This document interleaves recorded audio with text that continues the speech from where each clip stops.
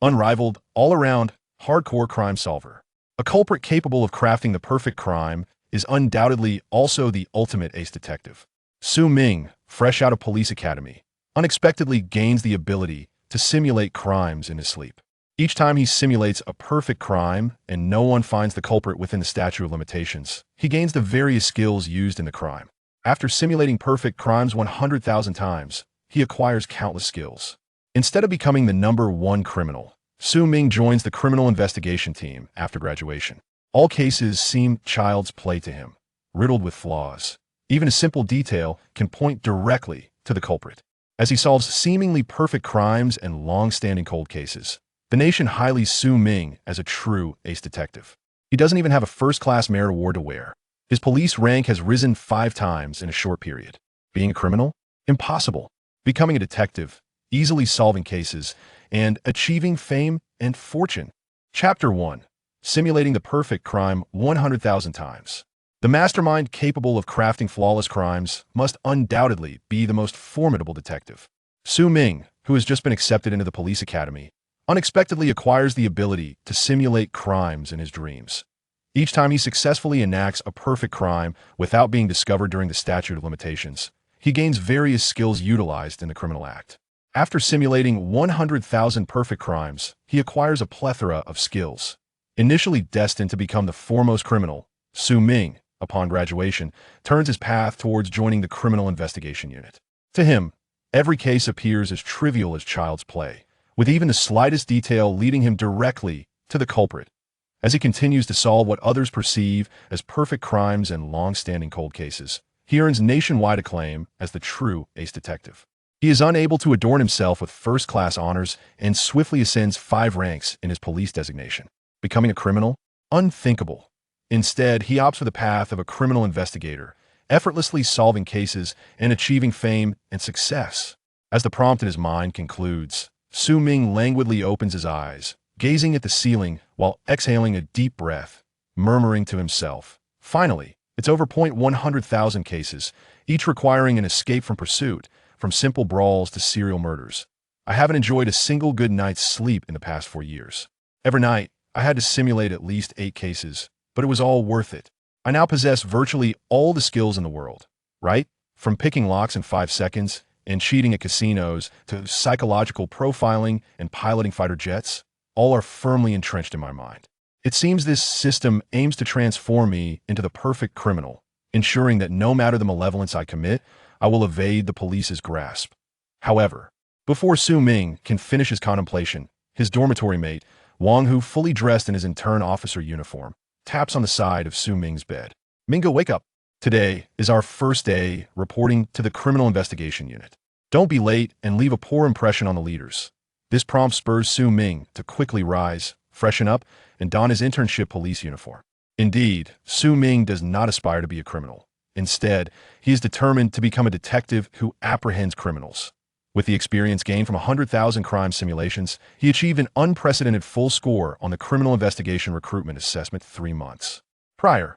The perfect criminal is also the finest detective. In the bustling Huaihai District Criminal Investigation Unit, a district-level organization, there is no separate narcotics division, as the unit also bears the responsibility for drug enforcement. Numerous officers in uniform are diligently engaged in their tasks, some reviewing case files, while others are organizing the latest arrest plans. In the office of the unit's chief, Lin Tian, he peruses personal files. After a brief glance, he smiles at the 2 individuals before him, Ming and Wang Hu. "Welcome to the Huaihai District Criminal Investigation Unit. You are currently in your internship period, and once you graduate from the police academy, you will automatically transition to the probationary period. During this 1-year probation, as long as you avoid significant mistakes, you will be directly confirmed as full officers, with commendations allowing for early confirmation. Do you have any questions?" An excited Wang Hu promptly stands tall and replies, "No problem." Lin Tian turns his gaze to Ming, who remains composed and does not immediately respond to Wang Hu's nudging. With a steady tone, Ming addresses him, "Report, Chief Lin. I hope you will assign me to the front lines, allowing me to directly participate in various criminal investigations and learn through practical experience. Under normal circumstances, rookie officers are expected to start by reviewing case files and performing menial tasks to hone their skills, not to be thrust into frontline action immediately. However, for Su Ming, if he cannot engage in cases right away and instead be relegated to meaningless tasks, he might as well transform into the most perfect criminal in history. This response visibly surprises Lin Tian.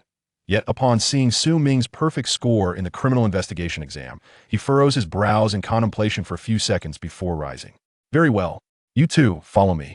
We happen to have an arrest operation this afternoon, and I will have Xiao Su take you along. Though it may not be a significant case, it will provide you with valuable insight into our operations.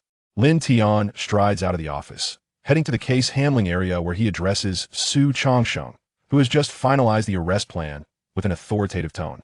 Xiao Su, I'm assigning these two newcomers to you. You'll be responsible for guiding them. Let them participate in this afternoon's arrest operation so they can witness how our criminal investigation unit operates. Su Changsheng, in his early 30s, has been with the unit for a decade. Although clad in police attire, he always wears a smile, appearing youthful. Yet, do not be deceived by his exterior. When confronting criminals, Su Changsheng is as fierce as a tiger, having solved numerous cases in recent years. Training newcomers is often a cumbersome task, yet Su Changsheng exhibits no signs of impatience. The passing down of knowledge from veteran to novice is integral to the police force's legacy. Years ago, he was also Lin Tian's apprentice and has since become fully capable of handling cases independently. He gestures for them to follow. Understood, Chief. You two come with me. Although there is still a few hours until the scheduled arrest, we must first set up our surveillance to ask the three depart.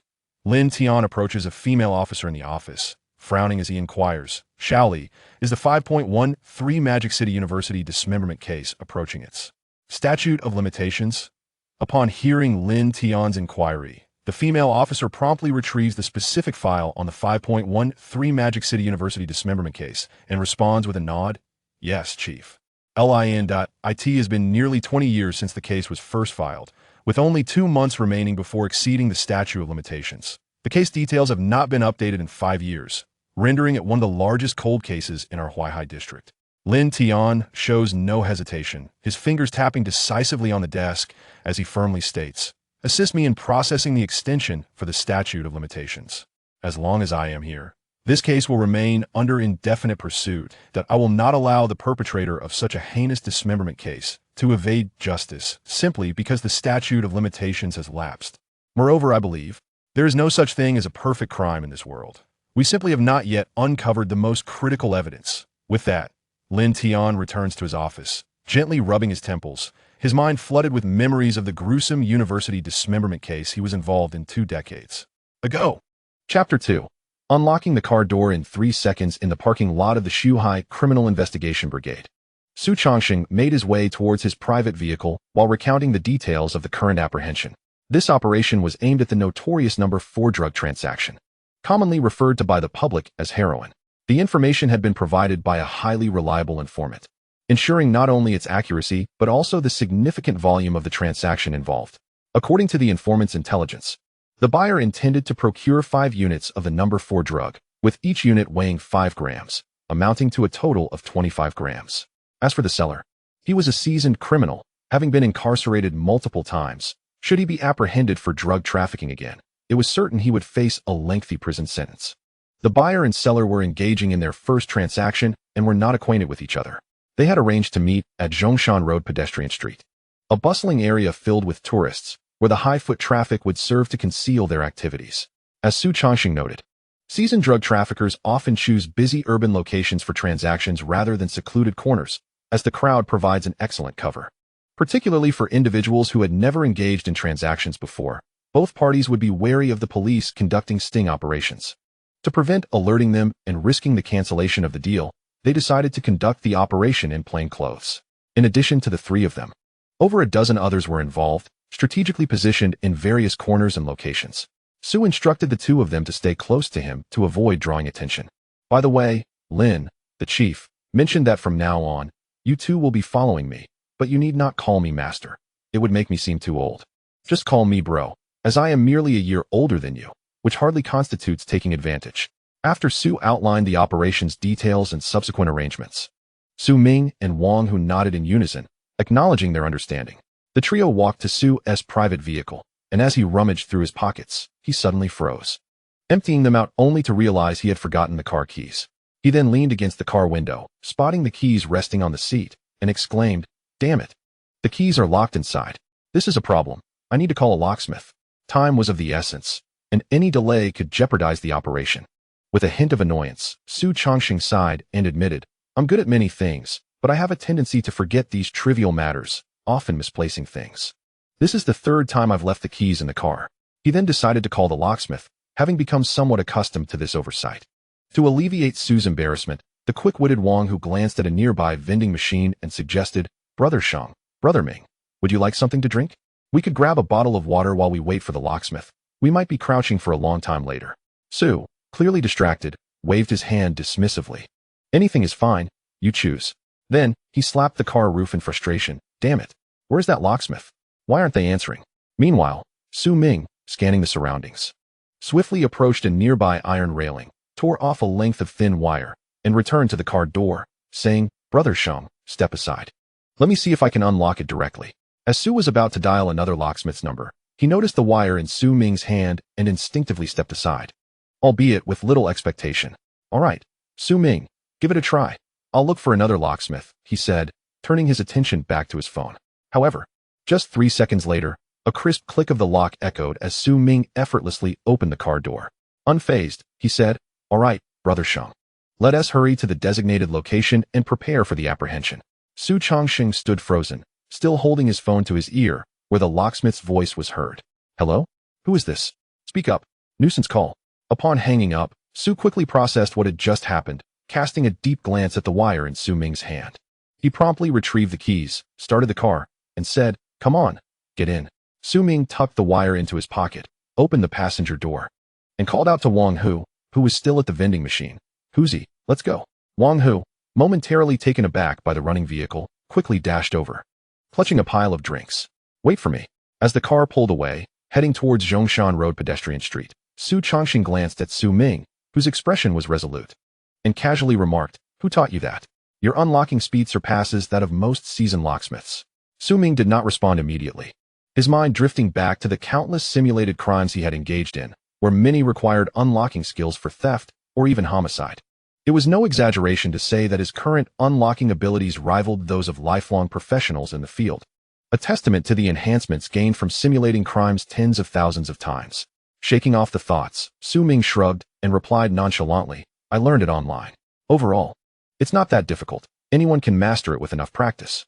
Su Chongqing did not express surprise at this obviously casual response, nor did he pursue the topic further, maintaining a smile as he gazed ahead.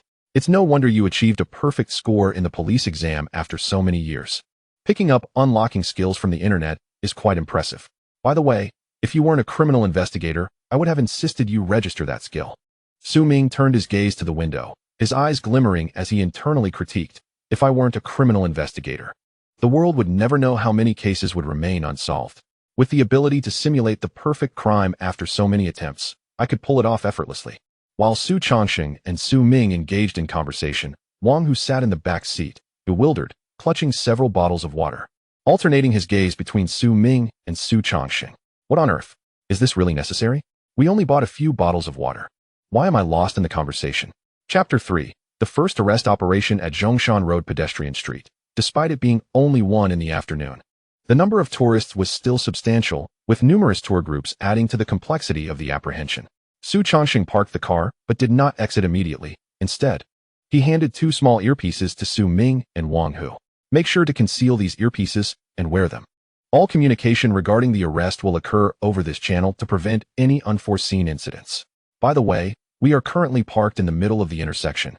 Can you 2 spot how many of our people are around? Since you haven't met them yet, I want to see how you fare in reconnaissance." Upon hearing this, Su Ming directed his gaze towards the street ahead, meticulously observing the stalls and shops, as well as the tourists within the tour groups. Wang Hu also leaned forward, scrutinizing the street, but after a few moments, he scratched his head awkwardly. "Brother Shang, I don't see any issues. Are there really people from our team on this street?" Su Chongqing smiled at this response, shaking his head as he explained, "Of course there are. However, they are well concealed. It's completely normal for you not to notice, considering you are still in your internship phase. If you can discern that so swiftly, then surely the fish would be startled and flee." Before Su Chongqing could finish speaking, Su Ming withdrew his gaze and asserted unequivocally, "There are 4. On this main street. There are a total of 4 of our people. At this proclamation, Su Changsheng was momentarily taken aback, gazing at Su Ming in sheer astonishment. The number Su Ming had just mentioned was precisely the count of undercover detectives Su had deployed on this very street. After a brief silence, Su turned to fixate on Su Ming, earnestly inquiring, "Xiao Ming, you're not just guessing, are you? 4? Can you name those 4 individuals?" As an experienced detective, Su was skeptical that a rookie, yet to embark on a mission, could so easily recognize hidden operatives. "It's a guess. Absolutely a guess." But Su Ming's unwavering response shattered that notion. "The first is the fruit vendor at the center of the street, the vendor under the sunshade who, despite the arrival of customers, does not promote his wares and is instead scanning the surroundings too conspicuously. The second is a customer in the convenience store who, though he purchased Odin and beer to mask his presence, only eats the Odin and refrains from drinking the beer, which is rather obvious. The third is the tour guide at the farthest point. Despite waving a tour guide flag and leading tourists into the shop, he bizarrely steps outside to take a breather when he should be urging the tourists to spend. The fourth, while hidden the best, is not without flaws. The security guard nearest to us, who is intercepting vehicles from entering the pedestrian street. Although he appears fine in demeanor and action, his expression betrays him. At this juncture, Su Ming suddenly turned to Su Changsheng and, with a knowing tone, continued, "Brother Sheng, do you know what a genuine security guard at an intersection is like? They should be impatient and irritable, not wanting to utter even half a sentence. Unlike the current scenario where he patiently directs those vehicles to the parking lot. Of course, one could attribute this to being his first day on the job. Still unaccustomed to the monotony and filled with curiosity, yet his face lacks any signs of awkwardness or nervousness. The accumulation of these various details is sufficient to affirm his identity. Am I right, Brother Sheng?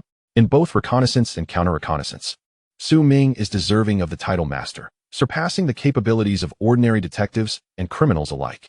After hearing this analysis, Su Changsheng gazed at Su Ming as if he were a rare specimen, then hastily pressed his earpiece and barked, "Old Chun, focus on selling fruit and don't ignore the customers. Xiao Su, discard that beer on your table and replace it with cola. Take a few sips occasionally. And Aki, when you're acting as a tour guide, provide appropriate explanations to the tourists instead of standing conspicuously at the shop entrance. Lastly, Old Lin, as a security guard, be a bit more irritable, don't be so patient." What kind of security guard answers questions from car owners so patiently? At this rate, you're scaring off the fish we're trying to catch. As Su Changsheng's outburst concluded, the 4 undercover detectives instinctively tensed and began to adjust their postures and expressions. They had never considered that their seemingly well-concealed actions bore so many flaws. What is going on? Is Su Changsheng's observational acuity truly this sharp? 3 seconds later, the 4 of them visibly blended more harmoniously with their surroundings. At the very least, without careful observation, it would have been impossible to detect any issues. Upon hearing Su Changsheng's tirade, Wang Hu, seated in the rear, gaped in shock and confusion. "Minggu, how did you discern all this? I saw nothing amiss. Those small gestures are typical of any normal person, right? Does that mean I'm unfit to be a detective?" Su Ming, maintaining his calm demeanor, donned the earpiece and replied nonchalantly, "Observe more, analyze more, learn more, and look more. Before long, you too will understand the nuances."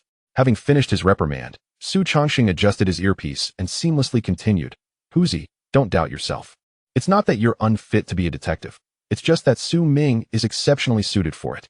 When Director Lin took me out on my first mission, he also had me identify how many of our department's undercover agents were disguised. I was fortunate enough to spot 1 out of 3, while the other 2 remained undetected. Now I understand why, throughout the years, only Su Ming has consistently achieved full marks in the detective recruitment assessments. All right, let us disembark. According to the transaction timeline, the 2 fish are due to arrive in an hour. You 2 will accompany me for the operation. The seller is a middle-aged male of average height, with no other distinguishing features. Pay close attention and do not overlook any suspicious individuals." Chapter 4, Flaws Abound. Do you understand the art of a perfect drug deal? Su Ming and his companion sat at an outdoor table of a stir-fry restaurant. Given the bustling foot traffic on the pedestrian street, every eatery had extended its seating into adjacent spaces, allowing the 3 undercover agents to remain inconspicuous. Despite their outward appearance of engaged diners, occasionally sampling dishes, their gaze was fixed on the pedestrians passing by. As time ticked away, Wang Hu glanced at his phone and noted that they were 10 minutes past the scheduled transaction time. He grabbed a garlic oyster from the table and mumbled in code. Why does this oyster taste a bit fishy? Is it spoiled? Has the suspect awakened?" Su Changsheng remained expressionless, also picking up a garlic oyster. And with subtle implication remarked, "It's not spoiled. The vendor probably just didn't roast it long enough. We shouldn't have rushed him to bring it over. Don't rush. Wait a little longer. Speaking of which, do you know where the best oysters come from?"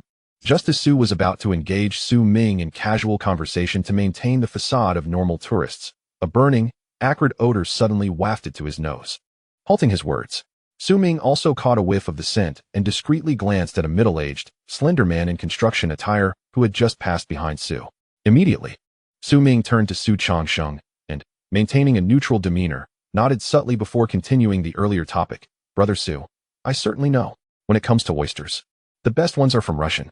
I've heard that the Russian oysters are in season and should soon be arriving on the tables here in Modu. I wonder when the workers will be sent to harvest them."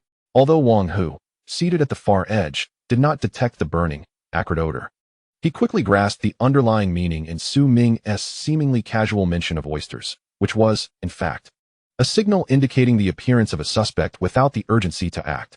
Without a moment's hesitation, Wang Hu tossed down his chopsticks, feigning completion of his meal, stood up, and pulled out his phone, saying, "Boss, I'll pay. How much do I owe?" Though Wang Hu's ability to identify suspects may have faltered, his timing in offering to pay was impeccable, showcasing his financial readiness.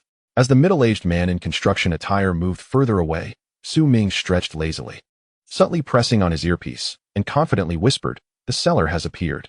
He is wearing yellow construction attire, stands about 165 centimeters tall, and carries a distinct lingering odor of burnt acid from consuming narcotics. I advise we hold off for now and wait for the second fish to surface." Su Ming's words echoed in Su Changsheng and Wang Hu's ears, ensuring that they remained vigilant to prevent any unforeseen complications. Su Changsheng pressed the miniature earpiece, promptly issuing a more precise command. "Old Chun, Xiao Su, follow the fish as it swims in your direction," keeping the earpiece constantly open for communication. As soon as he finished speaking, Old Chin's low, rugged voice resonated. "There's a situation." The fish tossed a cigarette box into the bushes outside the parking lot of the pedestrian street, and then blended back into the crowd, preparing to leave. "Currently, Xiao Su and I are tracking from a distance. This fish won't escape.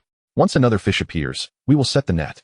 It was evident that all participants in this operation were seasoned detectives, acutely aware that capturing the seller at this moment might frighten the buyer away. After all, the audacity to engage in a cigarette box transaction unequivocally indicated that the buyer and seller were likely in real-time communication.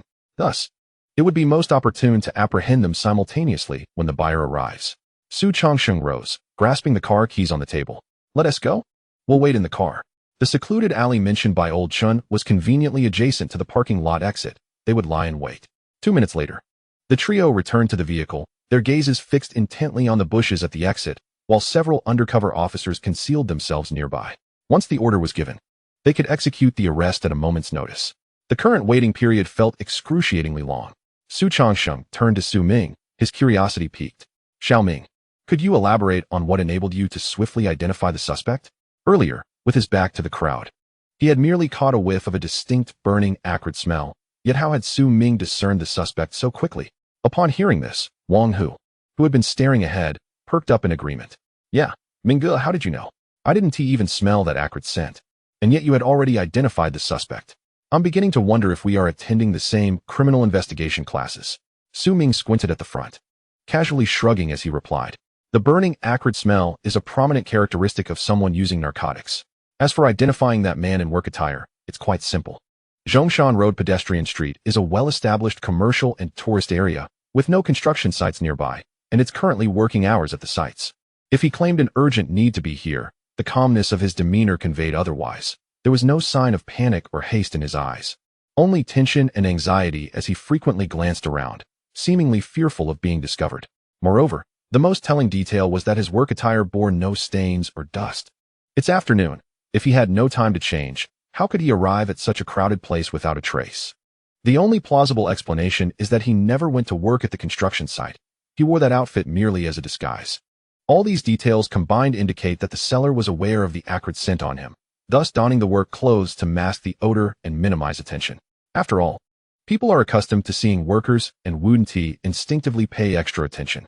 As Su Ming spoke, he seemed to recall a previously simulated case, a slight smile gracing his lips. In fact, this seller is riddled with flaws. The best disguise would have been to wear sanitation worker attire, and carry a bag for collecting waste, using garbage to conceal his scent. When picking up bottles from a trash bin, he could discreetly toss the cigarette box containing the narcotics beside the bin, waiting for the buyer to collect it. In that scenario, even if we deployed a multitude of officers, capturing him would be exceedingly difficult. Su Changsheng's eyes flickered at this revelation. What an extraordinary talent. In such a brief span, Su Ming had meticulously detailed numerous aspects and swiftly pinpointed the suspect. Most astonishingly, he was able to articulate an even more refined method of committing the crime. Disguising as a sanitation worker? Utilizing garbage bags to mask one's scent? This was beyond imagination. Wang Hu, seated in the back, had his mouth agape, involuntarily gasping. Minggu, are you being serious? You've even come up with the best criminal strategy in such a short time? Thank goodness you're a detective now. Otherwise, I suspect you'd be the perfect criminal. Su Ming chuckled nonchalantly. At that moment, a hushed voice suddenly crackled through the earpieces of the three in the vehicle. Another fish has appeared. This announcement instantly snapped the trio into action, their gazes riveted on the bushes at the exit. Clearly, this was the intel from other undercover officers who had spotted a suspicious individual. Seconds later, a burly man came into view. Clad in an oversized black t-shirt and brightly colored beach shorts, with worn-out flip-flops adorning his feet and an unkempt buzz cut atop his head. He didn't even bother to observe his surroundings as he reached into the bushes and retrieved the cigarette box. What transpired next took everyone by surprise. The robust man opened the cigarette box, glanced inside, then stuffed it into his pocket. He pulled out a pack of cigarettes from his bulging pocket, took one out, lit it, and took a deep drag, exhaling thick clouds of smoke. Then, he retrieved his phone, seemingly dialing a number. However, his left hand, gripping the phone, bore a severed pinky finger, the wound still fresh and grotesque, while the back of his hand displayed a large scar, scabs just beginning to peel away. Rather than leaving immediately, this man remained in place, unperturbed, smoking and making a phone call. Concurrently, the miniature earpiece crackled again with a subdued voice. Old Su, how should we proceed? I believe we can move in for the capture now. Both targets are present. Su Changsheng did not respond immediately, as the man's bizarre demeanor caused him to furrow his brow in confusion. Su Ming, too, scrutinized the scene, his mind racing through a wealth of simulated criminal experiences that allowed him to effortlessly capture and analyze every detail. Something was amiss. Under normal circumstances, typical drug users would fear being apprehended during a transaction, which would lead to their capture alongside the evidence. They would never act as this burly man did, standing still after receiving the drugs to smoke and make a call. This situation suggested three possibilities. Either this man was a reckless novice who had just used drugs and was unaware of the state's resolve against narcotics. However, anyone able to purchase 25 grams of heroin could not possibly be a novice. The second possibility was that this man was suffering from severe withdrawal and could no longer wait to return home to use the drugs, choosing instead to shoot up at the delivery location. Yet, he merely checked the purity before stowing the cigarette box away and retrieving his own cigarettes, negating this option. The third possibility was that this man was a complete desperado, someone for whom the police could no longer exert substantial pressure, undoubtedly carrying the weight of serious criminal charges. The prospect of being caught could lead to severe consequences, rendering him numb to the fear of police, living each day as it came. The most crucial point is that this man undoubtedly has an accomplice, and it is this accomplice who prompted him to procure heroin number 4. Otherwise, he would not have made a call to report immediately. The wounds on his little finger and the back of his hand indicate that approximately 10 days ago, he engaged in a violent confrontation with a sharp weapon, resulting in the severing of his pinky and lacerations on the back of his hand. Moreover, his reluctance to seek medical attention has led to these grotesque injuries. His unevenly cut hair suggests that it was not styled in a professional barbershop. The ill-fitting clothes, beach shorts, and worn-out slippers further imply that the man has not been living well recently. Or perhaps he has had neither the opportunity nor the time to attend to his appearance. There is a considerable probability that he is a fugitive from a certain place, now wandering in the bustling metropolis. The brand of cigarettes he smokes also reveals that they are not commonly found or easily purchased in the metropolis. Instead, they are quite popular in the 3 northeastern provinces, particularly the Changbai Mountain brand. His smoking technique indicates he is a seasoned smoker. Generally, habitual smokers have a preferred brand and would never switch in normal circumstances. Drawing from his extensive experience in crime simulations, Su Ming can truly grasp the mindset of a desperate fugitive. Once caught, they are as vulnerable as a peanut. Thus, they would rather indulge in their favorite vices before being apprehended. Although cigarettes may appear trivial, They serve as a crucial psychological solace for those on the run. Throughout countless crime simulations, Su Ming has witnessed the downfall of many due to the overwhelming psychological pressure that led them to reveal these habitual details, ultimately resulting in their capture. Therefore, he can reasonably deduce that the robust man before him is likely a significant fugitive who has traveled from the northeastern provinces to the bustling metropolis, having committed his crimes within the past month. At this moment, as Su Ming finally clarifies his thoughts, Su Changxing, despite sensing something amiss, could not identify the problem and ultimately abandoned his inclination to probe further. Pressing the tiny earpiece against his ear, he furrowed his brow and spoke, "No more waiting. Let us begin the operation." Before he could finish, Su Ming abruptly interrupted him, exclaiming, "Wait. I suspect this man is a fugitive from the northeastern provinces, and he has at least one accomplice. Hold off on the net." This statement left Su Changxing momentarily stunned, but he quickly regained his composure, instructing, "Aki, Lao Lin, hold on. Do not make a move to capture him just yet. Keep this man in sight. I need to further ascertain his identity. Wait for my command." After issuing these orders, he stared at Su Ming with a perplexed expression, seemingly eager to understand how Su Ming deduced that this man was a fugitive and a significant one at that from the northeastern provinces. However, Su Ming had no intention of explaining. He turned to Wang Hu behind him and commanded, "Huzi, check the list of wanted fugitives from the northeastern provinces in the past month. See if there's anyone resembling this man. Focus on appearance. His hairstyle may have changed."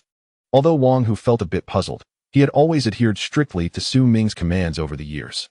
He promptly took out his phone, logged into the police's internal wanted system, and filtered the fugitives from the northeastern provinces within the last month. In less than 30 seconds, Wang Hu glanced at his phone, then compared it to the man in front of him, suddenly exclaiming in shock, "Holy crap, A-level fugitive, and he has 3 lives on his hands. What? Show me." Su Changxing's eyes widened in disbelief as he swiftly snatched Wang Hu's phone. The next moment, the detailed wanted information of the robust man filled his vision. A-level fugitive name, Luo Zhun, age, 32, gender, male, characteristics, long hair, stocky build, missing left pinky, case summary, 15 days ago. In the suburban drug transaction area of Chun City, Jilin Province, he collaborated with 2 others to commit robbery and violent assault, resulting in the murder of 3 individuals. 1 severely injured, and a total theft of over 100,000 yuan. The 3 fled south after the incident. Compared to the public wanted notices, this internal police information is evidently more detailed. After reading it, Su Changxing's previously cheerful demeanor vanished, replaced by a cold and steely gaze as he fixed his eyes on the robust man still smoking in the distance. What a catch. Initially, I only aimed to apprehend a mere drug addict, but I've reeled in a big fish. It seems that this so-called Luo Zhan, an A-level fugitive, is not merely seeking to purchase heroin number 4. Instead, he intends to use this transaction as a pretext for another round of black market dealings. With this revelation, Su Changxing pressed his tiny earpiece and decisively declared, "The situation has changed. Aki, Lao Lin, this individual is an A-level fugitive from Jilin Province, and there's another accomplice hidden. Do not alert them for now. Follow him closely, but do not expose your presence. Wait until he seeks out the other 2 fugitives before we spring the trap and capture them all. By the way, Lao Chun, Xiao Su, you should already be preparing to net that fish. Be vigilant. Ensure that the one you're following isn't making any calls. We must wait until there's no communication before we close in. I'm concerned that this fugitive just called that fish to gain trust and arrange a meeting for another black market deal." After issuing these orders, Su Changxing exhaled a breath of relief, a hint of fear crossing his features. Had they proceeded to capture the robust man immediately, it would have undoubtedly alerted the other 2 lurking fugitives. At that moment, with their backs against the wall and realizing they were discovered by the police, the actions of those 2 desperate individuals could be unimaginable. These fugitives understand that when cornered, they might resort to indiscriminate violence on the streets. Setting aside his chaotic thoughts, Su Changxing looked at Su Ming with a complex expression, marveling. "Su Ming, you truly astonish me. Your ability to discern that something was amiss is remarkable. If we manage to capture all 3 fugitives, it will undoubtedly be a significant achievement on your part." However, his curiosity piqued as he asked, "What led you to conclude that this robust man is a major fugitive from the northeastern provinces?" Wang Hu, seated in the back, leaned forward, eagerly pressing for an answer. "Yeah, Minggu, please share how you discovered this fugitive. Share some insights. I want to make a name for myself too." Observing the curiosity of the 2, Su Ming raised an eyebrow, unwilling to divulge his earlier deductions. After all, explaining it would be overly complicated and would likely lead to further inquiries. He shrugged and casually remarked, "There's no special technique. As long as you cultivate the habit of periodically reviewing the internal platform's wanted fugitive lists, you too can achieve this. I merely found the appearance of this robust man somewhat familiar, but I wasn't sure, so I brought it up. To be honest, my lack of a strong impression is likely because he shaved his long hair into a buzz cut. Undoubtedly, this explanation is quite reasonable. Many criminal investigators do occasionally check the lists of wanted fugitives." Su Changxing clicked his tongue in admiration, continuing to praise. "Whether through analysis or simply the habit of reviewing wanted lists, you've made a significant contribution, Xiao Ming. It won't be difficult for you to be promoted ahead of schedule. For now, let us calmly wait and see when this fugitive reunites with the others." As everyone settled into a quiet anticipation, Detectives Lao Chun and Xiao Su found a secluded spot to apprehend the seller directly. Perhaps realizing that this would be his third trip to prison, and considering the substantial quantity of drugs involved, he would likely spend over a decade behind bars.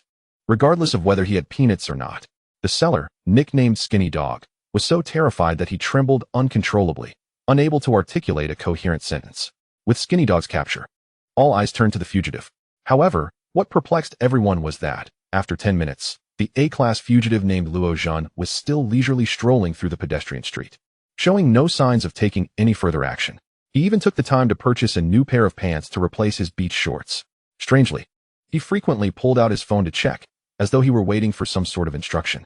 Su Changsheng stroked his chin, his gaze sharp as he pondered, then pressed his earpiece, saying, "Aki, Lao Lin, have you two exposed yourselves and alerted this big fish? Is that why he is lingering in the pedestrian area and hasn't he made contact with the others?" Before he could finish, Su Changsheng dismissed his own speculation, shaking his head and continuing, "But that doesn't make sense.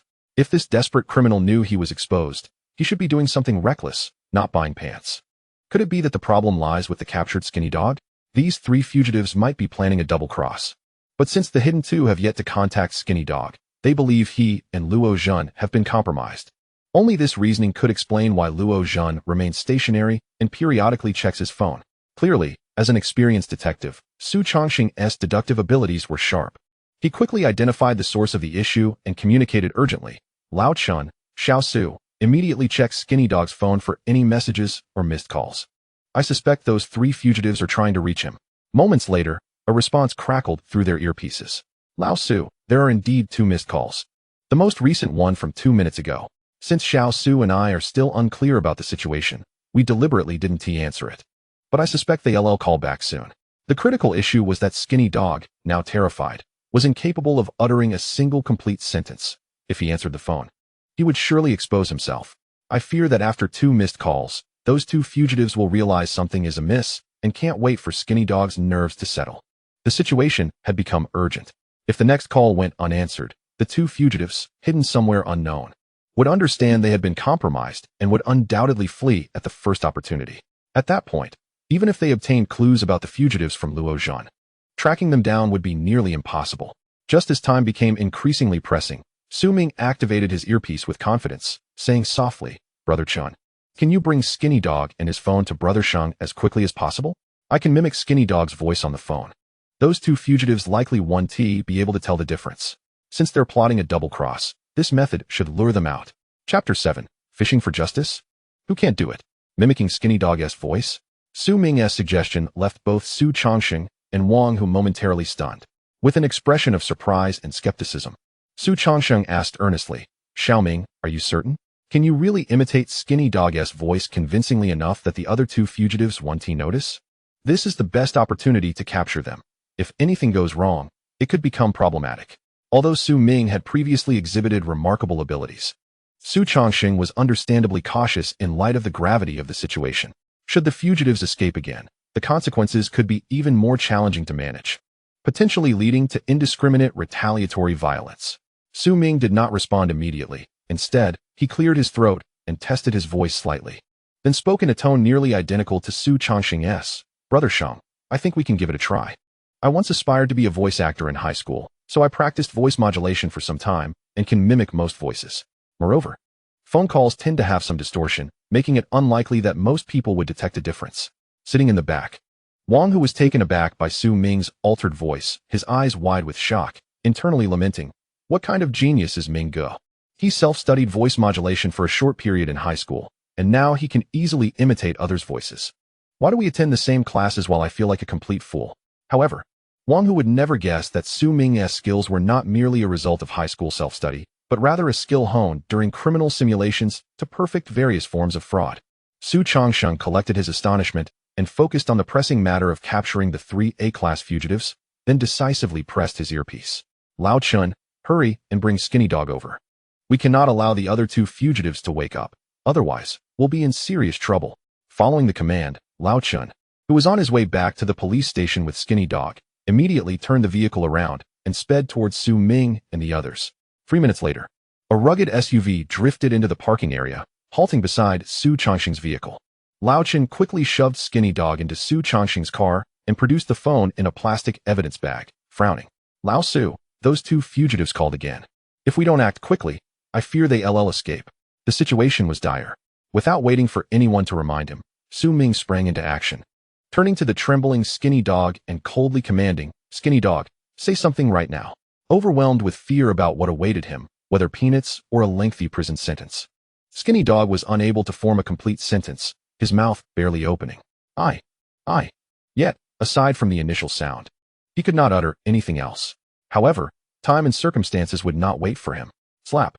A sharp sound echoed as a resounding slap struck Skinny Dog's face, leaving a distinct red mark from 5 fingers. Everyone present looked up in astonishment at Su Ming, utterly unprepared for such an action. Yet, Su Ming seemed unfazed, coldly fixating on Skinny Dog. Speak.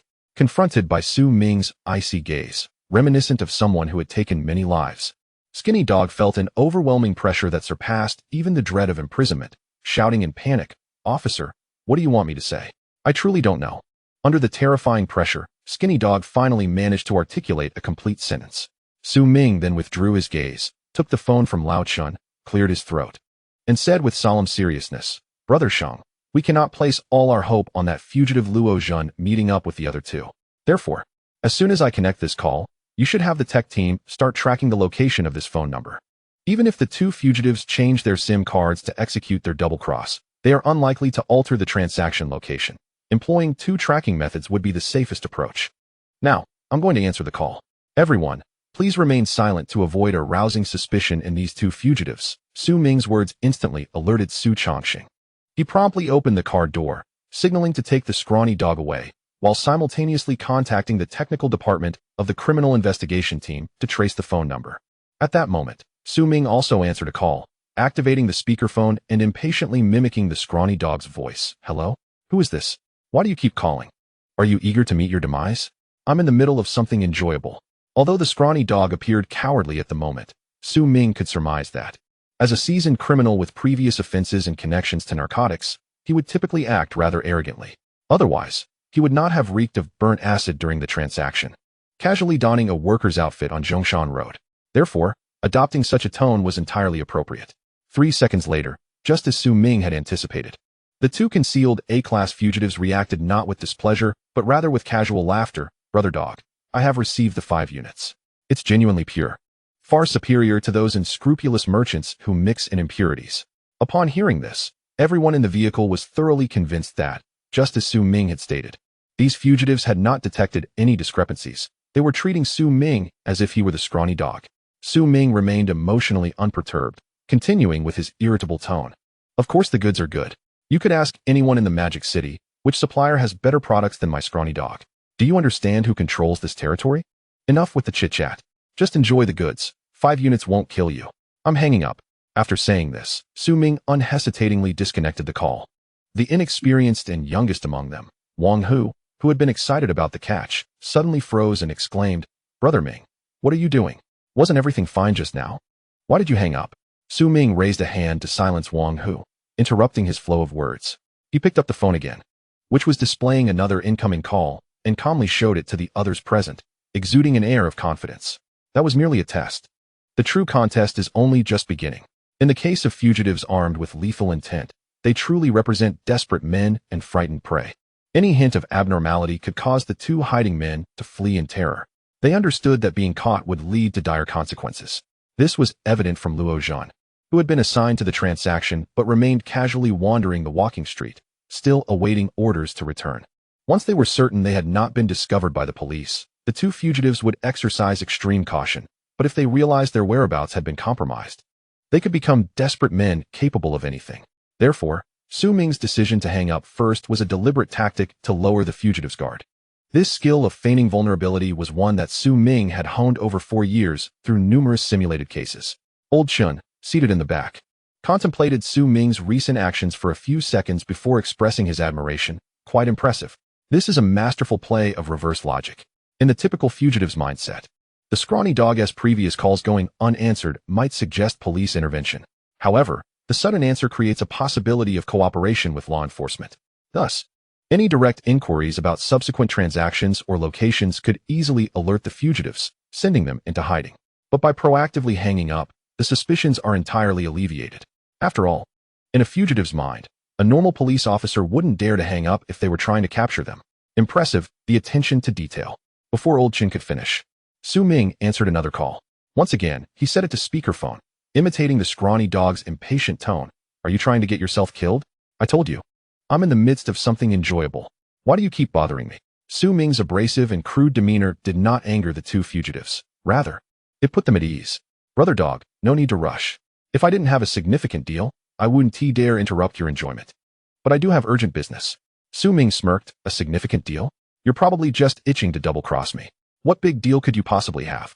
This 5-unit badge is more than enough for you to play with for a while. Don't waste my time, or you'll regret it. To further enhance his credibility, Su Ming feigned the disorientation typically associated with drug use, speaking in a coarse manner reminiscent of a street thug. On the other end of the line, the fugitives seemed increasingly excited, hastily urging, Brother dog, there's really a big deal. You must realize I'm not from the Magic City. I've come all the way from Jilin province to buy goods. The previous 5 units were just a test to see the purity of your products. Now that I see you are indeed the leading figure in the Magic City, I plan to purchase more to take back to Jilin province for resale. Brother dog, do you have an extra 2 units to spare for your little brother? Meanwhile, Su Chongxing gently opened the car door, signaling to Su Ming and the others with an O gesture, indicating that the technical department of the criminal investigation team had pinpointed the general location of the 2 hidden fugitives through the phone number. The next step was to see where these fugitives would choose to conduct their transaction and whether it aligned with the location identified by the technical department.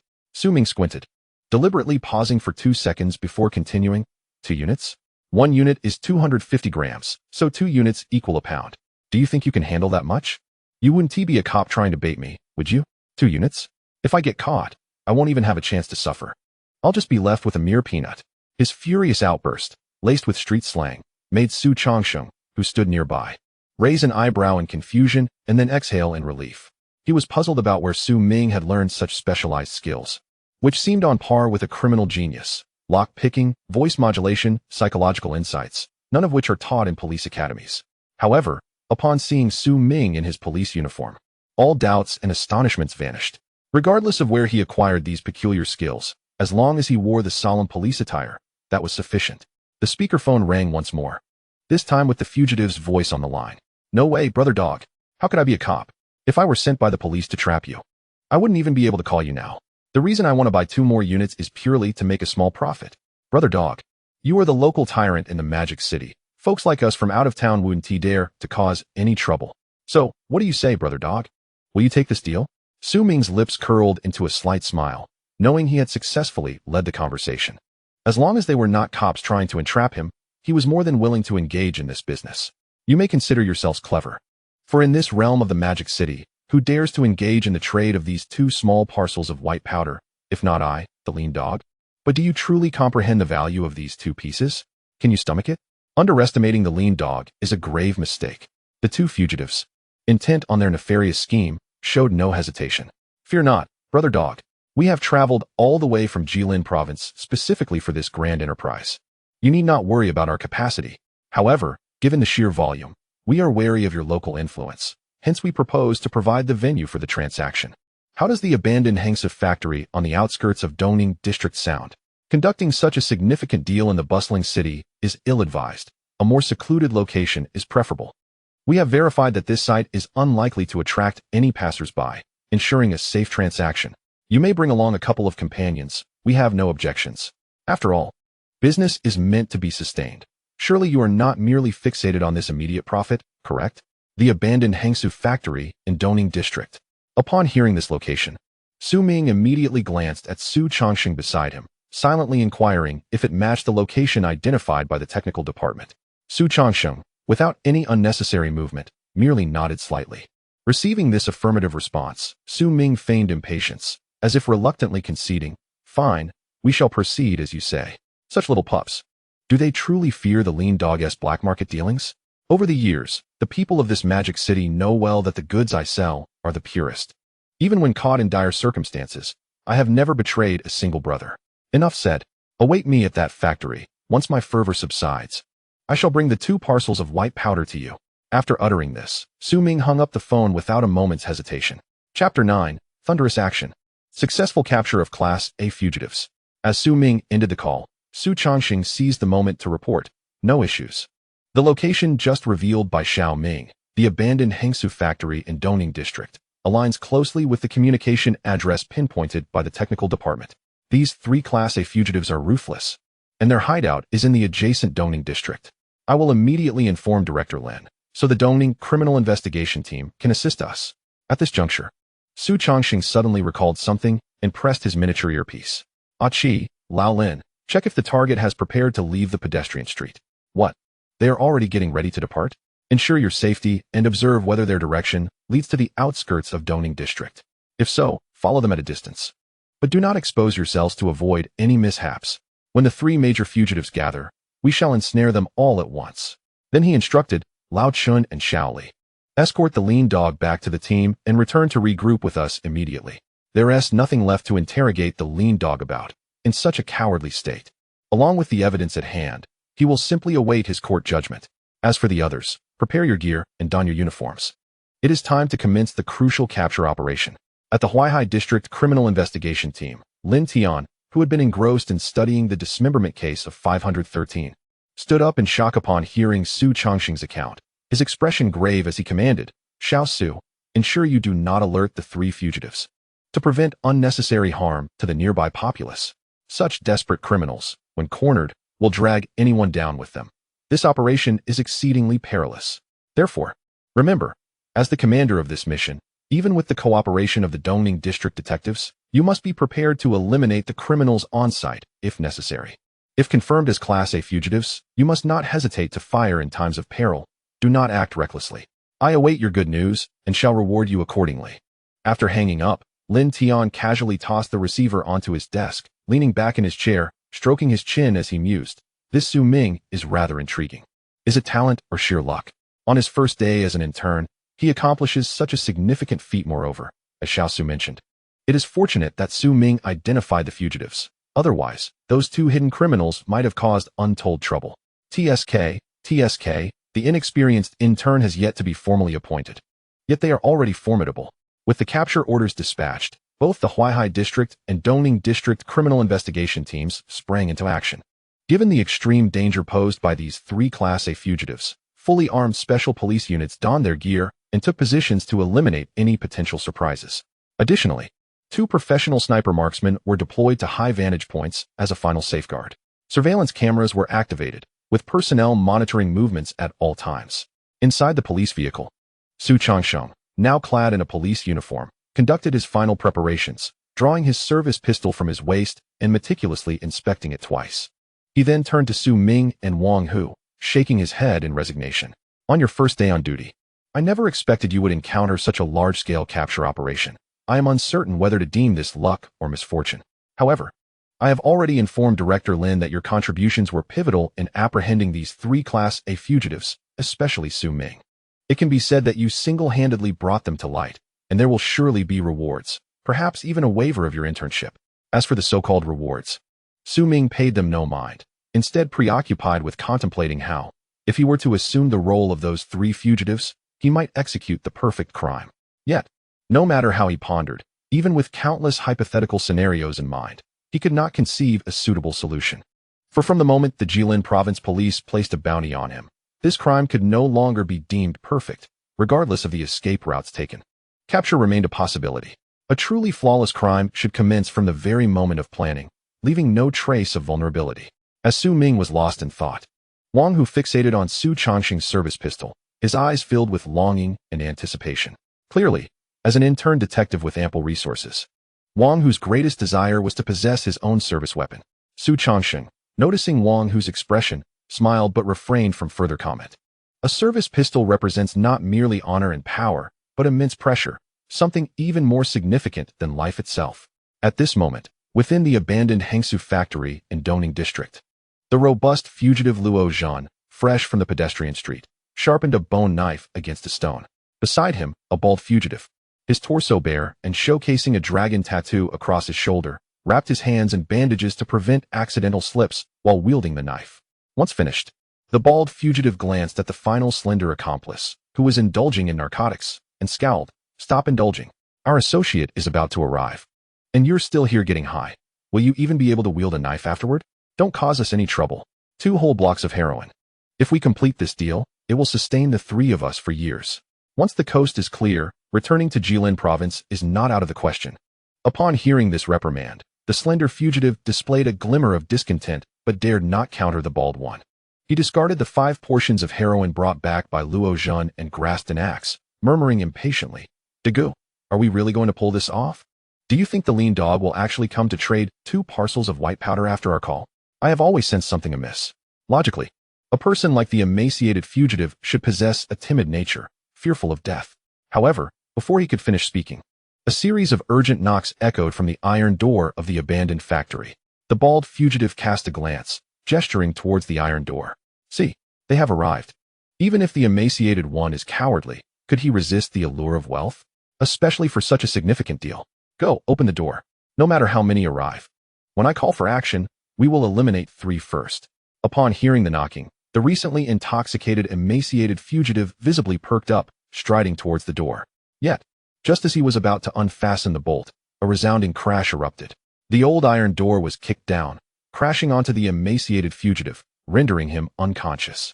Immediately after, 2 canisters of tear gas, emitting pungent white smoke, were hurled inside. This sudden turn of events momentarily stunned the bald fugitive, who then shouted in panic, "Damn it, Asian. The green-clad ones are here. Cough, cough, hurry, grab a knife, and let's rush out. Even if we switch to another green-clad, it's still a profit." As he inhaled the noxious gas and struggled to breathe, the bald fugitive attempted to pick up a machete from the ground. Bang!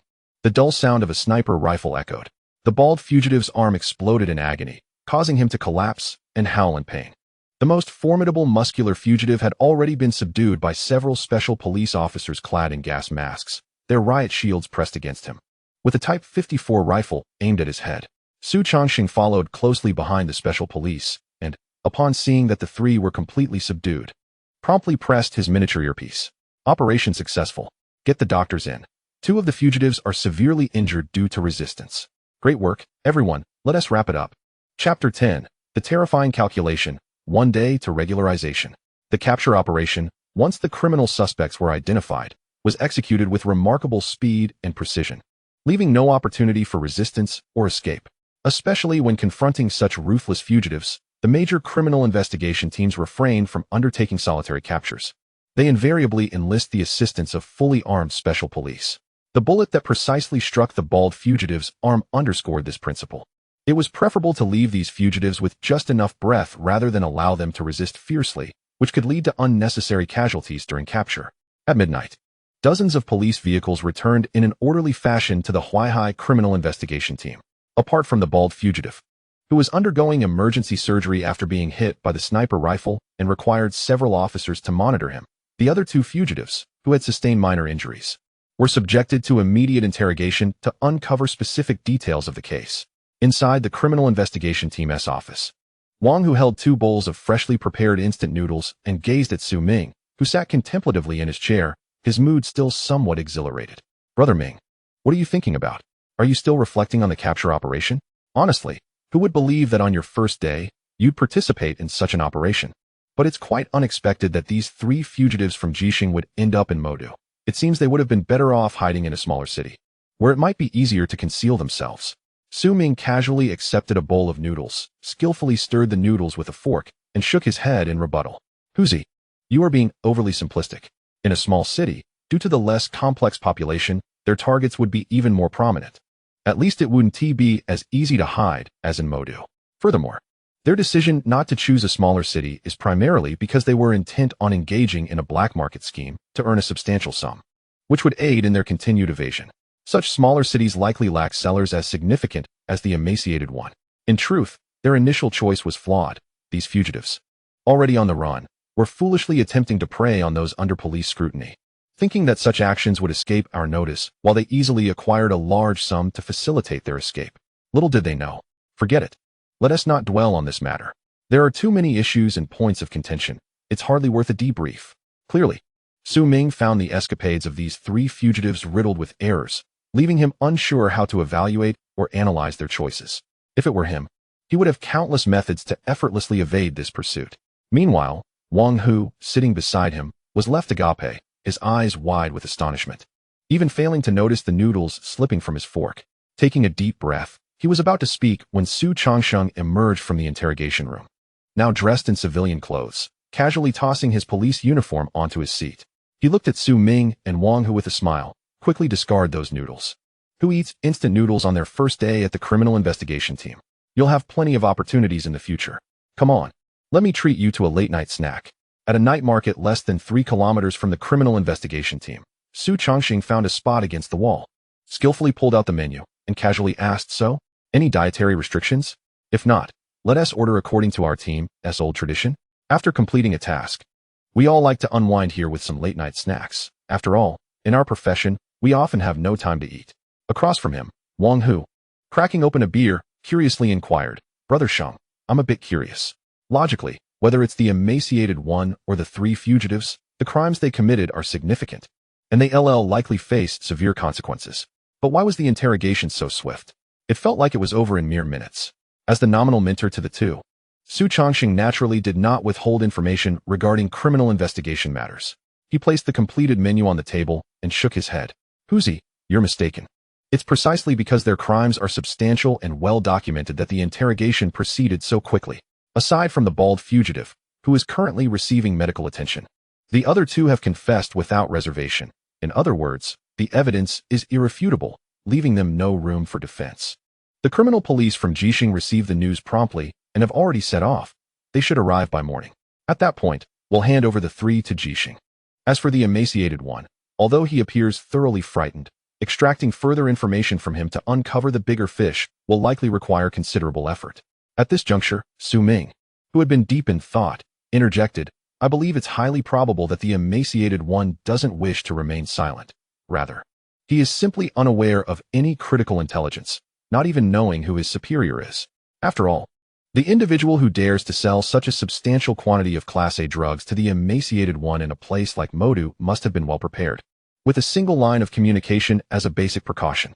If they cannot extract information from the higher-ups, they will have to dig downwards, likely encountering only minor players and junkies, making it unnecessary to rush." This statement prompted Su Changsheng to nod slightly, taking a large gulp from his beer and appreciatively remarking, "Xiaoming, I truly don't know how to compliment you. Whether it's today's operation or your retrospective analysis of the case, your remarkable capacity for thought is truly commendable for someone in our line of work. By the way, Director Lin just mentioned to me that you two should find him early tomorrow morning. It seems he wants to discuss matters concerning your regularization. Achieving regular status on your first day of internship is indeed a record." Chapter 11, The Perfect Crime? A dismemberment case unresolved for 20 years. The following day, in the parking lot of the Huaihai Criminal Investigation Team, several police escort vehicles bearing the license plates of Jixing were parked early in the morning. It was evident that the Huaihai Criminal Investigation Team had promptly informed the local police after confirming that the three individuals were fugitives from Jixing. Given that the case originated in Jixing, all proceedings, including trial and prosecution, would naturally take place there, necessitating their transport.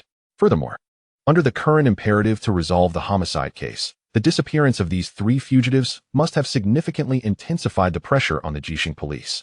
After expressing his profound gratitude, the Jixing police escorted the three fugitives onto the transport vehicle, awaiting further judicial proceedings, or perhaps the day of their death sentence. Meanwhile, in the office of the Criminal Investigation Team's director, Lin Tian regarded Ming and Wang Hu before him, savoring a sip of tea as he remarked, "I have heard in detail from your colleague Su about yesterday's operation, and I am generally aware of the specifics.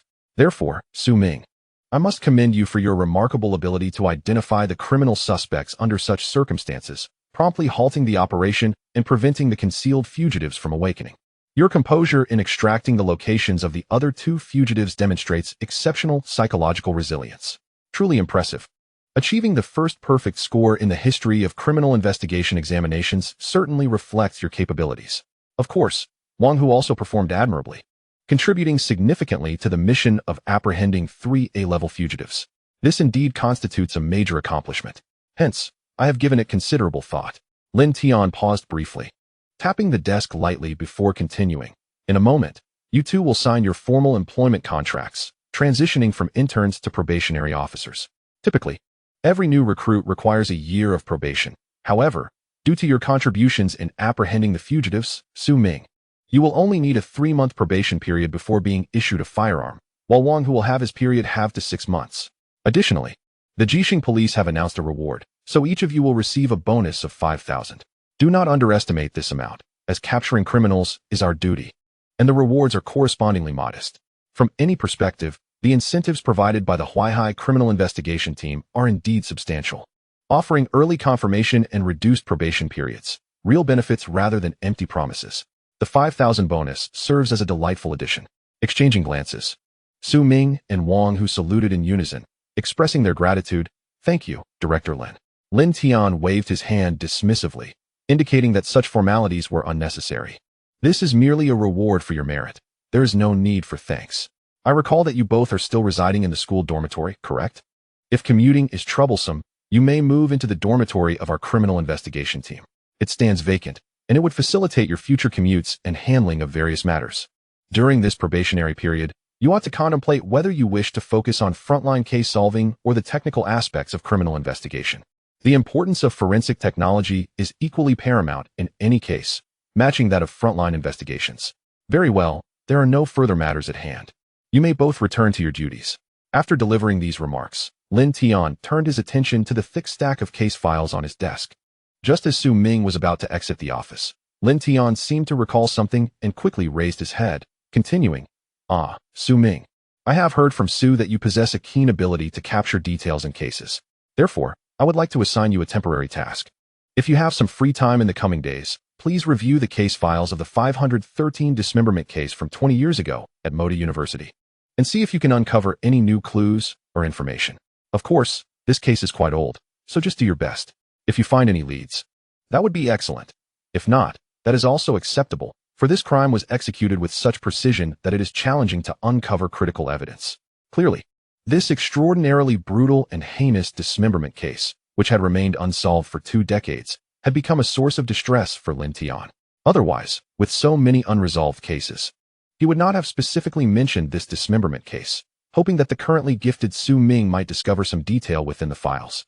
As Su Ming paused at the door, hearing about the analysis of a case renowned not only in Modu but throughout the entire Dragon Country, he raised an eyebrow, filled with an indescribable curiosity and anticipation. Nodding in acknowledgement, understood, Director Lin. I will review the detailed files of this dismemberment case and see if I can uncover any new leads. After leaving Lin Tian's office, Wang Hu, who had previously been reserved, suddenly burst with excitement in the corridor, energetically pumping his fist. Wow, Ming, I owe you big time. I can skip the internship period and transition directly into probation without waiting for graduation, and I only need a 6-month probation. This is incredible. If the others in our class find out, they will surely be envious, as this truly shortens the time significantly, while everyone else is still interning. We will already be armed. By the way, Ming, do you think I should focus more on frontline criminal investigations or lean towards forensic technology? Since university, Wang Hu had looked up to Su Ming, and their years of friendship meant that he felt comfortable seeking his advice on their career paths. Su Ming scrutinized Wang Hu for a moment before sighing regretfully. Huzi, I feel you should not be fixated on frontline criminal investigations. Based on my observations over the past few years, it is evident that you are not suited for this line of work. However, you possess considerable talent in reviewing surveillance footage and various forensic technologies, and you could excel in that area. Most importantly, forensic technology also comes with the provision of firearms, which should satisfy your aspirations. Wang Hu paused, momentarily taken aback, and just as he was about to contest the notion of lacking investigative talent, he recalled how Su Ming had single-handedly uncovered the 3 concealed fugitives the previous day. After a brief silence, he sighed, gazing at the surveillance camera above, muttering to himself. Well, if it's surveillance, then so be it. As long as I can carry a firearm, that's all that matters. Meanwhile, as Wang Hu mused to himself, Su Ming had already returned to his seat and accessed the internal system to retrieve the case files of the 20-year-old dismemberment case from Moda University. As the loading screen concluded, he gazed at the electronic document, which contained thousands of pages, and squinted, whispering, "Here we go. Let me thoroughly examine this case that has remained unresolved for 2 decades. Just how perfect can it be?" Chapter 12. The Cooked and Sliced Body, reported by the fisherman. The vast majority of criminal cases do not exceed 200 pages in their documentation. Yet, this unsolved dismemberment case boasts a file that encompasses thousands of pages, nearing the threshold of 10,000, which underscores the authorities' significant concern regarding the case. Despite such attention, this case from 2 decades ago has not even identified potential suspects, leading many to label it as a perfect crime. During his studies at the police academy, Su Ming had heard numerous instructors discuss this case, and the opportunity to examine the specific files firsthand naturally filled him with indescribable excitement. The case that has remained unsolved for nearly 2 decades. Could it truly be so flawless? Opening the electronic file contents, Su Ming opted not to peruse the thousands of pages of documents one by one. After all, meticulously examining each page of such an extensive electronic dossier would likely take no less than 10 days or even longer. Thus, he directly navigated to the section detailing the deceased's body, scrutinizing the photographs captured at the crime scene. With the experience of simulating over 100,000 crimes, Su Ming understood that the clues and information embedded within the victim's corpse were of utmost importance. In the majority of homicide cases, the investigation must commence from the perspective of the body. The next moment, several chilling images of the case appeared on the screen. The first photograph depicted a bag containing cooked meat slices, encased in a black plastic bag. The size and shape of the meat were nearly identical to that of typical beef from a marinated meat shop. However, adjacent to this pile of meat was a half-cooked finger, starkly contrasting with the rest, its broken, jagged nail horrifyingly grotesque. One might say that upon first sighting this heap of meat, an unsuspecting individual might feel tempted to indulge. Yet, after glimpsing the severed finger, one would likely experience a visceral shock, nausea overwhelming any appetite, leaving only the urge to empty one's stomach. Accompanying this image was a descriptive text. On May 13, 2003, sanitation worker Huang Lijuan discovered this bag containing the victim's remains at a trash bin in a small alley on the eastern section of Renmin Street at 5 in the morning. Initially, Huang mistakenly believed it to be discarded beef and intended to take it home for dinner. However, upon preparing to process the contents later that evening, she discovered a suspected human finger, leading her to panic and report to the authorities. DNA analysis confirmed that the contents of the black plastic bag were entirely from the same individual.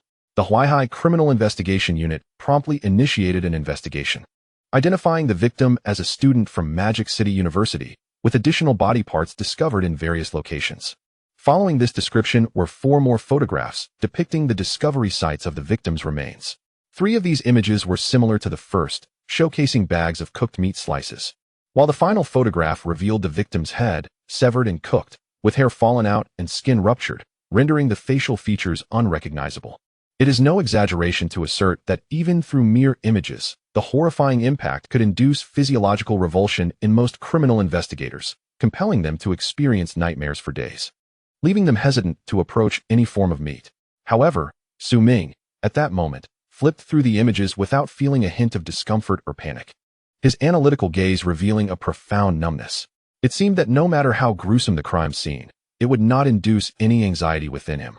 After examining the 5 photographs, Su Ming reclined comfortably in his chair, squinting thoughtfully as he began to dissect the evidence. The victim's body was discovered on May 13th, yet the estimated time of death likely occurred around May 11th, not May 12th. This deduction stemmed from the observable dark red blood spots within the cooked tissue, indicative of post-mortem lividity, a phenomenon occurring when the heart ceases to pump blood, causing it to settle within the vascular network. Lividity typically begins to manifest within 24 hours post-mortem, reaching its peak between 12 to 14 hours, and stabilizing within 24 to 36 hours, based on the number of blood spots visible in the photographs.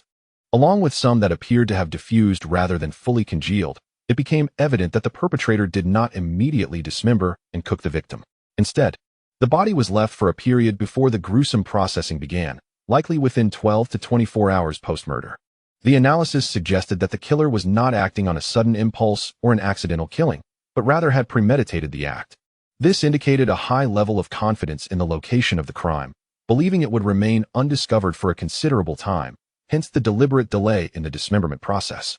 Given the premeditated nature of the crime, it could be inferred that the perpetrator had either been stalking the victim or had opportunistically selected a suitable target. The dismemberment technique alone suggested that the assailant possessed exceptional psychological fortitude, possibly accustomed to such gruesome scenes, or harbored antisocial tendencies, if not a disturbed mental state. After all, the precision with which the cooked body was sliced into uniform pieces indicated either a mastery of butchery or a severe case of obsessive-compulsive disorder, as evidenced by the visible marks of secondary cuts on certain tissues. While obsessive-compulsive tendencies could not be definitively concluded, they represented an essential detail in narrowing down potential suspects, as hasty assumptions could lead one into the traps set by the perpetrator in his simulations of criminal behavior. Ming had previously encountered cases where suspects left nearly irrefutable signs of obsessive behavior to absolve themselves of suspicion, a tactic employed as part of a meticulously crafted crime. At this moment, gazing at the 5 images on his screen, Ming organized his thoughts and murmured to himself. From the initial photographs of the victim's remains, the clues that could be roughly outlined suggested that the murderer had premeditated this crime. The location was equipped for body disposal and remained exceedingly discreet. Even when Magic City University promptly reported the student's disappearance, the killer was assured that law enforcement would not locate them. The assailant demonstrated a high tolerance for handling corpses, likely due to extensive experience with similar situations or an inherent antisocial personality, exhibiting skilled knife work possibly indicative of obsessive-compulsive traits. Based on these 5 photographs, it appeared plausible to deduce that the perpetrator might be a worker within a slaughterhouse, or perhaps someone associated with a duck roasting establishment or a similar processed meat shop. Although this conclusion seemed comprehensive, it was undoubtedly not the correct answer. Otherwise, this case would not have remained unsolved for 2 decades. It was evident that, despite not reviewing the subsequent case files, Ming could surmise that the Huaihai Criminal Investigation Unit had undoubtedly prioritized investigations into slaughterhouse workers and nearby duck roasting establishments. Just as Ming prepared to delve further into the subsequent case files, Su Changsheng, clad in police attire, briskly entered the office, waving his hand. "Xiao Ming, Huzi, you two need to pause your current tasks and accompany me on a mission. We've just received a report of a body discovered by a fisherman in the Huainan River within our jurisdiction. We must ascertain whether it was a suicide or homicide. If it's a murder case, we have to solve it within 24 hours. Let us go. Time is of the essence." Chapter 13. It was not drowning, but strangulation followed by disposal. The mandate that murder cases must be solved is not a mere theatrical slogan. It was a directive issued by the Ministry of Public Security in 2004 to grassroots agencies, aiming to intensify pursuit efforts to reduce criminal occurrences. The reality reflected the expectations of higher authorities. Due to the pressure of the murder must be solved initiative, the efficiency and attitude of various grassroots criminal investigation organizations towards homicide cases had dramatically increased. Approximately 95% of murder cases were resolved within 48 hours, a period referred to as the golden 48 hours. Particularly, the first 24 hours following the receipt of a report regarding the discovery of a victim's body were crucial, as the majority of key clues emerged within this time frame. The increase in case resolution efficiency. Nature has instilled a sense of trepidation in numerous criminals who once harbored misplaced hopes. Confronted with such stringent pursuit measures, they dare not commit further homicides. A police car races along the highway, coming to a halt near the remote banks of the Huainan River. Despite being a large city, Modu still harbors many sparsely populated suburbs, and the Huainan River is one such locale. Aside from the local residents and the occasional fishermen, few would wander along the riverbank. At this moment, 3 individuals disembark from the police vehicle and, from a distance, they observe a large area cordoned off with caution tape in the middle of the river, while a crowd of curious onlookers gathers outside the perimeter, chattering animatedly as they speculate about the events at hand. Su Changsheng furrows his brow and steps forward, raising his voice. "What is all this commotion about? Gathering around a dead body? Disperse immediately and do not obstruct our investigation." His call silences the garrulous crowd, though they do not disperse, instead remaining at the edge of the caution tape, straining to catch a glimpse of the situation. Su Changsheng refrains from further comment, casting a glance at his companions, Ming and Wang Hu, and speaks calmly. Upon discovering the deceased, the nearby public security officers were the first to respond. securing the area and facilitating the retrieval of the body. It has yet to be placed in a body bag, as we need to ascertain the preliminary cause of death and determine if prosecution is warranted. Should it be a case of suicide or accidental drowning, we can issue a certificate and close the case. However, if it is homicide, we may face complications. Su Ming nods in agreement, sensing Wang Hu's confusion, and offers an explanation. The body discovered in the water generally lacks any reference points at the initial scene. After all, no one knows from where it may have drifted. We can only retrieve it and attempt to ascertain the cause of death. If there is a likelihood of homicide, prosecution will be necessary. Given the current circumstances, I personally believe the probability of accidental drowning is quite low, as the onlookers are clearly speculating about the identity of the deceased. This indicates that the victim is certainly not a local resident, thus rendering accidental drowning improbable. As for suicide versus homicide, further examination is required, and we must see the body firsthand to draw any conclusions. Su Changsheng, visibly impressed, nods in agreement, surprised by Su Ming's quick thinking in dismissing the possibility of accidental drowning based on the expressions and comments of the onlookers. He then gestures, Su Ming, your judgment is astute. Here's the plan. You and Huzi will conduct the preliminary examination of the body while I oversee the process. If any issues arise, we can summon a forensic expert for a detailed analysis. Forensic experts are typically quite busy, assisting in various cases, and thus, most criminal investigators possess the ability to conduct initial assessments and analyze clues, resorting to forensic assistance only when necessary. As the three enter the cordoned area, their gaze falls upon a body that is swollen, grotesquely pale, and exhibiting signs of decay, a female corpse. Overall, the appearance of the body is not excessively disturbing, as it has not yet reached a state of advanced decomposition. A member of the retrieval team, drenched and wearing a fisherman's hat, points to a bag of construction debris nearby and speaks first. Officer, while attempting to retrieve the body, I jumped into the water to investigate. As we were unable to lift it, I discovered that this corpse was weighed down by a sack of construction debris tied around its waist, which is why it did not surface, if not for the fisherman who happened to hook it. I reckon though the member of the retrieval team does not finish his thought, everyone present understands that without the fisherman's intervention, the body might have remained undiscovered until it was too late. At this moment, the possibility of suicide has been effectively ruled out. Su Changsheng's expression grows serious as he glances at the corpse on the riverbank, waving his hand. All right, let us examine the body and assess the situation further.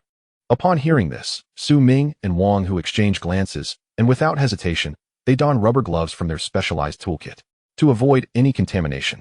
They first take several photographs from various angles to facilitate subsequent review and documentation. Following this, Su Ming takes the lead, meticulously searching for clues while Wang Hu, in a synchronized manner, holds the camera, ready to capture any important details at Su Ming's command. During their time at the police academy, they developed this collaborative dynamic, with Su Ming actively seeking clues while Wang Hu meticulously documents the findings for record keeping.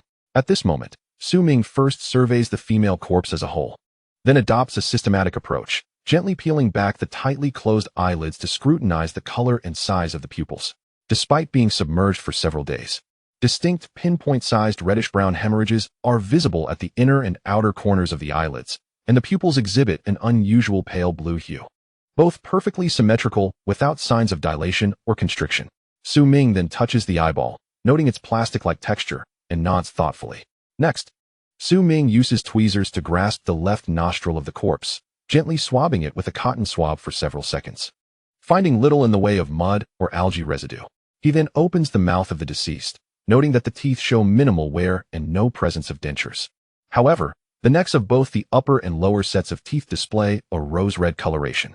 Observing this, Su Ming squints slightly and tilts the head back to examine the neck closely. A distinct bruise, approximately half a finger width, appears in his line of sight. Maintaining his current position, Su Ming gestures to Wang Hu. Huzi, come over and take a picture of this. The absence of significant mud, algae, and mucus in the nostrils suggests that the victim did not struggle for breath prior to entering the water. She likely lost consciousness or succumbed before submersion. Furthermore, the pinpoint hemorrhages in the eyelids, the rose-red discoloration of the teeth, and the purple-black bruising on the neck collectively indicate that the deceased did not perish by drowning, but rather was strangled and maliciously disposed of. Chapter 14. The presence of secondary crimes? The dead never lie. The conclusion drawn is unequivocal. The victim did not drown, but was instead asphyxiated by strangulation and callously discarded. This revelation undoubtedly heightens the severity of the case at hand. Su Changxing's demeanor grows increasingly grave as he retrieves his mobile phone and dials the technical department of the Huaihai Criminal Investigation Team. Old Shun, please assist me in reviewing the surveillance footage from the past 5 days near the Huainan River. A particularly heinous murder has occurred here, and we must expedite the investigation. What? There's no surveillance along the Huainan River? Then check the cameras within a few kilometers radius for any suspicious individuals. Also, please verify if there have been any recent reports of missing women, approximately aged between 20 and 30. In this era, the efficiency of police investigations owes much to the pivotal role of surveillance technology. However, the absence of monitoring near the Huainan River undoubtedly complicates the investigation. They can only hope to uncover crucial clues on the body to ascertain the identity of the deceased. While Su Changxing coordinates the review of surveillance footage and the identification of the victim, Su Ming remains focused on the examination of the corpse, progressively analyzing and observing the neck's ligature marks. The corpse was clad in an off-shoulder garment, adorned with a half-palm-sized colorful tattoo at the clavicle. The abdomen exhibited no significant distension, indicating a relatively low degree of internal decay and the absence of gas accumulation. Furthermore, it was confirmed that the victim had succumbed to asphyxiation rather than drowning. The lower half was encased in tight-fitting jeans, which bore distinct indentations at the pelvis, likely caused by bindings from construction debris. Both the clothing and jeans bore labels of international luxury brands. However, a closer examination of their material and details revealed that they were high-quality replicas rather than genuine articles. Upon slightly tilting the body, Su Ming observed a substantial patch of uniform yellow mud on the rear of the jeans, with additional traces on the right front pocket. At this point, Su Ming turned to the nearby recovery worker and inquired, "Excuse me, during the recovery, did you drag the body along the ground?" The curious worker quickly waved his hand in denial, responding, "Officer, we are professional recovery workers. How could we possibly drag the body on the ground? In our line of work, dragging a corpse is considered a profound disrespect, a superstition we hold in great regard." Su Ming nodded lightly, choosing not to press further. He returned his focus to the female corpse, noticing that the ring and middle fingers of the left hand had been severed by a sharp instrument. Yet there were no signs of dried blood oozing from the wounds. The remaining fingers were adorned with manicures, revealing the victim's penchant for elegance in life. The left wrist bore distinct ligature marks, swollen at both ends and constricted in the middle, akin to a bracelet or watch, which had limited the body's absorption of water and subsequent decay. Turning his attention to the right hand, he found that, like the left, each finger was also manicured. However, nestled within the crevice of the index finger, he discovered a sizable piece of leather. Using tweezers, he carefully retrieved the leather fragment, inspected it briefly, and placed it in a plastic sealable bag for preservation. The victim's jeans remained intact, showing no signs of tearing, thus suggesting that she had not experienced any assault prior to her demise. Consequently, extracting DNA from bodily fluids for the purpose of identifying the perpetrator seemed implausible. After completing a thorough examination of the body, Su Ming squinted thoughtfully, correlating the clues gathered with his simulated experiences. Moments later, he removed his rubber gloves and turned to Su Changxing, asking, "Brother Sheng, I've finished my preliminary inspection. Do you need to take a look for yourself? Or shall we proceed to place her in a body bag for transport to the funeral home?" You finished so soon?" Su Changxing, who had been on a call with the forensic department, turned back with a look of surprise. "Xiaoming, please share your detailed findings. The forensic team just informed me that there have been no recent reports of young women missing in our city. We must delve into the details of the body itself. In homicide investigations, confirming the identity of the deceased is paramount, as approximately 90% of murder cases involve acquaintances. Identifying the victim brings investigators closer to solving the case. However, with no missing persons reports to correlate, they must rely on clues extracted from the body or compare facial recognition data against databases to establish the victim's identity. Su Ming glanced at the female corpse and confidently stated, "The victim is a female, approximately 165 centimeters tall. Based on her appearance and the wear of her teeth, she appears to be between the ages of 24 and 26. Her daily life seems to have been quite refined, as evidenced by her manicured hands and clothing. However, her economic status does not appear to be affluent, given that her garments are high-quality replicas of luxury brands. One could even speculate that she possessed a certain vanity or perhaps a need to wear designer clothing. Moreover, she was impeccably adorned prior to her death, sporting eyelid tape and light blue contact lenses. Although her face had been submerged, traces of makeup remained discernible. It is typical for a young woman to present herself so elaborately, suggesting that she was likely preparing to meet someone or attend an event, only to encounter an unforeseen tragedy. This greatly increases the likelihood of the perpetrator being an acquaintance. As he spoke, the nearby law enforcement officers collectively inhaled sharply, exchanging astonished glances. Is it truly possible to derive so much information from the corpse in just a few minutes? They murmured, astonished by the capabilities of the detectives.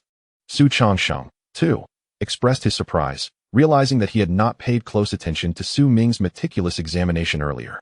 Thus, the current conclusion suggests that the victim, dressed beautifully, was on her way to meet someone when she unexpectedly met her demise, likely having been strangled with wire or thin cord.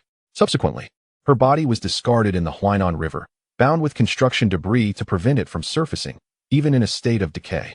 Before Su Changsheng could finish his thought, Su Ming raised a hand to interrupt, earnestly stating, "Brother Shang, that is not quite right. This case may not involve a single suspect, but rather indicates the likelihood of a secondary crime. My deductions suggest that the individual who murdered the victim and disposed of her in the Huainan River is not the same as the one who bound her with construction debris." Chapter 15. Criminal Psychological Profiling. Suspects among the onlookers. What? A secondary crime? Are there two perpetrators? Even the seasoned Su Changsheng found it hard to believe Su Ming's conclusion. In his extensive experience, while secondary crimes do occur, they are relatively rare, especially in cases involving the disposal of a body in a river. Anticipating Su Changsheng's astonishment, Su Ming pointed toward the victim's wrist, saying, "Brother Shang, examine the swelling around the wrist from the binding, as well as the two severed fingers. I believe these 2 points significantly indicate that after the perpetrator disposed of the body, others continued to handle it. Additionally, the conspicuous patches of yellow mud on the jeans further suggest that a secondary crime may have taken place." Upon hearing this, Su Changsheng immediately scrutinized the areas Su Ming had indicated. The swollen wrist, the strangely severed fingers, and the yellow mud on the jeans all reinforced the suspicion of a secondary crime. After a moment of contemplation, Su Changsheng glanced at the bag of construction debris and nodded thoughtfully, remarking, "Xiao Ming, your insights have truly astonished me. To deduce the possibility of a secondary crime and the involvement of two unfamiliar perpetrators in such a brief time frame is remarkable. Your ability to analyze the details of a corpse rivals that of forensic experts." At this juncture, Su Changsheng paused for a moment, then turned to Wang Hu, who was photographing the scene, and asked, "Huzi, could you explain how these details from the corpse led you to conclude that there was a secondary crime? Pay close attention. There is much to learn from this case." Huzi, caught off guard, glanced at the corpse before attempting to articulate his thoughts, relying on barely passing grades from police academy exams. Firstly, the victim's left hand has 2 severed fingers, and the wounds show no signs of bleeding or infection. This injury occurred after the victim had died and been disposed of in the river for a period before being retrieved and subsequently mutilated. It is evident that a typical assailant would not divulge such details. Huzi was at a loss for words, casting a pleading gaze towards Su Ming. Clearly, it was exceedingly challenging for a soon-to-be graduate, who had yet to gain any real investigative experience, to elucidate the behavior of the suspect using clues derived from the corpse. However, Su Ming appeared entirely unfazed by the task, even able to articulate from the suspect's perspective. Noticing Wang Hu's desperate look, Su Ming chuckled lightly and offered a way out. The clues emerging from the corpse must be synthesized and corroborated to yield the most accurate inferences. For instance, the 2 severed fingers provide a clear indication that the victim was dismembered after being retrieved from the river. The reason behind this disfigurement can be deduced from the ligature mark on the wrist, which is typically caused by objects such as bracelets, chains, or watches. Given that the victim was thrown into the river, the wrist would have swollen. However, due to the poor elasticity of these objects, they could not adapt to the wrist's enlargement, resulting in the ligature marks. The presence of such marks implies that the object was tightly secured and unlikely to have slipped off accidentally. Yet this item is now conspicuously absent. This suggests that someone removed the belongings from the victim's wrist, hinting at a secondary crime motivated by the desire for the victim's jewelry or valuables. The item on the wrist is likely a watch, which can be removed, otherwise the wrist would have been severed. The victim's loss of 2 fingers likely indicates that they were wearing rings. Moreover, the even distribution of yellow mud on the jeans further corroborates that the victim had indeed been retrieved from the water. Even in cases where a victim is murdered and dragged, the adherence of dry jeans is not significant. Once thrown into water, much of the mud would wash away. making such uniformity in yellow mud improbable unless the victim had been dragged along the riverbank after retrieval. The jeans would have absorbed a substantial amount of mud, and even if resubmerged, it would not wash off. Additionally, the small amount of yellow mud in the right pocket of the jeans likely indicates that the suspect removed the victim's phone or wallet, leaving behind traces.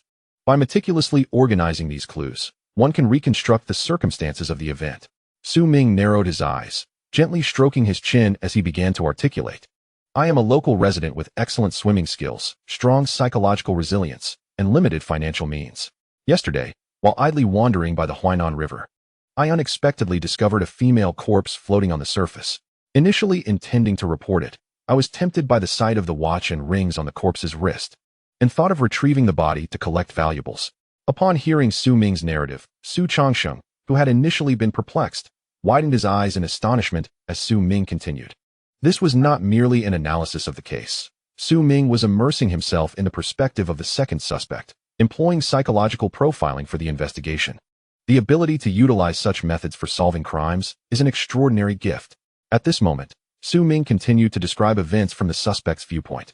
As dusk fell, with proficient swimming skills and strong mental fortitude, I leapt into the Huainan River and pulled the corpse back to the shore. However, due to the corpse being waterlogged and swollen, I was unable to remove the rings, so I planned to return for a knife to sever her fingers. On my way back, fearing the corpse would be discovered and the police would trace it back to me, I stuffed a bag with construction debris to weigh her down, preventing her from floating. In this manner, I severed the 2 fingers of the corpse, acquiring 2 rings, and also took the victim's phone or wallet from her pocket. This was a significant haul. The watch and rings appeared valuable, and I hoped to see if I could repair the phone. I initially intended to sell these items once the noise died down, but a fisherman unwittingly hooked the body. A swarm of police arrived, retrieving the corpse while the surrounding neighbors gathered to watch. I felt an indescribable anxiety, contemplating whether I should flee. However, I had not committed the murder, and I had left no evidence. I decided to remain among the crowd and observe what clues the police might uncover. At this juncture, Su Ming ceased his narration from the suspect's perspective.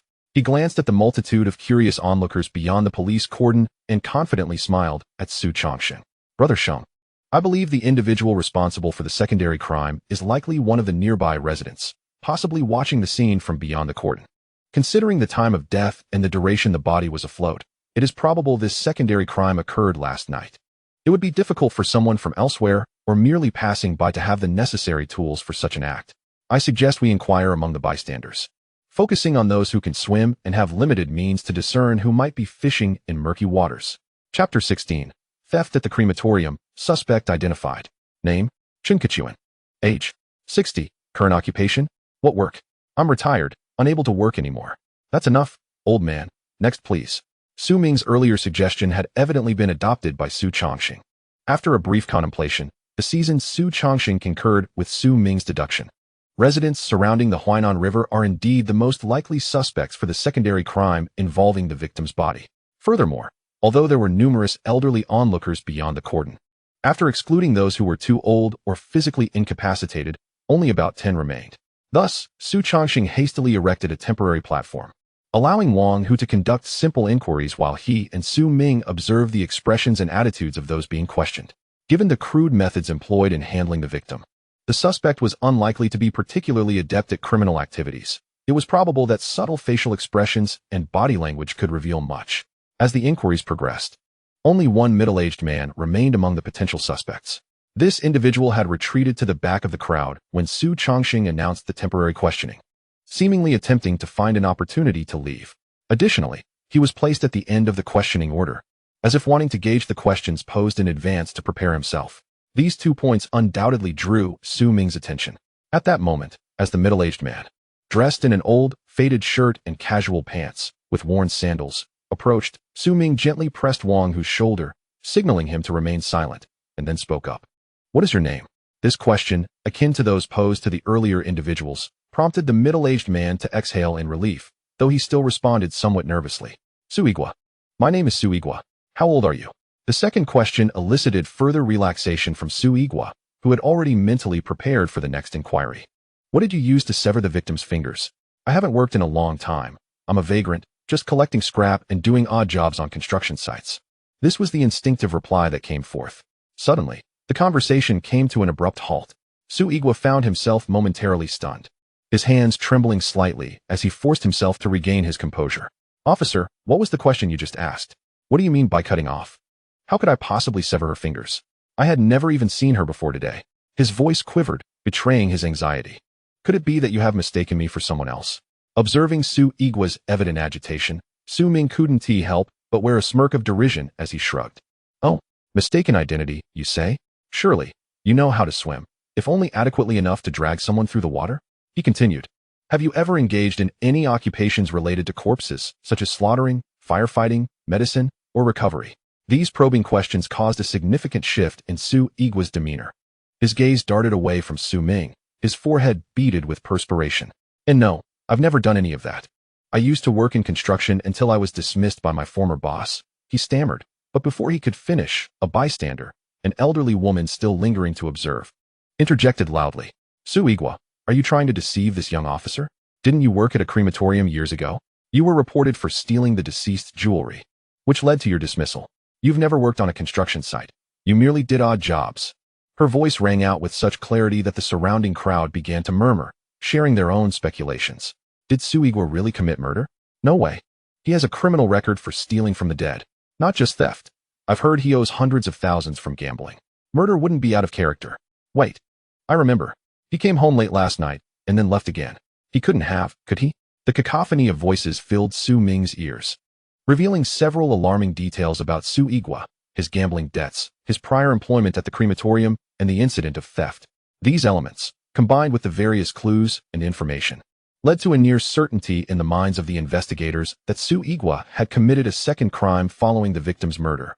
Not only had he desecrated the corpse and stolen crucial evidence, but he had also bound the body with construction debris to obscure the perpetrator's tracks.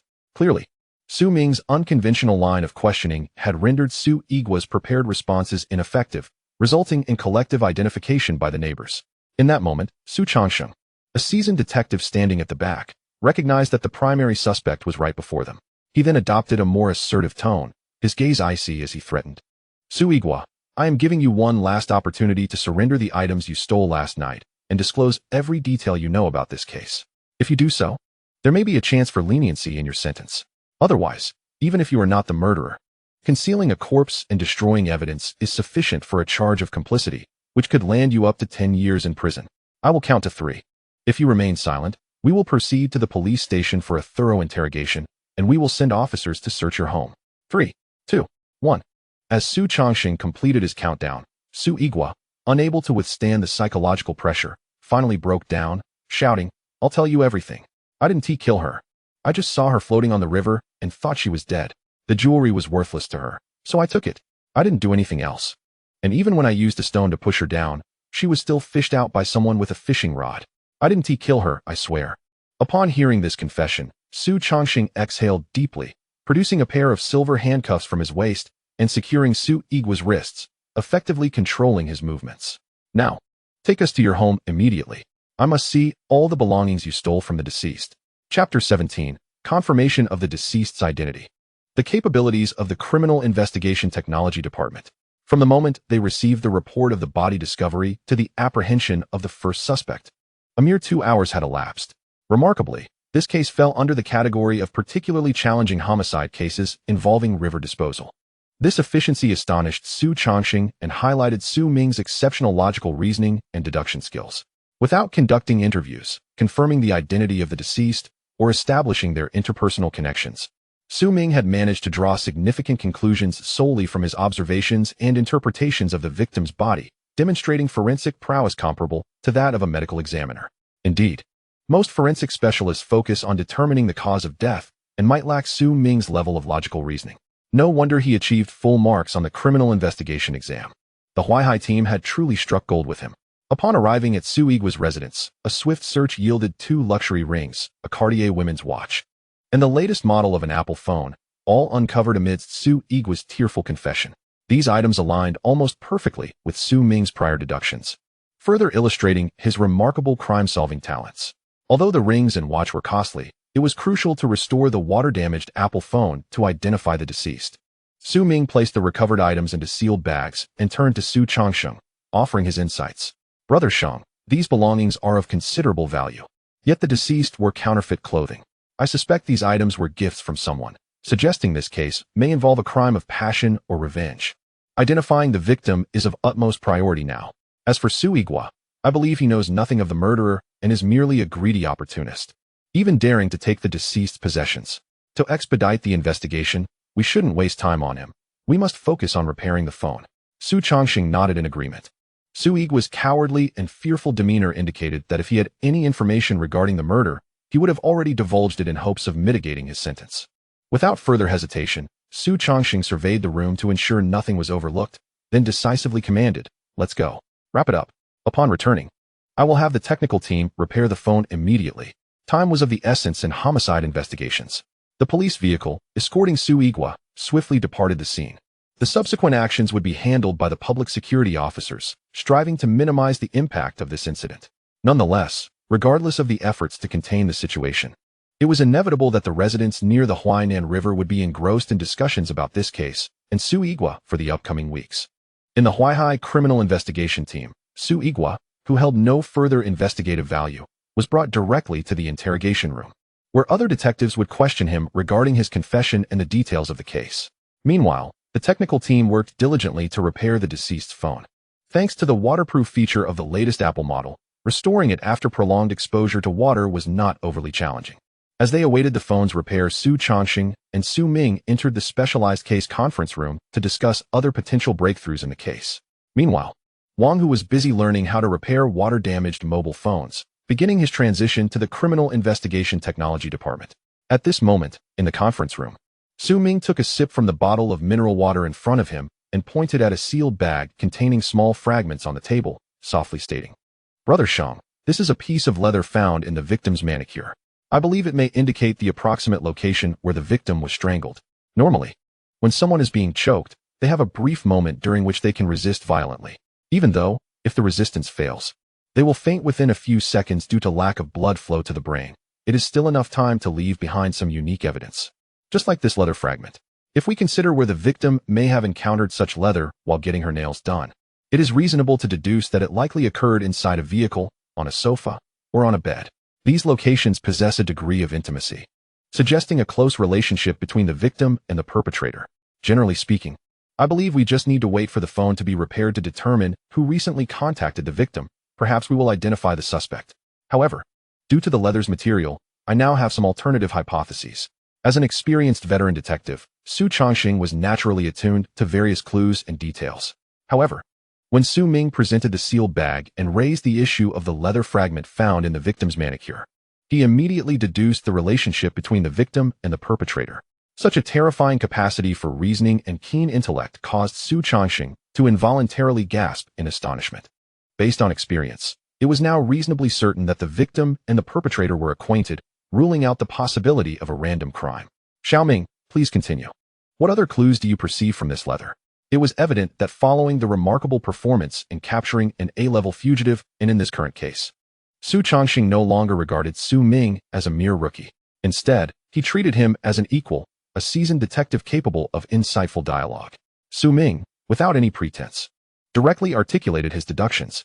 According to our previous analysis, the victim's financial situation was not favorable. However, she felt the need to wear high-end counterfeit clothing to maintain appearances, while her jewelry and watches were genuine. This likely indicates that the victim, through her own presentation, received those expensive items from some wealthy benefactor. As for the leather in the sealed bag, my preliminary visual assessment and material analysis suggest it is made of the cheapest synthetic leather, which most affluent individuals would not use. This implies that the perpetrator and the person who gifted the victim the jewelry are likely not the same individual, indicating at least two men are connected to this case. This could very well be a case of revenge-driven passion killing. At that moment, Su Chongqing fell silent, fully comprehending the implications of Su Ming's observations. This silence was not a rebuttal to Su Ming's deduction, but rather an expression of awe that made his scalp tingle. It was utterly unfathomable how such a small piece of leather could lead Su Ming to conclude that at least two men were connected to the victim. The reasoning and logic displayed were astonishingly formidable. Just then, Wang, who burst into the conference room, holding the repaired mobile phone, clearly exhilarated. The phone is fixed. We have confirmed the victim's identity. Chapter 18. The case becomes clear. The sponsored streamer. In his excitement, which made him forget to knock, Wang Hu brought the victim's phone into the conference room. The issues of water damage and screen lock codes posed no challenge for the Criminal Investigation Technology Department. In fact, to solve various peculiar cases, the current department encompassed a wide array of skills, including computer repairs, mobile phone repairs, video restoration, and more. As Wang Hu entered, Su Changxing gestured towards the external screen on the table and, squinting with curiosity, said, "Come on, Huzi. Project the phone onto this screen and share the victim's details." Wang Hu stepped forward, attempting to project the phone onto the screen while relaying the latest clues. The victim's name is Han Mingyao, a 25-year-old migrant worker from the Sichuan-Chongqing region who came to the metropolis. However, her work in the metropolis is not of the traditional 9-to-5 variety. She is engaged in the burgeoning field of online live streaming. Despite lacking any particular talent aside from chatting, Han Mingyao has garnered quite a following, with her streaming platform boasting around 100,000 followers. After reviewing the victim's recent WeChat chat history, I have identified 2 potential suspects. At this point, Wang Hu paused momentarily to finalize the phone projection. He then opened the WeChat interface and clicked on the chat thread pinned at the top, revealing a contact labeled Sugar Daddy. Soon after, an ID card image and profile appeared on the other half of the screen. The individual depicted was rotund and oily, clearly of considerable age. This man, noted as Sugar Daddy, we have identified through communication with Penguin Network Company. His name is He Lianshan, a 45-year-old chairman of a cross-border trading company. He met Han Mingyao 3 months ago, and they are involved in a financial relationship. In other words, Han Mingyao is his mistress. He has been the top gift giver in her live streams.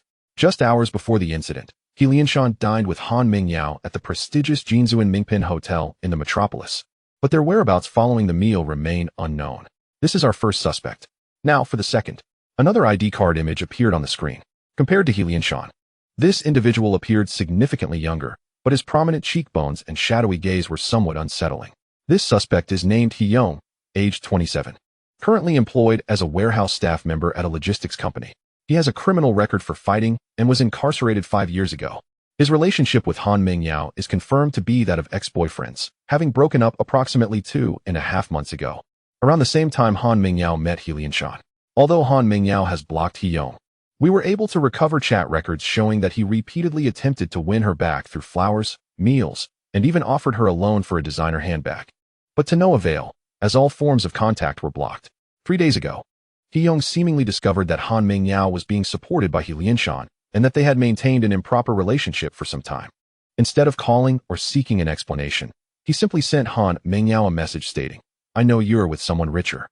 Tomorrow at 8, I'll drive to meet you for a final conversation. I won't bother you again afterward." Based on this message, I personally believe that He Yong's motive for revenge is quite strong, perhaps even surpassing that of He Lianshan. However, to prevent any unforeseen circumstances, we have already located the current whereabouts of both suspects. He Lianshan is at his company, while He Yong is at an internet cafe. As Wang Hu finished introducing the 2 suspects, Su Changxing turned to Su Ming, who remained calm and seemingly unfazed, and remarked, "Xiao Ming, you are truly remarkable. I am genuinely curious where you acquired such investigative skills. How is it that everything about this seemingly complex case aligns perfectly with your deductions? If one were to say that everything preceding this moment still bears traces to follow, then to deduce the existence of 2 male criminal suspects from a mere fragment of leather is truly astonishing." This is not mere flattery. It is a heartfelt exclamation from Su Changxing, one that sends shivers down his spine. Admittedly, if he were to take the time to meticulously analyze the case, drawing from his extensive experience, he would likely arrive at a similar conclusion. However, Su Ming, having only cast a fleeting glance, reached an astonishingly similar inference, which is quite hard to believe. Of course, Su Changxing could never fathom that during the simulation of 100,000 crimes, Su Ming had often been unaware of how many times he had been led to capture suspects due to a trivial oversight, a piece of paper, a button, a cigarette, but each oversight leading to successful apprehensions by the police. Having made numerous mistakes himself, Su Ming has become adept at identifying the errors and omissions of others. This is perhaps the essence of the adage, "A long illness makes one a doctor." Regarding Su Changxing's praise, Su Ming merely smiled nonchalantly and gestured towards the image on the screen. "Brother Sheng, I believe we are nearing the truth of this case. The perpetrator is likely to be He Yong, as it is improbable that He Lianshan, with his wealth, would resort to such a cheap synthetic leather. Our next step is to ascertain whether He Yong possesses a modestly priced vehicle with a flaw akin to this size on the passenger side. and to investigate his whereabouts from the night before last. This should lead us to the necessary physical evidence, which, coupled with interrogation, will help identify the perpetrator of this case. As for He Lianshan, while we cannot intervene in his moral indiscretions, we can summon him for an investigation under the guise of assistance, thus tarnishing his reputation and imparting a deserved lesson. Su Chongqing nodded in agreement, rising to pat Wang Hu on the shoulder. Huzi, your report is commendable, and you have considered various aspects thoroughly. You are indeed well suited for the direction of criminal investigation technology. Now, let us refrain from further discussion and prepare to act. We must apprehend the two criminal suspects immediately. Chapter 19. Collecting Physical Evidence, Irrefutable Truth. At the Blue River Cross-Border Trading Company, He Lianshan, with a rotund figure, greasy visage, and a beer belly, was vociferously reprimanding his subordinates. Due to recent misjudgments in company decisions, they had lost numerous contracts, leaving him no time to seek out Han Mingyao and savor the youthful pleasures of life. Day in and day out, he faced the drudgery of his yellow-faced wife, devoid of any affection. Had it not been for the fact that most of the company's shares still resided with his father-in-law, he would have likely thrown a divorce agreement at his wife's face long ago. After finishing his tirade, He Lianshan returned to his office, preparing to video call Han Mingyao to gain a verbal advantage and flirt, when 6 uniformed detectives entered the company. After presenting their police credentials at the front desk, they proceeded directly into the chairman's office. In the midst of He Lianshan's astonished gaze, the lead detective placed a summons on the desk and unfurled a pair of silver handcuffs, coldly stating, "You are He Lianshan, correct? We are from the Huaihai Criminal Investigation Team, and we have strong suspicions linking you to a homicide case. We need you to accompany us to the police station for questioning." Just as He Lianshan was about to vociferously question the detectives, upon hearing the connection to a homicide, he panicked, exclaiming, No, officer. There must be some mistake. How could I possibly be involved in a homicide? I've been extremely busy at the company these past few days. Before he could finish, the detective seized him, yanking him up by the handcuffs, expressionless. You know Han Mingyao, right? The mistress you've been keeping? She was found dead 2 days ago in the Huainan River, and we suspect you are connected to her death. We need your cooperation in the investigation, so stop your rambling. Any further discussion can wait until we reach the interrogation room. This revelation caused He Lianshan's eyes to widen in disbelief. Dead? How could that be? She was fine just 2 days ago. As he began to speak, he suddenly remembered they were in the office, and he could not let his wife or father-in-law discover his affair, hastily sealing his lips. He offered no resistance as the detectives led him away, choosing to save all questions for the interrogation room. It was better to comply with the detectives than to stir up a commotion within the company. Despite his quick thinking, news of the boss's arrest spread rapidly throughout the company. The scandal of his mistress's murder discreetly reached the ears of his wife and father-in-law. Simultaneously, at the Haichao Internet Cafe in the northern district of Huaihai, Su Ming, Wang Hu, and Su Chongqing entered through different doors. With the assistance of the front desk staff, they quickly identified He Yong sitting in a corner of the cafe, clad in a cheap black leather jacket and faded jeans, with greasy hair, He Yong's disheveled appearance, along with 2 empty instant noodle cups beside his computer, indicated he had been at the cafe for an extended period, likely since committing the crime. Such behavior is not uncommon among suspects. Many will succumb to fear and anxiety after a crime, seeking to numb themselves through alcohol or distractions, sometimes even attempting to flee the country. He Yong clearly fell into the latter category, having a criminal record yet still hiding in the internet cafe, trying to escape through gaming and sleepless nights. As He Yong typed away on his keyboard, the detectives quietly maneuvered closer, ready to execute the arrest. The experienced Su Chongqing took the lead, approaching He Yong and feigning indignation. He Yong, why are you still online?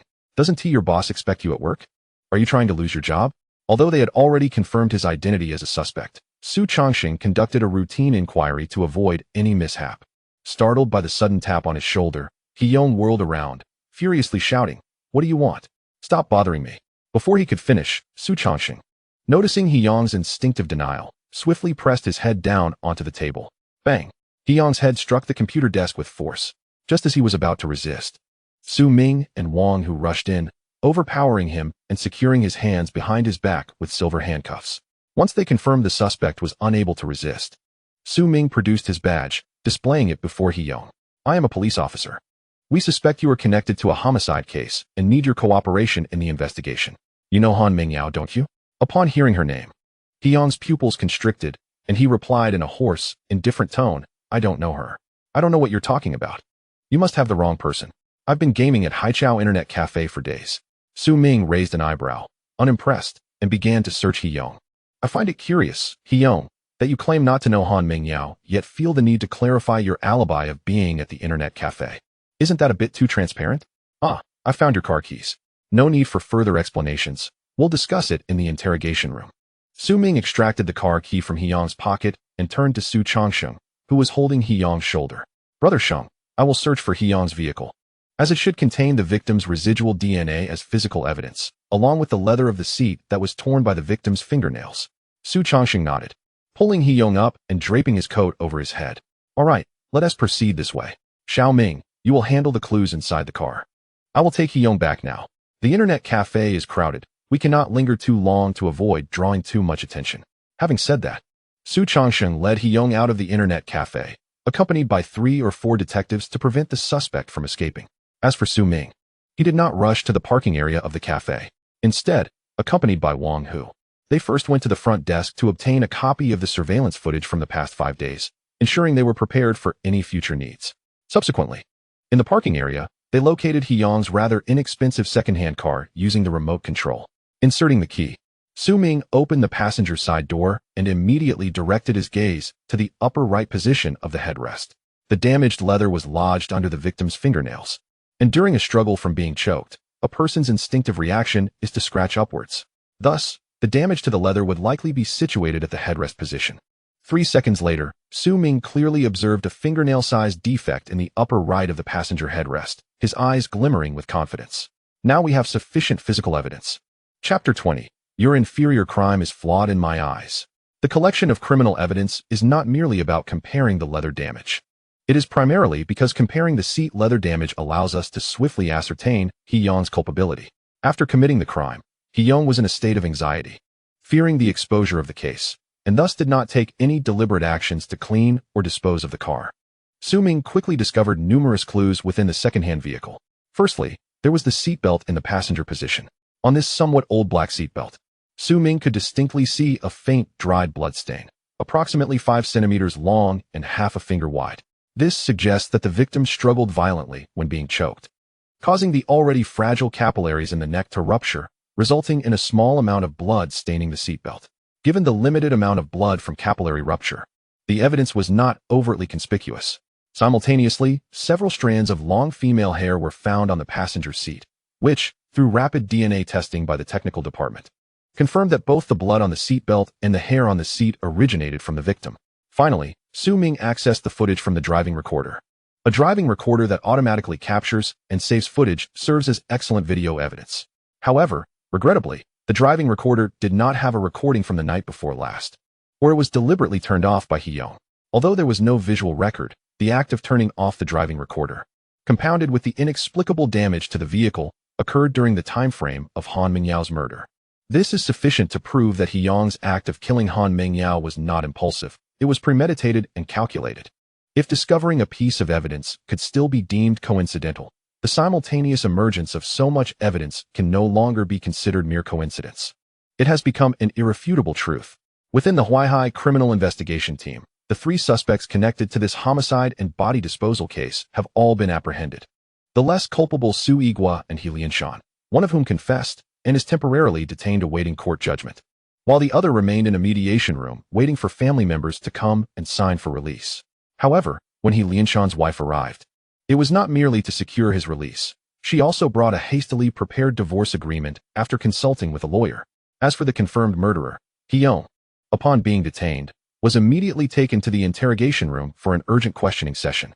After organizing the essential evidence and clues, Su Ming and Su Changsheng, the 2 most familiar with the case, entered the interrogation room. At that moment, Heyong was seated in the interrogation chair, his hair disheveled and greasy, his gaze vacant. His legs swung restlessly, and his handcuffed hands twisted slightly in a futile struggle, revealing his inner turmoil. Su Ming and Su Changsheng sat opposite Heyong at the interrogation table and activated the recording camera beside them. Although the interrogation room was equipped with surveillance cameras, the majority of detective teams still preferred to use cameras for close-range documentation to prevent any unforeseen incidents. At this stage of the case, whether Heyong admits to the murder had become less significant. There was already sufficient physical evidence to confirm Heyong's criminal activity. Even if he remained obstinate in court, he could not evade legal repercussions, yet the necessary procedures must still be followed. Su Changsheng lightly tapped the table to draw Hyung's attention, his expression cold as he spoke. Hyung, I don't wish to waste time on you anymore. We have all the pertinent evidence in our possession. Stop attempting to deceive us. Confession leads to leniency, while resistance leads to severity.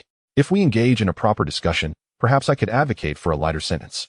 Now, tell me seriously, what time did you meet Han Mingyao the day before yesterday? Hyung, pale and weak, slowly lifted his head to look at Su Changsheng, displaying an expression of despair as he exclaimed, Officer, I truly did not see Han Mingyao the day before yesterday. We broke up 3 months ago, and she even blocked me on WeChat. The news of Han Mingyao's demise was something he had only just learned. It was evident that, despite being intensely anxious and frightened, Hyung had no intention of confessing. Instead, he hoped to evade responsibility, believing that the police did not possess substantial evidence. Su Changsheng frowned slightly, striking the table in frustration as he admonished, Hyung, you have a criminal record. Surely you know how the police handle cases? You think you can continue to quibble here? I am granting you one last chance. Immediately recount how you arranged to meet Han Mingyao and the subsequent events leading to her murder. I will do my utmost to assist you. This opportunity did not resonate with Hyung, who instead clenched his teeth and continued to refute. Officer, I genuinely do not know. Han Mingyao was indeed my ex-girlfriend. But we broke up 3 months ago and have had no contact since. I truly do not know what happened. Is it wrong for me to speak the truth? Or do you insist that I fabricate a confession to facilitate your closure of the case? Su Changsheng lost all patience. His fingers tapped rhythmically on the table as he regarded Hyung, who stubbornly refused to admit guilt, and sternly stated, Now you have forfeited your chance for confession and leniency. No method will avail you in mitigating your sentence in this case. Xiao Ming, present the evidence we have collected for him to examine thoroughly. Sitting beside him, Su Ming did not immediately produce the evidence for display, but glanced at Hyung, shaking his head. If I were you, after committing such a glaringly flawed crime, I would never stubbornly refuse to acknowledge it. That would be exceedingly foolish. Do you understand what your most significant issues are in this case? At this point, Su Ming paused for 2 seconds, looking at the dazed Hyung. And with his extensive criminal experience, he taunted, Firstly, since you had already determined to commit murder, why did you send a warning text to the victim? Were you afraid the victim would not know, or that the police would be unable to trace it? Secondly, to avoid exposing the dashcam, you simply turned it off, yet you only did so for a few hours, precisely during the time of your crime. Why did you not dismantle the dashcam or sabotage it to cause a short circuit? Furthermore, regarding your choice of method for the murder through strangulation, could you not have spared a few wires or fine threads for your purpose, instead of resorting to the seatbelt in your vehicle? The victim's blood remains on it, and you seem at a loss as to how to clean it up. You are unaware that the seat was even torn apart. Enough of this. Your pathetic criminal techniques are so blatant, yet you still refuse to admit your guilt. Let me present the evidence and not waste any more time. With that, Su Ming lifted several sealed bags, gesturing with a light touch of his finger. This is the seatbelt from the passenger side of your car, stained with the dried blood of the victim, Han Mingyao. This piece of leather was found beneath the victim's fingernails, matching the damage on your passenger seat. As Su Ming presented each bag, Hyung's eyes widened with terror, his complexion turning ashen, his jaw clenched tightly as he bit down in distress. The thought of the details of the crime that Su Ming had previously recounted finally snapped the taut string of his mind. Overwhelmed by emotion, fear surged within him. Su Ming's slow narration was abruptly interrupted by a series of loud bangs. Bang, bang, bang. In that moment, Hyung forcefully banged his head against the interrogation chair, tears streaming down his face as he cried hoarsely, It's all her fault. It's all her fault. Who told her to betray me? Who led her to bed with another? Who made her leave me? So what if I had no money? Isn't that the truth? I'm just broke. Chapter 21, Major Discovery. The murderer is left-handed. Realizing that maintaining his defiance was futile, Hyung succumbed to his emotional breakdown, repeatedly smashing his head against the interrogation chair, weeping uncontrollably. However, these tears were clearly born of fear of legal repercussions, akin to crocodile tears devoid of sincerity. Regret may have flickered within, but it was of no consequence now. Had he known this would be the outcome, would he have acted differently? 3 hours later, armed with sufficient evidence for conviction, Hyung finally recounted how he lured the victim into his vehicle and executed the crime, detailing every step, every nuance, and even his psychological shifts. With Hyung's confession and the prior evidence, the trial for this murder and body disposal case progressed swiftly. The 3 accomplices connected to the case suffered their own fates. He Lianshan, devoid of ethics and lacking clear criminality, was left destitute after his wife exposed his affair, losing all his business shares as his father-in-law callously reclaimed them. Once a wealthy magnate, he plummeted into despair, his former glory and assets now a distant memory. Meanwhile, Su Igua, who had committed theft and desecration of the corpse, faced multiple charges but received a 4-year sentence due to his cooperative demeanor and the absence of severe consequences. As for the perpetrator, Hyung, after meticulously reviewing the case files, the judge delivered a fair verdict. The victim had already chosen to terminate their romantic relationship prior to the crime, negating any claims of betrayal. It was Hyung's relentless harassment that was to blame. Moreover, Hyung's intention to kill had been premeditated rather than a result of an emotional outburst during a quarrel, constituting a clear case of intentional homicide. Following the murder, he did not opt for confession but instead attempted to conceal the body, inflicting great societal harm. When questioned by the police, he sought to evade responsibility rather than candidly admitting to his crimes, leaving no grounds for leniency in sentencing. Ultimately, he was sentenced to death, stripped of his political rights for life. Of course, details concerning the court proceedings and Hyung's appeal against the verdict will be discussed later. By the third day following the crime, with the facts established, Hyung was already transferred to a detention center, awaiting the court sentencing. In less than a day, the murder case was solved, with the nearly graduated Su Ming leading the investigation, a remarkable achievement. However, the police department did not offer any special rewards. Merely a modest bonus of 500 yuan at month's end as a token of recognition. Within the Huaihai Criminal Investigation Unit, Su Ming found himself with spare time once again, diligently analyzing various clues and documents related to the body dismemberment case at Moda University. Homicides are not a daily occurrence. In the absence of active cases, scrutinizing these unsolved files can yield significant insights. Meanwhile, Wang, who had shifted entirely towards forensic technology, now training under a senior to learn how to repair mobile phones, recover evidence, and analyze various street surveillance systems. Unlike public security officers, criminal investigators handle fewer cases annually.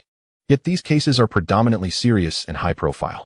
Thus, if a case is resolved swiftly, ample rest is often afforded.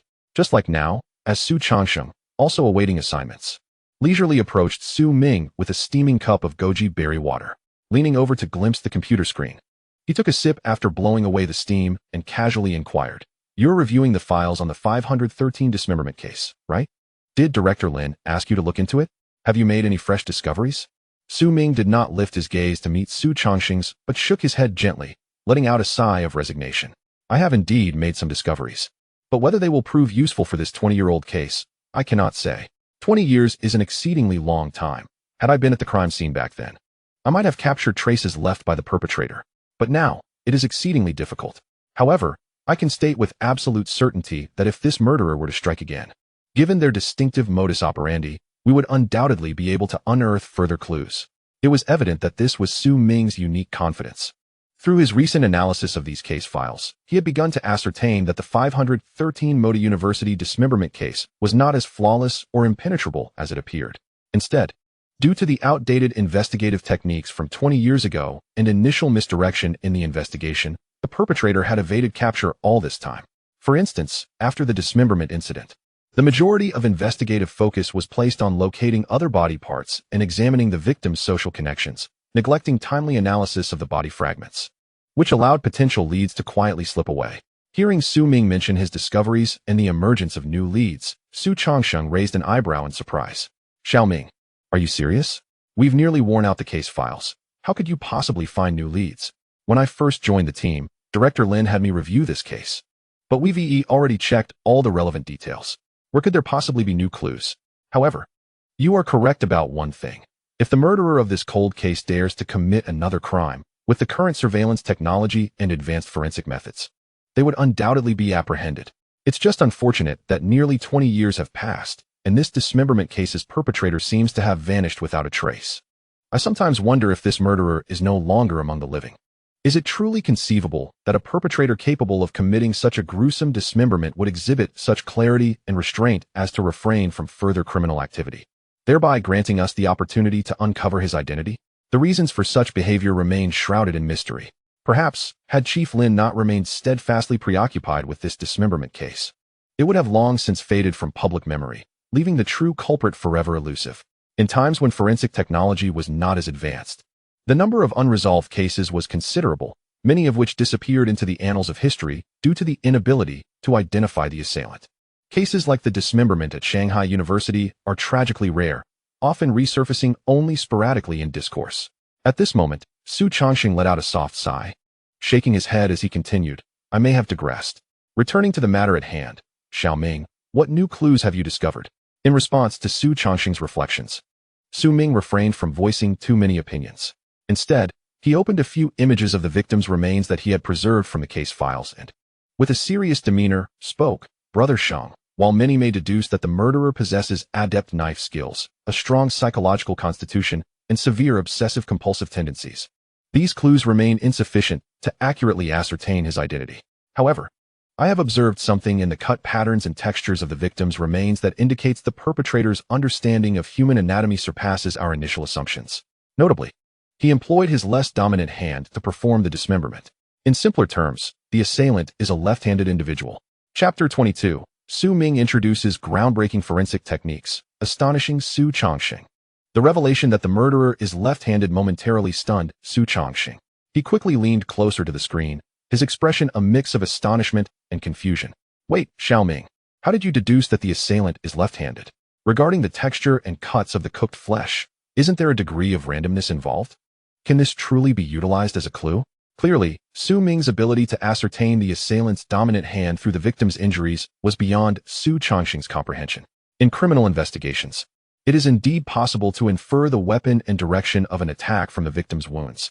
This is a recognized technique in solving cases. However, the Shanghai University dismemberment case presents a unique premise. The victim's body had been cooked prior to dismemberment. Su Chongqing had never encountered a scenario where one could discern the assailant's dominant hand through the texture and cuts of the remains under such conditions. Observing Su Chongqing's incredulity, Su Ming was entirely unsurprised. He had anticipated this reaction. The act of seeking clues from the muscle and texture of cooked flesh had long surpassed the capabilities of the average detective. In real-life investigations, determining the dominant hand of a perpetrator is exceedingly challenging, if not impossible.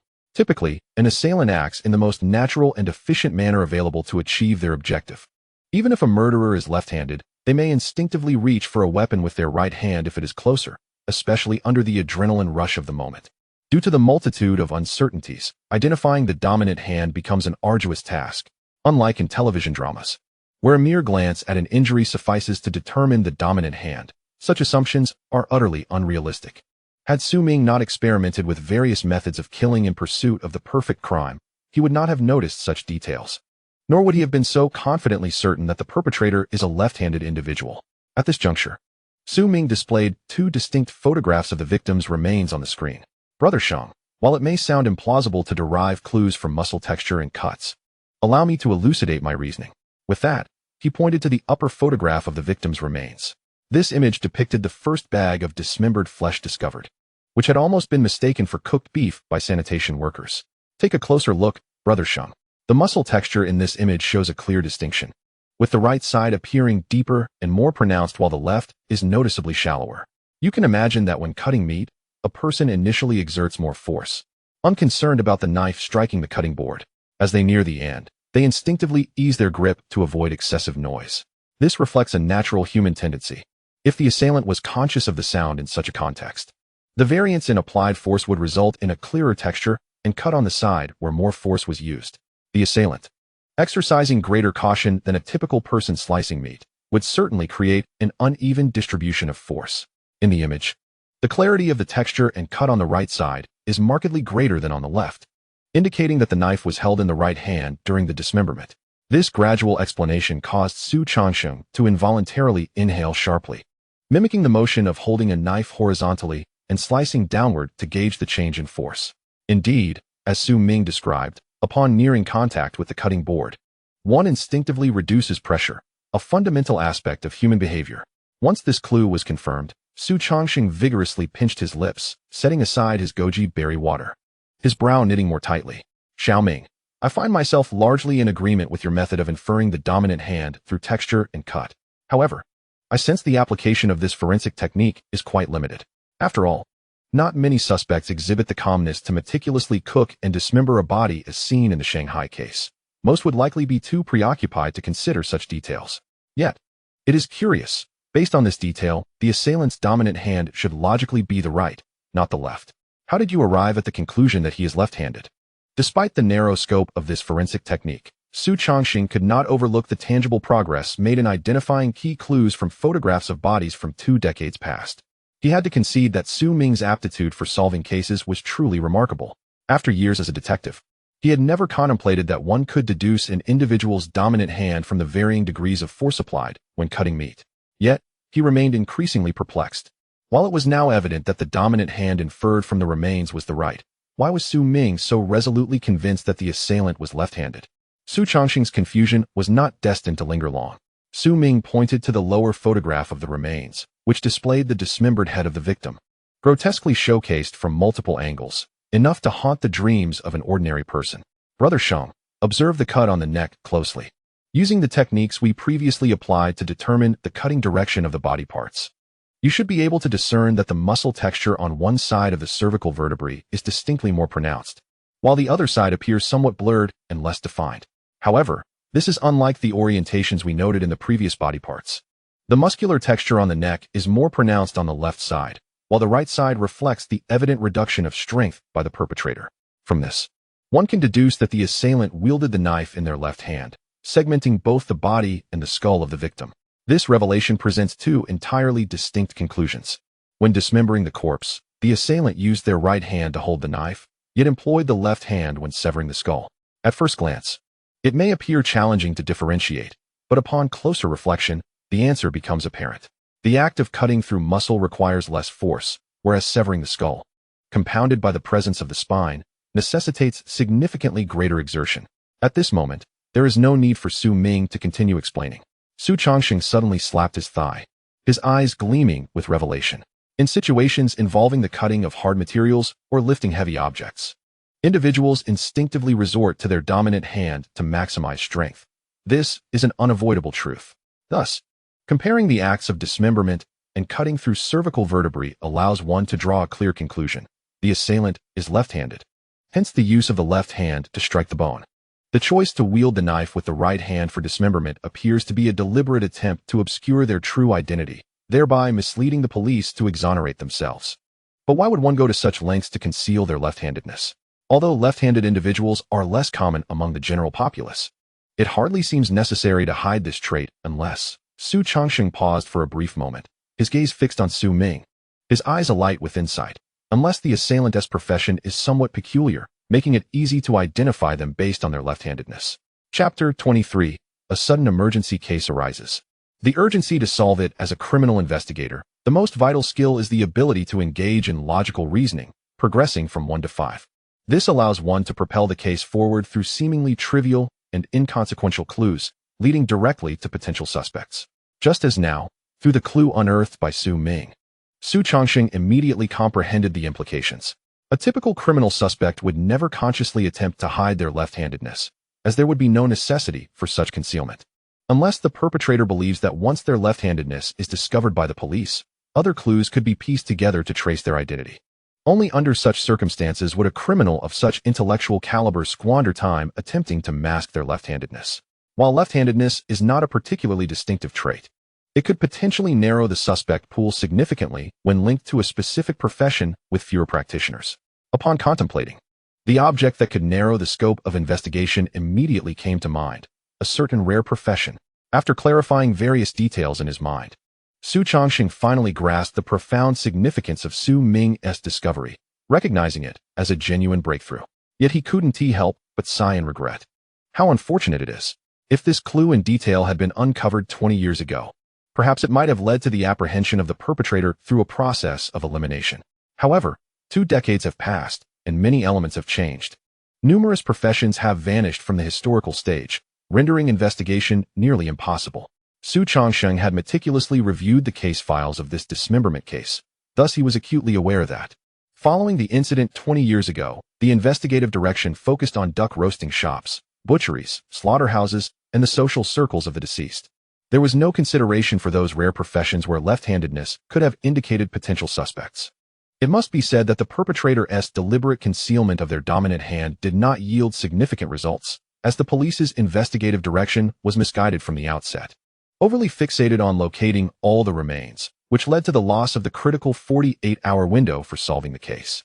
Moreover, the lack of discovery of essential clues, such as the dominant hand, resulted in the case becoming a complete enigma. Su Ming nodded in agreement. Closing the 2 photos of the victim's remains pulled up on the computer screen, expressing his own sense of regret. Indeed, there seems to be little that can be done, unless the perpetrator of this dismemberment case commits another crime, providing us with fresh opportunities and clues. Or unless we can uncover new evidence from these files, it is likely that solving the case of the dismembered remains at Moda University will prove exceedingly difficult. Perhaps the perpetrator's crime was not as flawless as it seemed at the time, and there may have been several flaws and oversights. Yet, 20 years have passed, and all imperfections have been perfected, clearly, through the analysis of the case files during this period.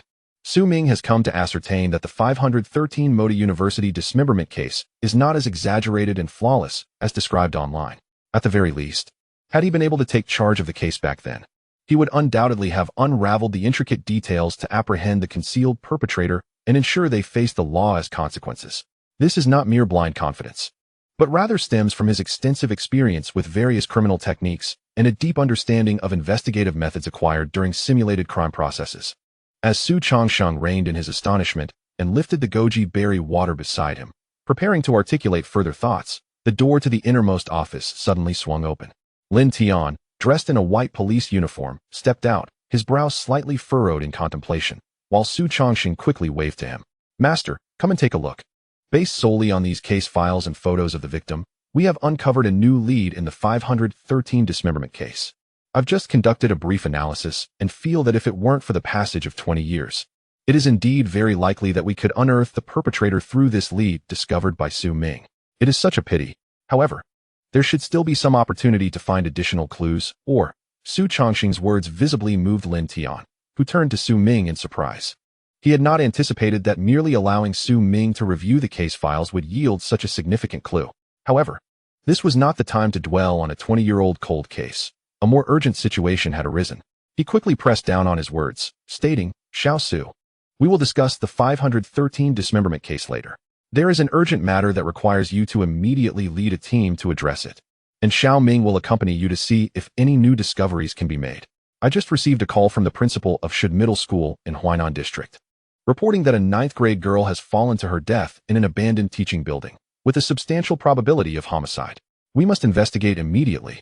This case, due to the victim being a minor and the body discovered by a fellow student, has already incited considerable panic and unrest, and the media may have caught wind of it. Therefore, you must remember that without a definitive conclusion, you must not make any statements in front of the school or the parents, especially the media, as it could undermine our police credibility." At this point, Lin Tian paused, contemplating for 2 seconds before resolutely stating, "Given the unique nature of this case, Xiao Su, instruct forensic expert Shen Lin to set aside her current tasks and accompany you on this mission. We must determine the cause of death in the shortest possible time. If any insurmountable issues arise, contact me immediately. Now, head to Shud Middle School, and I will send you further details en route. Let us not waste any more time." Seeing the urgency of the case, especially one involving a minor, Su Changsheng immediately suppressed his playful demeanor, standing solemnly and saluting. "Understood. I will ensure the mission is accomplished." He immediately set down the goji berry thermos in his hand, retrieved the police car keys from the drawer, and without a moment's hesitation, tossed them to Su Ming. "I've got to go, Xiao Ming. Wait for me in the parking lot. I'm heading to the technical department to find forensic Dr. Shun so we can go to the scene together. This case is under immense pressure." Chapter 24. The suspicious fall from the school building. Su Ming's exceptional ability to capture clues. The siren-blaring police car sped down the road. Su Changsheng was at the wheel, while Su Ming occupied the passenger seat. This time, Wang Hu was not accompanying them. He remained in the Criminal Investigation Technology Department, ready to provide technical support with advanced equipment. In the back seat sat a young woman clad in a white lab coat, adorned with gold-rimmed glasses. Her delicate features accentuated by a subtle beauty mark at the corner of her eye. Her presence, alongside the forensic toolbox, clearly indicated her identity, Shen Lin, the only forensic expert in the Huaihai criminal investigation team. Though she was only 30 years old this year, she had amassed 12 years of experience, with her grandfather, Shen Su, being one of the earliest forensic doctors in the city. Upon reaching adulthood, Shen Lin chose not to indulge in the romantic escapades and nightlife typical of many young women. Instead, She devoted herself to learning various autopsy techniques from her grandfather. Whether due to her environment or innate talent, she mastered all of her grandfather's forensic skills in a mere 5 years, even displaying capabilities that surpassed Shin-Su in certain aspects. This prowess allowed the elder forensic doctor to retire with peace of mind, handing over his position to the prodigious Shin-Lin at the Huaihai Criminal Investigation Team's technical department. Given Shin-Lin's unique status, blessed with the brilliance of a gifted forensic expert and the esteemed lineage of Shin-Su, no one in the team, save for Lin Tian, dared to issue her commands. In terms of personal relationships, her profession, which involved constant interaction with the deceased, deterred most young men from approaching her. As they approached Shud Middle School, just 10 minutes away, Su Chongxing glanced at Su Ming and then caught a glimpse of Shin-Lin through the rearview mirror. Tapping his fingers lightly on the steering wheel, he spoke in a measured tone. The case at Shud Middle School did not originate from a call made to the police. Rather, it was directly reported by the school's principal, Chu Wenbiao, to Director Lin. The current information we have indicates that the victim was a 15-year-old girl named Zhang Wan. Due to the military-style management at Shud Middle School, all students are required to stay in dormitories. Last night, when lights went out, her roommates saw her in bed. However, in the morning, they discovered she was missing. Thinking she had gone to class, they did not give it much thought. It wasn't until some boys, resembling delinquents, sneaked off to smoke beneath the abandoned teaching building during the recess that they stumbled upon Zhang Wan's fallen body. The boys were understandably terrified and immediately informed the school authorities. In response to the unfolding situation, the school promptly called for an ambulance, but by that time, she had already lost all vital signs. The ambulance merely served to confirm her death through an ECG. Following Director Lin's instructions, the school security had cordoned off the crime scene, and the body was temporarily housed in a body bag, yet to be transported to the funeral home, allowing us to search for specific clues. Given that students discovered the body, rumors quickly spread throughout the school, attracting media attention. The involvement of a minor in this incident meant that if the truth were not uncovered swiftly, it could lead to significant complications. Su Chongxing's final statement made it abundantly clear to both Su Ming and Shin-Lin, no matter the circumstances surrounding the case, any incident involving minors would be subject to intense scrutiny from the media, potentially leading to public outcry. Thus, it was imperative not only to uncover the truth, but also to do so before public opinion took hold, ensuring that the truth was presented to the public before any narratives could be spun. Shin-Lin fiddled with the clasp of her forensic toolbox, her brow furrowing in concern as she inquired, "Has the body already been removed?" That would certainly interfere with the autopsy. If we wish to ascertain the truth promptly, the body should not have been disturbed before our arrival. Su Chongxing sighed, a hint of resignation in his voice as he shrugged. There's nothing we can do. The fact that the body is still in the school is already the result of Director Lin's utmost efforts. While leaving the body undisturbed would be most beneficial for us in determining the cause of death, how could the school dare to do nothing?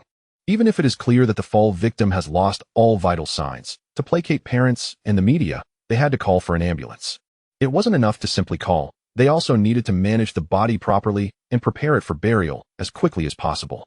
If they had left the body there without taking any action, the media, parents, and even netizens would have ensured the school learned firsthand what the power of public opinion and online harassment truly meant, regardless of the specifics of the situation. If a student has an incident at school, the institution cannot escape blame. High school is not kindergarten. It is impossible for teachers to follow every student around. Ultimately, parents must pay more attention to their children's mental well-being. Based on past experiences, it was evident that 80% of campus incidents were related to the students' home environments. Greater parental involvement could prevent such tragedies, which would be far more effective than any other measure. Enough of this talk. It will not change anything. Let us hope this case is not too complex to resolve. Otherwise, the media and parents will certainly give our team a run for our money, Su Chongxing remarked, prompting a slight nod of agreement from Shin-Lin. Indeed, to reduce campus crime and incidents, relying solely on teachers and the school was insufficient. The key lay with the parents.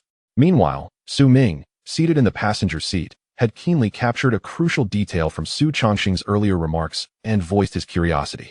Brother Shang, weren't the other students in the same dormitory as the victim from different classes? Because as you mentioned earlier, the other dorm residents only noticed the victim was missing in the morning, assuming she had gone to class. Yet, during the lessons, they did not express concern about her absence to the teacher. Given the timeline, the victim should have already fallen and lost all vital signs, making it impossible for her to attend class. So why was it only after 2 periods, during recess, that those unruly boys discovered the body? This deduction seems to imply that the victim and the other students in the dormitory were not in the same class. Which raises the question, could the victim have faced exclusion from her class, ultimately leading her down this tragic path? Upon hearing Su Ming's reasoning, Su Changsheng, who was driving, wore a look of astonishment, turning to Su Ming with disbelief. He struggled to comprehend the level of analytical skill and detective talent required to arrive at such a detailed conclusion based solely on the information available without having seen the crime scene. Moreover, this conclusion aligned perfectly with the elements of reasoning, leaving no room for rebuttal. Not only Su Changsheng, but Shenlin in the back seat also widened her beautiful eyes, adjusting her gold-rimmed glasses thoughtfully. Chapter 25, The Bazaar. The wrist cut wound on the fallen body. The police car sped towards the entrance of Shid Middle School. Su Ming turned his head to glance out the window and noticed a considerable number of vehicles parked at the school gate. Among them were several official cars bearing passes from the Huaihai District Education Bureau, along with a few interview vehicles from unknown media outlets. The remaining cars primarily belonged to anxious parents who had rushed over, fearing their children might also be involved in the unfolding incident. It was evident that this event was gradually escalating in significance. The police vehicle came to a halt at the school entrance, where Vice Principal Zhang Heng had been waiting. He immediately ushered Su Ming and his companions into the school, denying the media any opportunity to pounce with their inquiries. As he led them towards the scene of the incident located in the abandoned classroom building, he sighed with a complex mix of emotions. I truly cannot fathom how such a tragedy occurred. Our school has always been a model institution in the area, excelling in both academic performance and school spirit. Now, the leaders from the Education Bureau and various media outlets are increasingly focused on this matter. I sincerely hope that those of you who have come from afar can swiftly uncover the truth behind this incident and mitigate its repercussions. At the very least, preserving our status as a designated exemplary school. Su Changxing nodded expressionlessly, his demeanor revealing no hint of emotion. Rest assured, Vice Principal Zhang. Since Director Lin has dispatched us to your esteemed institution, we will undoubtedly exert every effort to clarify the circumstances surrounding this fall.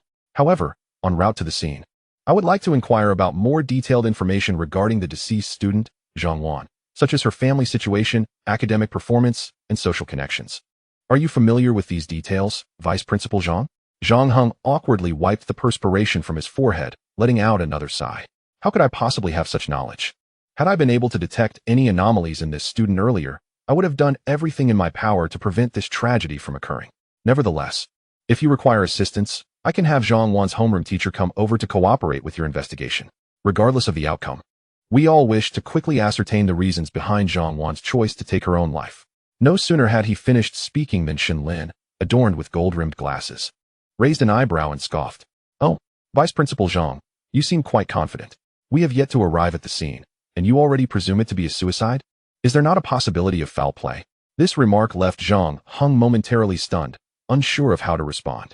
Su Changxing, sensing the awkwardness, coughed lightly to alleviate the tension. Vice Principal Zhang, do not take offense.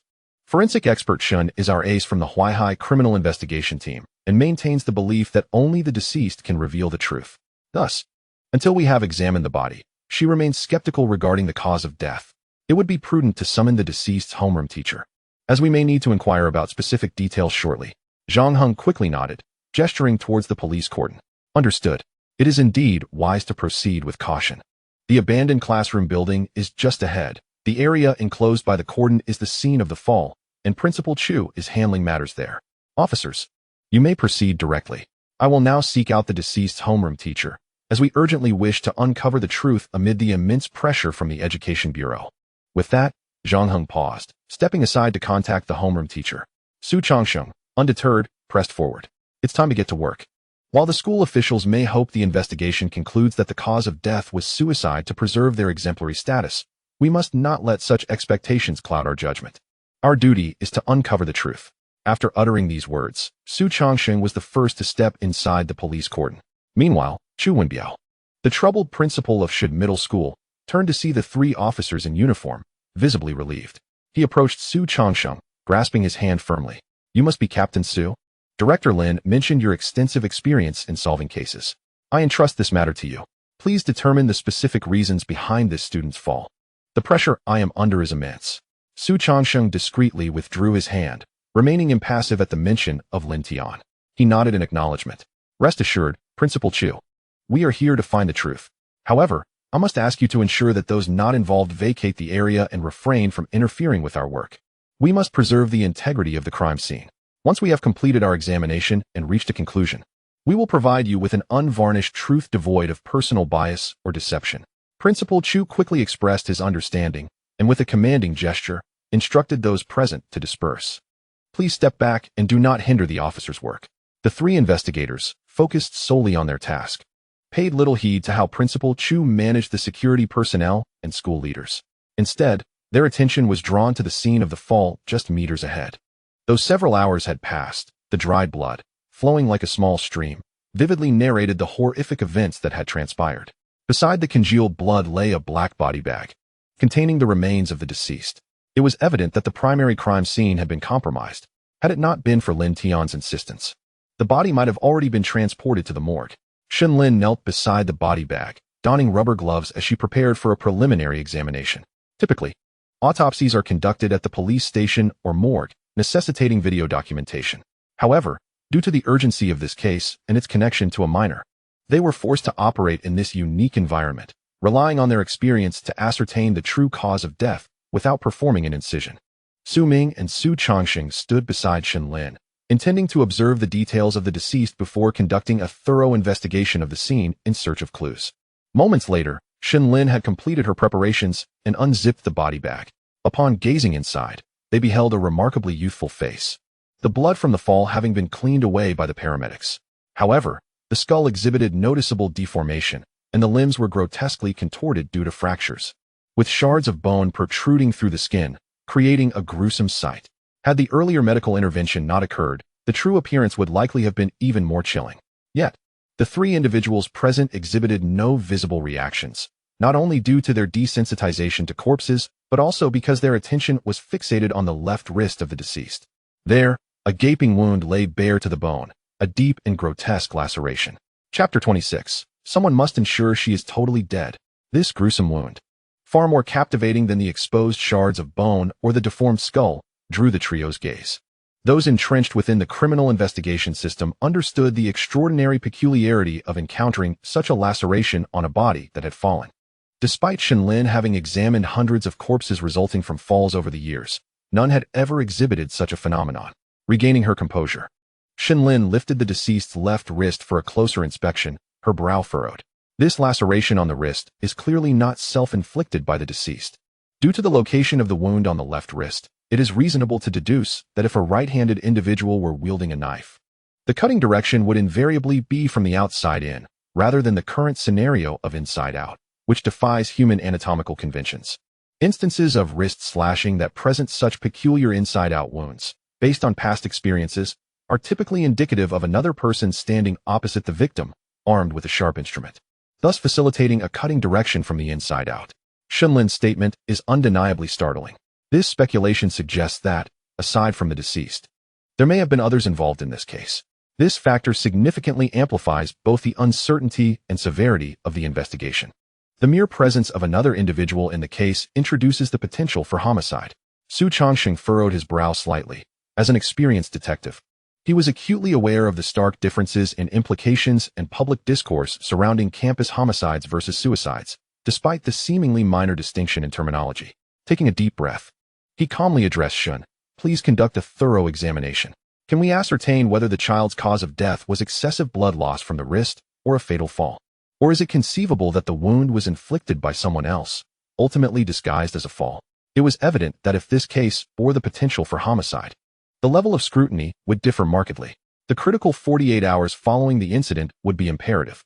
Before Shun could respond, Su Ming, standing nearby, meticulously examined the bloodstains on the ground, then looked up at the height and distance of the abandoned teaching building, and softly replied, Brother Shang, it is highly probable that the deceased committed suicide. Furthermore, in my view, the grotesque wound on the wrist was most likely inflicted by another person after the fall. Firstly, the bloodstains from the fall are approximately 2 meters away from the building. Based on our investigative experience, if the victim had been pushed or thrown after death, they would typically land within a meter of the building due to gravitational force. Conversely, if one were to leap voluntarily, the distance from the building would generally be around 1.5 meters due to inertia. The fact that the blood is 2 meters away indicates that the deceased likely leapt backward with great force, arms outstretched, to achieve such a distance. Thus, we can reasonably conclude that the deceased jumped voluntarily, rather than being pushed or thrown. At this point, Ming paused momentarily, searching the ground for several seconds. Not finding the scattered blood droplets he sought, he shook his head and continued. As for why I believe the wrist wound was likely inflicted by another person after the fall, it is because the wound is exceedingly deep, having severed the radial artery, which would result in significant blood loss and eliminate the possibility of self-coagulation. In terms of human endurance, a person who has severed the radial artery would typically enter a state of shock within 2 minutes, rendering them incapable of climbing onto a railing, let alone leaping off. Of course, there exists a possibility that the victim, upon severing the artery, immediately climbed the railing without any psychological preparation and jumped. In such a case, it could indeed result in a leap prior to losing consciousness from blood loss. However, I believe that a middle school student would find it exceedingly difficult to endure the excruciating pain of such a deep wound and possess the courage to leap without hesitation or mental preparation. To consider that this individual could act so impulsively, having no attachment to the world, is a troubling thought. I have meticulously searched the vicinity of the fall and found no high-velocity blood splatter, nor even a single droplet. Had the radial artery been severed before the fall, I would expect numerous droplets to have scattered in midair due to arterial pressure. Yet, there is a complete absence of such evidence. This strongly suggests that shortly after the fall, or within minutes, someone approached her and deliberately severed her left radial artery to ensure her death. Su Changxing instinctively gasped, unable to comprehend the implications of Ming's deductions, despite having witnessed Ming's formidable deductive reasoning in previous cases. He still found it difficult to adjust to the chilling reality of such revelations. Ming's profound understanding of criminal investigation, coupled with his ability to reconstruct a sequence of events from a single detail, was nothing short of remarkable, leaving Su in awe each time. It was as if Ming had personally experienced these cases, rendering them devoid of complexity. Meanwhile, Shenlin, donned in rubber gloves, cast a trembling glance at Ming, suppressing the urge to adjust her glasses. Without a hint of hesitation, she proceeded to conduct a more meticulous examination of the body, particularly the fatal wounds. Su Changxing wisely remained silent, patiently awaiting Shenlin's detailed autopsy results. The atmosphere was thick with tension. After approximately 3 minutes, Shenlin concluded her preliminary examination and regarded Ming with a look of complexity, nodding in agreement. Officer Su is correct. The wound on the wrist was indeed a secondary injury inflicted by another person after the fall. This conclusion arises from my initial examination, which indicates that the deceased fell facing upwards, resulting in a comminuted skull fracture, fractured limbs from the impact, a spine broken into 5 segments, and 3 fractured ribs, one of which penetrated the lung. Judging by the severity of these injuries, it appears quite grave. However, as the heart was undamaged, she may have still had a breath left in her, albeit one that could not sustain her life. Furthermore, the coagulation level and extent of the various wounds suggest that the coagulation range of the radial artery is notably less than that of the other significant injuries. Given the finite volume of blood in the human body, the sooner a wound bleeds uncontrollably, the larger the coagulation area formed by platelets. Yet, in comparison with the other major injuries, the radial artery's coagulation range and degree are evidently lower. Coupled with the possibility that the deceased may not have been entirely deceased at the time of the fall, this undoubtedly substantiates the assertion. Shenlin paused momentarily, locking eyes with both Ming and Su Changxing, and gravely stated, "Someone ensured she would die without fail." Chapter 27. The Cleared Stairs, The Vanished Evidence. The atmosphere grew tense with Shenlin's final proclamation. Su Changxing narrowed his eyes, pondering who could possibly desire to ensure the absolute demise of a 15-year-old middle school girl. Having already fallen from a great height, it seemed unnecessary to continue the pursuit of her death, yet they had opted to sever her radial artery as well. Taking a deep breath, Su Changxing regarded the pallid visage of the deceased, solemnly concluding, "Regardless of whether the ultimate cause of death was the fall or excessive blood loss from the severed artery, it is now almost certain that a second individual was involved in this case, and we cannot dismiss the possibility of additional accomplices. Most critically, I believe we can no longer categorize this incident as a suicide, due to the current uncertainty. It remains unclear whether the deceased faced any form of coercion or other threats prior to their fall from the building. For instance, one might speculate that they witnessed something they should not have, leading to their forced leap from a height. Furthermore, to ensure the secrecy of a certain matter, The perpetrator may have deliberately severed the victim's radial artery. Regardless of the specific circumstances, the incident occurred within a campus environment involving a minor student, thus categorizing it as an exceedingly heinous criminal case. Therefore, it is imperative to swiftly uncover the truth. As soon as this was articulated, Su Ming, standing nearby, interjected seriously, pointing towards the derelict teaching building ahead.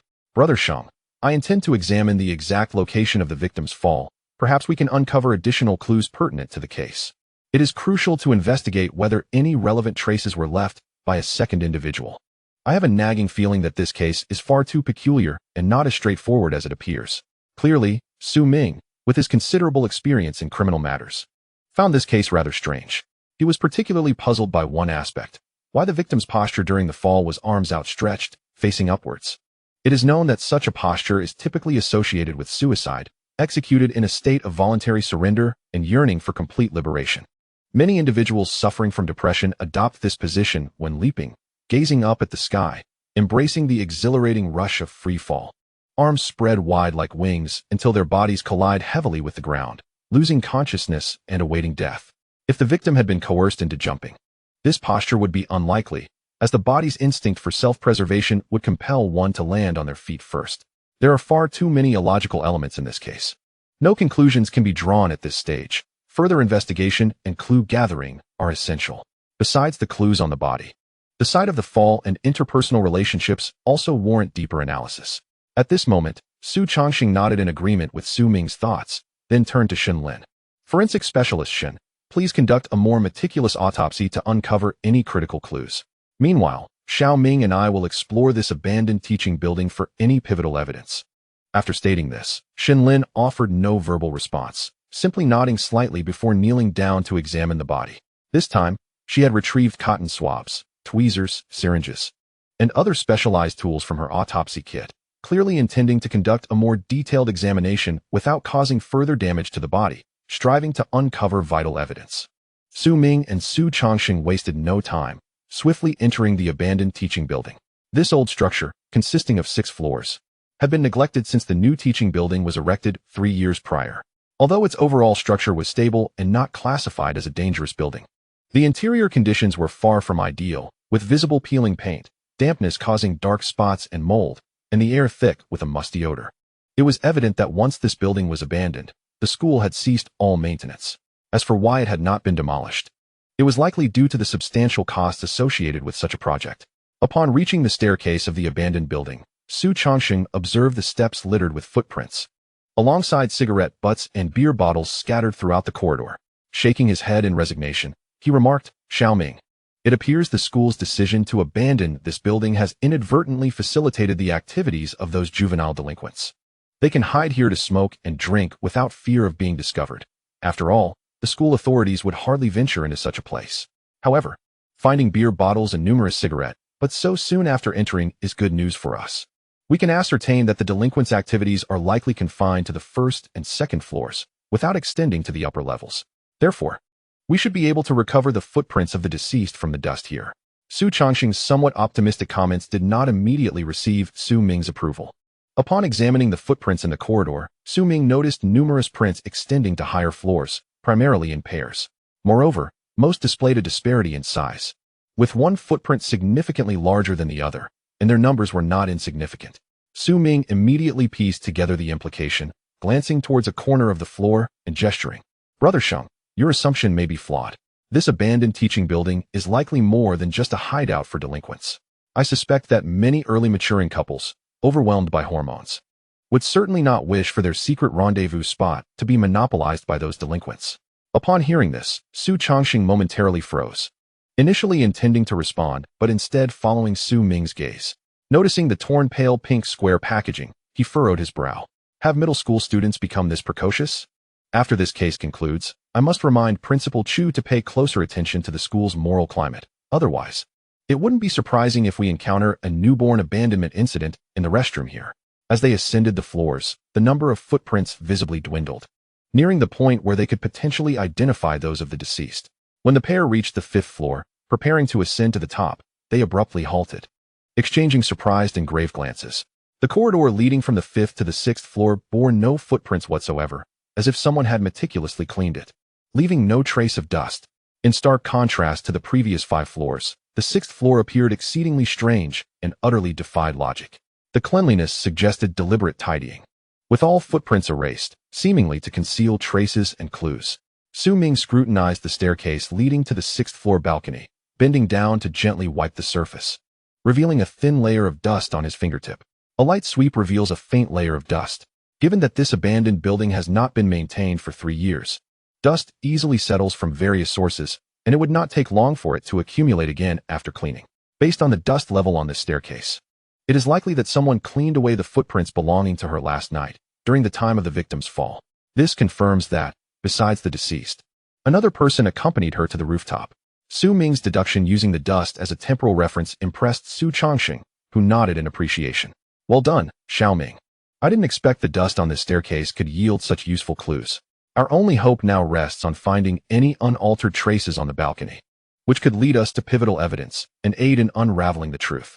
They proceeded cautiously, confirming the staircase had been thoroughly cleaned, leaving no clues behind, before slowly stepping onto the rooftop. Upon reaching the terrace, Su Changxing surveyed the scene before him, letting out a sigh filled with a sense of regret. Such a pity. They were still just children. Su Ming pressed his lips together in silence, fully aware that Su Changxing lamented the loss of the young female student, whose bright future had been extinguished in such a tragic manner. Presently, neither signs of struggle, dried blood, nor the horrific chaos one might expect were evident. Only a meticulously arranged Winnie the Pooh tablecloth lay before me, its surroundings, which should have been filled with dust, remarkably spotless. Upon the tablecloth rested 2 bottles of calcium milk with straws, several empty snack wrappers, including spicy strips and potato chips, a small lamp for late-night studying, and a pale pink envelope placed in the center. One could easily imagine that last night, the deceased spent their final moments atop this very cloth, conversing with an unknown witness. Perhaps they spoke of idols, reminisced about the past, shared unspoken crushes, or discussed dreams that would never come to fruition. Their conversation continued until the snacks were consumed and the drinks emptied, culminating in a leisurely leap from the abandoned teaching building. This scene before me starkly contradicted Su Changxing's earlier conjecture that the victim was coerced into a fatal fall. Had they been under duress, such an orderly, clean, and tranquil rooftop would not exist. One might instinctively believe this was merely a gathering of middle school girls sharing secrets, were it not for the deceased's body lying below. Su Changxing first captured this poignant tableau on his camera, to preserve vital evidence that might be lost with any subsequent movement of objects. He then approached slowly, lifting the pink envelope from the center of the cloth. After a brief glance, he handed it to Su Ming, signaling for him to take a look. Xiao Ming, you should see this. The envelope bears the words, "Please deliver this to the police, uncle." Why, oh why, would such a good child choose this path? It was evident that, upon witnessing the warm scene on the rooftop, Su Changxing was beginning to ascertain that this case did not involve coercion or murder, but rather bore a significant probability of suicide. Even so, the visible injury on the victim's wrist, which appeared only after the fall, required a rational explanation. Su Ming, equally surprised, was perplexed by the rooftop's ambience. Nevertheless, the peculiar posture of the deceased during the fall had already prepared him for some unsettling revelations. At this moment, he turned his gaze to the pink envelope in his hand and signaled to Su Changxing, "Brother Shang, may I open this envelope? I feel there is still something amiss with this case, and I hope to uncover a clue within." Su Changxing gently gestured for Su Ming to proceed, while he squatted down to examine the straws in the calcium milk and the edges of the snack wrappers, hoping to find traces of another person's DNA. To comprehend the specific circumstances surrounding this case, and to identify the individual who had conversed with the deceased here was paramount. Su Ming focused entirely on the envelope, slowly peeling it open to reveal an elegant, beautiful script. I apologize, dear police uncle. Have I caused you any trouble? I am truly sorry, and I hope I haven't created any significant inconvenience for you. By the way, you need not waste time searching for a perpetrator. This is my own decision, and it has nothing to do with anyone else. No one has forced me to do this. As for why I made this choice, it is because I feel that my existence seems inconsequential to this world. Perhaps some people are just burdensome. Moreover, I am exhausted, truly, utterly fatigued. Thus, I seek complete freedom, to never again worry about waking consciousness. I once heard that when a person disappears from others' memories, it signifies their complete departure from this world. Some will always be remembered, while others may vanish from memory after 100 years, and some might completely fade away in just a few short decades. If it were me, I would likely only bring sadness to others for a few months, and then be forgotten within a few years, disappearing from this world entirely. If there is an afterlife, I wish to become a blue whale in the ocean, for they are vast, strong, free, and precious enough to be seen at a glance. I have said too much. In any case, this is my own decision, and dear police uncle, you need not continue your investigation. Wait. Let me curse one last time. To hell with this damn world. I never want to return in my next life. Chapter 29. Discovery of crucial clues. Is the suspect also considering suicide? This seemingly playful farewell note, or perhaps it should not even be labeled as such, for it contains no expressions of regret or bitterness, nor does it address any posthumous arrangements, left Su Ming with an indescribable weight in his heart, while the letter lacked any mention of fear. Every word echoed with regret and sorrow, particularly the line about never wanting to return in the next life. After a moment of silence, Su Ming gently closed his eyes, attempting to suppress the complex emotions swirling within him. Despite having simulated crimes countless times, even playing the role of a vicious killer, the reality of this situation was palpable. And humanity often leans towards sentimentality. As he closed his eyes, he repeatedly questioned himself, striving to untangle his thoughts and arrive at the correct conclusions. Was the victim's death a suicide? If so, why was the radial artery on their left wrist severed? Why did the girl who spent those last moments with the victim choose not to intervene, appearing instead to cooperate? Why was the dust on the 6th-floor staircase swept away, seemingly to conceal footprints, yet the rubbish on the rooftop remained untouched, leaving behind traces of DNA? Could it be that the items on the rooftop were deliberately arranged by the perpetrator to fabricate a suicide scene, creating a perfect crime? The victim's assertion of being superfluous raises questions about their family dynamics. Had the parents divorced and formed new families? What did the seemingly trivial elements mentioned in the letter signify? Was the victim struggling with poor relationships with classmates? Or was this a case of depression stemming from school bullying leading to suicide? Collecting items that might contain DNA evidence. Su Chongxing stood up and noticed Su Ming with his eyes closed, curiosity prompting him to inquire, "Xiao Ming, why are your eyes shut? Does this letter contain any crucial clues, or have you deduced something useful?" Having nearly clarified his thoughts, Su Ming opened his eyes at an opportune moment, handing the letter to Su Chongxing as he replied, "Brother Sheng, you should take a look at this letter. It is not a farewell note, but rather the victim's message to us. Now, let me share the current leads and synthesize the insights I have gathered thus far." As he spoke, Su Ming paused for a brief moment before continuing to articulate his deductions. First, we can tentatively confirm that the victim's death was indeed a suicide. The posture of falling backward is quite unusual, leaving me unable to conceive of any alternative explanation besides a voluntary leap. However, even in such a scenario, we cannot dismiss the possibility that a perpetrator might have employed drugs or psychological manipulation to induce the victim's extreme actions. Past case files have documented instances where victims were controlled through substances or mental suggestion, leading them to ultimately take their own lives. Regarding the severed radial artery on the victim's left wrist, I currently have 3 hypotheses.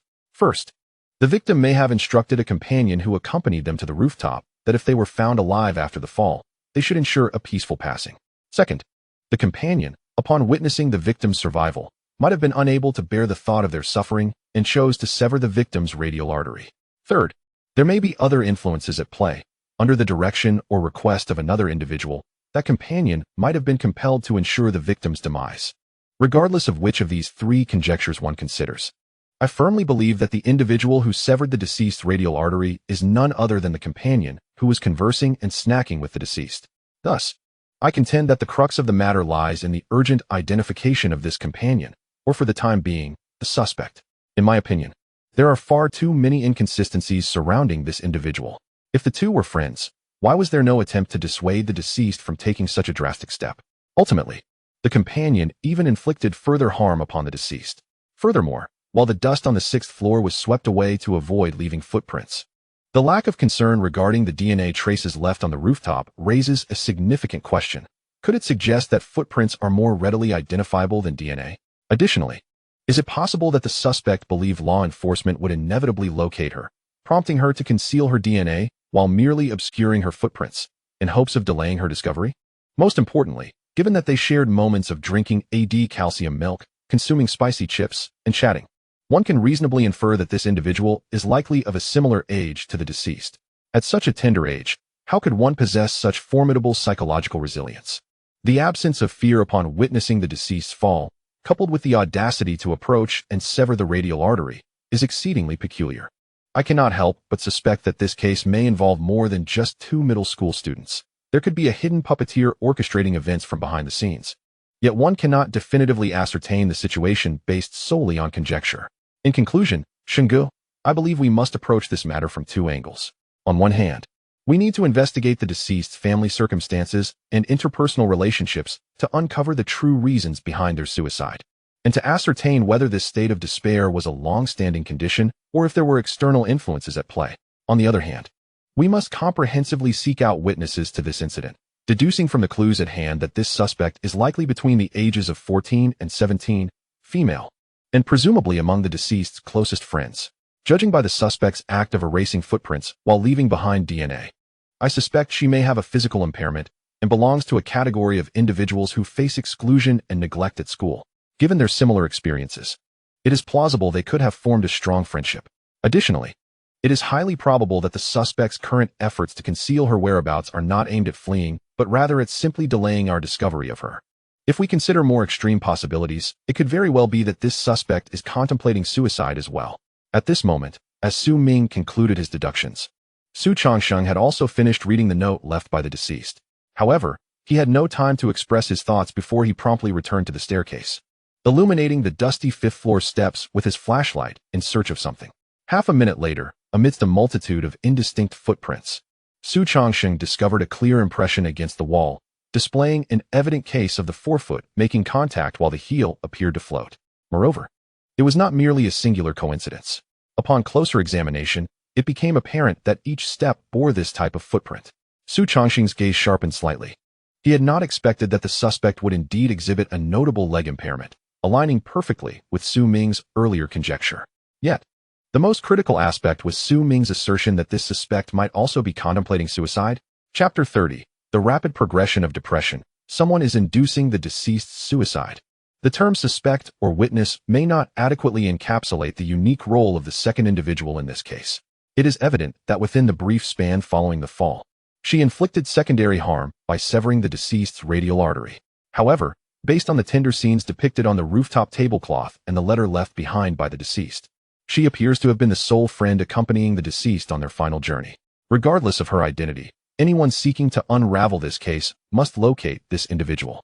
At this moment, prompted by Su Ming's insights, Su Changsheng quickly realized that, given the myriad details at hand, the possibility of this witness suspect also contemplating suicide is exceedingly high. Otherwise, why would she have only erased her footprints? Simultaneously, Su Changsheng considered another point.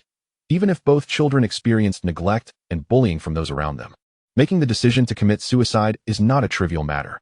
It is even more perplexing that both would arrive at such a conclusion. Does this not suggest, as Su Ming speculated, that a greater force is manipulating and orchestrating these events from the shadows?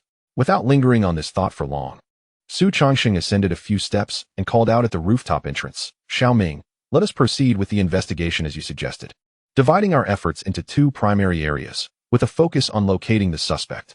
This is currently the most crucial lead, and we must not let it slip away. Let us depart.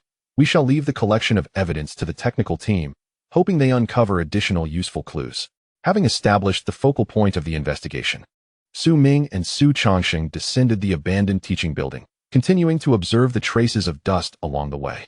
However, no further significant discoveries were made. Upon exiting the dilapidated structure, they found Shenlin already covering the body with a shroud, removing her rubber gloves, her brow furrowed and expression grave. Clearly, there had been additional findings during the detailed autopsy. Su Changsheng hurried forward, inquiring, "Forensic expert Shun, have you made any new discoveries?" As she tidied her autopsy tools, Shenlin spoke in a somber tone. "While you two were upstairs, I lifted the clothing from the deceased's arm and discovered numerous small knife wounds. The direction of the cuts suggests they were self-inflicted. Most of these injuries have healed and scabbed over, with only a few being more recent. Yet they undoubtedly predate the fall. However, what perplexes me is that despite the numerous injuries on the arm, there are no visible scars from the cuts, which indicates that the self-harming behavior only began recently. If this were a case of depression leading to suicide, there should have been signs of self-harm for several months prior to this, gradually culminating in the act of suicide. Why has the emotional progression occurred so swiftly?" As Shun Lin finished speaking, Su Ming suddenly had a thought and quickly asked, "Forensic expert Shun, Have you collected blood samples from the deceased? Could you immediately test for any traces of drugs, particularly for the presence of narcotics? Upon hearing this, Su Chongqing immediately understood, snapping his hands together in realization. Indeed, if the autopsy results indicate that the deceased transitioned from self-harm to suicide in a remarkably short time frame, it suggests that something is amiss. Certain drugs or narcotics may have influenced the rapid shift in the deceased's emotional state. As a 15-year-old middle school student, how would she have accessed such substances? If drug remnants are detected in her blood, it would serve as evidence that someone is manipulating the deceased towards suicide. Standing nearby, Su Ming nodded in agreement. It was evident that Su Chongqing's investigative prowess, as the captain of the Huaihai criminal investigation team, was formidable. He had swiftly discerned from the self-inflicted wounds that someone had been covertly controlling the situation all along.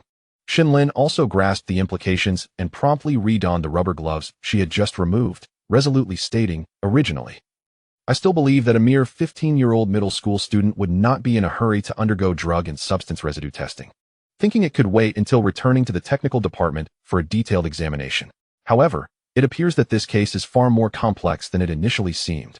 Please grant me a moment. I will commence testing the deceased's blood immediately." With that, Xinlin opened the forensic toolkit, retrieved the test tube containing the victim's blood, and gently shook it before applying drops onto the drug and substance residue testing strips. Meanwhile, Su Ming and Su Chongqing observed Vice Principal Zhang Heng approaching, accompanied by a middle-aged woman in her 40s, her face etched with sorrow. Without needing further contemplation, it was evident that this woman was most likely the victim's homeroom teacher. Su Chongqing patted Su Ming's shoulder and pulled out his phone, signaling him. "Xiao Ming, please engage with them for a moment. I will notify the technical department to retrieve the surveillance footage from last night around Should Middle School to see if we can uncover any traces of another individual. This case is escalating in severity. What began as a simple suicide has now unveiled wrist-cutting wounds and indications of malicious inducement. It must be acknowledged that the case is evolving into a more serious matter, and the urgency to uncover the truth is intensifying." Su Ming approached Vice Principal Zhang Heng and the middle-aged woman, halting them at the perimeter of the crime scene and gesturing toward a nearby bench. "This is not an appropriate place. We have many leads and matters to address. Let us converse over there." Zhang Heng promptly nodded and led the middle-aged woman to the bench not far away, introducing her with a gentle tap of his finger. "Officer Su, this is Wang Limei, the homeroom teacher of Zhongwan. She has been working at Should Middle School for nearly 20 years and has guided numerous graduating classes. Her teaching philosophy and experience are exemplary, with few in the school displaying the same dedication and expertise as Ms. Wang." Upon hearing this, Su Ming furrowed his brow, discerning a subtle issue within Zhang Heng's words. He turned to Wang Limei and inquired, "Ms. Wang, prior to discussing Zhongwan, I would like to ask another matter. Typically, with only a few months remaining until the high school entrance examination, a homeroom teacher of a graduating class, even if they have no classes that day, would usually check in on the students during the morning reading period. As a veteran homeroom teacher, you would likely have this habit. Therefore, during the morning reading and until the first two classes concluded, did you notice that Zhang Wan was absent from her seat?" Chapter 31, The Deceased's Tragic Fate. Unveiling the blue whale clue.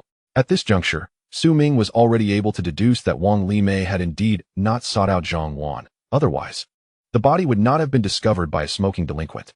However, whether in the third grade of middle school or the final year of high school, barring an absence request, homeroom teachers typically check on their classrooms during morning reading. Why, then, did Wang Limei fail to notice Zhang Wan's absence during this period? It is crucial to recognize that Should Middle School operates under a militarized management model, making attendance a significant matter. Was it merely oversight? Or did Wang Limei simply not care whether Zhang Wan attended class? This question caused Wang Limei to pause for 2 seconds before she hoarsely expressed her regret. I did not anticipate such an incident. I thought she merely overslept." It was evident that Wang Limei had recognized Zhang Wan's absence, yet was disinclined to inquire further. Su Ming narrowed his eyes and continued, "Ms. Wang, Zhang Wan's academic performance has likely not been commendable, correct? Is that why, as her homeroom teacher, you did not regard her attendance as significant? After all, your years of experience as a homeroom teacher undoubtedly prioritize academic achievement, especially in this self-sustaining private institution. I do not wish to dwell on this matter excessively. Could you please provide me with pertinent information regarding Zhang Wan? Although you have only been her teacher for less than a year, you must possess some understanding of her family situation, personality, and social relationships." Wang Limei nodded silently, beginning to recount what she knew about the deceased. Zhang Wan's parents divorced 5 years ago, and each formed new families, providing only a modest monthly allowance. For the past 5 years, she has been living with her grandmother. Due to her grandmother's advanced age, she enrolled in our boarding military school. Since I took over this class, Zhang Wan has exhibited a somewhat quiet and reserved demeanor, reluctant to engage with others, perhaps even a bit reclusive. It seems she has no friends in class. Due to her late registration, she shares a dormitory with students from another class, leaving her without classmates to bond with. Furthermore, because of her poor academic performance, I moved her seat from the front row to the back after the first monthly exam of the 3rd grade. Upon hearing this, Ming raised an eyebrow, once again keenly identifying a critical piece of information. Moved from the front row to the back? Yet, he refrained from interrupting Wang Limei's narrative, continuing to listen attentively to the details of the deceased's situation. However, 2 months ago, Zhang Wan's grandmother passed away from a heart attack. After attending the funeral, she visibly became more withdrawn and silent, often going a day without speaking a word. I attempted to engage her in conversation to provide comfort, but she merely nodded or shook her head in response. I believed she was simply grieving the loss of a loved one and would eventually recover. I never anticipated that it would culminate in such a tragedy. Seated beside them, Vice Principal Zhang Heng grew increasingly agitated, reproaching Wang Limei. Ms. Wang, what is going on here?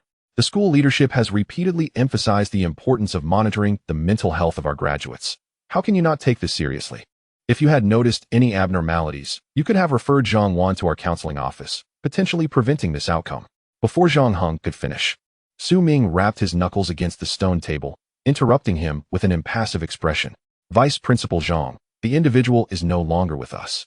Your retrospective admonitions hold no value. Moreover, the paramount concern now is to unearth the truth behind this fall, rather than perpetually casting blame.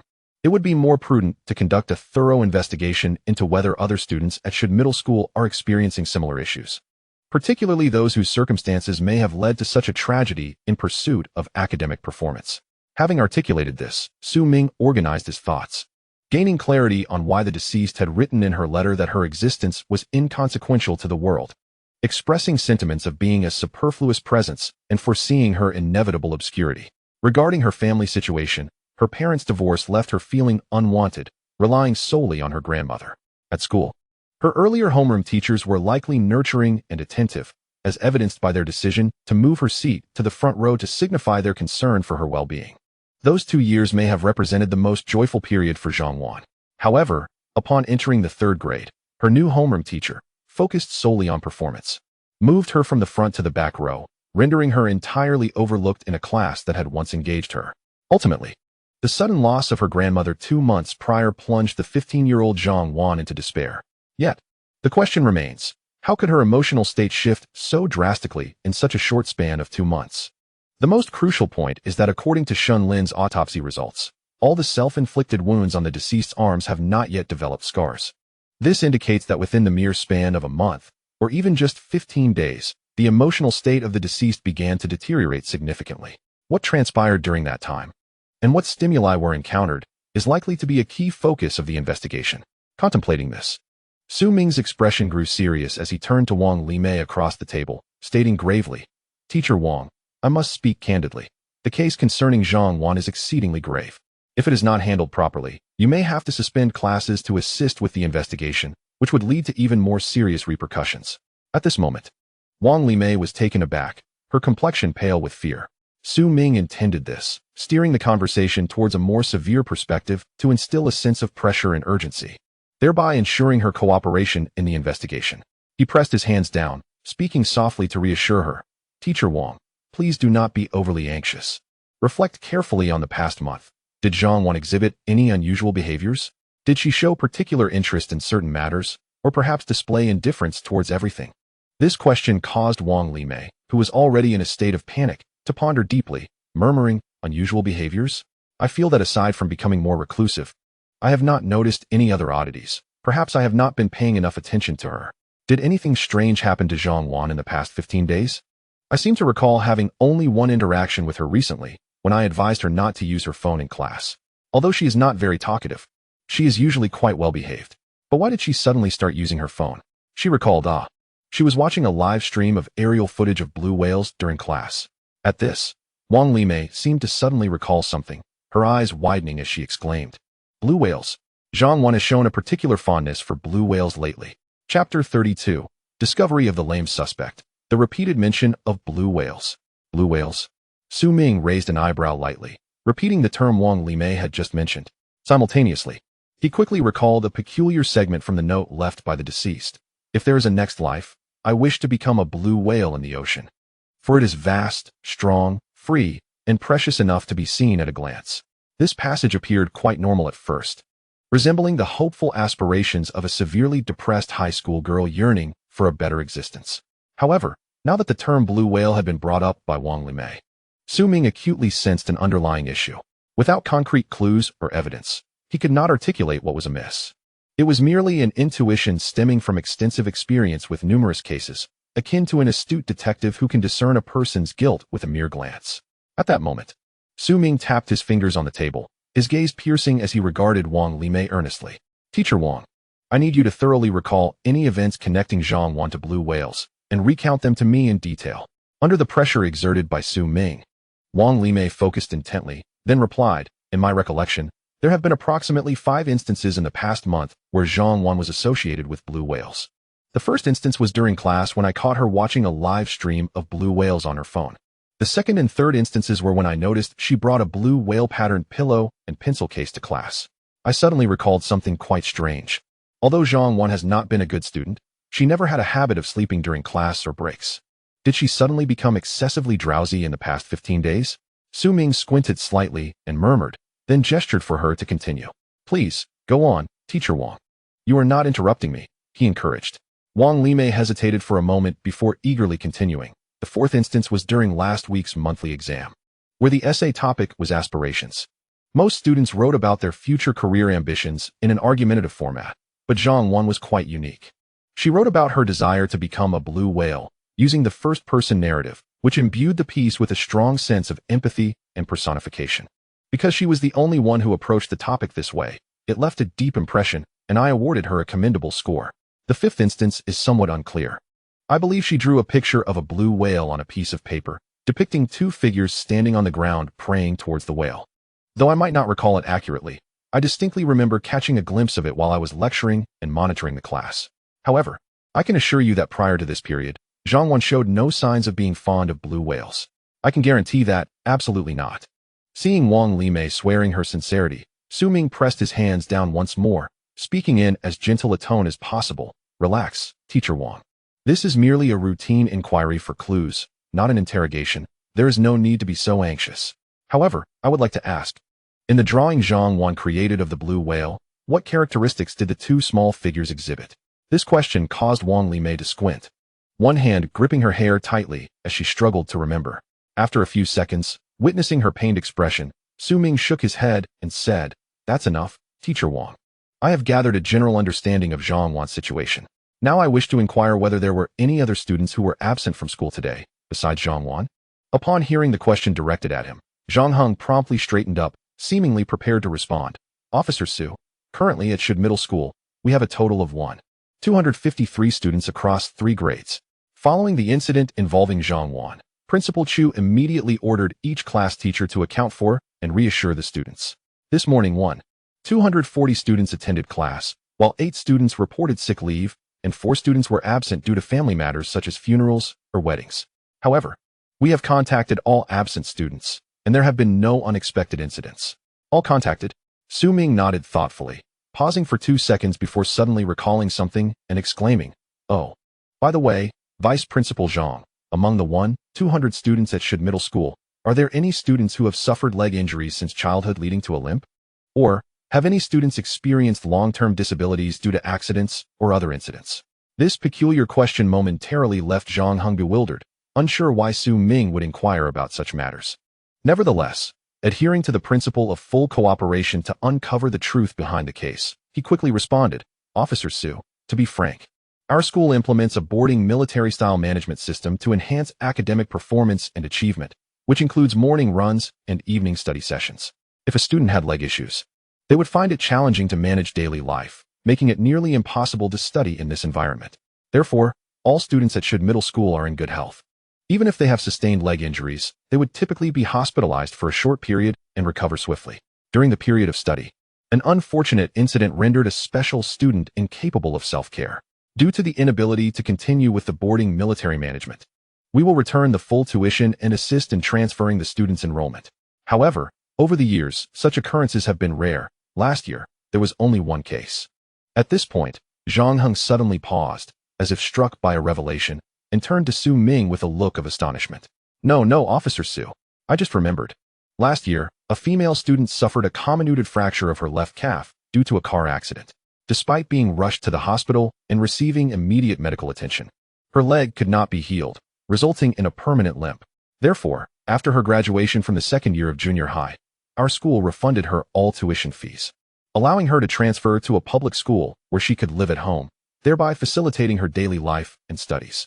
If my memory serves me correctly, this girl was in the same class as Wang Laosher's current class for her second year. In other words, Zhang Wan was a classmate of this girl for 2 years. Chapter 33. Identifying the suspect. The mystery unfolds. In a significant case, relying solely on evidence from the crime scene to deduce the specific sequence of events and identify the perpetrator is nearly impossible. It is essential to supplement this with witness interviews, surveillance footage, advanced criminal investigation systems, and more to unearth the concealed assailant. At this moment, upon hearing Zhang Heng's exclamation, Su Ming narrowed his eyes slightly and, tapping the table, seriously inquired, "Vice Principal Zhang, are you suggesting that in the class Zhang Wan was in, there was a girl who became lame due to a car accident and was persuaded to leave before advancing to the third year in September? Is that correct?" "Indeed," Zhang Heng replied promptly, a hint of surprise in his voice. "Officer Su, how did you know about the girl who was persuaded to leave?" This was something I was on the verge of forgetting.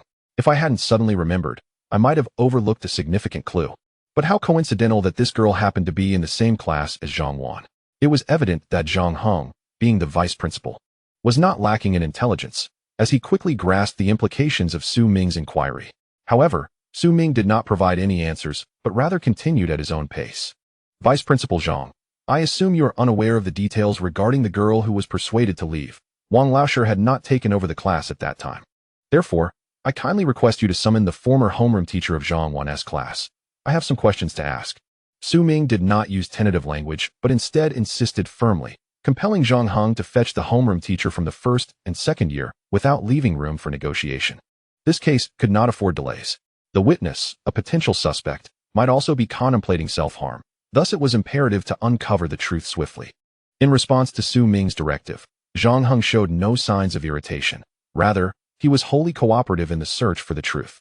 He promptly stood and said, "Understood. Officer Su, I will immediately fetch teacher Lu Yan. She should be in the first-year class.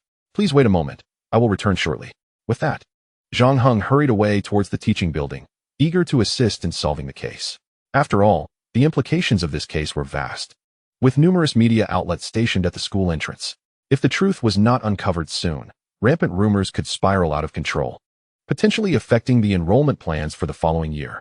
As Zhang Heng departed, Su Ming turned his gaze towards Wang Limei, who was still visibly anxious.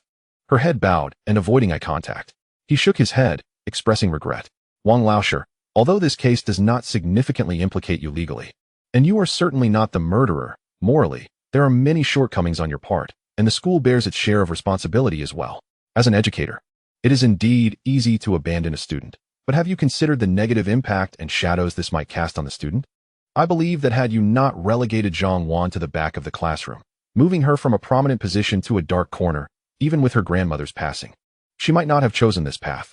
For special children like her, a simple gesture of attention, such as sitting in the front row and feeling the teacher's gaze, can be immensely comforting." At that moment, Wang Limei suddenly lifted her head to glance at Su Ming, only to lower it again in silence.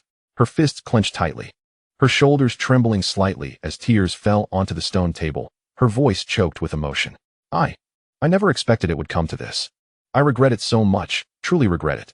If I could have another chance, I would ensure she received the utmost care, helping her integrate into the class, and would never have placed her at the back." Seeing the genuine sorrow in Wang Limei's expression, Su Ming chose not to continue speaking or to cast blame, instead letting out a gentle sigh. "Regret? But what use is regret? In this world, the two most futile words are I regret. For no amount of sorrow or remorse can alter what has already transpired. One cannot be too harsh on Wang Limei, as private schools prioritize academic performance, and the abandonment of students is not an isolated incident." After a brief silence, He glanced towards the abandoned teaching building, imagining the scene of the deceased leaping from the sixth-floor rooftop, perhaps experiencing an unprecedented sense of relief at that moment. Su Ming did not have to wait long. Within 5 minutes, Zhang Heng returned with a young female teacher, both moving swiftly. Upon looking up, Su Ming could see that this young teacher, Lu Yan, had red-rimmed eyes and a nose, clearly having been crying. As they approached the stone table, Su Ming gestured towards the chairs, indicating for them to sit. Please, take a seat.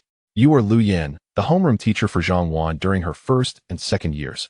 I have some questions regarding the incident of her fall. Firstly, during Zhang Wan's time in the first and second years, did she have any close friends? Lu Yan sniffed lightly, nodding gently. Yes, there was one friend. Although Zhang Wan was quite reserved and quiet due to family circumstances, she had a very good relationship with one girl. They would attend classes together, and they typically ate in the cafeteria together as well. This response caused Su Ming's eyes to narrow slightly, prompting him to delve deeper. Was this girl involved in a car accident during the second year, leading to her being persuaded to leave? Thus, Zhang Wan's sole friend attended middle school for only 2 years, transferring to another school in her third year. Lu Yan shook her head lightly, then confirmed Su Ming's suspicions. Indeed, she was persuaded to leave due to the car accident, as her injuries were too severe. However, Huang Yin did not transfer to another school afterward, if my memory serves me right. She was unable to accept the reality of her limp and did not wish to face ridicule at school, so she simply dropped out and stayed home. About a month ago, I even tried to persuade her on QQ, advising her not to overthink and not to worry about being laughed at. Continuing her education was what mattered most. Unable to accept her limp, not wanting to be ridiculed, the details Lu Yan revealed immediately solidified Su Ming's deductions. Following this, he did not immediately inquire about the suspect's specific information but instead narrowed his eyes, intending to ascertain a crucial matter, and asked, Teacher Lu, you mentioned that your friend, Huang Yin, a student of Zhang Wan, had contacted you about a month ago. I would like to inquire whether she mentioned anything regarding the blue whale during your conversation. In Chapter 34, titled Astonishing Control of Consciousness in Criminal Techniques, traces of drugs were found in the deceased's blood. As the case has progressed, Su Ming has increasingly suspected that the campus fall is not merely a case of depression-induced suicide, but rather that a criminal suspect may be orchestrating the entire incident. The forensic examination of the deceased revealed that the self-inflicted wounds on the arms were inflicted very recently, with no signs of scarring. Even considering the impact of a relative's death, the progression of typical depression would not occur at such an accelerated pace. The transition from self-harm to suicide by falling likely took place in less than 15 days. Simultaneously, Su Ming has keenly noted a detail in Wang Limei's earlier statements. During this period, the deceased frequently exhibited signs of fatigue and drowsiness during classes and even brought a blue whale pillow, something she had never done before. This inexplicable exhaustion raises questions about possible drug or substance use. How could a middle school student, especially one with a reticent demeanor, acquire such substances? This strongly suggests that someone is manipulating the circumstances surrounding this case. The deceased's recent fascination with the blue whale appears to be peculiar. At this moment, upon hearing the question, Lu Yan exhibited visible confusion, unsure why Su Ming would inquire about such a seemingly trivial matter, yet she earnestly began to reflect. After several seconds, Lu Yan abruptly lifted her head, as if struck by a revelation, and quickly responded. Yes, just before we hung up, Huang Yin suddenly asked me a question. She wanted to know if, after death, one could transform into something they longed for. If so, she wished to become a blue whale in the ocean, to attain unprecedented freedom and no longer endure the scorn of others due to her limp. The recurring theme of becoming a blue whale to achieve freedom is evident in both the deceased's imagination and the words of another suspect, highlighting an almost mythical reverence for the blue whale as a symbol of liberation and beauty. Although a 15-year-old middle school student may not possess extensive life experience, they are not easily deceived. It is unusual for someone to develop such an obsession with a creature, especially one as distant from ordinary life as a blue whale, to the extent of wishing to become it after death. Therefore, it is likely that the notions of blue whale freedom and beauty were forcefully instilled in the deceased and her friends by an external influence. At this juncture, Su Ming is increasingly confident that at least 3 individuals are involved in this case: the deceased, a friend of the deceased, and a hidden mastermind. The method of committing the crime through psychological manipulation is exceedingly subtle and challenging to trace back to the perpetrator, which is why it is frequently employed in simulated criminal scenarios to achieve the perfect crime. However, the techniques used here far exceed those evident in this fall case. Su Ming's gaze sharpened as he looked at Lu Yan, lightly tapping the table as he continued his inquiry. Ms. Liu, aside from that phone call, have they reached out to you again in the past month? Or have they exhibited any behaviors that struck you as peculiar? Liu Yan fell silent for a few moments, then shook her head and sighed softly. No, not really. Since I do not teach the 9th grade, I haven't had much interaction with them. It has been nearly a year since Huang Yin suddenly initiated a conversation with me about a month ago. Otherwise, there would have been few opportunities for us to talk. However, Huang Yin is much more outgoing and talkative than Zhang Wan. During the previous 2 academic years, Huang Yin often encouraged Zhang Wan to participate in various activities, and their personalities complemented each other well. But that car accident changed many things. And now, with this incident occurring today, as she spoke, Liu Yan's voice grew hoarse, revealing her profound sorrow and heartache. To support the uniquely challenged Zhang Wan, Liu Yan had deliberately seated her in the most prominent front row, ensuring that all teachers would readily notice her presence, thereby enhancing her visibility. Yet, the outcome ended tragically. Who wouldn't feel heartbroken and disappointed by such a conclusion? At this moment, by questioning Zhang Heng and the others, Su Ming has uncovered numerous clues and pieces of information, the most critical of which is identifying the individual who was with the deceased on the rooftop, Huang Yin, the deceased's former classmate and best friend. If he can locate Huang Yin before her potential suicide, he will be able to clarify the entire case and unearth the lurking mastermind. With this thought, Su Ming resolved to act without hesitation. He turned to Zhang Heng and commanded, Vice Principal Zhang, the situation is urgent. Please gather Huang Yan's residential information, identification number, and social connections with utmost speed. Consult with Ms. Liu or other teachers and students to compile this information promptly and deliver it to us. This matter concerns the reputation and public perception of your school, and its gravity cannot be overstated. Remember, it must be provided to our criminal investigation team without delay.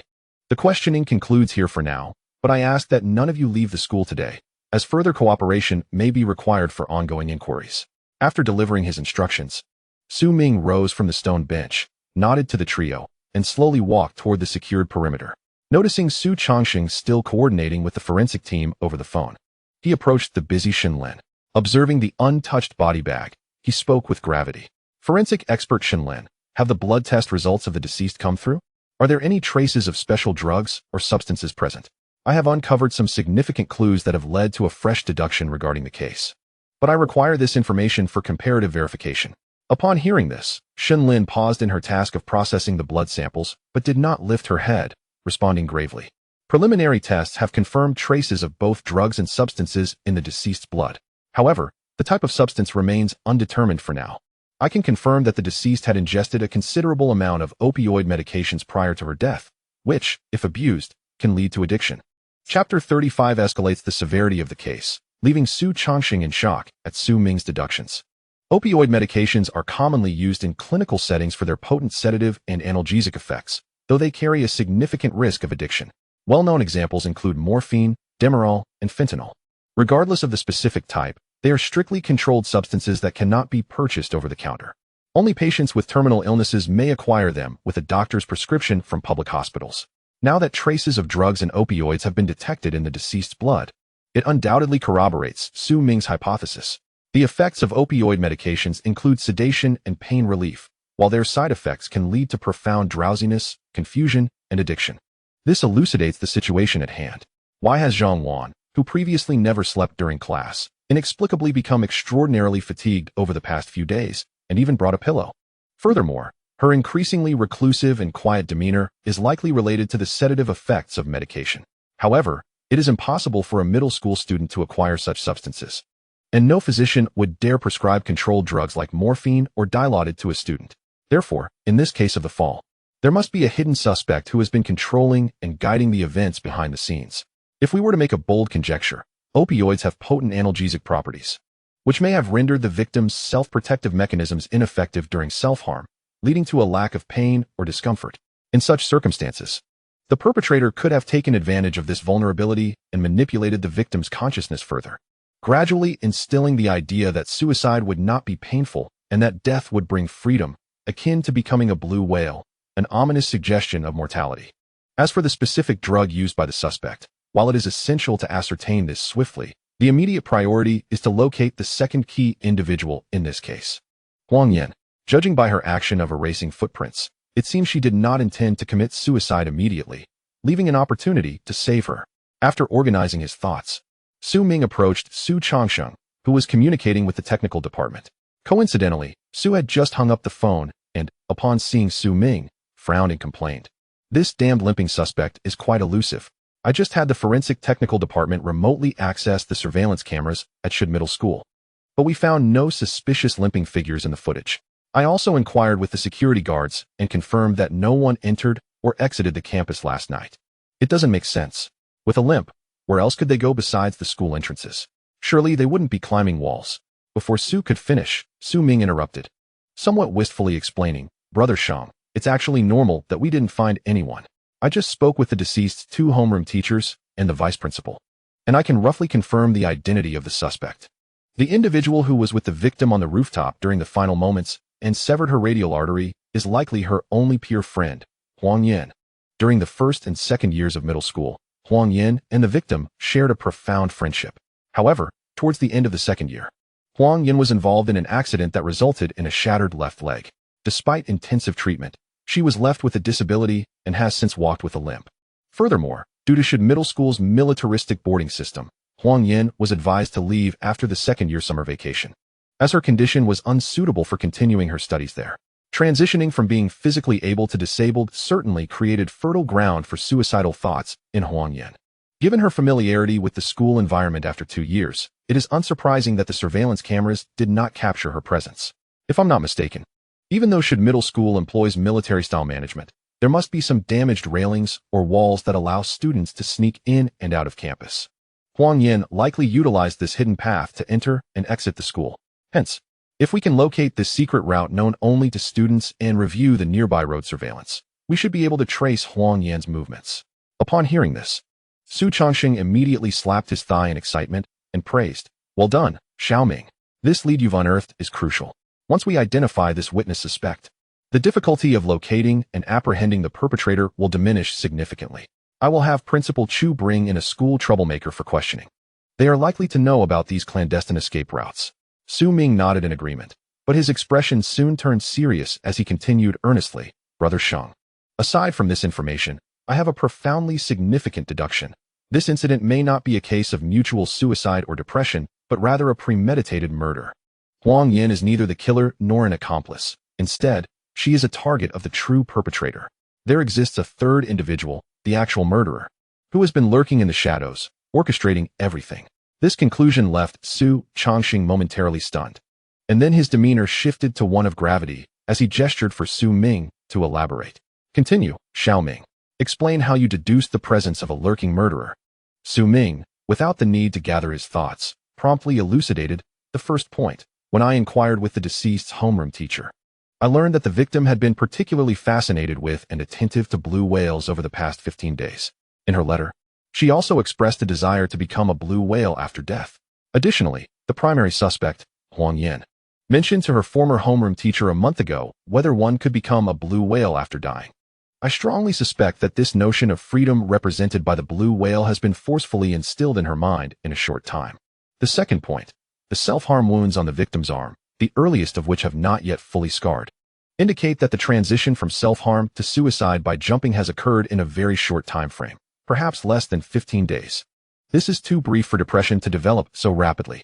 The third and most crucial point, forensic expert Shen Lin has detected traces of drugs and medications in the victim's blood. Although the specific type of drug is yet to be confirmed, the substance can be identified as a sedative opioid. These 2 items are strictly regulated substances that middle school students cannot possibly access. All of this evidence leads me to believe that there is undoubtedly a hidden mastermind behind the scenes. As Su Ming finished his deductions, Su Changsheng's face was etched with shock and confusion, marveling at the remarkable talent required to untangle such intricate details and arrive at such a startling conclusion. Su was certain that had he been the one to approach the deceased's homeroom teacher, he likely would not have unearthed such deeply concealed clues as Su Ming did. Yet, Su had to concede that Su Ming was not merely speculating. He had meticulously captured every detail and piece of evidence to arrive at this pivotal conclusion. Taking a deep breath, Su suppressed his astonishment and nodded emphatically. "Xiao Ming, your deduction is invaluable. We must take this fall case seriously. Future reasoning must account for this unknown lurking suspect. However, the immediate critical goal remains the retrieval of Huang Yan." Chapter 36. identifying the primary suspect and locating Huang Yin. Finding Huang Yin has become the most crucial task at this stage of the investigation. Not only is she a witness to the entire fall incident, but with the leads on the deceased now exhausted, we must start with Huang Yin to uncover more significant clues. As the case grows increasingly complex, Su Changsheng, after urgently reporting to Lin Tian and receiving permission, they dispatch personnel to drive directly to Shud Middle School, citing a criminal case, and temporarily transported the deceased's body to the criminal investigation team. Shenlin also returned to the team for the time being. They hastened to conduct an autopsy, analyze the type of drugs involved, and ascertain the specific cause of death. The deceased's parents were divorced, each having formed new families, which alleviated some concerns. At the very least, they wouldn't have to worry excessively about the family's potential objections or anger regarding the autopsy. After Shenlin was the first to return to the criminal investigation team, Su Ming and Su Changxing were not idle either. The two arrived at the side of the cafeteria at Shud Middle School. Beside them, Vice Principal Zhang Hong was dutifully accompanying them, carrying a bag of materials. There was also a temporarily apprehended delinquent with yellow hair, who was pointing to a nearby railing, saying, "Look, officers, it's right over there." The iron railing at the side of the cafeteria had been partially cut by previous students, allowing them to pass through without climbing over. Beyond this point lay an internal alley that led directly to Linjiang Road. If one continued a few steps further along Linjiang Road, they would reach a street lined with coffee bars and internet cafes. Many students from Shud Middle School often sneaked out at night through this route to surf the internet or drink. The typically arrogant delinquent, in the presence of officers Su Ming and Su Changsheng, appeared particularly docile and honest, not daring to conceal anything. He readily divulged the secret passage that the older students had painstakingly preserved. Without any hesitation, Su Ming immediately dialed Wang Hu's number. "Who's he? Are you at the technical department? Please pull up the surveillance footage from Linjiang Road after midnight last night, and look for a limping middle school girl. Focus on the alley exit closest to Shud Middle School. We should be able to spot our target." After hanging up, Su Ming turned to Su Changsheng, who was giving a verbal warning to the delinquent. Once the warning concluded and the delinquent left in trepidation, Su Changsheng shook his head, expressing his resignation. "I never expected that a militarized institution like Shud Middle School would have such a passage. No wonder the main gates failed to detect the limping suspect. By the way, did you already get the technical department to start searching?" Su Changsheng inquired. Su Ming nodded, just as he was about to respond when his phone rang urgently from his pocket. "Dahu, how's it going? Have you spotted anything yet? Are you certain it's the limping middle school girl?" After a brief pause, he added, "All right, I understand. Please send over the surveillance screenshots right away. I can confirm her identity here." After hanging up, Su Ming exhaled slightly and nodded at Su Changxing. "We found her at 1:30 last night. A limping girl exited through the alley. Based on her clothing and appearance, she's estimated to be between 14 and 16 years old, which aligns with our hypothesis." This revelation undoubtedly relieved Su Changsheng, as discovering the limping suspect, Huang Yin, in the surveillance footage validated Su Ming's earlier deduction. In the early hours, a middle school girl, already advised to leave, had inexplicably exited Shud Middle School through the alley. Coupled with her special connection to the deceased, while direct evidence was still lacking, she could certainly be considered a witness to the deceased's fall. Thus, following this lead would bring them increasingly closer to the truth of the case. Rather than searching aimlessly like headless flies for an entry point, organizing his thoughts, Su Changxing spoke earnestly. "Now, we just need to determine where Huang Yin is hiding. A limping middle school student likely hasn't gone far. Based on experience, she could very well be at home. We must find her residence." Before Su Changxing could finish, Zhang Hong, who had just guided the delinquent and was holding a document, quickly handed it over. "Officer Su, wait. This document contains various information about Huang Yin, including her address, family background, personality, and social interactions. Officer Su had asked me to compile it, and I immediately organized and printed it out. I didn't want to interrupt you earlier, given how busy you were." Without waiting for Zhang Hong to finish explaining, Su Changxing grabbed the document and flipped to the page with personal information. He meticulously compared it with the surveillance screenshots sent by Wang Hu and pointed to the address. "We can confirm it's the same person. Her residence is at number 23, Linjiang Villa. It appears to be a villa area, indicating a relatively affluent background. Let us go?" Xiao Ming. Regardless of whether Huang Yin is at home, we must rush over to gather more information. The sirens of the police car blared as they sped down the road. Given that Huang Yin might be inclined towards self-harm, Su Changxing was determined to reach her residence as swiftly as possible. Linjiang Villa, true to its name, offered views of the river from the balconies. And even in the bustling metropolis, the property prices were exorbitantly high. Without any delay, Su Ming and Su Changxing quickly arrived at the villa marked as number 25. Although the front door was tightly shut, the various flowers and plants in the yard indicated that the villa was inhabited and well-maintained. Su Ming stepped forward to ring the doorbell, while also knocking on the door to ensure they wouldn't waste time if the doorbell was malfunctioning. The pressing urgency arose from the fact that some individuals might tolerate the sound of the doorbell, but would be unable to endure the noise of knocking, prompting them to open the door promptly. With Huang Yan's situation unknown, every second counted. 5 seconds passed, then 10, then 30, almost a full minute elapsed without anyone responding. Not even a sound. Su Ming and Su Changxing exchanged glances and simultaneously took 2 steps back, preparing to kick the door down when they suddenly heard the sound of the door lock being disengaged. Chapter 37. In the Next Life. I don't want to be your child. The Missing Huang Yan. The door creaked open, revealing a middle-aged woman in her 50s, her face showing no signs of cosmetic care, and her hands drying with a towel as she pulled the door open. I'm coming. No need to knock so hard. However, her voice trailed off as she caught sight of the 2 officers in uniform standing at her door, instinctively halting her speech. Officers, are you here for anti-fraud propaganda? It was noteworthy that the anti-fraud campaigns had indeed been effective. Even a middle-aged woman immediately assumed the officers were there for such a purpose. Su Ming and Su Changxing exchanged knowing glances, confirming that her instinctive reaction was genuine. Su Ming then pulled out his police badge and stepped forward to reassure her. Ma'am, we are detectives from the Huaihai District Criminal Investigation Team, not anti-fraud officers. We are currently investigating a serious case and need your cooperation. Is Huang Yan residing here? Upon hearing the word detective, the middle-aged woman visibly tensed, as ordinary citizens rarely encountered detectives. She nodded rapidly, responding, Yes. Xiao Yan lives here. Has she done something wrong? Why are the detectives here looking for her? Su Ming put away his badge, stepping through the door with determination. I positioned myself to take charge, ensuring that even if the caregiver exhibited any unusual behavior, I could swiftly subdue the situation. Instead of adopting a demeanor of intimidation, I offered a gentle smile and assured her that no wrongdoing had occurred. I merely required her cooperation for a small inquiry. By the way, dear lady, you are Huang Yan's caregiver, correct? I am also employed by this family as a caretaker. The middle-aged woman appeared increasingly anxious and hastily explained. Little Yan's parents are often preoccupied with work, frequently absent for months at a time, hence they hired me to look after her. However, officer, are you sure there hasn't been a misunderstanding? Little Yan is typically very well behaved. She would never get into trouble. At this juncture, the caregiver lowered her voice significantly, as if to emphasize her next words. You see, Little Yan has a foot condition that has never healed. She feels quite self-conscious about her limp and tends to isolate herself in her room. For the past few days, aside from coming down for lunch and dinner, she remains in her bedroom, even skipping breakfast. There's no way she could have gone out and caused any trouble. Ignoring the caregiver's overly filtered comments, I keenly noted an important detail. Huang Yan did not have a habit of eating breakfast, which meant the caregiver had not seen her that morning and could not ascertain her well-being from hours prior. This implied that since the early hours of the previous night, Huang Yan had ample opportunity for self-harm. However, based on the analysis of the erased footprints, it was unlikely she would choose to end her life immediately. There must be something else she intended to accomplish. Thus, with each passing minute, the chances of saving her increased. Time was of the essence.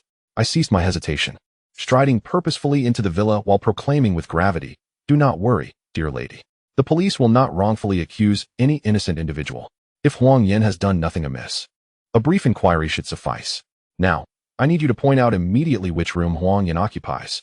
The caregiver, who had intended to say more, flinched at my intense gaze and timidly directed her finger. That room in the corner on the 2nd floor, that is Little Yan's bedroom.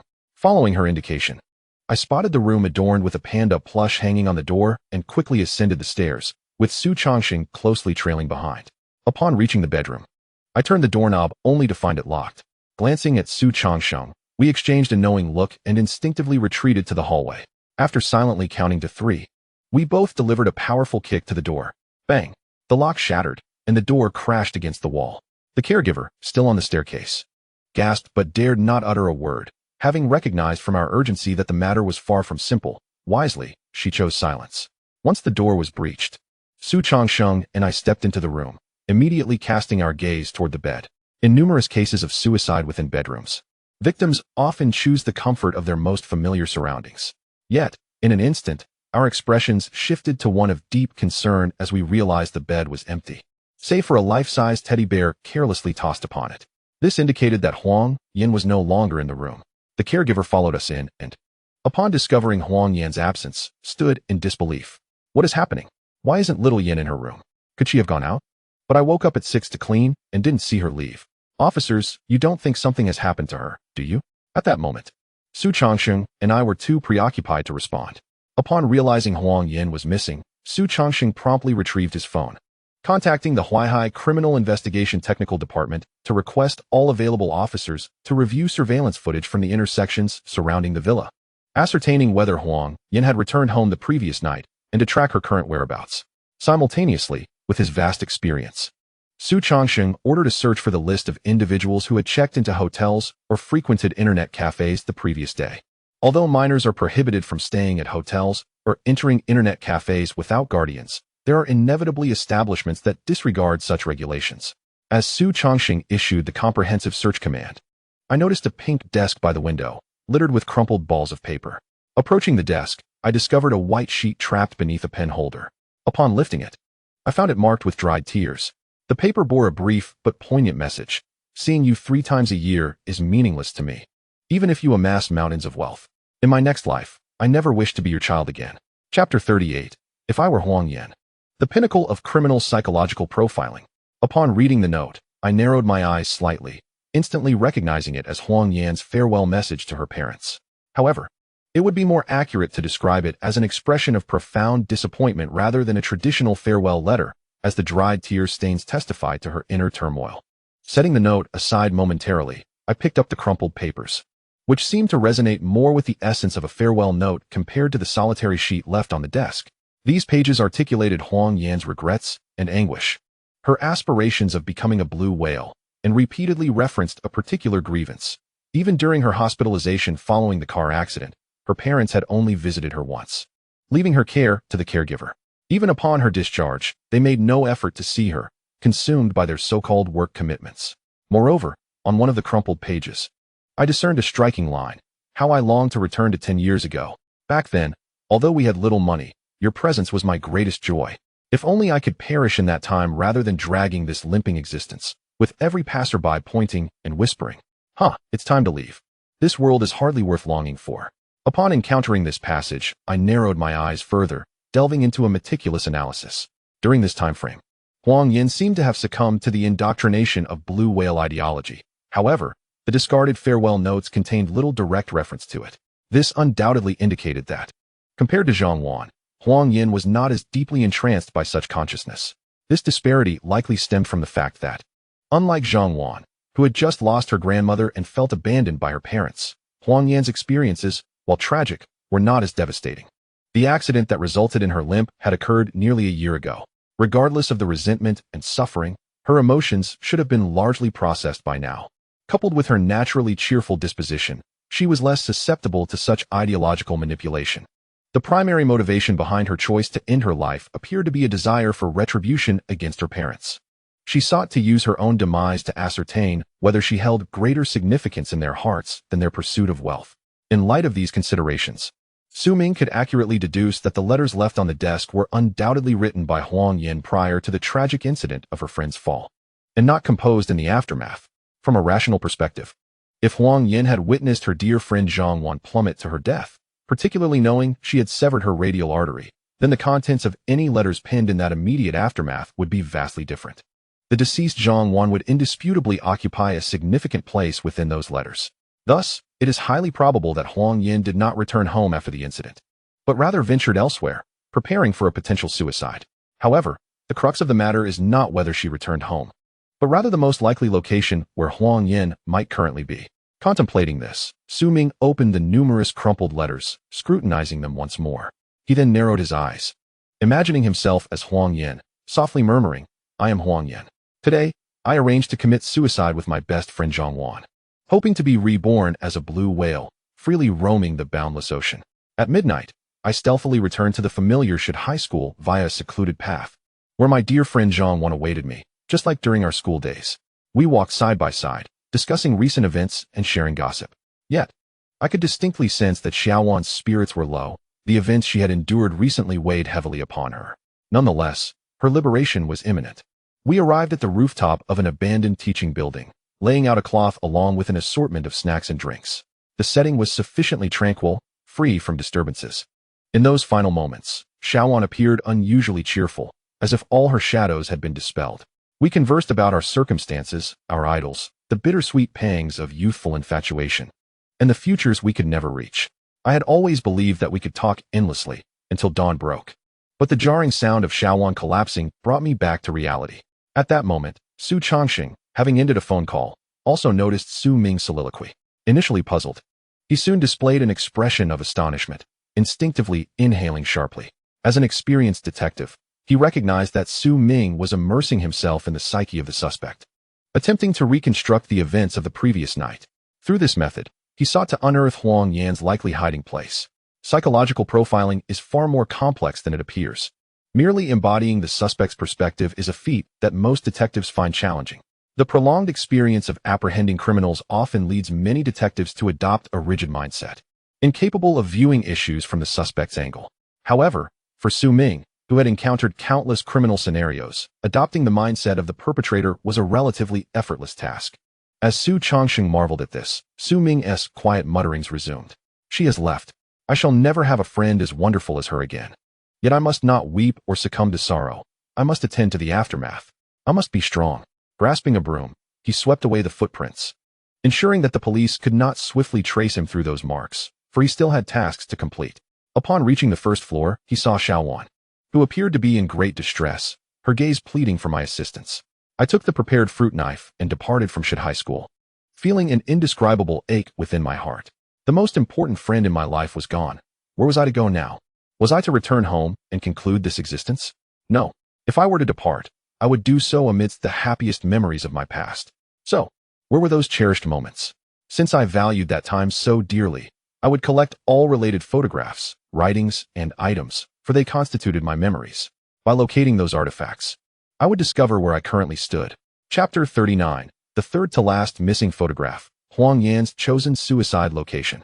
Standing nearby, Su Changxing's eyes lit up upon hearing Su Ming's final whispered words, prompting him to search the bedroom meticulously. Although years of experience as a detective had solidified his thinking, making it challenging to adopt the suspect's perspective for psychological profiling. Su Changxing was keenly aware that Su Ming was not merely reconstructing the case, but had fully immersed himself as Huang Yan, speculating how she, after witnessing her best friend's fall, might choose to proceed. From the information contained within the crumpled letters, along with the reasons behind Huang Yan's suicide and her innermost hopes, coupled with the notion of dying within her happiest memories, Su Ming had drawn a reasonable conclusion. Prior to her suicide, Huang Yan would likely revisit a place once shared with her family, recalling the joyous times spent with her parents. Ultimately, she would choose to end her life in the most beautiful location within her memories. This effectively eliminated the possibility that Huang Yan sought to evade detection by the police and merely found a random place to take her life. The location she currently occupied held profound significance in her life.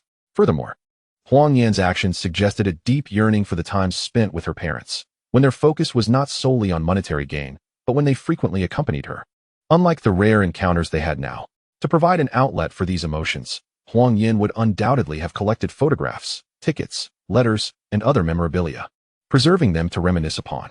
Such practices of collecting old items as an emotional refuge are not uncommon in cases like this.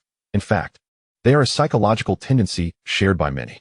Thus, all that remained was a thorough search of the bedroom, where it was highly probable that Huang Yan's cherished items were stored. Given the urgency of the situation, Su Changxing wasted no time, eagerly sifting through the bedroom. His experience was evident as he meticulously searched the surface of the bookshelf, the top of drawers, and other easily accessible places. It was clear that Su Changxing, guided by Su Ming's recent psychological profiling, had swiftly deduced that since Huang Yan cherished her past, she would likely revisit the items she had collected, especially before her intended suicide. Therefore, these relics would most likely be stored in locations that were not cumbersome to access. Meanwhile, the nanny, who had accompanied Su Changxing to the second-floor bedroom, silently withdrew a couple of steps, refraining from intervening or speaking. Being perceptive to the household's dynamics, she could surmise that something grave had transpired involving Xiaowan. As the nanny's thoughts swirled in complexity, Su Changxing, at last, discovered a carefully wrapped album atop the bookshelf. Upon flipping it open, he found the first page featured a photograph of Huang Yan at her 8th birthday celebration, accompanied by her parents. A small cake adorned with 8 candles sat before them, and a dollop of white frosting was perched on Huang Yan's nose. The second page depicted her joyfully riding a supermarket ride, laughing heartily, albeit with a missing front tooth that lent a comical air to the moment. He had found it. With merely the photographs on the first 2 pages, Su Changsheng was able to ascertain that this meticulously packaged album was precisely what they needed at that moment. It served as an emotional vessel for Huang Yan, likely concealing vital clues within its pages. Without hesitation, Su Changsheng promptly continued to leaf through the album, which was filled with various vintage family photographs. However, judging by Huang Yan's age, it was evident that these images were taken at least 5 years prior, with not a single recent photograph in sight. As he turned the pages, Su Changsheng suddenly halted at the third-to-last page, furrowing his brow in confusion. This particular page was devoid of any photographs, presenting a blank canvas. Strikingly, the second-to-last and the last pages contained images, yet this third-to-last page stood empty, as if the original photograph had been removed, leaving only a white album page behind. At that moment of puzzlement, Su Ming slowly opened his eyes, gradually emerging from the atmosphere of criminal profiling. This method involved placing oneself in the shoes of the suspect to reconstruct the general sequence of events during the crime. Thus, to obtain an accurate profile, one would inevitably be influenced by the emotions associated with the suspect's perspective. After a brief silence, once the emotional haze had cleared, Su Ming noticed the album in Su Changsheng's hands and sighed in relief. "Brother Sheng, it seems you have found something. Now we must discover what place holds Huang Yan's most profound and cherished memories." Through their collaboration, Su Changsheng understood that Su Ming's abilities in detail capture and case reasoning might surpass his own. Therefore, he refrained from adopting a senior's demeanor and directly handed the album to Su Ming, saying, "Xiao Ming, take a look. You excel in such detailed deductions. See if you can swiftly pinpoint Huang Yan's location. By the way, the photograph on the third-to-last page must have been removed by Huang Yan. I believe the clue lies within that photograph." Su Ming accepted the album without hesitation. Instead of starting from the first page, he instinctively flipped directly to the third-to-last page. In the next moment, the empty album page came into view. Upon scrutinizing the wear and tear of the page, Su Ming noticed distinct signs of damage at the corners.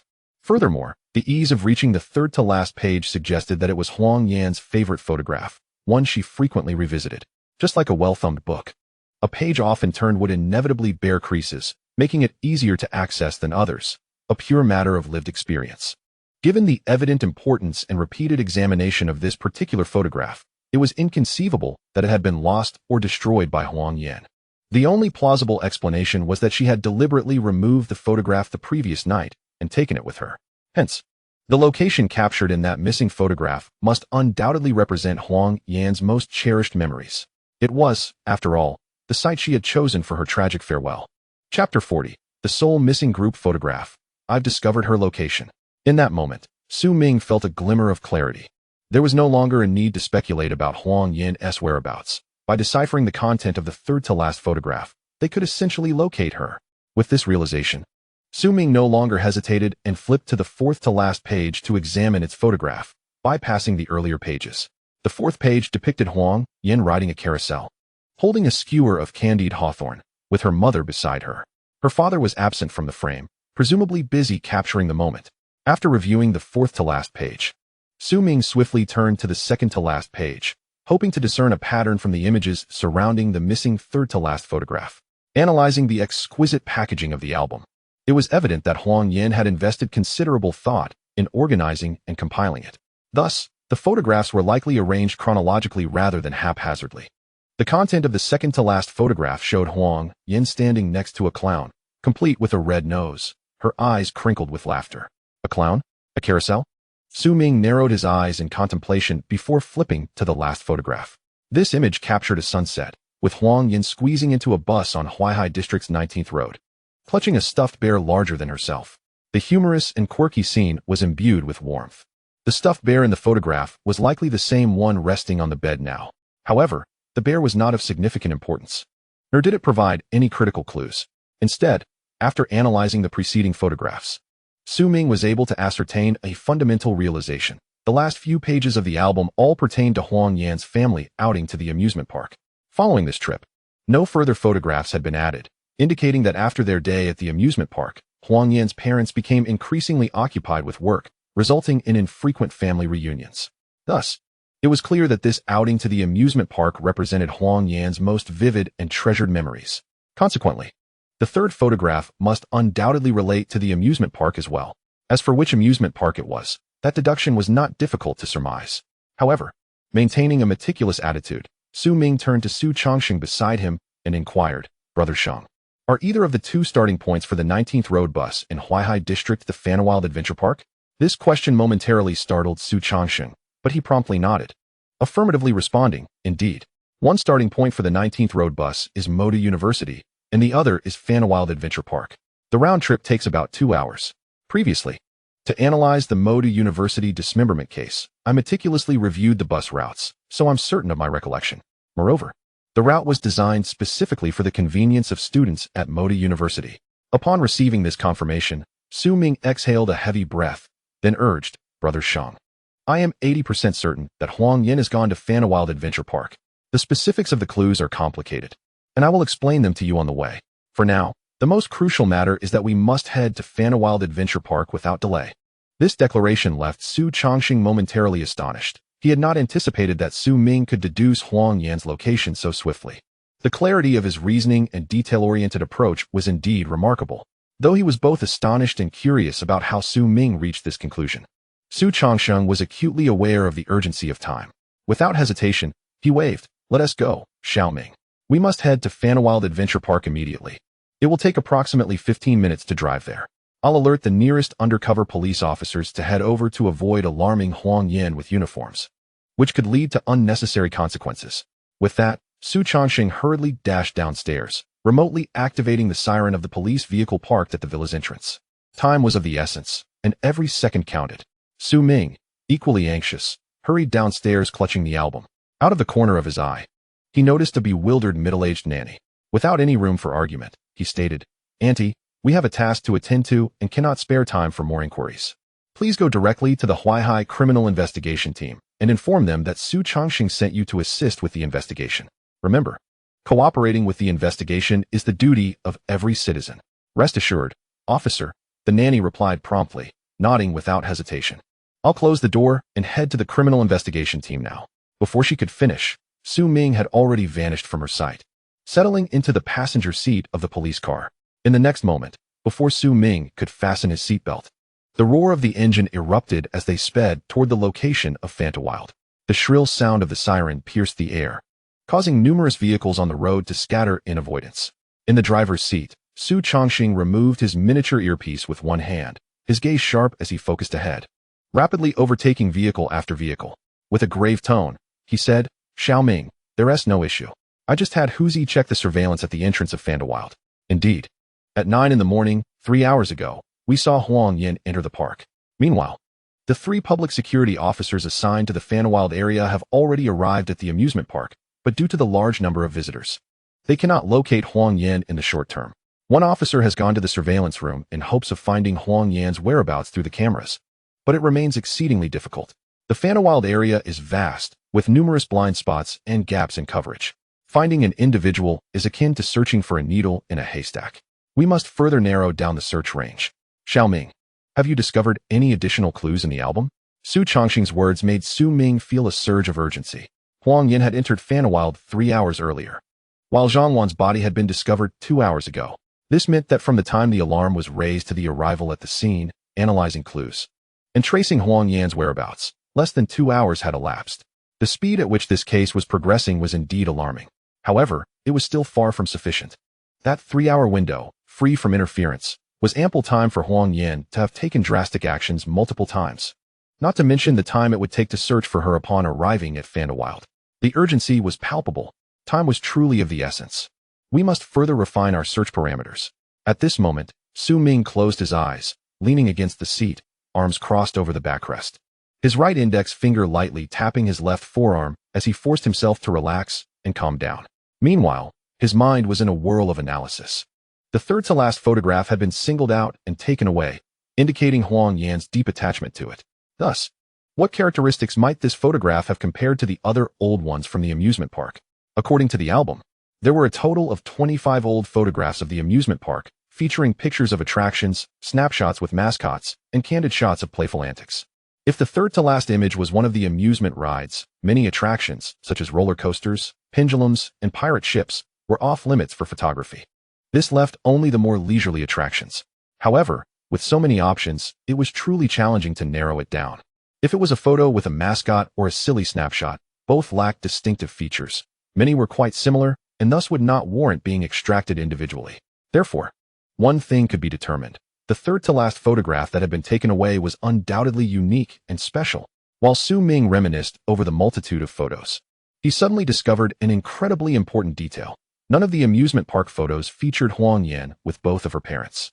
They were either solo shots of Huang Yan or pictures with only her father or mother. This was because, during the rides, it was impossible to find another visitor to help take a photo. One person had to assist in capturing the moment. When they weren't riding, there was nothing particularly noteworthy to photograph, as the adults had no interest in the mascots. Consequently, the photo that was taken away was likely the only three-person shot from this family outing to the amusement park. Moreover, it would have to be in a location where all three could sit together with a picturesque or amusing backdrop, completely safe and devoid of danger. Allowing either parent to hold up a phone for a photo.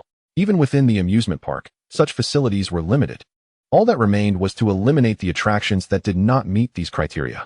3 seconds later, Su Ming suddenly opened his eyes, a gleam of insight shining within them. He gazed toward the Fantawild, now visible in the distance, and at the slowly rotating Ferris wheel, a confident smile gracing his lips. Brother Sheng, I believe I have discerned Huang Yan's location within the amusement park.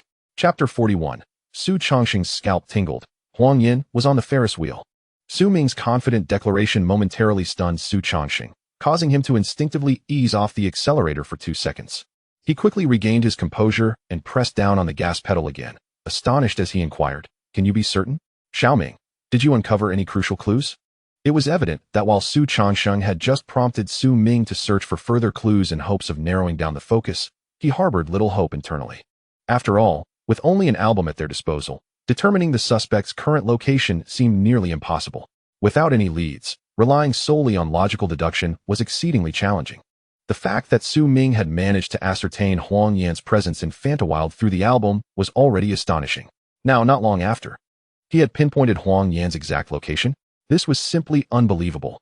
Sensing the shock in Su Chongxing's tone, Su Ming did not play coy but instead narrowed his eyes at the nearby circular attraction, explaining in a calm voice, "Indeed, I have discovered significant clues.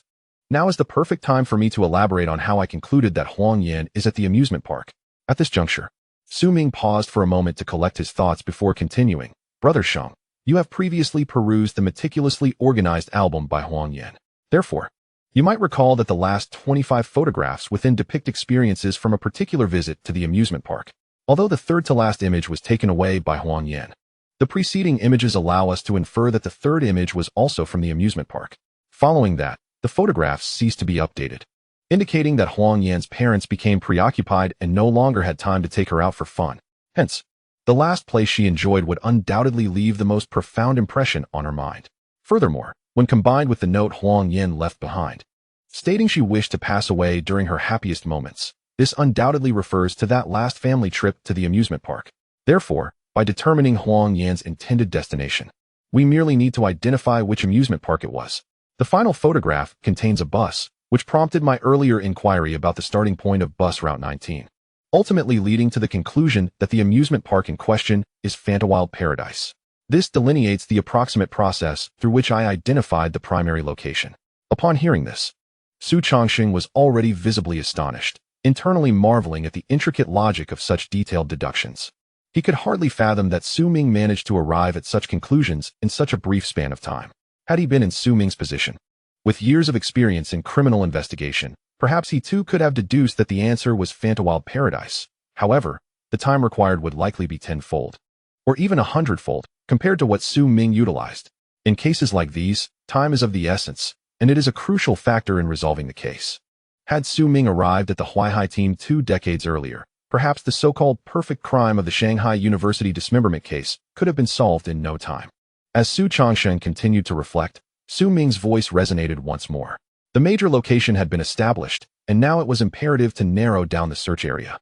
Given the vastness of Fantawild Paradise, locating Huang Yin without narrowing the scope would be akin to searching for a needle in a haystack. Reflecting once again on those 25 photographs, a simple conjecture emerged. Why, among the 25 images taken in the amusement park, was the third-to-last photograph specifically chosen? Could this indicate that the third-to-last image held the utmost significance for Huang Yin, possessing unique and treasured qualities, which led to its deliberate extraction? Thus, determining the content of this photograph would unveil Huang Yin's current whereabouts. First, we can eliminate images from rides such as roller coasters and the swinging pendulum, where photography is prohibited. If photos cannot be taken, then Huang Yin would naturally lack images to reminisce about. Next, we must identify the unique characteristics that might exist within the third-to-last photograph, which is the crux of the matter. I began to mentally revisit and analyze the last 24 photographs, discerning if any vital elements were conspicuously absent. Finally, after some contemplation, I stumbled upon a crucial detail. There were no family photos. Indeed, among the 24 photographs, there was conspicuously no picture of the three of them together. Thus, I immediately deduced that the photograph Huang Yin cherished so dearly, which she ultimately chose to take with her, was most likely the last family portrait with her parents. Consequently, we could conclude that by identifying the location of the family photograph, we would ascertain Huang Yin's present position. While this may seem challenging to pinpoint, a closer analysis and thoughtful consideration revealed it was not particularly difficult. From the other 24 photographs, I discerned several significant details. Firstly, the photographs fell into three categories: images of attractions, photos with mascots, and candid shots. However, the mascot and candid photos featured only Huang Yin, with no sign of her parents, indicating that the family portrait must have been taken at a ride. Analyzing the ride photographs, it became evident that even on attractions like the carousel or bumper cars, only one parent appeared alongside Huang Yin, while the other was likely occupied with the camera. Thus, to capture a family photo, they would need to find a ride suitable for all three to be together, without the need for steering or holding onto handles. Moreover, the setting must possess a picturesque ambience worthy of a photograph. With these stipulations in mind, though the amusement park boasts numerous attractions, the feasible options were significantly narrowed down. At that moment, Ming paused for 2 seconds, pointing out the circular attraction visible through the car window. It was none other than the landmark of Fantawild Paradise, the Shanghai Eye Ferris wheel, standing an impressive 160 meters tall and offering a panoramic view of much of the city, ranking third in all of Longhua. Chapter 42. Huang Yin's chosen fate. Time for regret, yet no opportunity for remorse. Following the direction of Ming's finger, Su Chongxing's gaze fell upon the Ferris wheel known as the Shanghai Eye. Instantly, a wave of unimaginable shock and awe surged through Su Chongxing's mind. What sort of talent, he wondered, could derive the correct answer from merely 24 photographs through logical deduction and careful elimination? It is worth noting that even after over a decade as a detective, having solved countless cases, Su Chongxing felt a shiver run down his spine upon hearing Ming's explanation. For while he might have been able to ascertain Huang Yin's presence at Fantawild Paradise through the album, albeit with more time required, deducing that she was on the Ferris wheel was an insight Su Chongxing realized he would likely never have arrived at, especially not in such a short time frame. Such acumen, meticulousness, and logical reasoning to derive such information was astounding. Had he not seen Ming's dossier, Su Chongxing might have doubted whether this was merely a police academy student or a seasoned veteran in the Longhua police force. Of course, Su Chongxing would never know that Ming's exceptional deductive ability stemmed from a profound understanding gained through illness. After all, to orchestrate a flawless crime simulation on the scale of 100,000 cases, Ming had to think even more meticulously than a detective. Though overwhelmed with astonishment, Su Chongxing quickly regained his composure, donning the miniature earpiece he had just removed, and contacted the public security officers through the designated channel. Xiaohe, this is the Huaihai Criminal Investigation Team. You are currently in the surveillance room at Fantawild Paradise, correct? I've just uncovered a critical clue. You must immediately access the surveillance footage of the Ferris wheel and quickly review the past 3 hours of footage. Pay close attention for any sign of a limping girl, the Huang Yin I mentioned earlier. If you catch sight of her, let me know at once. I am en route to Fantawild now. If there are any developments, mid-sentence. Su Chongxing abruptly halted, his eyes widening in seriousness. Are you certain? Xiaohe, you confirmed that an hour and a half ago, Huang Yin boarded the Ferris wheel with her backpack, and she hasn't come down since? At least, she hasn't appeared in the footage? All right, I understand. Xiaohe, keep a close watch on the surveillance. The others should head towards the Ferris wheel, and first liaise with the park authorities to evacuate unrelated crowds. I will arrive in no more than 5 minutes. Remember, if you do not see Huang Yan, do not take any rash actions. After concluding the call, Su Changsheng removed the earpiece once more. Just as he was about to speak, Su Ming interjected again. The Shanghai Eye, due to its towering height of 160 meters, takes 30 minutes for a full rotation. Therefore, Huang Yan has likely already completed at least 3 rotations without disembarking from the cabin. However, this can be construed as good news for us. The Shanghai Eye is a landmark attraction, providing views of much of the city. And given that Fanawild Paradise operates on a suite system, guests can enjoy unlimited access to various attractions throughout the day. Thus, it is common for visitors to ride the Shanghai Eye multiple times, provided there are no other guests queuing. Crucially, each time the ride completes a full rotation and returns to the starting point, the staff will inquire if passengers wish to continue riding. Huang Yan, after repeating the act 3 times, could ascertain that at least half an hour prior, her consciousness was still intact and she had not succumbed to suicide. Although one cannot dismiss the possibility of an overdose or excessive drug injection, given that traces of narcotics and opioids were detected in Zhang Wan's bloodstream, there remains a significant chance of survival, which is decidedly more optimistic than our initial assumptions. Wouldn't you agree, Xingu? Su Ming's calm words swiftly alleviated Su Changsheng's initial anxiety and concern, prompting him to nod in agreement. Indeed, there is still hope. Xiao Ming, once this case concludes, I must discuss this with Director Lin. No matter what, I must ensure that you receive at least a third-class merit award. The police car sped along the highway, now less than 5 minutes away from the Fanawild Adventure Park. At that very moment, inside the capsule of the Ferris wheel, known as the Eye of Shanghai, Huang Yan, clad in a completely black sweatshirt and pants, with black shoes to match, rested her right elbow on her thigh, supporting her chin with her hand, her gaze vacant as she stared ahead. Unlike Zhang Wan, who had chosen to wear her most beautiful attire, Huang Yan opted for dark clothing that would not easily reveal any bloodstains. As the capsule approached its zenith, Huang Yan suddenly snapped back to reality, hastily retrieving a photograph from beside her seat. In the image, a noticeably younger Huang Yan sat at the center, her hands forming a heart shape, flanked by her parents, who raised their hands to create a heart that encircled her, captured awkwardly by her father, who held the phone with one hand. This photograph represented the only family portrait taken during the past 6 years at the Ferris wheel's highest point. After glancing at the photograph once more, Huang Yan immediately assumed the same position, using her other hand to take a selfie. As the Ferris wheel finally reached the pinnacle, the sound of the camera shutter echoed. She promptly opened her album to inspect the newly taken photo. A closer examination revealed that this was not the sole image from that angle. Rather, there were numerous others, far beyond just 3. Some captured ominous storm clouds, while others displayed a blazing sun, and still others depicted gentle rain. In truth, Huang Yan had lost count of how many times she had visited the Fanawild Adventure Park alone over the years. Perhaps she could no longer even remember. 3 seconds later, a bitter smile tinged with hidden sorrow crossed her face as she shook her head in self-deprecation. How amusing, she mused. Here I am, all alone, yearning to capture a photo with 3 people. I have nearly forgotten that I have been alone since 5 years ago. But oh, how I wish you both could be here with me. Her voice, once cold and mocking, now trembled with unmistakable sobs. 2 tears cascaded down her cheeks, which she quickly wiped away with her sleeve, only to be confronted by dried bloodstains on the fabric. Suddenly, memories of the heavy thud of a body hitting the ground and the desperate eyes seeking death flooded her mind, plunging her emotions into despair. She glanced at the corner of her seat where a half-consumed, unlabeled bottle of dark gray liquid rested. Tilting her head back to gaze at the sky, she hoped to stave off the tears, whispering in a voice tinged with despair, "They say this is the most torturous way to die, granting you time for regret, but denying you the chance to act on it. But why? Why haven't you two made me regret anything until now? Why haven't you even called me?" Not a single word of reproach.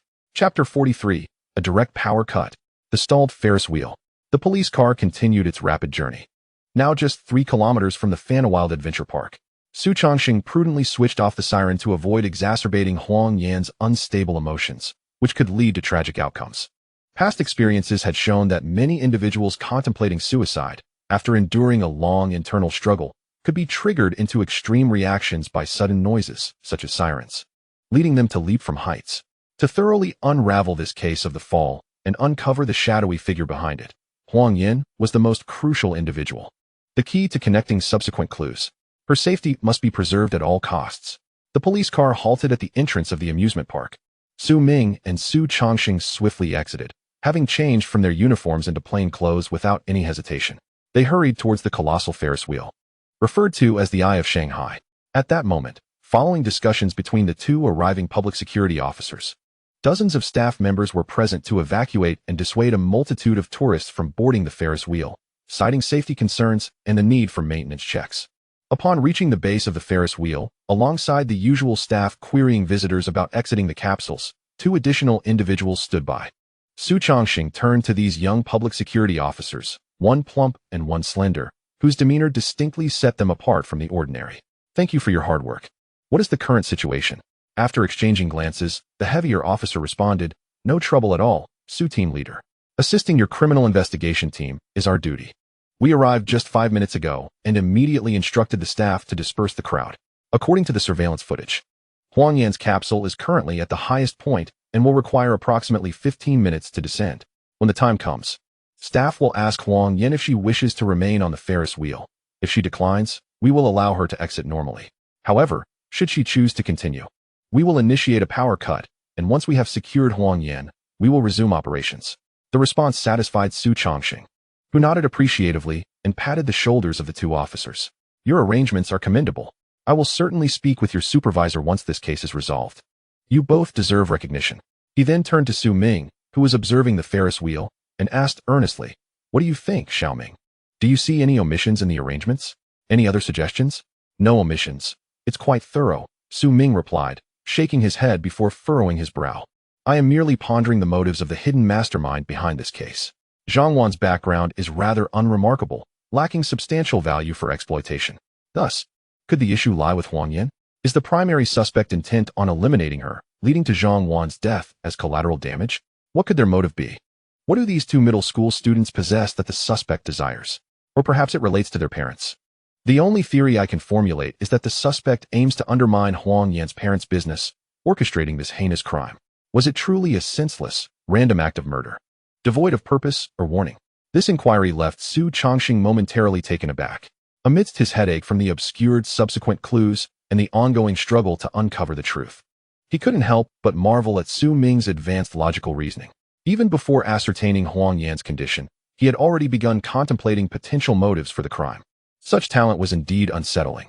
Taking a deep breath, Su Chongqing suppressed his astonishment and confidently gazed up at the Ferris wheel. Regardless of the motive, it was imperative to apprehend the perpetrator, but the foremost priority was to secure Huang Yan without delay. The painfully long 15 minutes dragged on. The visitors and onlookers surrounding the Ferris wheel had been persuaded by staff to disperse. In the bustling amusement park, the atmosphere felt particularly strange and distinct. The Ferris wheel continued its slow rotation.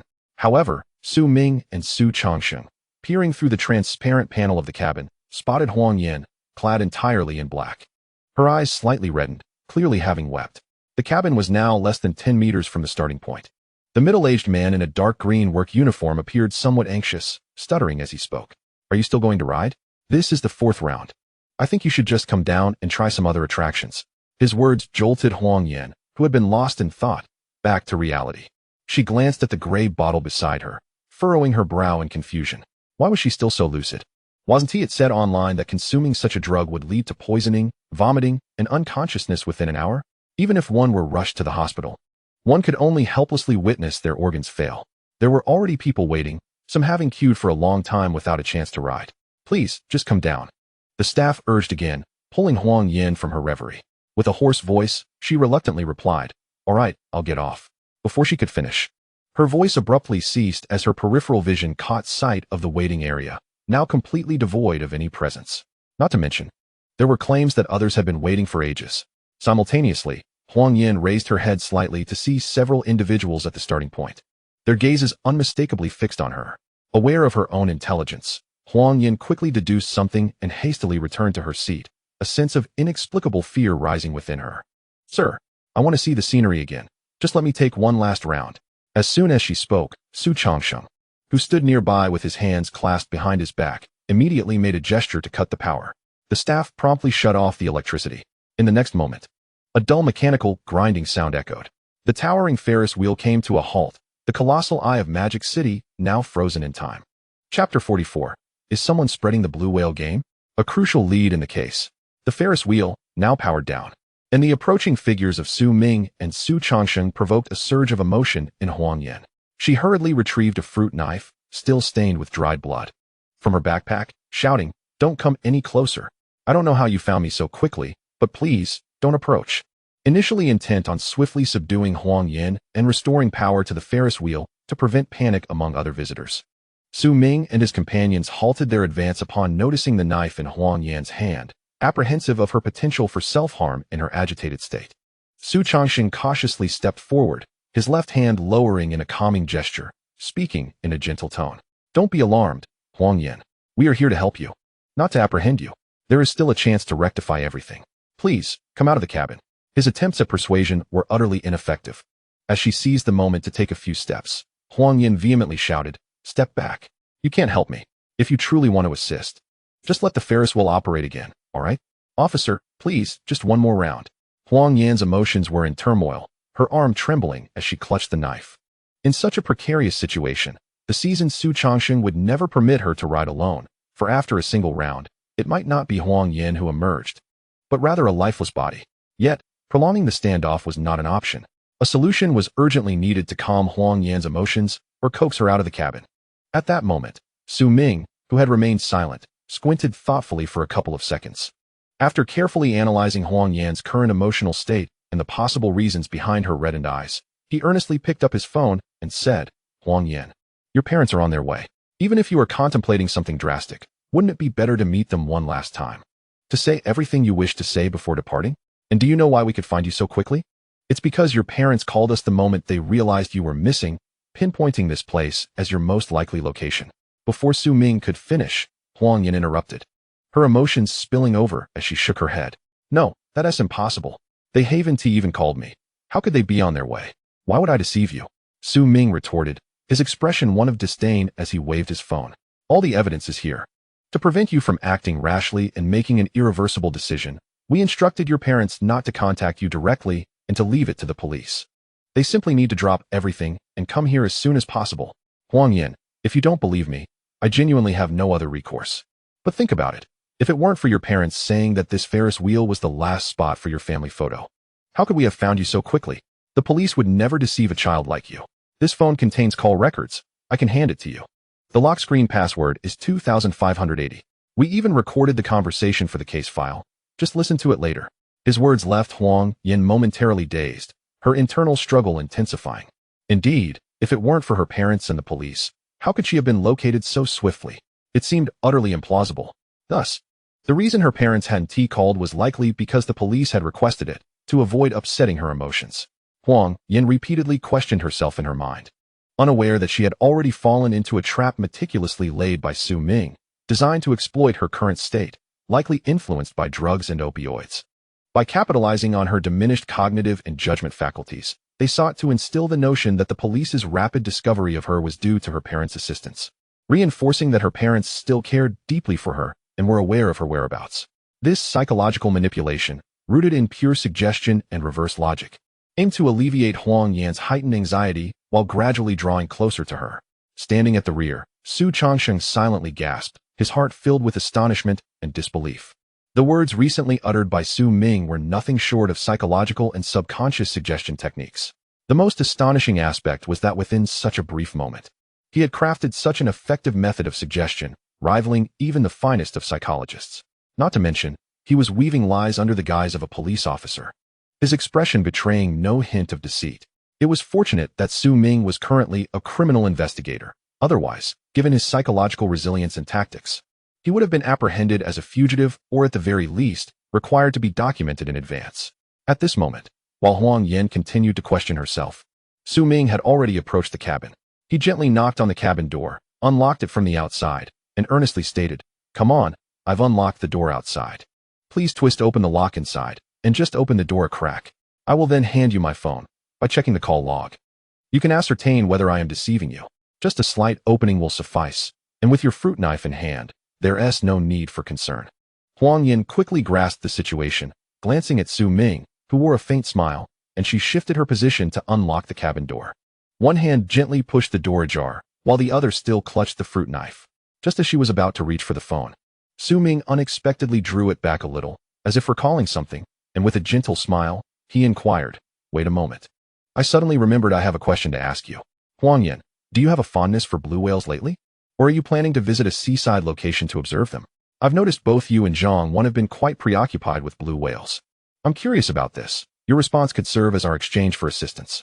As Huang Yan gazed at the phone, tantalizingly close yet deliberately kept at a distance by Su Ming, she bit her lower lip, shifting closer to the cabin door, her desire to obtain the phone intensifying.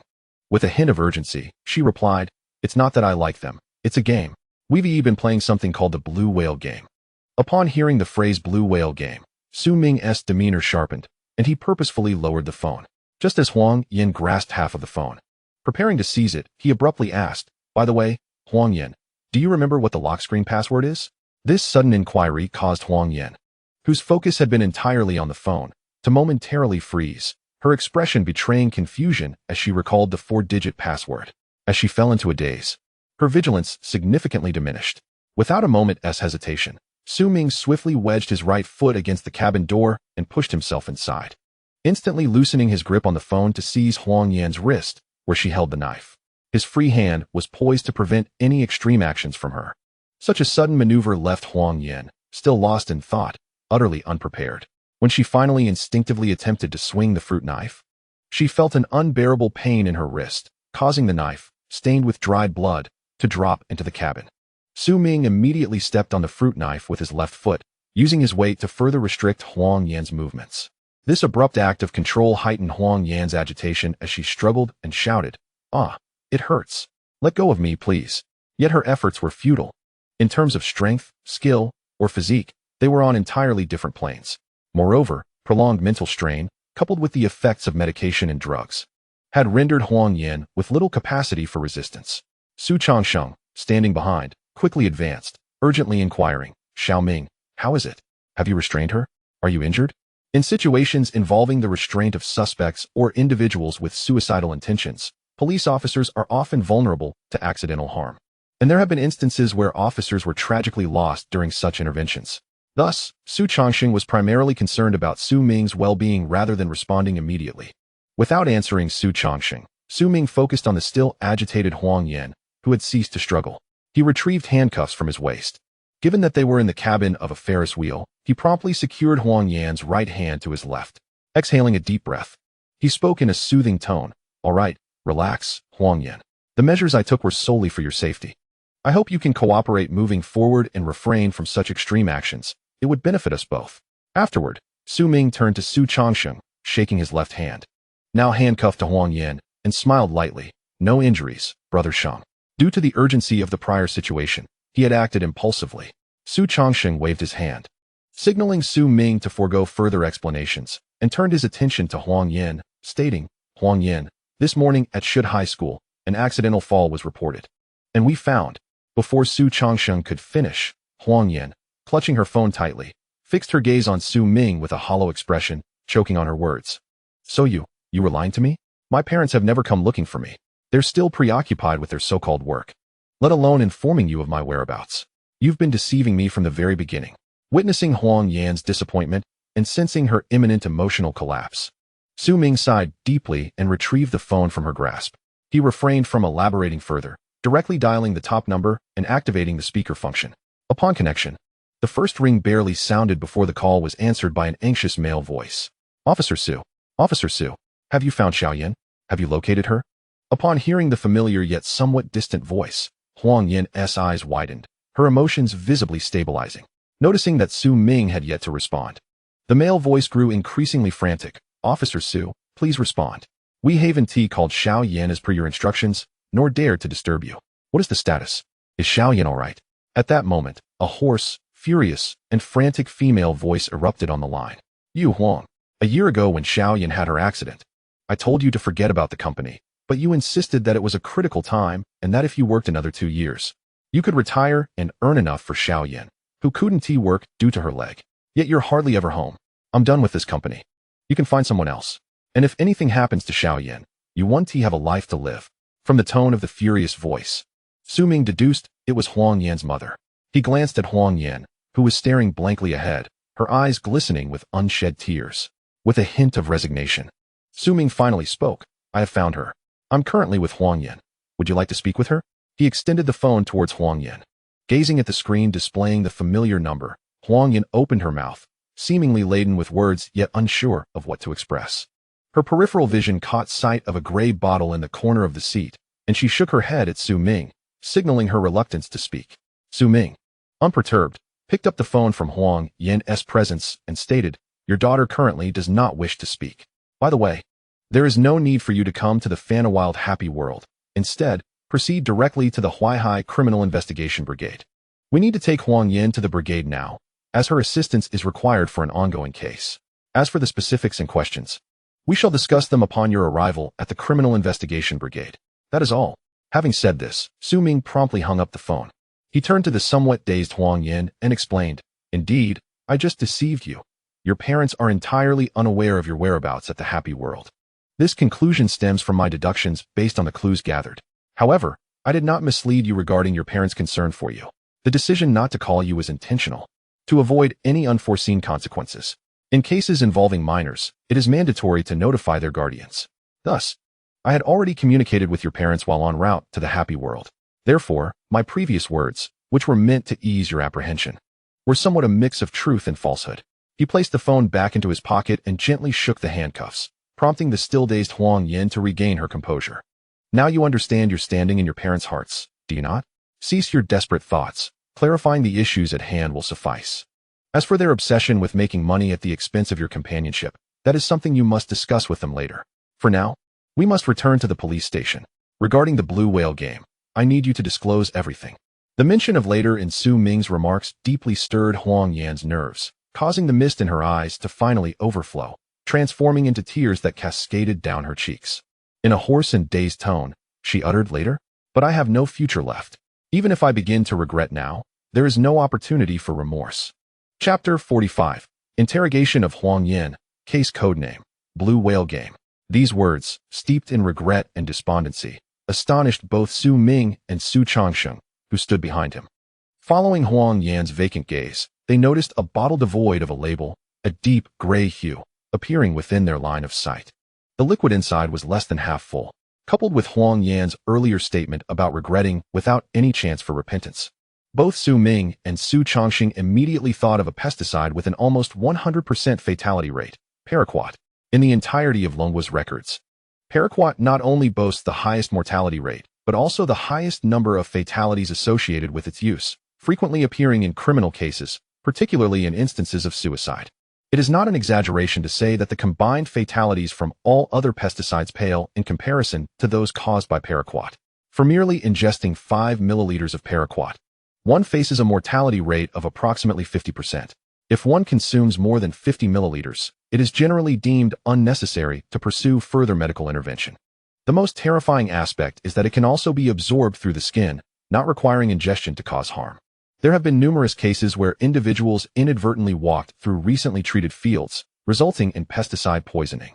The reason for paraquat's high lethality lies in its insidious nature.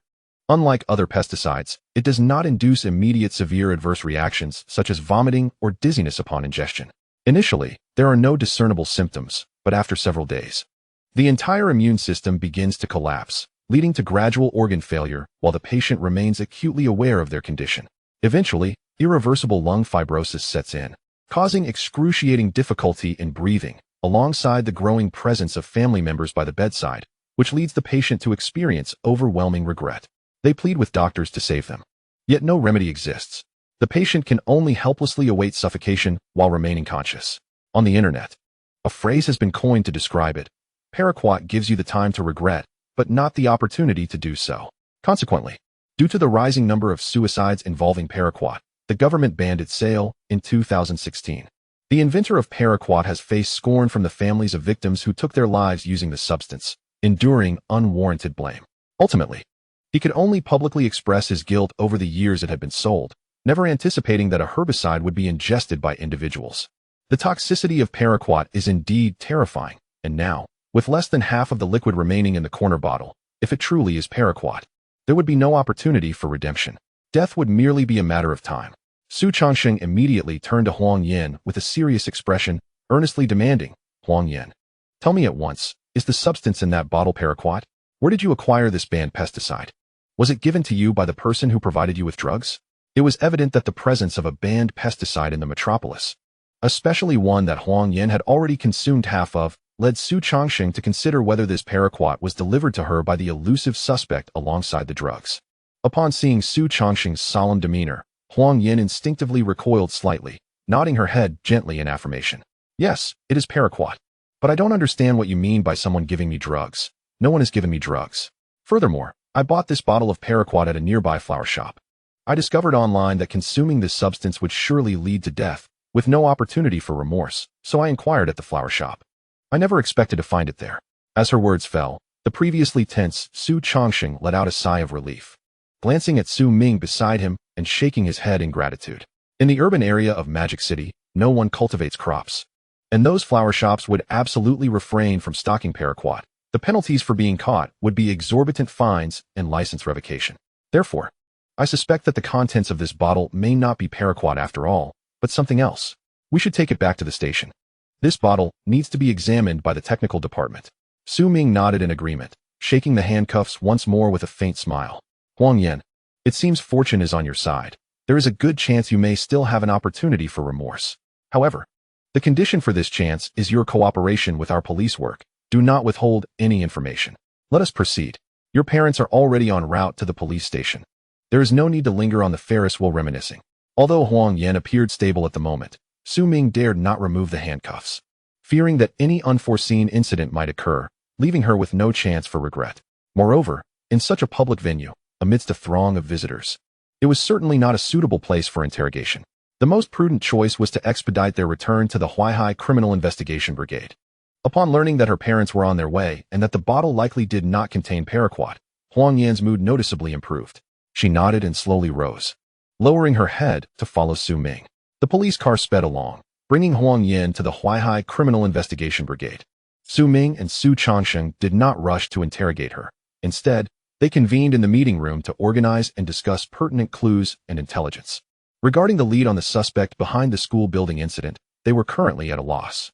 However, there were many other scattered clues that needed to be meticulously sifted through, with the aim of unearthing the criminal suspect in one fell swoop. After exchanging opinions, Su Changxing furrowed his brow, tapping the table thoughtfully, and inquired of Su Ming, the blue whale game? According to Huang Yin, she and Zhang Wan were engaged in a peculiar game that ultimately leads to suicide. Given the current circumstances, Huang Yin is our sole entry point, and we hope to uncover useful leads. Otherwise, the so-called blue whale game may escalate into a more significant issue. Before Su Changxing could finish speaking, Wang Hu strode into the conference room, presenting a testing report to Su Changxing while giving Su Ming a knowing glance. Shenggu, the report is in. According to our technical department's analysis, the liquid in that bottle is cough syrup, not paraquat.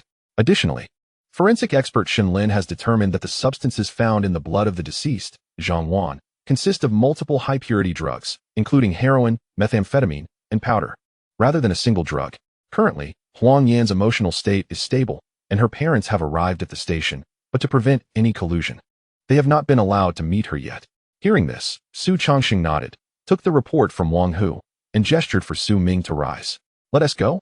Xiao Ming, it's time to interrogate Huang Yin and see just how meticulous the mastermind behind this blue whale game truly is. Chapter 46, Huang Yin's testimony. The game is merely a tool for crime. Although the specific details remain unclear, the criminal suspect, who operates from the shadows, employs a method of psychological manipulation to coerce victims into suicide under the guise of a game. This demonstrates the suspect's remarkable criminal intellect, distinguishing this case from those that can be easily solved. The only breakthrough we currently have lies in extracting more valuable clues from Huang Yin. Given the escalating severity of the case, Su Ming and Su Changxing wasted no time and entered the interrogation room with the necessary materials. At that moment, Huang Yin sat quietly in the interrogation chair, her demeanor noticeably more composed, though her hands remained bound. Upon returning to the criminal investigation team, technical staff had drawn her blood, confirming the presence of drugs and opioids, with components identical to those found in Zhang Wan's blood. While she appeared stable, the potential for an acute withdrawal episode remained. As Su Ming approached the interrogation table, he tapped the chair in front of Huang Yin, rousing her from her daze. He then moved to the back of the room to activate the prearranged camera, Gazing at the weary Huang Yan, he gently explained, due to the gravity of this case. To avoid any interference during the interrogation, your parents will not be present here with you. However, he pointed to the surveillance camera. They will be monitoring you through the camera, which serves as a form of oversight to ensure we do not employ coercion or deceit to obtain a confession from you. Once this interrogation concludes, if all goes well, we can arrange for your family to meet and perhaps share a meal at the precinct. He emphasized. But this is contingent upon your cooperation. Do not introduce any falsehoods or lies. Do you understand? After Su Ming's adherence to protocol, he observed Huang Yan nod subtly in response, then took a seat beside Su Changsheng, softly stating, Shenggu, Huang Yan's mental state appears stable. We may proceed. Without hesitation, Su Changsheng fixed his serious gaze upon the somewhat anxious Huang Yan and stated, let us bypass the tedious identity verification process. Huang Yan, every inquiry I make from here on is of utmost importance, so please do not conceal anything or attempt to mislead us. First, you were with Zhang Wan around midnight last night, correct? Yes, I was with Xiao Wan, Huang Yan responded, initially nervous but quickly affirming her presence with Zhang Wan. Although current leads suggest this, it is imperative for the integrity of the case that we confirm necessary details. Su Changsheng then posed subsequent questions. Apart from you, was anyone else present at the scene? If not, please describe the situation and events in detail. Despite having little hope, Su Changsheng wished there had been others present, particularly the ultimate mastermind, as it would significantly ease the investigation. Having been deprived of rest for an extended period, Huang Yan appeared fatigued, shaking her head hoarsely. No, it was just Xiao Wan and me.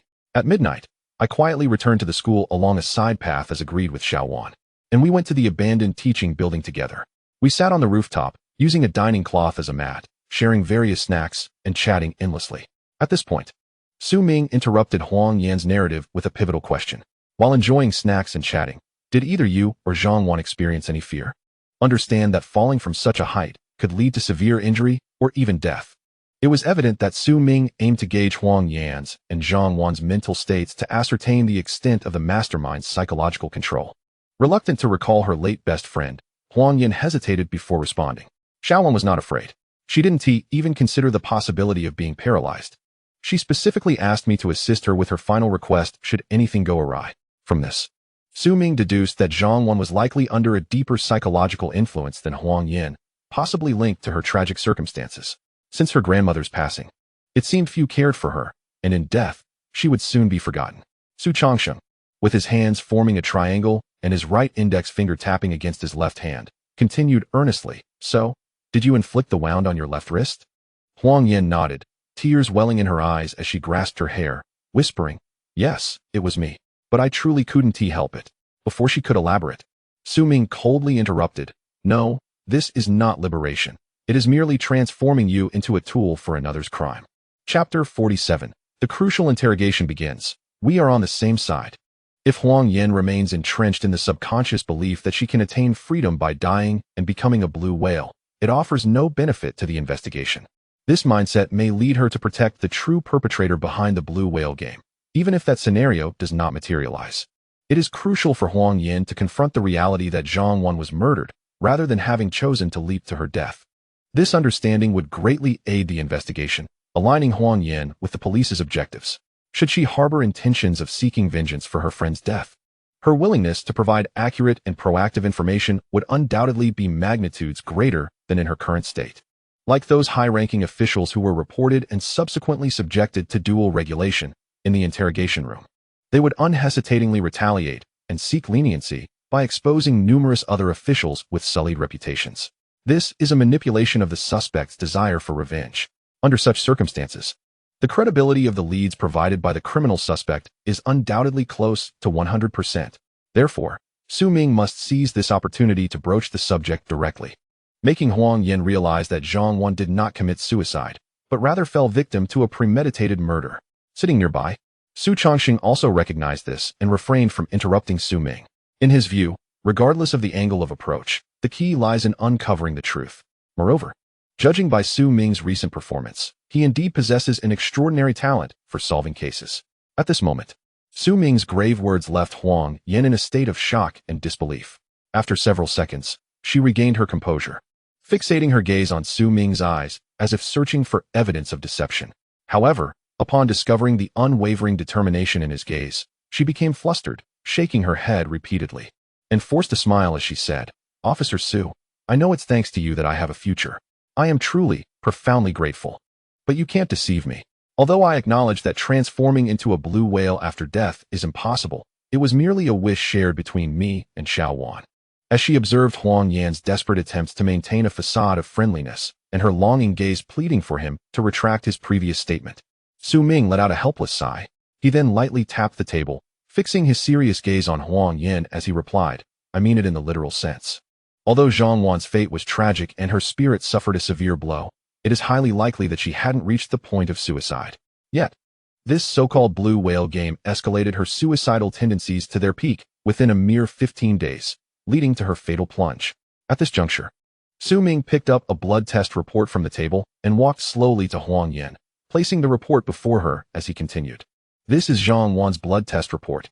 Our team's technicians detected numerous traces of drugs and painkillers within it, and I find it hard to believe that an ordinary middle school girl would have access to such contraband. Therefore, Zhang Wan did not fall to her death by suicide, but was rather induced to do so. Do you understand?" In that moment, Huang Yan was struck dumb. Her eyes fixated on the test report on the table, trembling in anger, her hands shaking uncontrollably. She lifted her gaze, attempting to articulate something, but words failed her. This revelation was akin to a thunderclap for her. After a few seconds, Huang Yan mustered a forced smile, looking at Su Ming with a pleading tone, "But Officer Su, that's not right. The blue whale game never compelled us to commit suicide, even just last night. It was Xiao Wan who brought it up herself. Could there be something amiss? How could Xiao Wan have been murdered?" For Huang Yan, the thought of Zhang Wan committing suicide to escape a wretched world in pursuit of inner freedom was acceptable. However, the notion that she had been killed was utterly incomprehensible. Su Ming collected the test report and leaned forward over the interrogation chair, gazing down at Huang Yan with piercing intensity, asserting, "There is no need to directly suggest that you take your own lives. If such a request were made, the blue whale game would merely be a primitive criminal method, and subsequent cases would be significantly less complicated. In truth, to make you relinquish hope of life, all one needs to do is continually suggest in your minds that the blue whale is the freest and most perfect creature in this world, and that death can transform you into a blue whale. Simultaneously, by using drugs and medication to guide you, you can maintain a state of euphoric pleasure while numbing the pain of self-harm. By the way, Huang Yan, could you please roll up your sleeve for me?" Without hesitation, despite her hands being restrained, Huang Yan bit her sleeve and pulled it upward, clearly desperate to reveal the truth about her best friend's fate. With a struggle, she managed to pull up one sleeve, allowing Su Ming to see the unmarked self-harm scars on her arm. He then tapped the interrogation chair, raising an eyebrow and saying, "All right, no need to pull it further. If I am not mistaken, doesn't the so-called blue whale game contain a similar statement? When you harm yourselves, you do not feel pain. Instead, you experience a sense of excitement, freedom, and a dreamlike feeling. With each act of self-harm, you draw closer to the blue whale, feeling as though you are gliding through the sea in a state of dreamlike freedom." It was evident that other officers might perceive this as an intriguing case of consciousness control crime. However, the experienced Su Ming felt no unfamiliarity. Rather, he recognized it with remarkable familiarity and could even guess the general methods of control and rhetoric employed. Hearing Su Ming's words, Huang Yan was engulfed in shock, her gaze complex as she stared at him. After several attempts to speak, she finally uttered, "Officer Su, how do you know about this? We never discussed the blue whale game with anyone." Before she could finish, Su Ming understood the implication behind her words. He fixed his gaze on Huang Yan and, for the first time, revealed a gentle smile as he said, "Now you should realize that we are on the same side. Therefore, moving forward, I need your full cooperation to uncover the true perpetrator behind Zhang Wan's death." Chapter 48, Significant Breakthrough. Is the mastermind right beside us? The information deliberately revealed by Su Ming was, without a doubt, an unimaginable revelation for Huang Yan.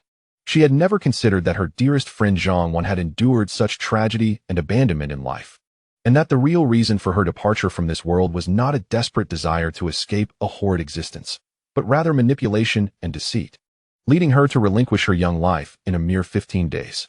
Huang Yan could not suppress her thoughts, contemplating whether, without this so-called blue whale game, Zhang Wan would have never taken such an extreme path.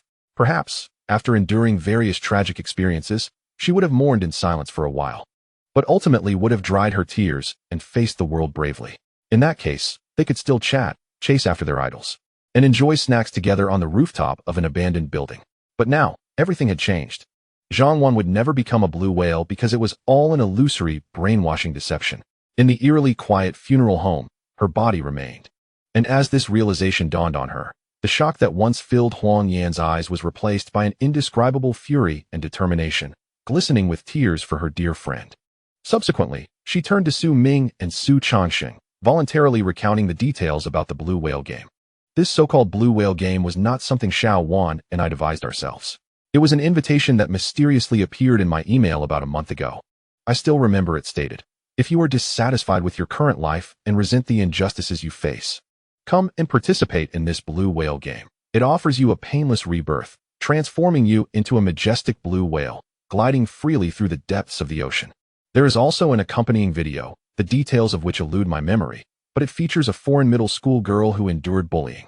She chose to partake in the blue whale game, and, after completing numerous preliminary tasks, leapt from a high building, her arms marred by self-inflicted wounds. The outcome of her fall was not shown. Instead, the scene transitioned to a blue whale swimming in the deep sea. On the massive fin of this whale, scars appeared that bore a striking resemblance to those of the foreign student. This was my first encounter with the blue whale game, as well as its peculiar invitation. Until now, our communication had solely been via email. Oh, I never deleted those emails. If you log in, you should still be able to see them. Upon hearing this, Su Ming's curiosity was piqued regarding those emails, and he promptly opened the laptop he had brought. He double-clicked the Penguin Chat software and decisively said, "Share your email account and password with me. I will log in." He did not allow Huang Yan to log in herself, as a precaution against her potentially seizing the opportunity to delete the emails. Though they currently stood united, the vigilance expected of a criminal investigator must not wane. 30 seconds later, Su Ming had successfully logged into the email account using the credentials Huang Yan provided him. He opened the inbox and set the filter to 1 month ago. A message titled Light Blue, adorned with a blue whale graphic, appeared before him. He placed the laptop in front of himself and Su Changxing and opened this so-called game invitation. The content was nearly identical to what Huang Yan had described, filled with phrases about escaping pain, distancing oneself from suffering, attaining rebirth, and achieving everlasting freedom. It aimed to exploit the immature psyche of minors, using such rhetoric to entice and manipulate. After reading the text, Su Ming opened the accompanying video. It began with a blonde middle school girl being doused with cola, trapped in a restroom. In the video, the girl, who had suffered bullying and appeared utterly powerless to resist, unexpectedly received an envelope bearing the words Blue Whale Game in English. Following the instructions within, she engaged in self-harm, took pills, and stayed awake all night. Ultimately, she leapt from a building in a posture eerily similar to that of Zhang Wan. The video did not depict her death, but shifted its focus to a blue whale in the ocean, revealing scars on its fin that closely resembled those of the blonde girl. After viewing the video, Su Changxing furrowed his brow, lightly tapping the table and muttering, "This is too far-fetched. It is riddled with flaws. This video could only deceive high school students." Setting aside the content, one must ask, who could have filmed such footage? Who could have conveniently captured so much bullying in the video of the envelope's communication?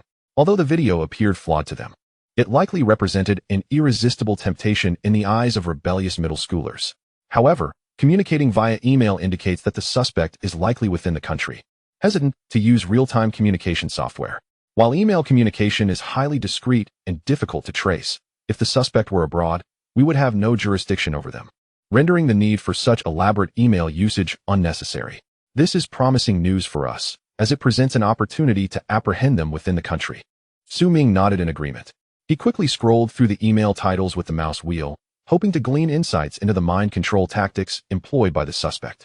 After just a cursory glance, Su Ming uncovered a crucial detail. All communication emails between Huang Yan and the suspect were dated within the last 15 days. During the period from receiving the email to the beginning of their correspondence, there had been no communication whatsoever. Why was that? Had the communication emails been deleted? No. Huang Yan had no reason to delete them. Given her parents' lack of concern, Huang Yan had previously contemplated suicide, even purchasing paraquat. This was not only to see if she would regret her decision, but also to gauge whether her parents would regret their negligence. Ultimately, she was fortunate that the paraquat was fake, and the misunderstanding with her parents was resolved. Thus, this blank 15-day period indicates that Huang Yan had not contacted the suspect at all.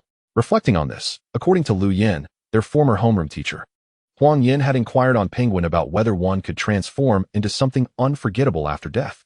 If so, she wished to become a blue whale, carefree and unburdened, free from the pain of her limp. The reason she asked Lu Yin could likely be that, aside from her parents, Lu Yin was one of the few adults from whom Huang Yin could feel warmth. Upon further reflection, the limp was not Huang Yin's deepest pain. Rather, it was her parents' indifference that primarily fueled her suicidal thoughts. When previously examining her phone gallery, Su Ming noticed that even while limping, Huang Yin had visited the Ferris wheel at Fanawild World alone. A 15-year-old girl, deliberately competing with her parents, wished to conceal her true thoughts from them. The notion of a limp leading to suicide was merely a facade for Huang Yin to mask her inner turmoil. Consequently, the freedom and ease promised by the Blue Whale game likely held little allure for her, which explains her silence towards the suspect for the past 15 days. Moreover, why did she suddenly initiate email correspondence after 15 days? This suggests the presence of external influences, most likely Zhang Wan. In the recent 15 days, Zhang Wan had frequently mentioned the Blue Whale and had become increasingly lethargic. It was only during this period that Huang Yin began to communicate with the mysterious suspect. All indications point to the possibility that Zhang Wan also received an invitation to the Blue Whale game. Furthermore, this was not Huang Yin informing her about the Blue Whale game. Rather, it was Zhang Wan who disclosed it to Huang Yin and invited her to join. The most critical point is that the ability to precisely send emails to both Zhang Wan and Huang Yin, two close friends, essentially eliminates the possibility of random targeting. It boldly suggests that the puppet master may very well be someone close at hand. Chapter 49. A case within a case? The truth emerges. Through the dates of the emails and the numerous suspicious clues accumulated earlier, Su Ming immediately narrowed the range of suspects to those close to the two victims, particularly focusing on the situations of Zhang Wan and Huang Yin. Otherwise, if this were a case of random targeting, the precision with which the game invitations were sent to both individuals would be virtually impossible. Only an acquaintance would have the opportunity to orchestrate such a case. However, this is still merely speculation. It must be further substantiated. With this in mind, Su Ming turned to Huang Yin, adopting a serious tone and asking, Huang Yin, I need to ask you something. Where did Zhang Wan obtain the invitation to the Blue Whale game? Did you tell her about it? Or was it through some other means? This question left Su Changsheng, seated beside him, somewhat puzzled, as it diverged from their previous analysis and speculation. A month ago, Huang Yin was already aware of the Blue Whale game, while Zhang Wan only began to mention the term Blue Whale about 15 days ago.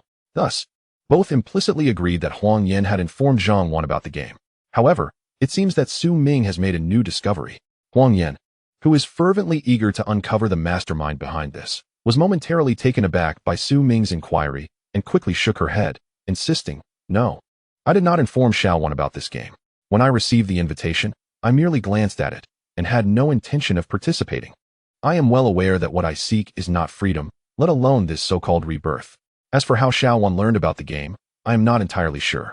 I only remember that one day she excitedly called me, claiming she had found a fascinating game that could help her escape her current suffering, conjuring images of liberation and a light, comfortable sensation.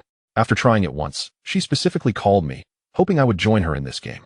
Upon hearing this, Su Changsheng gasped in surprise, turned to Su Ming, and then quickly directed his gaze back to Huang Yin, asking, So, the Blue Whale game was not initiated by you with Zhang Wan. Rather, Zhang Wan played one of the games first and found it effective before inviting you to join? Huang Yin did not respond verbally, but nodded vigorously in affirmation. At that moment, Su Changsheng clicked his teeth in astonishment and turned to Su Ming, exclaiming, Xiao Ming, how do you come up with these clues? We had initially inferred that Huang Yin received the invitation and brought Zhang Wan into the Blue Whale game. Yet you uncovered this lead so quickly, overturning our hypothesis. However, your discovery has indeed saved us a lot of time. I previously inquired with Vice Principal Zhang from Shid Middle School to confirm that, aside from Huang Yin and Zhang Wan, no one else had received an invitation to the Blue Whale game. Such precise targeting suggests that the likelihood of the crime being committed by someone familiar is considerably higher, effectively ruling out random acts of crime. Moreover, the chances of apprehending the perpetrator have significantly increased. As for Zhang Wan's description of feeling light and liberated from pain, it can be reasonably concluded that this is due to the use of drugs and opioids. Su Ming nodded in agreement. Based on the test results from Zhang Wan's blood, there were high concentrations of heroin, methamphetamine, and powder. Each of these drugs has distinct effects.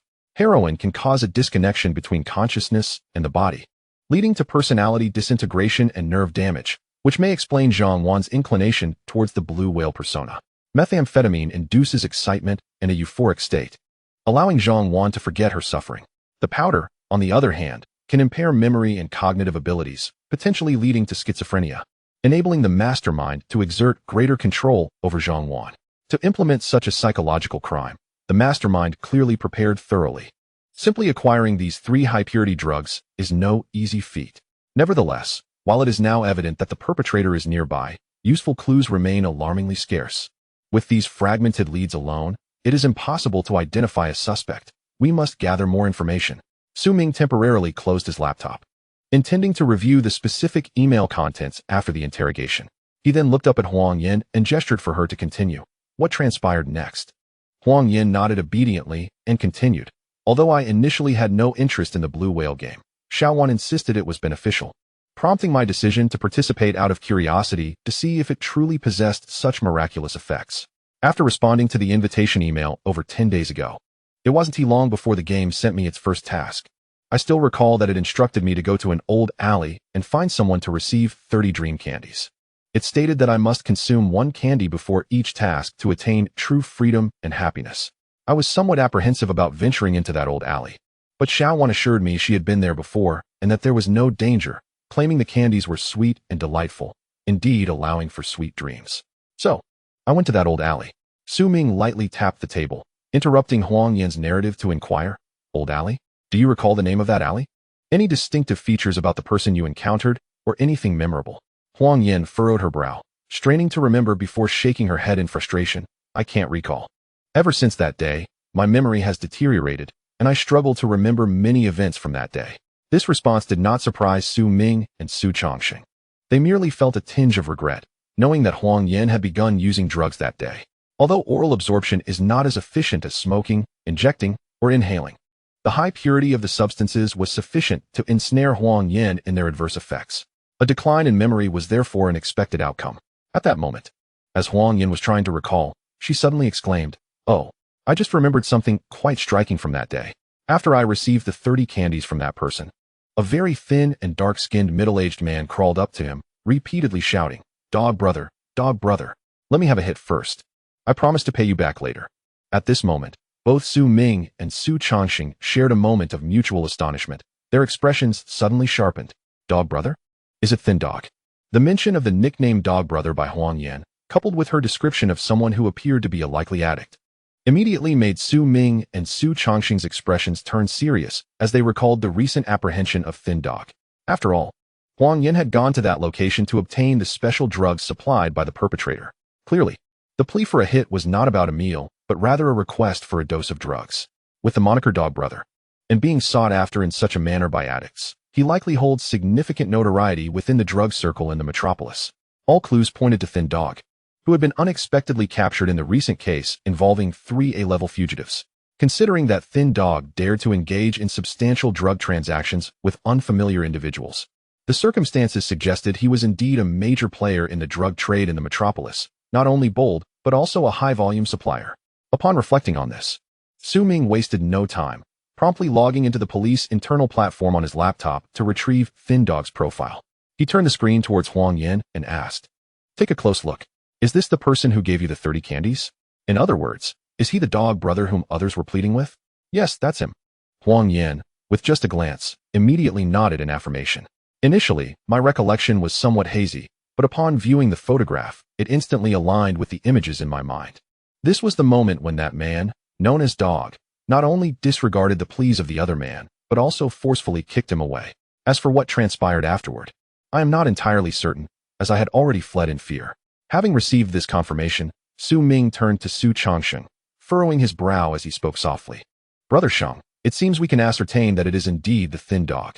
Based on the timeline of the incident, it can be inferred that 15 days prior, when Huang Yin sought out the Thin Dog for a supply of mixed narcotics, he was indeed active and had not yet been apprehended by us, indicating no temporal conflict.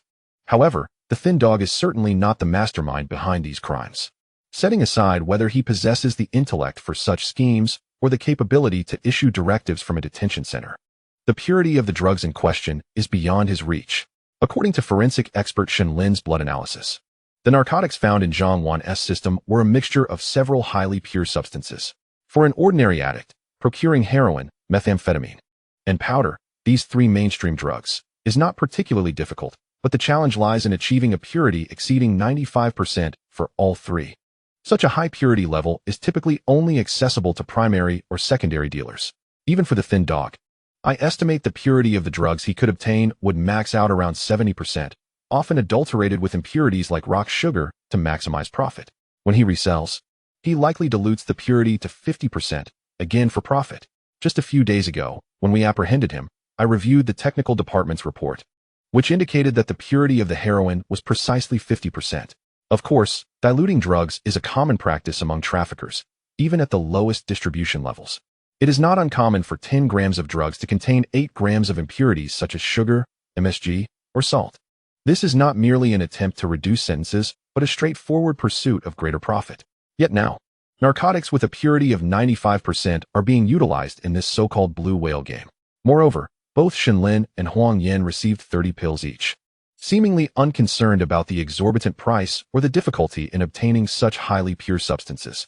Additionally, the ability to manipulate the thin dog and compel him to obediently hand over items to Huang Yin and Zhang Wan points unmistakably to the likelihood that the true puppeteer is the thin dog's superior, who is also the most notorious drug lord in our city. In response to Su Ming's deductions, Su Changxing nodded in agreement, tapping his fingers on the table as he replied, "Indeed, this is highly plausible. We cannot let the thin dog slip through our fingers. We must delve deeper into this lead to uncover vital clues." However, it is truly surprising that even in a situation where he might be facing dire consequences, the thin dog remained tight-lipped regarding his superior during the interrogation. He has already been placed in detention for several days. I will arrange for him to be brought back to the team at the earliest opportunity. At this point, Su Changxing appeared somewhat impatient, eager to explore the thin dog lead further, and signaled to Huang Yan, "What you just mentioned is significant. We have acquired a crucial lead. It is very likely that this will help us identify the mastermind behind Zhang Wan's demise. Please, continue and elaborate on what transpired thereafter."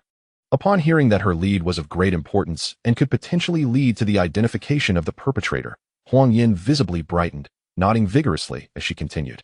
After obtaining those 30 candies, the blue whale game commenced. Each day at noon, a new email would arrive punctually, detailing that day's game instructions and inquiring if the previous task had been completed on time. I remember distinctly that on the second day after receiving the candies, the game's directive was for me to consume 1 candy at 8 in the evening and then to stand against a wall at 9 o'clock, imagining my desired freedom and the image of swimming with the blue whale. The games on the third and fourth days were similar, not demanding self-harm, but rather requiring us to stand for 2 hours or to refrain from sleeping all night, and so forth. Hearing these peculiar game instructions, Su Ming nodded in agreement, raising an eyebrow, confirming that the perpetrator was not a novice in criminal psychology, but rather someone with considerable experience. The initial tasks, consuming the drug-laced candies, standing for 2 hours, and enduring sleepless nights, were evidently designed to condition compliance and to acclimate both Huang Yin and Zhang Wan to the effects of the drugs. The aim was to subtly instill in them a complete submission to his demands, leading them to embrace the euphoria and disorientation induced by the narcotics. While Su Ming was deeply engrossed in analysis, Huang Yin continued her account. However, starting on the 5th day, the game's content shifted to instruct us to inflict scars upon our arms as a price for freedom. In return, we would receive a sense of liberation and joy akin to that of a blue whale, as if our spirits were drifting through the deep sea. Yet, with each passing day, I felt my mental state becoming increasingly fatigued, as if a new consciousness were attempting to emerge within me. Nevertheless, I was not particularly keen on becoming a so-called blue whale, so I merely consumed the candy as instructed, savoring the peculiar pleasure. But I largely refrained from participating in the prescribed games. Consequently, when he discovered my lack of compliance yesterday, although I received the usual game content at noon, it was accompanied by a threatening tirade and scolding. Upon hearing this, Su Ming became curious, raising an eyebrow as he probed further. A tirade and scolding? Did he insult you via email or through another means? What exactly did he say? Huang Yin remained silent for a moment, biting her lip before resolutely continuing. He wrote in the email that I was given an opportunity for freedom, but failed to seize it or adhere to the rules. I deserve to be pitted for being crippled and looked down upon, and he clearly stated that even the pigs in the psychiatric hospital understand the game rules better than I do. He warned that if I continued to disregard the rules, I would no longer receive game content, thereby losing my chance at freedom and happiness entirely. From this statement, the experienced Su Changsheng immediately sensed something peculiar and potentially significant, urgently inquiring, "Wait, Huang Yan, are you saying that he explicitly mentioned you're being crippled? And that you are even worse than the pigs in the psychiatric hospital? Is this email still available?" This reaction from Su Changsheng was entirely understandable, as Huang Yan's final words carried immense implications. The fact that the perpetrator could directly reference Huang Yan's disability clearly indicated that the criminal mastermind was well acquainted with her situation. Otherwise, it would be impossible for them to make such precise statements. Furthermore, the remark about being inferior to the pigs in the psychiatric hospital seemed to direct the clue toward a particular direction, that Zhang Wan and Huang Yan were not the sole victims of this game. There might be another patient in a psychiatric institution who was also under the control of this blue whale game. Meanwhile, Su Ming immediately opened his notebook, logging back into Huang Yan's email account and accessing the most recent message. After glancing at it, he turned the computer screen towards Su Changsheng, suggesting, "Indeed, Brother Sheng, indeed, there exists such an email." It seems that the mastermind, upon realizing that Huang Yan had failed to complete the game tasks for several consecutive days, has become increasingly desperate. It is unclear whether this desperation stems from fear of failure or apprehension concerning the exposure of this matter. Su Changsheng, having glanced at the email, nodded in satisfaction and confidently deduced that, given the current developments, it is nearly certain that individuals in the vicinity are implicated. Furthermore, the psychiatric hospital, often overlooked by the average person, may likely harbor similar incidents. The clues are gradually assembling, and it appears that the truth is on the verge of revelation. Turning earnestly towards Huang Yan, he inquired, "Is there any other content or detail that you believe is significant and worthy of attention?" This prompted Huang Yan to furrow her brow deeply, contemplating for several seconds before shaking her head in despair. "There is nothing more. After being scolded yesterday, I went to the rooftop of the abandoned teaching building to witness the freedom within Xiao Wan's heart. Reflecting now, I should have recognized the problem sooner.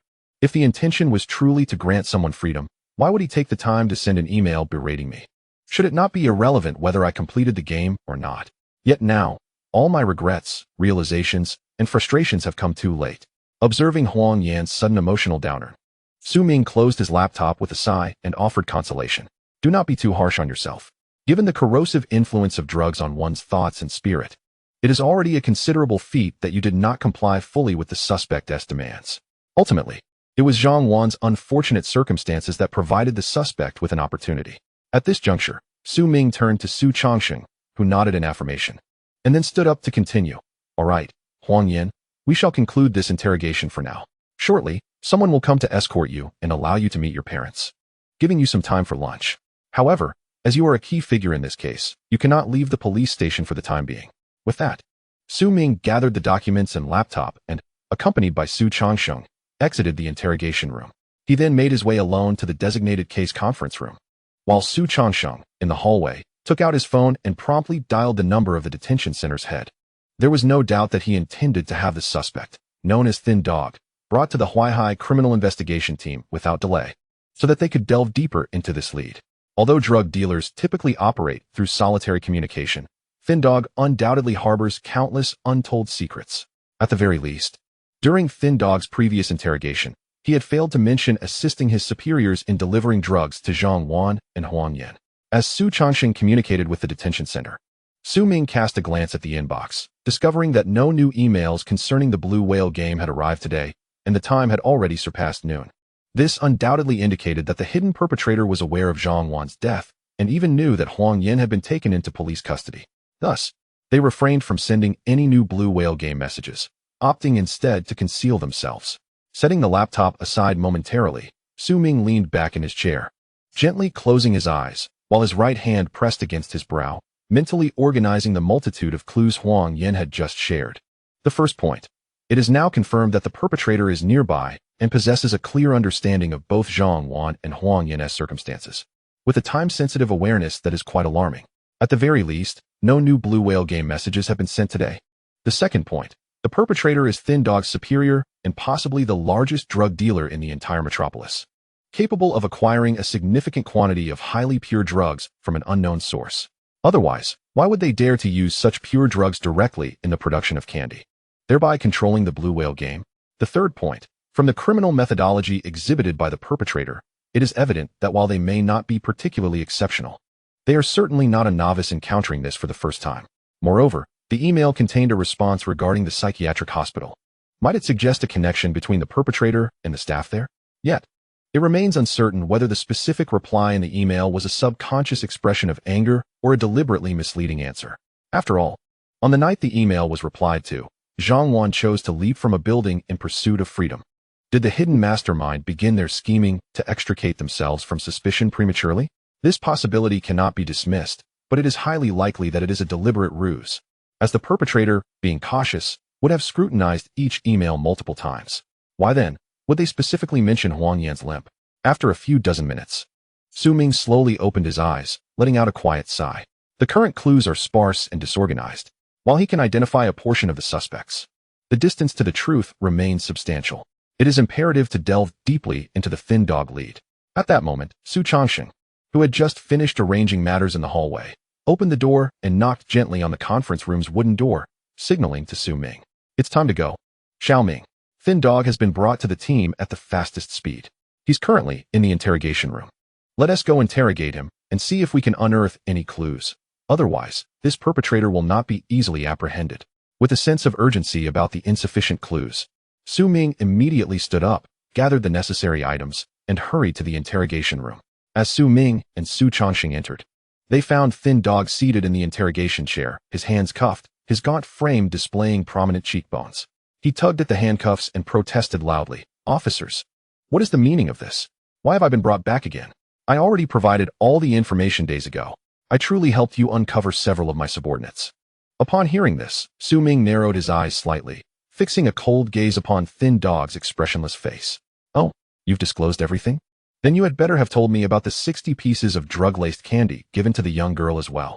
The mention of the 60 pieces of candy caused Thin Dog's pupils to constrict momentarily, but he quickly masked it with a feigned expression of shock and confusion. Officer, there has been a misunderstanding. You are truly mistaken. While I do engage in selling drugs for a living, it is only to distribute low-grade heroin. I have no knowledge of any candy drugs.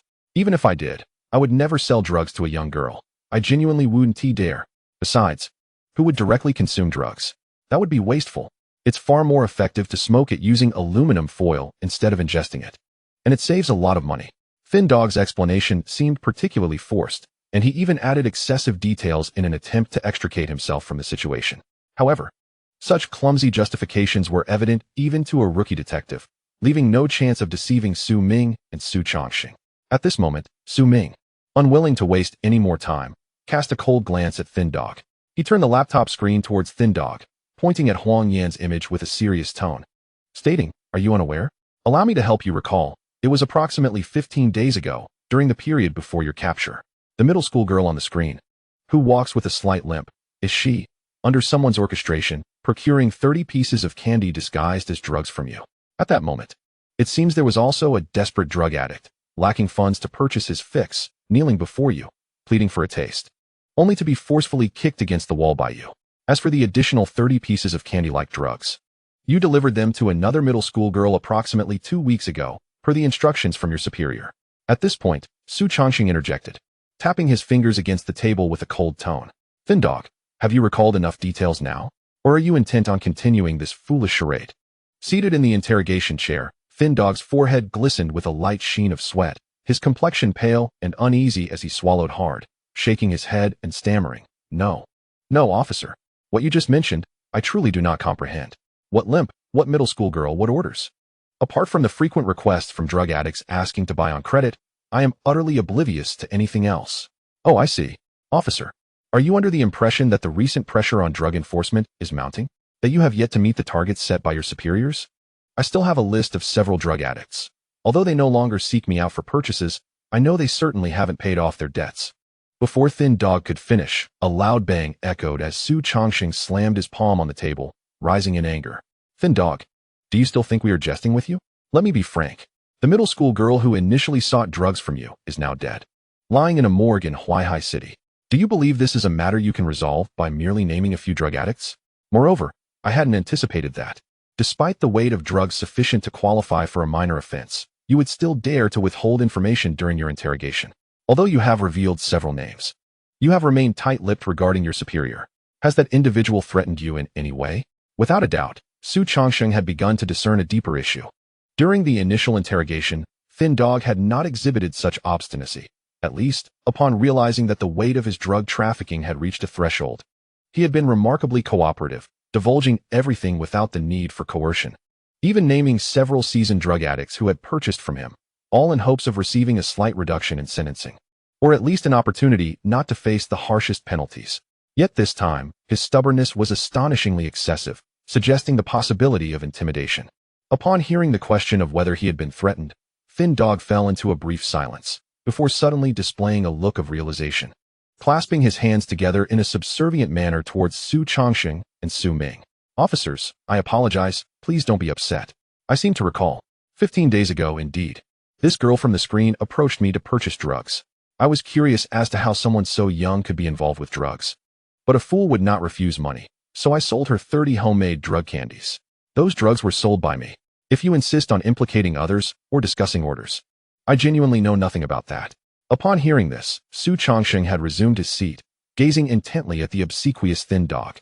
"Ah, Thin Dog, you truly have opened my eyes. Who would have imagined that someone so fearful of death would one day take on such a case? But do you believe you can bear this burden? Do you truly think we, the police, are so naive as to overlook your reluctance to disclose your superior, as if you were concealing something?" At this juncture, Su Chongsheng appeared thoroughly impatient, waving his hand towards Su Ming, who understood his intent without needing any further cues. He approached and turned off the camera, suggesting pointedly, "Brother Sheng, let us not waste our breath on someone like this. Let us employ those unconventional methods we're not permitted to use. Let us see whether his stubbornness holds up against the techniques passed down through our criminal investigation department. After all, I've already turned off the camera. We can simply switch out the surveillance later, making it impossible for anyone to uncover this matter. Besides, we are not forcing him to confess. We merely seek clues and intelligence regarding this case. Even if he were to suddenly retract his statement in court, it would be of no consequence, as what he has previously divulged is already sufficient for a conviction." At this moment, Su Ming cast a glance at the terrified Thin Dog, his eyes twinkling with feigned madness. "Brother Sheng, I have an idea. Why don't I go find forensic expert Shen Lin and procure some high-purity samples of the drug? Then, we can present it right in front of Thin Dog. Do you think a drug addict who hasn't had a fix in several days can withstand the cravings? I recall from textbooks that the withdrawal symptoms from prolonged heroin use are more intense than any other drug, causing one's body to feel as though ants are crawling all over, trembling from the cold while the insides burn with heat, accompanied by dizziness and uncontrollable tears." Pausing, Su Ming turned his gaze towards Thin Dog, whose eyes were filled with hidden terror, and deliberately asked, "By the way, Thin Dog, since you haven't had any heroin for so many days, have you managed to overcome your cravings? I've heard stories of seasoned addicts who, while in custody, have succumbed to their cravings and committed acts of self-harm. But I think, since you dare to shoulder a murder case, surely you can withstand a bout of heroin withdrawal without issue, right?" Chapter 53, Significant Breakthrough in Interrogation, finally uncovering the roots of the criminal organization. The methods Su Ming proposed were strictly prohibited interrogation techniques, employing various forms of coercion or unconventional methods to compel a suspect to confess. Widely mocked by netizens as the Great Memory Restoration Technique, it is said to retrieve memories even in their absence. Despite being heavily outlawed, many grassroots police departments still resort to these unconventional methods to expedite case resolutions, especially when there is substantial evidence, but the suspect remains obstinate. Just like now, it is evident that Thin Dog possesses vital information about his superiors, yet he stubbornly refuses to utter a word. Coupled with the already sufficient evidence for a conviction, applying a great restoration technique to extract crucial leads is a tactic often employed by various police forces, as time is a luxury they cannot afford when dealing with such individuals. However, both Su Ming and Su Chongsheng did not intend to resort to such measures, believing that verbal persuasion would suffice to breach Thin Dog's psychological defenses. For a drug addict, no physical pain compares to the agony of a full-blown withdrawal. At this moment, the mere mention of heroin and withdrawal by Su Ming caused Thin Dog, who was struggling in the interrogation chair, to vividly recall the torment he endured just days prior during a withdrawal episode in the detention center. It was a state far worse than death, his skin feeling as though it had been pricked by needles, tears and mucus streaming uncontrollably, his limbs heavy and devoid of strength. His spirit and consciousness felt detached from his body, his mind a cacophony of chaos. Even the thought of that experience now sent tremors through Thin Dog. accompanied by an unspeakable dread. Suddenly, with a face full of terror, he glanced at Su Ming. Before he could utter a word, Su Ming nodded at Su Changxing and unhesitatingly stood up, seemingly intent on fetching high-purity heroin from the technical department. In that moment, the fear that had engulfed the frail dog from days of battling drug withdrawal overwhelmed him entirely. It felt as if his throat was constricted, rendering him incapable of speech. As Su Ming took a few more steps past the frail dog's interrogation chair, the sound of his head repeatedly colliding with the metal echoed through the room. The frail dog banged his head against the interrogation chair, desperate to shake off his inner terror, while pleading in despair, "Officer, officer, I truly can't help it. I can't say anything. Those people, they will kill me. No, they will kill my family. They will murder my entire family. Please, don't ask me anymore. I did everything. I don't even know who my superior is." This outburst caused Su Ming to halt momentarily, yet he paid no heed to the frail dog's frantic headbanging or his pleas. In an interrogation room, it is common for around 80% of suspects to bang their heads against the table to express regret or seek sympathy. The frail dog was no exception. One could say that in any criminal investigation team's interrogation room, the table surface of the interrogation chair would never remain smooth, marked by countless dents left by suspects' heads.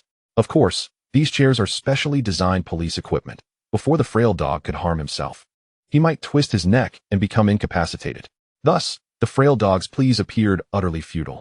Meanwhile, Su Ming had sharply caught onto a problem and furrowed his brow, questioning coldly, Why are they? Don't you only have one superior?"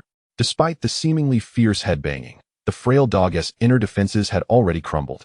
The agony brought on by heroin addiction surpassed his fear of his superior. After several strikes, his head rested weakly against the interrogation table, his voice hoarse and laced with despair as he confessed, "They are not my superior. Rather, they are everyone in the organization my superior belongs to, controlling at least 50% of the drug sales network in Longhua. Only they dare to sell high-purity drugs in bulk." His words immediately caused Su Changxing to sit up straight, his expression grave and unprecedentedly serious, though he chose not to inquire further for the moment. This was indeed a significant revelation. 50% of the drug sales network in Longhua. Su Ming found himself equally solemn, beginning to doubt whether the frail dog was fabricating information to conceal his superior. However, after observing the frail dog's demeanor closely, he was convinced there was no deceit. Returning to his seat, Su Ming tapped the table with his fingers and spoke earnestly, "Frail dog, lift your head. I need you to recount everything you know in detail. How did you come to learn about this organization? Given the usual methods of communication among drug traffickers, your subordinates should not be aware of the specifics of their superior, let alone knowledge of such a significant organization. Do not withhold anything. This will enable us to carry out our work more effectively. This is not only for us, but also to protect your family. Do you understand?" At Su Ming's insistence, the frail dog slowly raised his head, resting it weakly against the wall, and with a side glance filled with despair, he began to recount, "Yes. How could a small-time drug dealer like me in Modu possibly know about such a large drug trafficking organization? All this information was told to me by Brother Tai-san. He said that to expand the drug trade, one must join this organization. Even if one cannot become a member, they must work alongside them." As he spoke, fearing that Su Ming might not know who Tai-san was, Su Changxing elaborated, "Tai-san is the largest drug dealer apprehended in recent years in our neighboring city, Gusu. 20 kilograms of heroin and several kilograms of other drugs were found at his residence. Such a significant quantity is usually expedited through a fast track, within months. He was sentenced to life imprisonment. It seems Tai-san did not even choose to appeal. Otherwise, he might have prolonged his life a bit longer." Following this, the frail dog displayed a sorrowful smile, his eyes vacant as he continued, "Brother Tai-san deserved his fate. Who would dare to keep 20 kilograms of heroin at home?" But the third day after Brother Tai-san was executed, while his body was still freshly buried, his entire family died in a car accident on the highway, every single one of them. Even his 5-year-old daughter didn't survive. At this point, the frail dog suddenly became agitated, pulling at the interrogation chair and crying out, "I'm scared. Officer, I'm truly scared. I also have a 3-year-old daughter." Chapter 54. The most despairing aspect is not being arrested by the police, but being targeted by those people.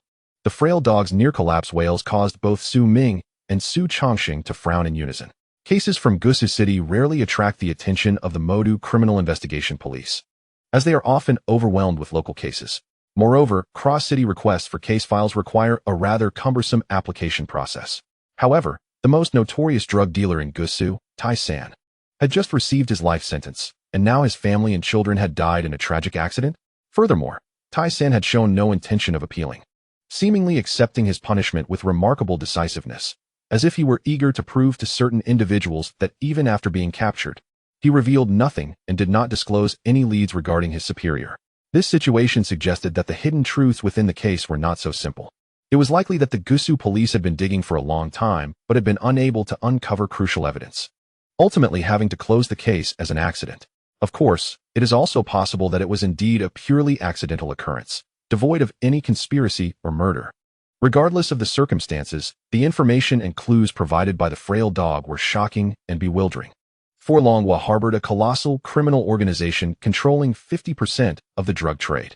Gazing at the frail dog on the verge of collapse, Su Ming lightly tapped the table and, with a serious frown, stated, "Frail dog, to be frank, even with the display of such pain and despair, I harbor not an ounce of sympathy.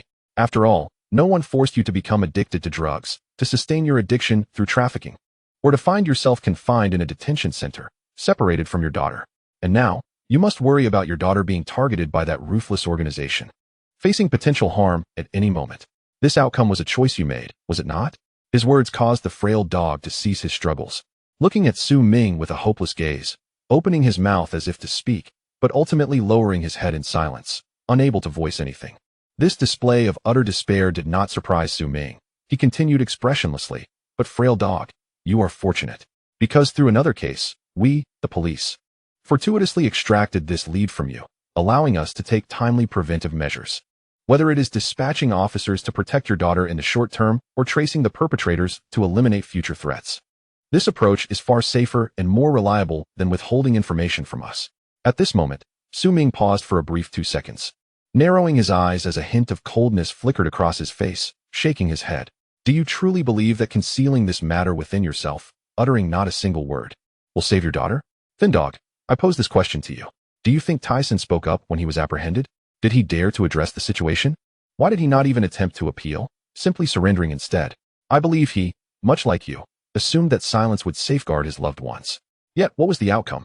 At this moment, Thin Dog suddenly opened his eyes, as if a realization struck him.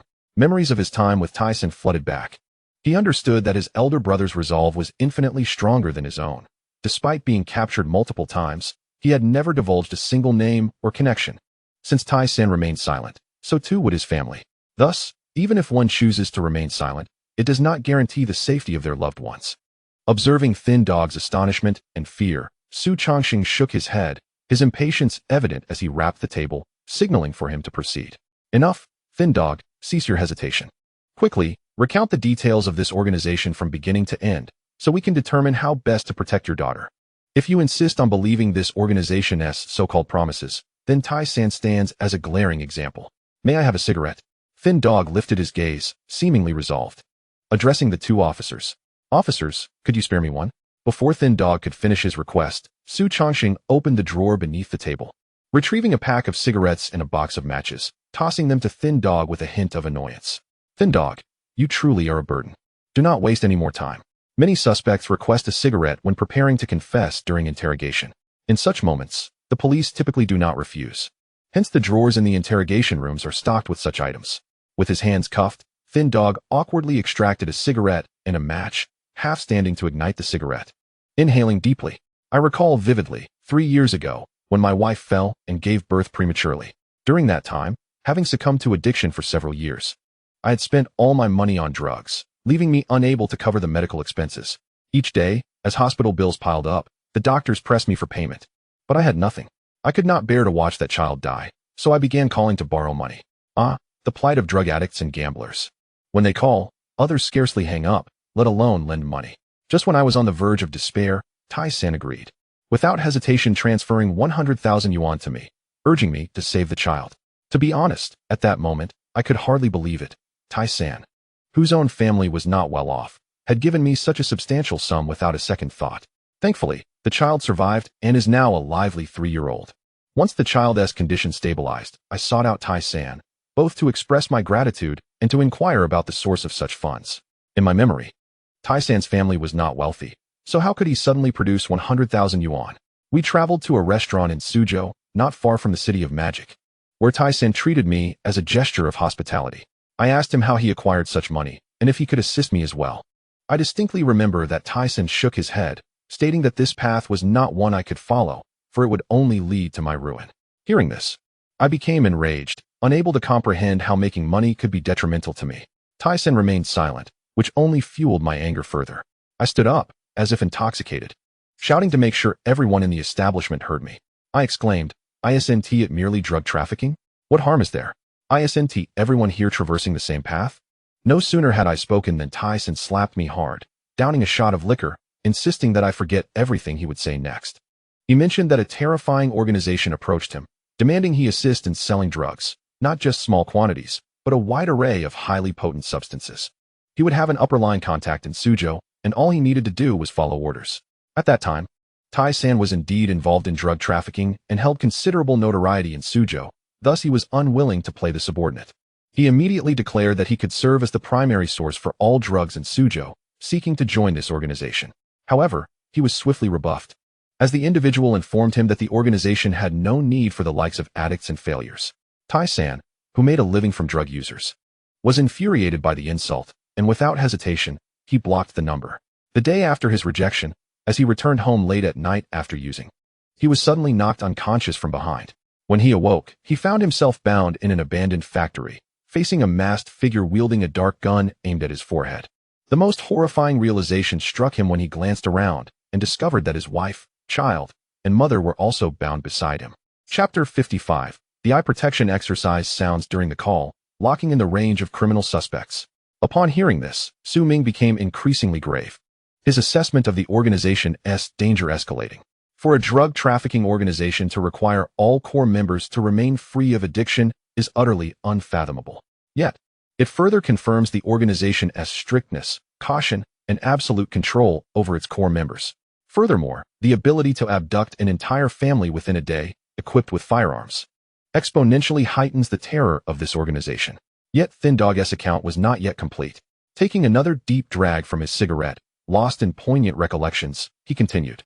Upon witnessing his family restrained, Tai-san lost his mind, struggling and shouting that they should confront him instead, questioning the audacity of taking his family hostage.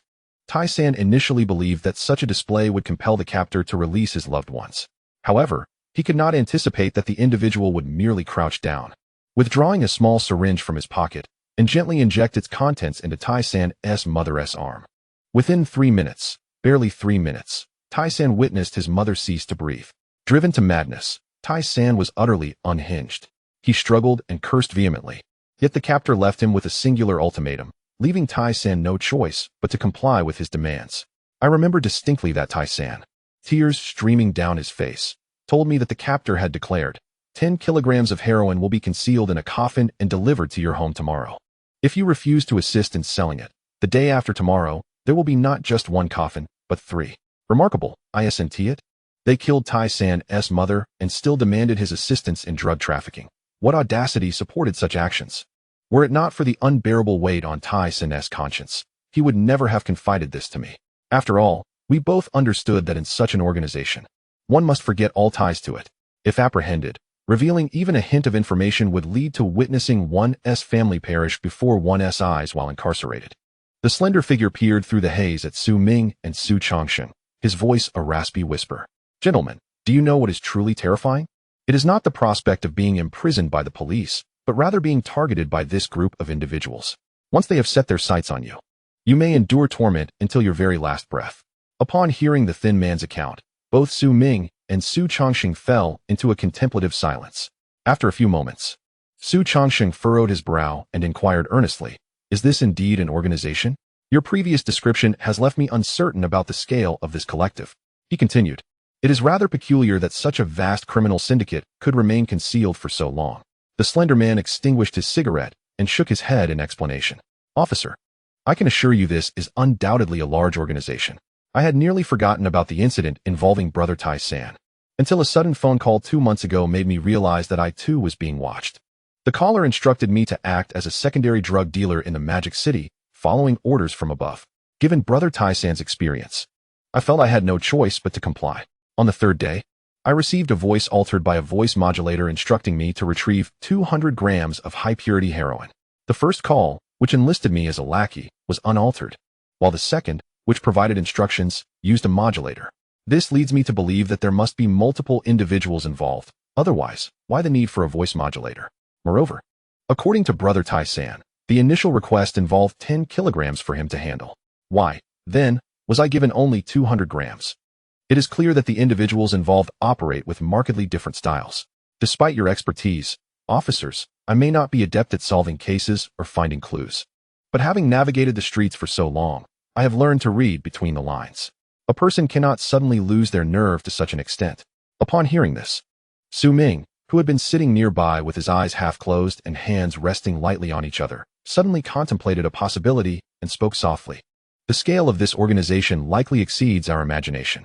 I suspect that the dealer in the Magic City has not lost their nerve. Rather, they have only recently joined this vast drug trafficking network and have yet to be assigned a significant share, still undergoing a probationary period. The mastermind behind this organization has yet to ascertain whether this dealer possesses the same audacity as members of the organization in Suzhou. Otherwise, in such a sprawling city as the Magic City, with a number of drug dealers several times that of Suzhou, there is no way they would only be willing to part with 200 grams of high-purity heroin for a first transaction. Being in a probationary period, they would naturally carry a substantial amount of trepidation, hence the use of a voice modulator to conceal their identity. This implies that the organization is just beginning to prepare to seize control of the drug market in the Magic City. This deduction can be drawn from two key observations. Firstly, the Slender Man, being a well-known addict in the Magic City, only became a target 2 months ago, which lends credence to this possibility. As for the second point, Ming turned to Su Changsheng, seriously asking, Brother Shang, in the past decade, have we uncovered heroin with purity far exceeding the norm in any districts of the Magic City? The drugs this organization traffics must have a purity of at least 95%. He continued, in 10 years, regardless of how well they hide. Their distribution network should have been discovered.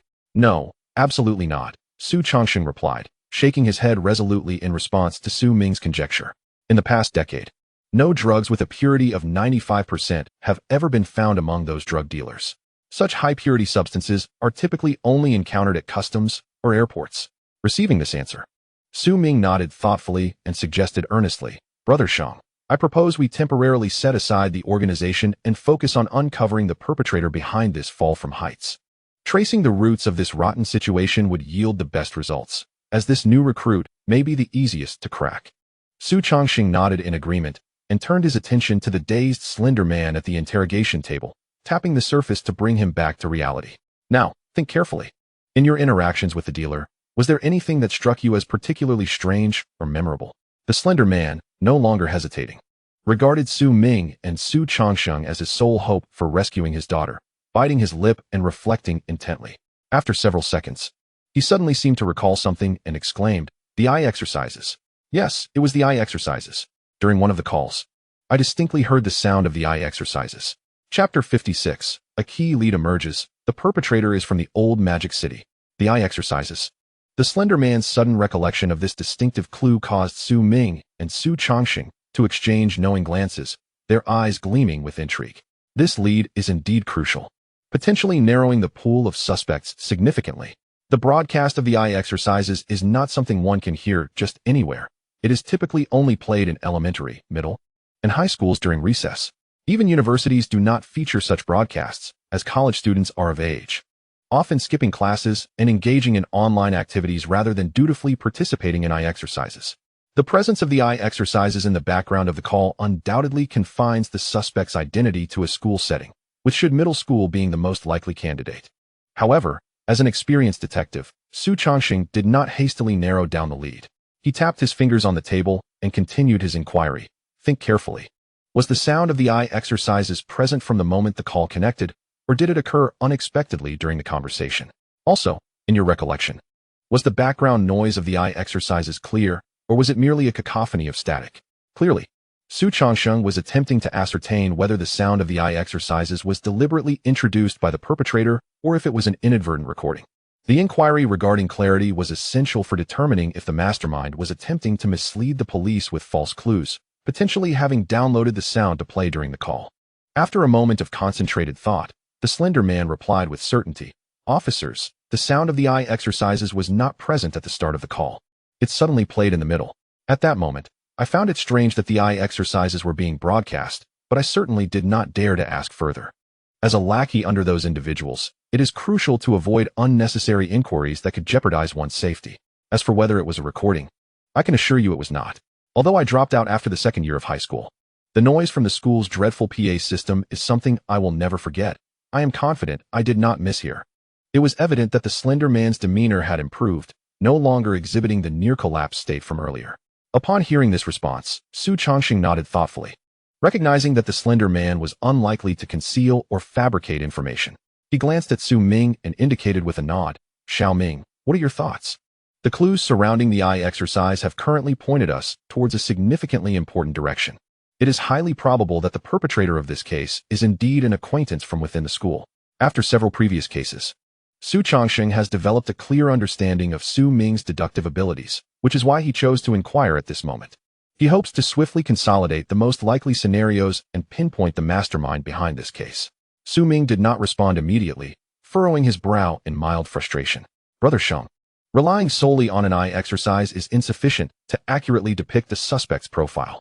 There is something peculiar about the individual referred to by the skinny dog, this suspect, who deliberately obscured their voice and employed a method of psychological control in their criminal activities, undoubtedly possesses a highly cautious disposition. For someone with such characteristics, remembering the daily scheduled time for the eye exercise at school shouldn't be particularly challenging. So why not avoid that time frame to minimize personal exposure? Was it intentional? Or did they genuinely forget? Based on the current clues and my understanding of the suspect, I cannot make a definitive judgment.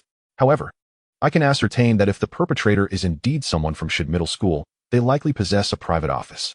Otherwise, I doubt they would dare to communicate with the skinny dog in the office or on the playground. Of course, this presupposes that the suspect is affiliated with Shid Middle School. Otherwise, all deductions would need to be reconsidered. The clues are still too scant. At this juncture, Su Ming turned to the astonished skinny dog, who seemed incredulous at how the two had deduced so many details from an eye exercise. He earnestly remarked, "Skinny dog, think back. When you were in contact with that individual, was there anything unusual? For instance, regarding the location of transactions, the details involved, or the process itself? Were there any aspects that left you puzzled or completely bewildered?" Undoubtedly, from Su Ming's personal experience, whether out of caution or to exonerate themselves, a wary mastermind is likely to reveal more details during transactions. Seeing that the skinny dog had yet to identify the suspect, in order to ensure his daughter's safety, he began to scratch his head anxiously, meticulously recalling every transaction process and detail.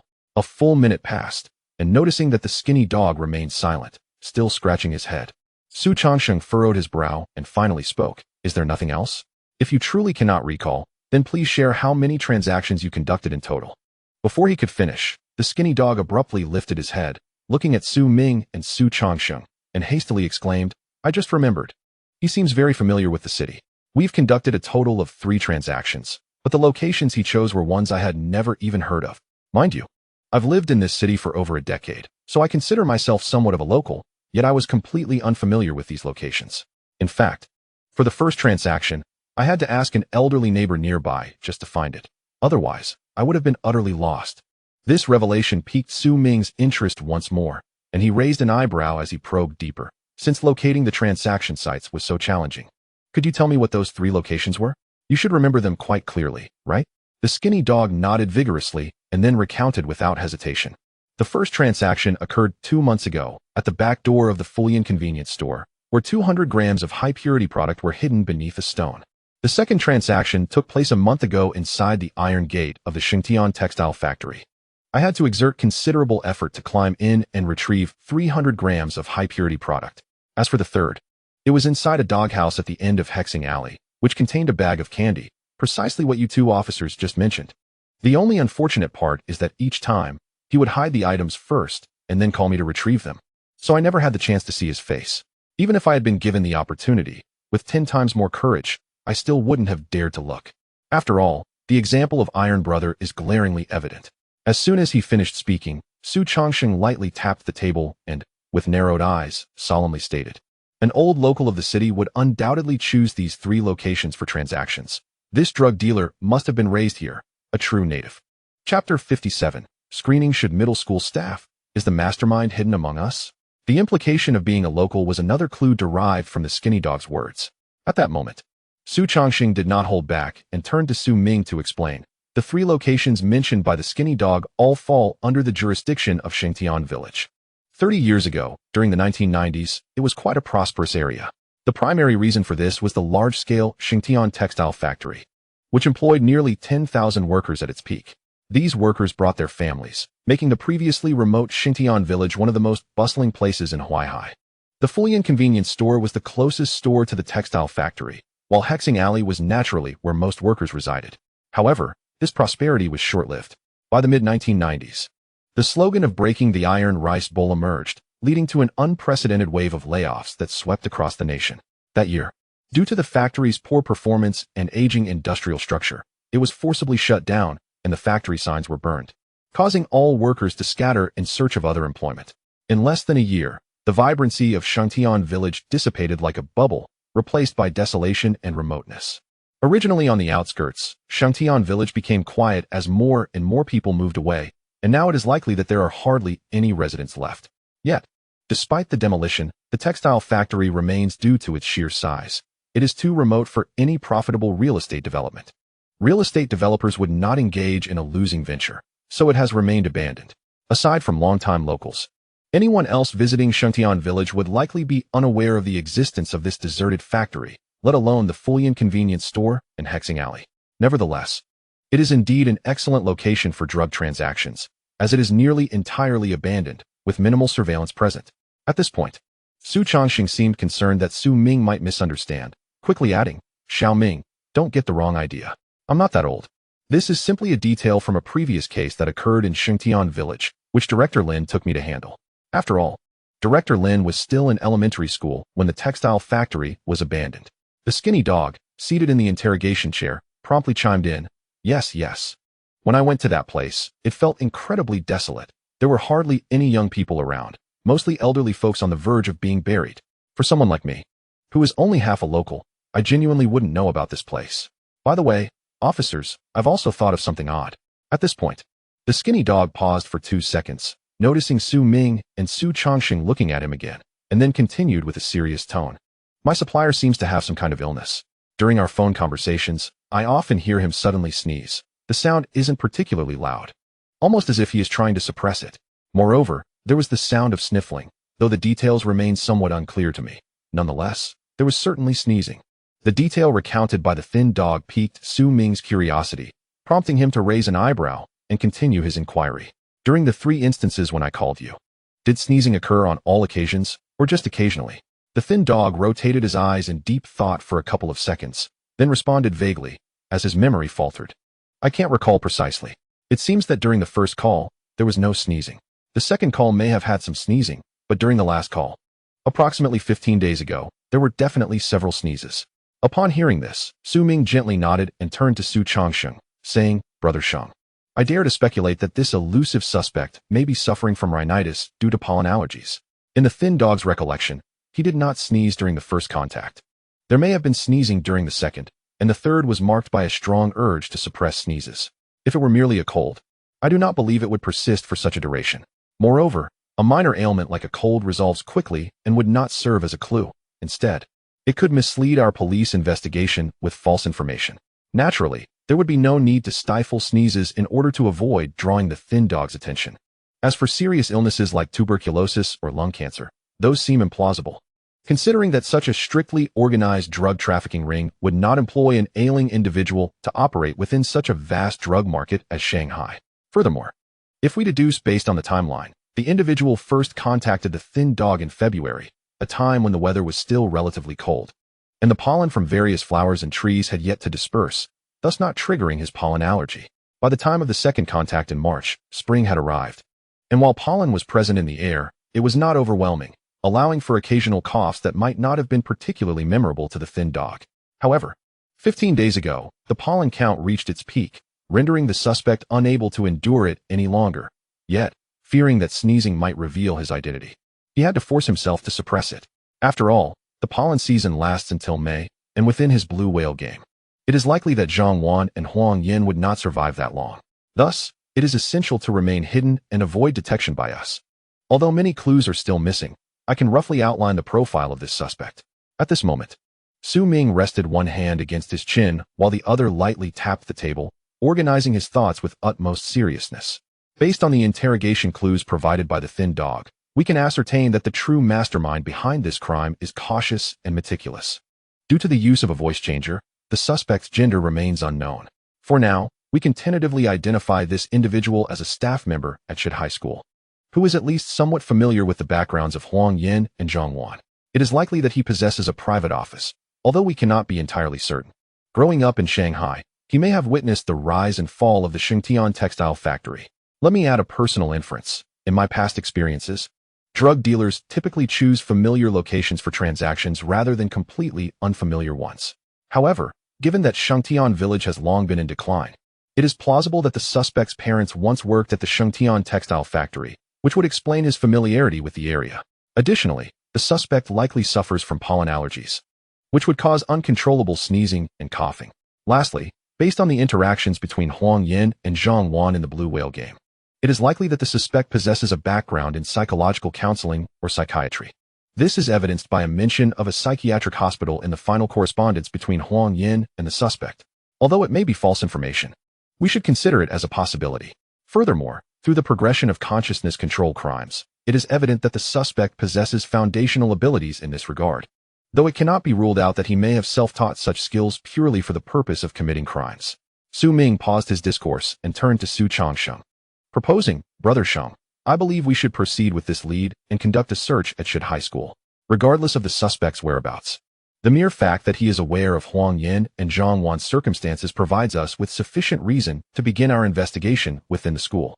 I am confident that whether or not we uncover the perpetrator, the internal investigation at Shid High School will bring us one step closer to the truth." Chapter 58. Cross-province retrieval of case files. There must be connections between cases. Many homicide cases are notoriously difficult to pinpoint suspects directly, as perpetrators consciously evade surveillance. Typically, useful clues are extracted from the victim's body, the crime scene, and the interrogation of relevant individuals, followed by narrowing down a range of possible suspects for further comparison and questioning to ultimately identify the true culprit. This alternative method of elimination is frequently employed in criminal investigations. At this moment, after hearing Su Ming's analysis and the characteristics of the potential perpetrator, Su Changsheng nodded in agreement. Indeed, we cannot afford to waste any more time. Although we have yet to uncover any decisive clues, the myriad of fragmented speculations can indeed support our initial investigation. It is advantageous to either eliminate the staff members at Shid High School as suspects or identify possible criminals, as this will facilitate subsequent efforts.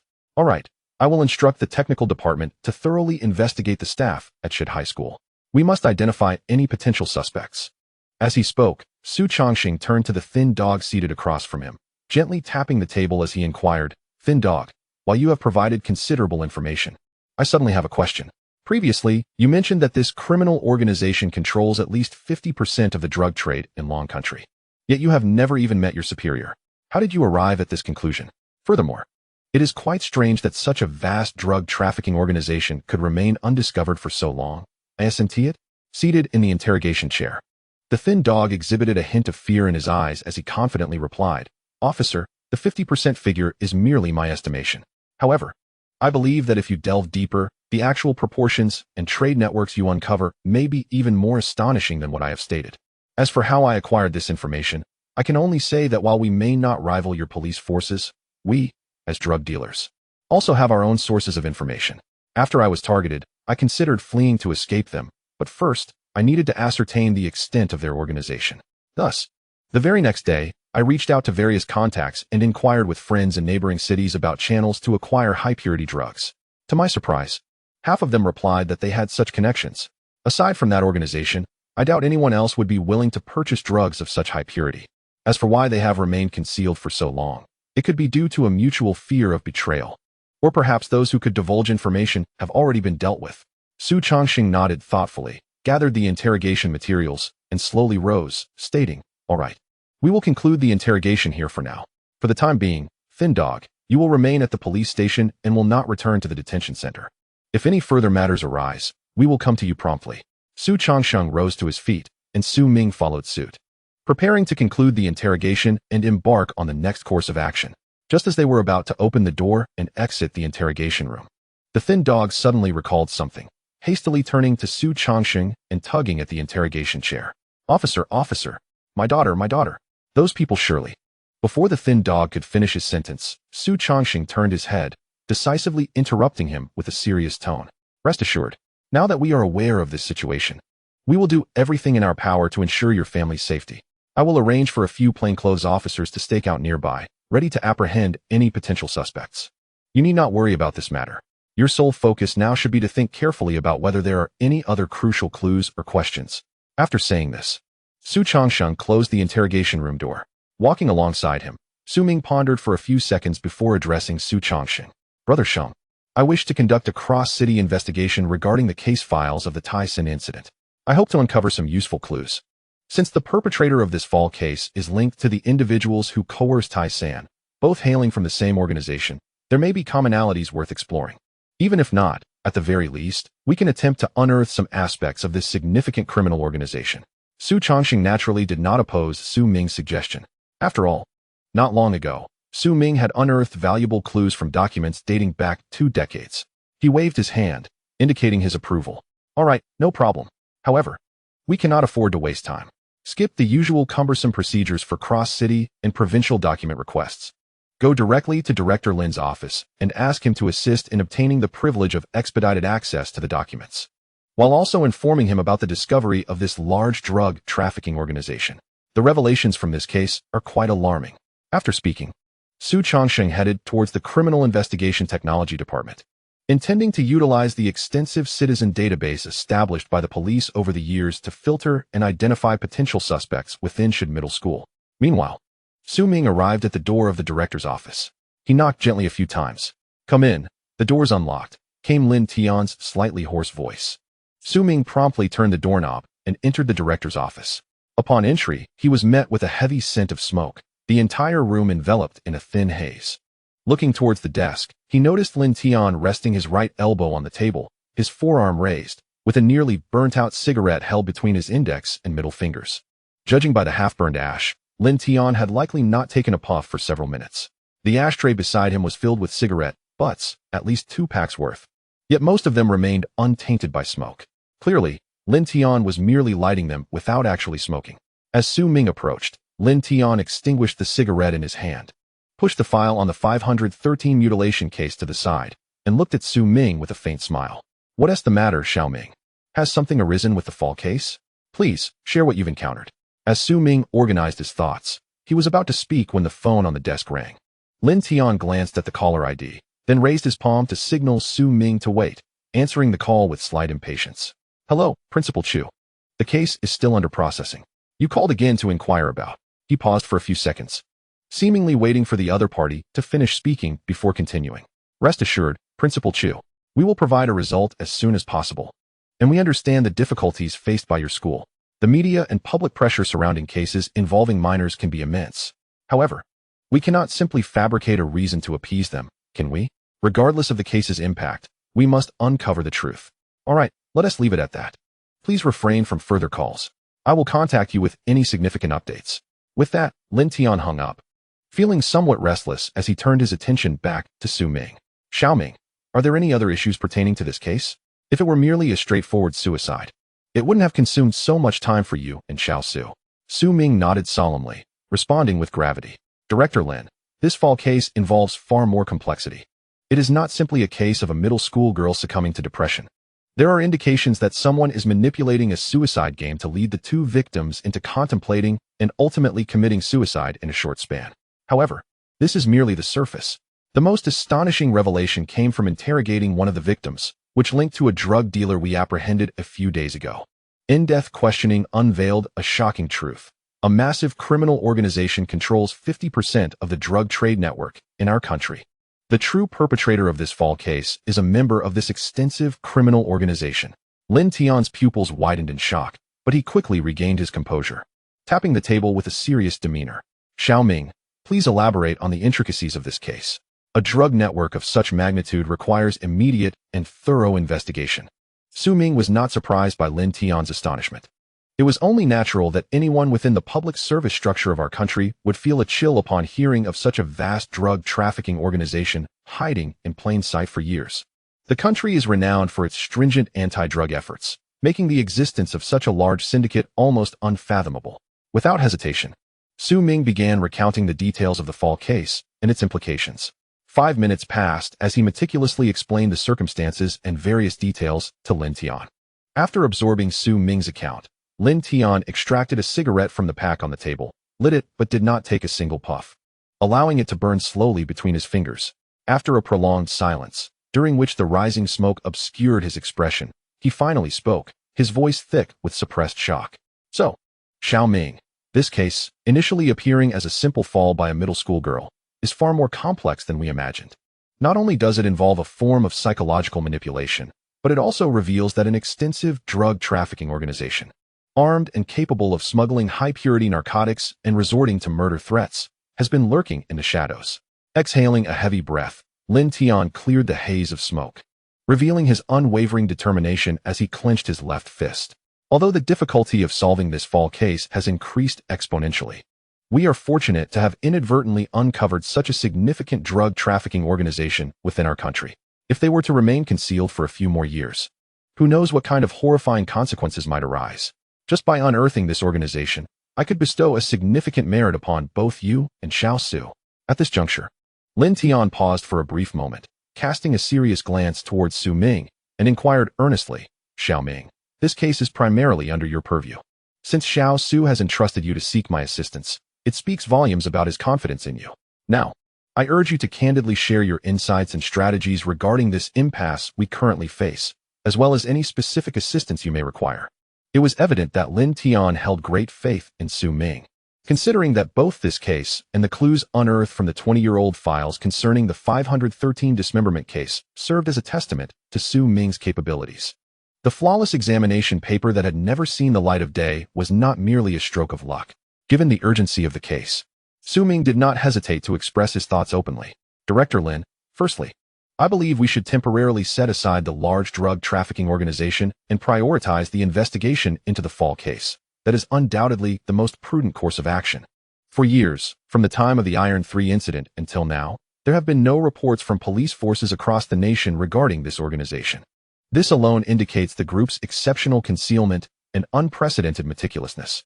Currently, we possess no leads and are at a loss as to where to begin our search. Attempting to crack this case from such a standpoint would be an unprecedented challenge. The most effective approach is evidently to first apprehend the perpetrator behind the fall case, through whom we can subsequently uncover this vast drug trafficking organization. Although the leads in the fall case are rather chaotic, at least we have a foundation upon which to build.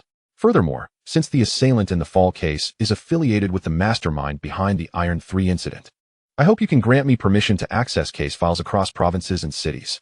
If we can extract pertinent clues linking these two cases, it would significantly aid in identifying the true culprit. After organizing his thoughts, Su Ming confirmed that he primarily needed access to the files and continued. There is nothing more to discuss for now, Director Lin. Please grant me the authority to access the cross-province and cross-city case files. Lin Tian extinguished his nearly burnt-out cigarette and nodded without hesitation. Very well. I will call Director Shin from our Shanghai Public Security Bureau immediately to arrange a privileged internal account for you, enabling you to access all relevant case files across provinces. Additionally, I will report the matter regarding the vast drug trafficking organization. Let's proceed with that for now. Xiao Ming, you may return to your duties. I will send you the special account shortly. Be sure to expedite the apprehension of the perpetrator. Upon concluding, Lin Tian reached for the phone on his desk, preparing to dial the aforementioned Director Shun when he suddenly paused, as if struck by an epiphany. He raised his gaze towards Su Ming, squinting slightly as he suggested, Xiao Ming, could you assist me in investigating the principal of Shid High School, Chu Wenbiao? Particularly, look into his relatives and friends to determine if there are any potential opportunities for him to engage in criminal activity. Within just 3 or 4 hours, he has made several calls urging me to uncover the truth. There must be something amiss in his heart. The true perpetrator may not act this way, but if he is anxiously concerned about whether his accomplices have been discovered, that might indeed be a possibility. Chapter 60. Unraveling the motive of the perpetrator. The case has reached a critical juncture. As Su Ming exited Lin Tian's office, he exhaled deeply, retrieving his phone from his pocket to send a message to Su Chongxing. The content instructed Su to investigate Chu Wenbiao further, seeking any unsavory dealings he might be involved in. Just as Lin Tian suggested, regardless of the media pressure, As the principal of Should High School, Chu should not be displaying such urgency. Moreover, having held the position for so many years, he should be adept at handling media inquiries with a modicum of decorum. The numerous calls demanding police clarity felt almost like an implicit hint towards a conclusion of suicide. From Su Ming's perspective, it was clear that the entire Fall case revealed the meticulous nature of the mastermind behind it. Thus, one would not expect such urgency and incessant inquiries. However, Chu Wenbiao's behavior was evidently abnormal. Even if he were not the true mastermind, it was highly probable that he had some connection to this case or was entangled in something unsavory. Returning to the meeting room dedicated to the case, Su Ming strolled towards the whiteboard, which was adorned with various photographs and crucial case information. He picked up a marker and wrote 2 words with intent. Motive. Yes, the motive. So far, in this case dubbed the Blue Whale Game, no clear motive had been identified. The mastermind's deliberate provision of such high-purity drugs and the extensive effort dedicated to coercing Zhang Wan and Huang Yin indicated that this was far from a random act without purpose. Moreover, the remaining students in the school had not received any emails concerning the Blue Whale Game, suggesting that the perpetrator had meticulously targeted Huang Yin and Zhang Wan, who were psychologically vulnerable due to various unforeseen circumstances and familial issues. This demonstrated that they were not just random victims, but were specifically chosen prey, implying that the perpetrator had knowledge of their situations. Yet, the central question remained, what was the motive? Why would the perpetrator wish to murder Huang Yin and Zhang Wan?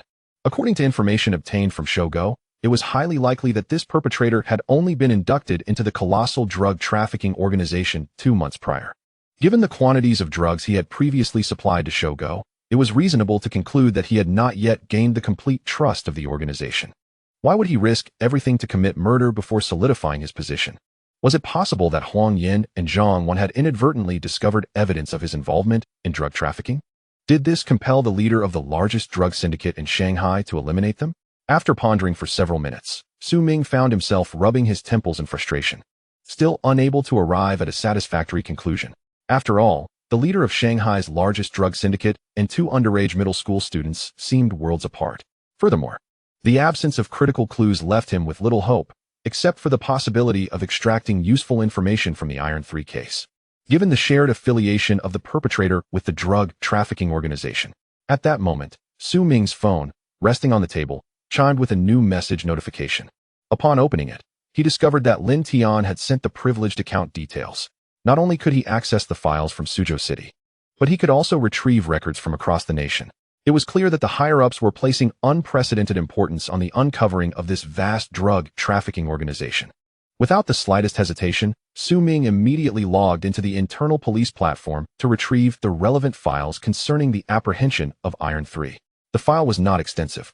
It did not contain the 10 kilograms of high-purity heroin that Su Ming had anticipated, nor did it reveal a plethora of drug connections.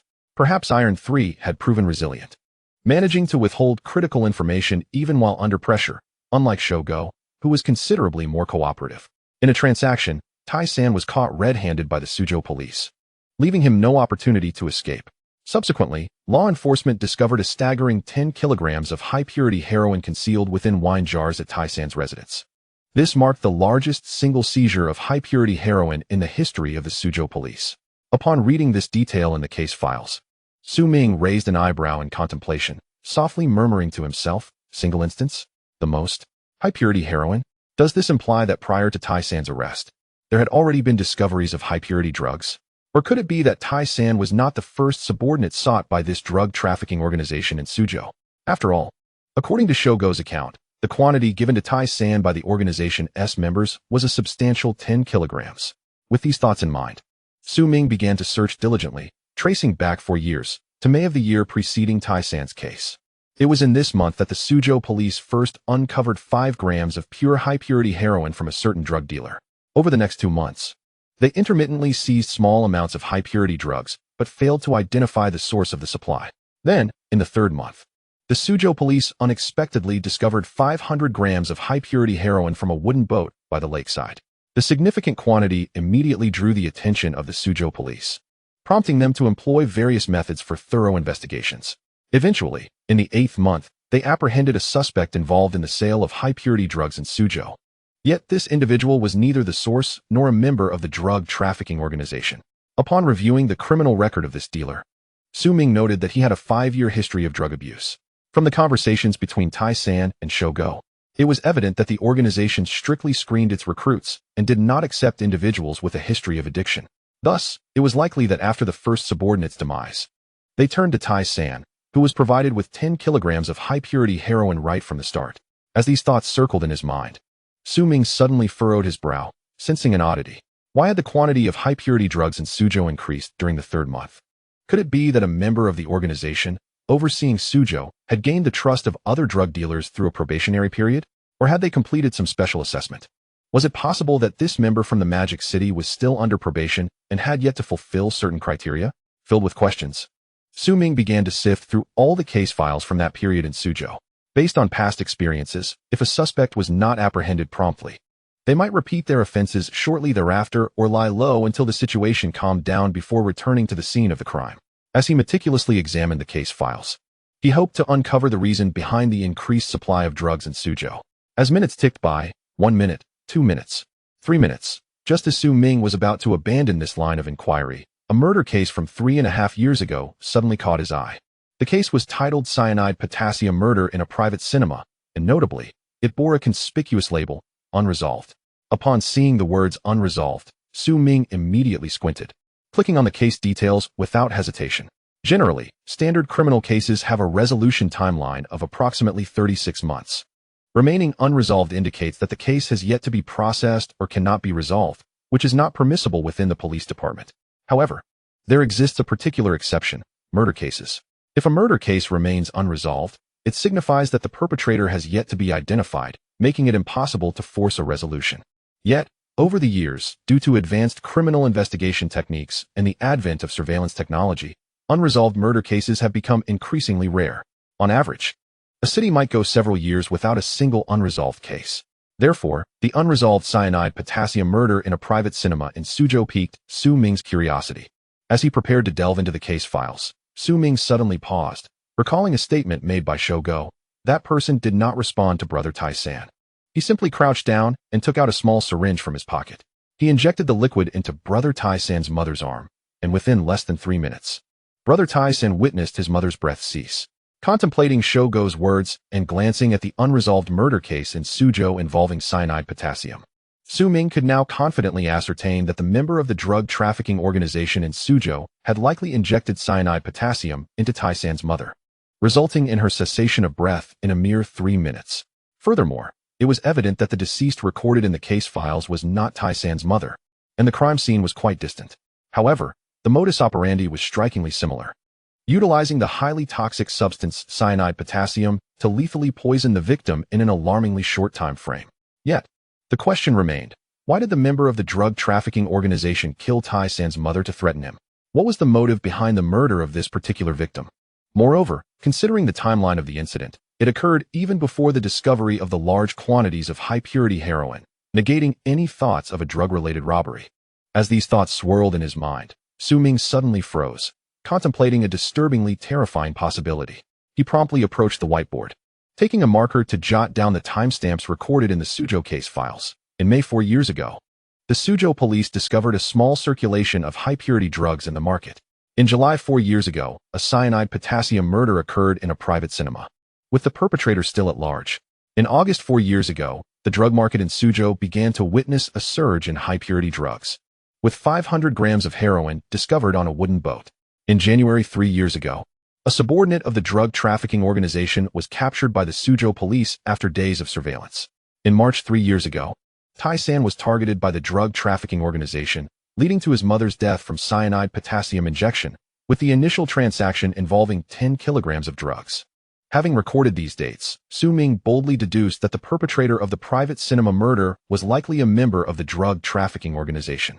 Yet, a pressing question arose. Why would a simple, socially unassuming computer programmer, a quintessential recluse, attract the attention of a drug trafficking organization member?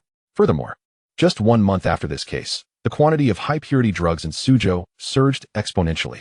Did this imply that the member of the drug trafficking organization had successfully passed their internal assessment or gained trust?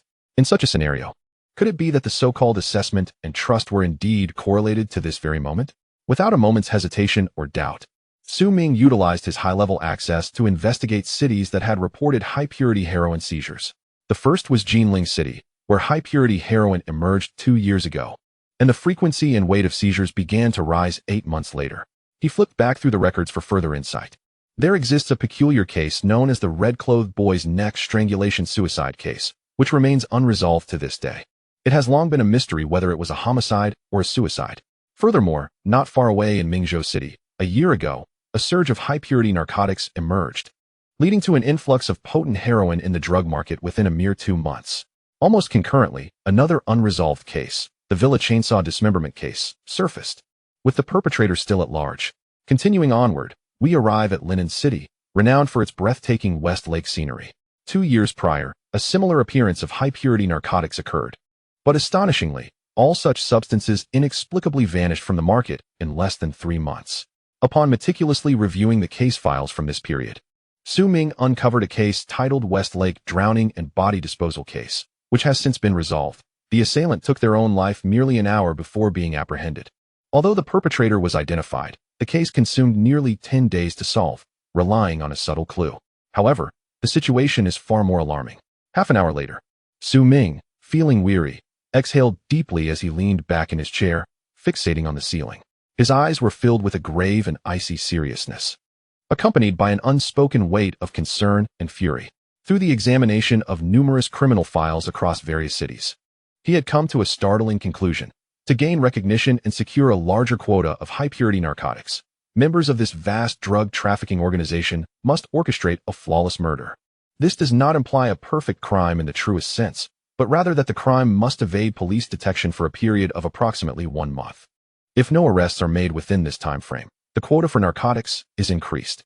The longer the police remain oblivious, the greater the quota becomes.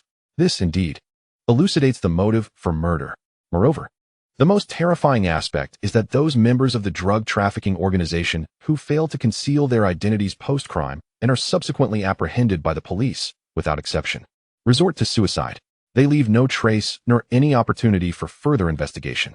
It is not an exaggeration to assert that every member within this drug syndicate harbors a successful evasion of murder on their record. The criminal intelligence of this organization is alarmingly unfathomable. At this moment, just as Su Ming pondered the sheer horror of this vast drug trafficking organization, Su Changsheng pushed open the door to the conference room and beckoned to him. Xiao Ming, let's head down to the technical department. They have identified several possible suspects, with the most concerning being Chu Wenbiao. In recent years, all of Chu's close relatives have passed away due to illness, leaving only a son studying in the United States. Moreover, did you know he is not only the principal, but has also taken on the role of a psychological counselor at Should High School these past few months? Chapter 62. The Perfect Suspect. Is Chu Wenbiao the culprit? The news brought by Su Changsheng left Su Ming with an indescribable sense of astonishment. A dual role as a psychologist? An only son studying abroad? It is known that opioid medications are poorly regulated in the United States, leading to severe abuse. Nearly every household possesses a few bottles. Could he be complicit in the crime? Nevertheless, out of a commitment to the thoroughness of the case, Su Ming refrained from making any immediate judgments. He swiftly exited the conference room, following Su Changsheng to the Criminal Investigation Technical Department. As they walked, Su Changsheng recounted the current findings. Through screening the numerous staff members at Should High School, 3 potential suspects had been identified based on their familiarity with Huang Yin and Zhang Wan, as well as their ample opportunity and time for committing the crime. These 3 individuals include Principal Chu Wenbiao, Vice Principal Zhang Hong, and their former homeroom teacher Lu Yan. In the analysis conducted by the technical department, Chu Wenbiao's level of suspicion was found to be significantly higher than that of the other 2. Upon reaching the technical department, Su Changsheng gestured, "Huzi, hold off on reviewing the surveillance footage for now. Please explain the 3 suspects we just screened to Xiao Ming." Then, Su Changsheng turned to the 2 veteran officers beside him, speaking with earnest seriousness. "Lao Chun, Aki, for the time being, set aside the technical department's work. These next few days, go undercover to keep an eye on Shogo's wife and daughter, and observe if there are any suspicious individuals lurking nearby. I fear that as this case progresses and we begin investigating Chu Wenbiao, the members of this drug trafficking organization may also take action. At that point, Shogo's family will undoubtedly become one of their targets. We must be vigilant." Upon receiving this order, Lao Chun and Aki nodded in agreement before hastily departing the technical department to stake out potential suspects near Shogo's residence. Meanwhile, Wang Hu wore an expression of excitement as he opened the compiled information related to Chu Wenbiao, remarking, "Ming, we recently accessed various information channels, including identity databases, medical records, the school's official website, and personal party member information. Currently, the likelihood of Zhang Heng and Liu Yin being involved is significantly lower than that of Chu Wenbiao. From every angle, Chu Wenbiao aligns much more closely with your and Shang Ji's deductions.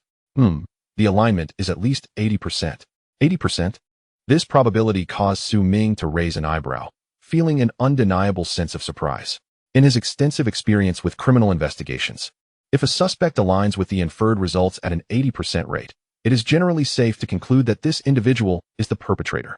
This is because the numerous characteristics and clues deduced by the police, regardless of their precision, may still deviate from reality.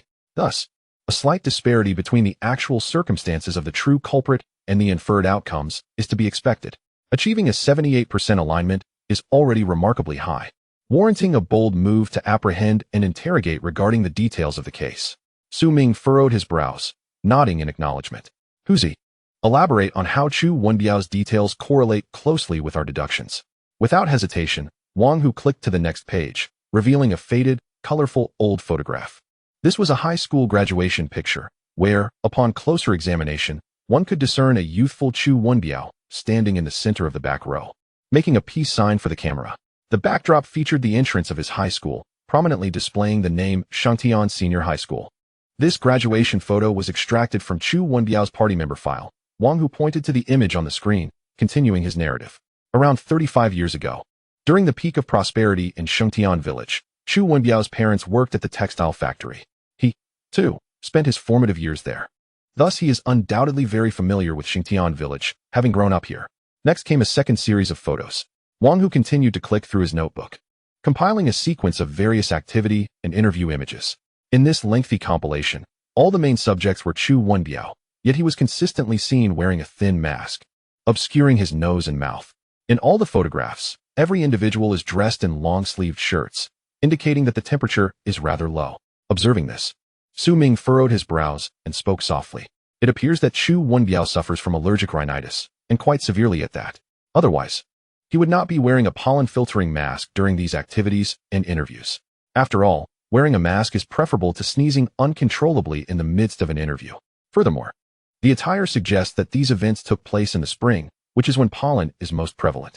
Ming, it seems it's truly you, Wang Hu remarked, adeptly flipping to the next image of medical expenses, continuing. Here are Chu Wenbiao's medical expenditures. A few days ago, he visited the Huaihai District People's Hospital, where the doctor prescribed antihistamines such as promethazine and cetirizine. Based on the medication's effects, it can be inferred that it was aimed at alleviating the symptoms of pollen allergies. This might explain why, on the day you and Sheng Ge went to school, he wasn't wearing a mask. Perhaps he was simply too anxious and forgot to put it on. Then, Wang Hu turned to the last photograph and pointed to an internal notice. And this is the dismissal notice. 2 months ago, the psychological counselor at Shid Middle School was dismissed by Chu Wenbiao. The reason given was dereliction of duty. He was rarely present in the counseling room, making it difficult for students to find him. Then, just 3 days after the dismissal, Chu Wenbiao unexpectedly decided to assume the role of the psychological counselor himself until a suitable replacement could be found. However, upon reviewing various sources, I found that Chu Wenbiao does not possess a qualification as a psychological counselor. The only possible exposure to the field might have been during his university years as a student teacher, where he likely learned a bit. But after all this time, he must have forgotten much of it. Although there are minor discrepancies, based on the current evidence, I believe Chu Wenbiao's suspicion is indeed the strongest. After listening to Wang Hu, Su Ming felt a deep furrow in his brow, grappling with an indescribable sense of doubt. Could it be that the perpetrator is indeed Chu Wenbiao? But why would someone capable of employing the blue whale game, a covert method of psychological control, resort to incessantly calling for reassurance? Moreover, why would he contact Lin Tian, such an experienced detective, without fearing exposure? The crux of the matter lies in the analysis of numerous drug trafficking cases recently reviewed. This vast organization is known for its strict personnel selection, which would unlikely include someone with Chu Wenbiao's fragile psychological constitution. Furthermore, lacking any foundational knowledge in psychology, Su Ming did not believe Chu Wenbiao could orchestrate the blue whale game. No, it certainly could not be so simple. Chapter 63. The vast drug trafficking organization emerges. The true culprit behind the dismemberment case revealed. While Chu Wenbiao's information aligns closely with Su Ming's profile of the suspect, significant inconsistencies arise in his character. How could a cautious and astute perpetrator repeatedly call Lin Tian? Wouldn't that only increase the risk of exposure? Unless Chu Wenbiao is attempting to play a reverse logic game to exonerate himself? Such a notion seems overly convoluted. After all, criminal investigations rely on concrete evidence rather than subjective logic akin to a game of werewolf.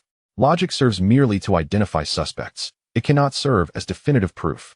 Thus, could it be that the true mastermind behind the scenes is well acquainted with Chu Wenbiao's personal information, crafting clues that are all tailored to him? This would be a deliberate attempt to divert police attention toward Chu Wenbiao, allowing the real perpetrator to evade capture. Moreover, this method of framing aligns perfectly with the character and persona of the mastermind, cautious, ruthless, and cunning. Just as Su Ming was lost in thought, the heavy, steady footsteps echoed outside the technical department. Moments later, Lin Tian appeared at the door, and upon spotting Su Ming and Su Changsheng, he entered, saying, "So this is where you are. I just checked the case conference room and didn't see either of you, so I assumed you might be here. How are things progressing? I just reported this matter to Director Shan, who is taking it very seriously. Discussions have already begun on how to uncover this extensive drug trafficking organization. Hence, our current task is to resolve this fall case as swiftly as possible and expose the mastermind behind it, tracing back to the drug trafficking network." His words instantly heightened the tension and gravity among all officers in the technical department. The very fact that Lin Tian felt compelled to deliver this message underscored the case's significance and impact. In that moment, the atmosphere in the technical department fell silent. Su Changsheng stroked his chin thoughtfully for a moment before taking Wang Hu's mouse and breaking the silence. "Master, we are currently gravely suspicious that the principal of Shud Middle School, Chu Wenbiao, is the mastermind behind this fall case. Based on the profile of the suspect derived from Xiao Ming's analysis, Chu Wenbiao bears at least an 80% resemblance, with some discrepancies allowing for a margin of error, making him a likely candidate for the perfect suspect." At this point, Su Changsheng turned to Su Ming, seeking his input with considerable seriousness. "By the way, Xiao Ming, after hearing Tiger's description, what are your thoughts? Is there a possibility that Chu Wenbiao is the perpetrator?" It was evident that Su Changsheng had developed a strong belief in Su Ming's deductive capabilities after previous case analyses, which is why he sought his opinion in such a critical situation. Gathering his thoughts, Su Ming surveyed Lin Tian and Su Changsheng before responding earnestly and solemnly, "Director Lin. Brother Shang, while Chu Wenbiao fits the profile of the perfect suspect, an analysis of his character leads me to believe that the true mastermind is likely not him, or that someone is deliberately framing him. The perpetrator exhibits a meticulous and cautious approach, which starkly contrasts with Chu Wenbiao's repeated calls to Director Lin. Moreover, through my analysis and review of cases in nearby provinces in recent years, I have uncovered crucial leads regarding the drug trafficking organization. Based on these leads, I believe Chu Wenbiao is unlikely to be worthy of joining this drug trafficking network." "Unworthy?" Lin Tian inquired, somewhat surprised, before gesturing for Su Ming to continue. "Please elaborate on what you discovered in the files." Su Ming slightly lowered his head, his right hand tapping lightly on his left forearm as he began. "First, by assessing the timelines of high-purity heroin discoveries and the corresponding weight increases, I unexpectedly found that whenever there was an increase in weight in the months prior, there was invariably a homicide case that local police failed to solve. Additionally, several provinces experienced high-purity heroin cases that were swiftly contained, with no further occurrences. Through my analysis of the files, I noted that prior to these instances, there was always a homicide with an exceedingly high level of difficulty in solving, often taking 4 to 5 days to resolve. Therefore, I can boldly infer that all suspects invited to join the drug trafficking organization must first manufacture an unsolved homicide to gain recognition and augment their control over the narcotics involved. The leader of this drug trafficking organization exerts control over his subordinates in such a manner that they find themselves with no escape route, simultaneously thwarting our police's undercover operations from infiltrating the group. This tactic has resulted in members of this organization demonstrating unwavering loyalty and possessing exceptionally high criminal intelligence. The ability to evade capture after committing heinous acts serves as testament to the alarming level of their vigilance and counter-surveillance capabilities. This may indeed explain why it has taken us so many years to uncover the existence of this drug syndicate. As the words fell, the entire technical department once again succumbed to silence, with eyes trembling in shock. This was due to the terrifying inference recently articulated by Su Ming. An entire organization comprised solely of individuals who have successfully evaded capture, each bearing the weight of serious crimes. Lin Tian's expression also exhibited signs of concern. Yet he quickly composed himself, offering a gentle smile to lighten the atmosphere. It seems that if we were to liken this drug syndicate to a grand banquet, the invitation merely grants access to the venue. To partake in the feast, one must present sufficient tribute, essentially, a declaration of intent through bloodshed.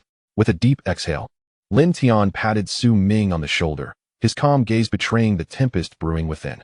Let us first bring Chu Wenbiao to the police station. Although he is unlikely to be the murderer, insights gleaned from him may lead us to the true perpetrator. While orchestrating the summoning of Chu Wenbiao, in an old residential complex known as Happiness Garden in the Huaihai district, a weary man with disheveled hair, dragging a Shiba Inu, ambled along.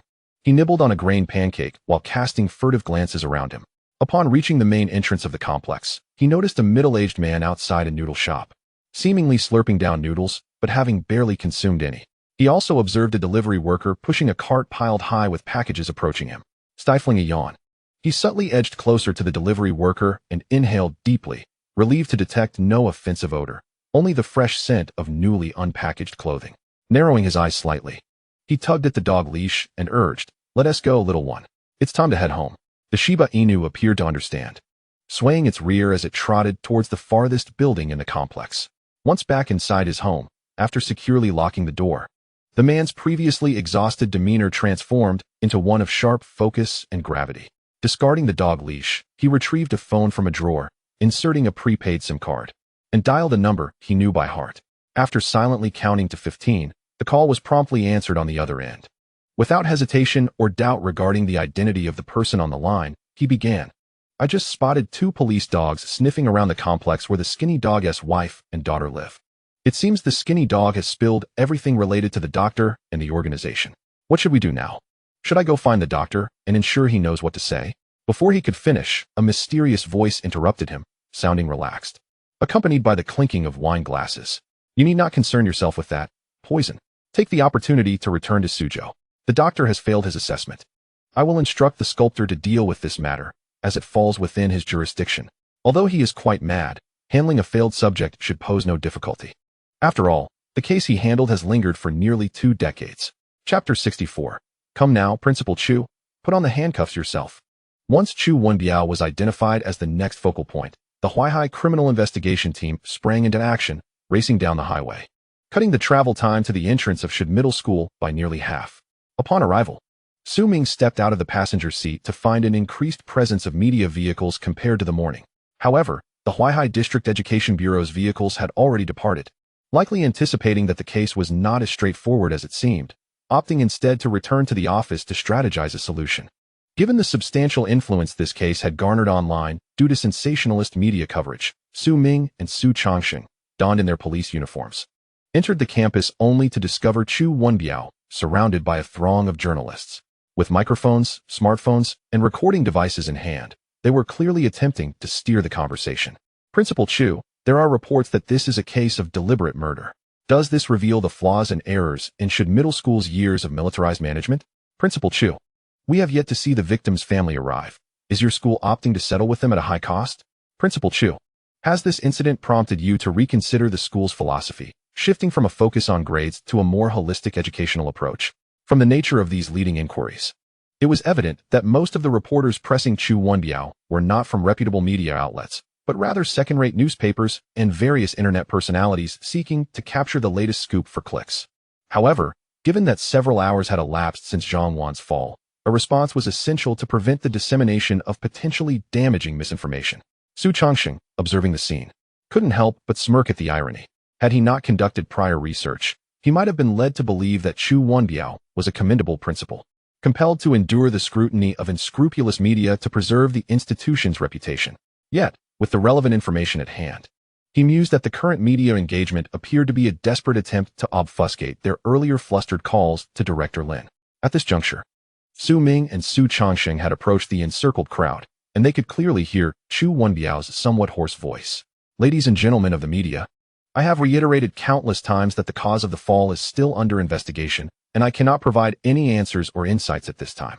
Regarding potential adjustments to school regulations or management practices, I kindly request that we wait until the truth behind this tragedy is revealed." If you remain unconvinced, I can call Director Lin of the Huaihai Criminal Investigation Team right now, so he may speak directly about the progress of the case. However, before Chu Wenbiao could finish, Su Changsheng, positioned at the back of the crowd and unnoticed, interjected directly, "Principal Chu, there's no need to call Director Lin. The case is currently at a critical juncture, and Director Lin is unable to take your call. Thus, we have specifically come to escort you to the Criminal Investigation Unit. Together, we will clarify the details of the case and uncover the true cause of the fall." The sudden utterance of these words caused the throng of media surrounding Chu Wenbiao to turn and look towards the back. Upon seeing Su Changsheng, clad in police uniform and exuding an air of cold authority, they instinctively parted to make way. Chu Wenbiao, who was half raising his phone as if to call Lin Tian, hesitated momentarily.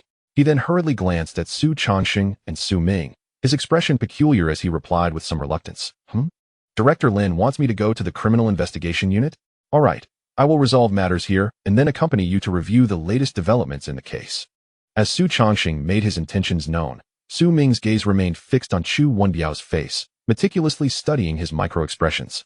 Despite the mask covering his face, Su Ming was able to discern a hint of anxiety and panic from Chu Wenbiao's eyes, as well as in the tone and speed of his response.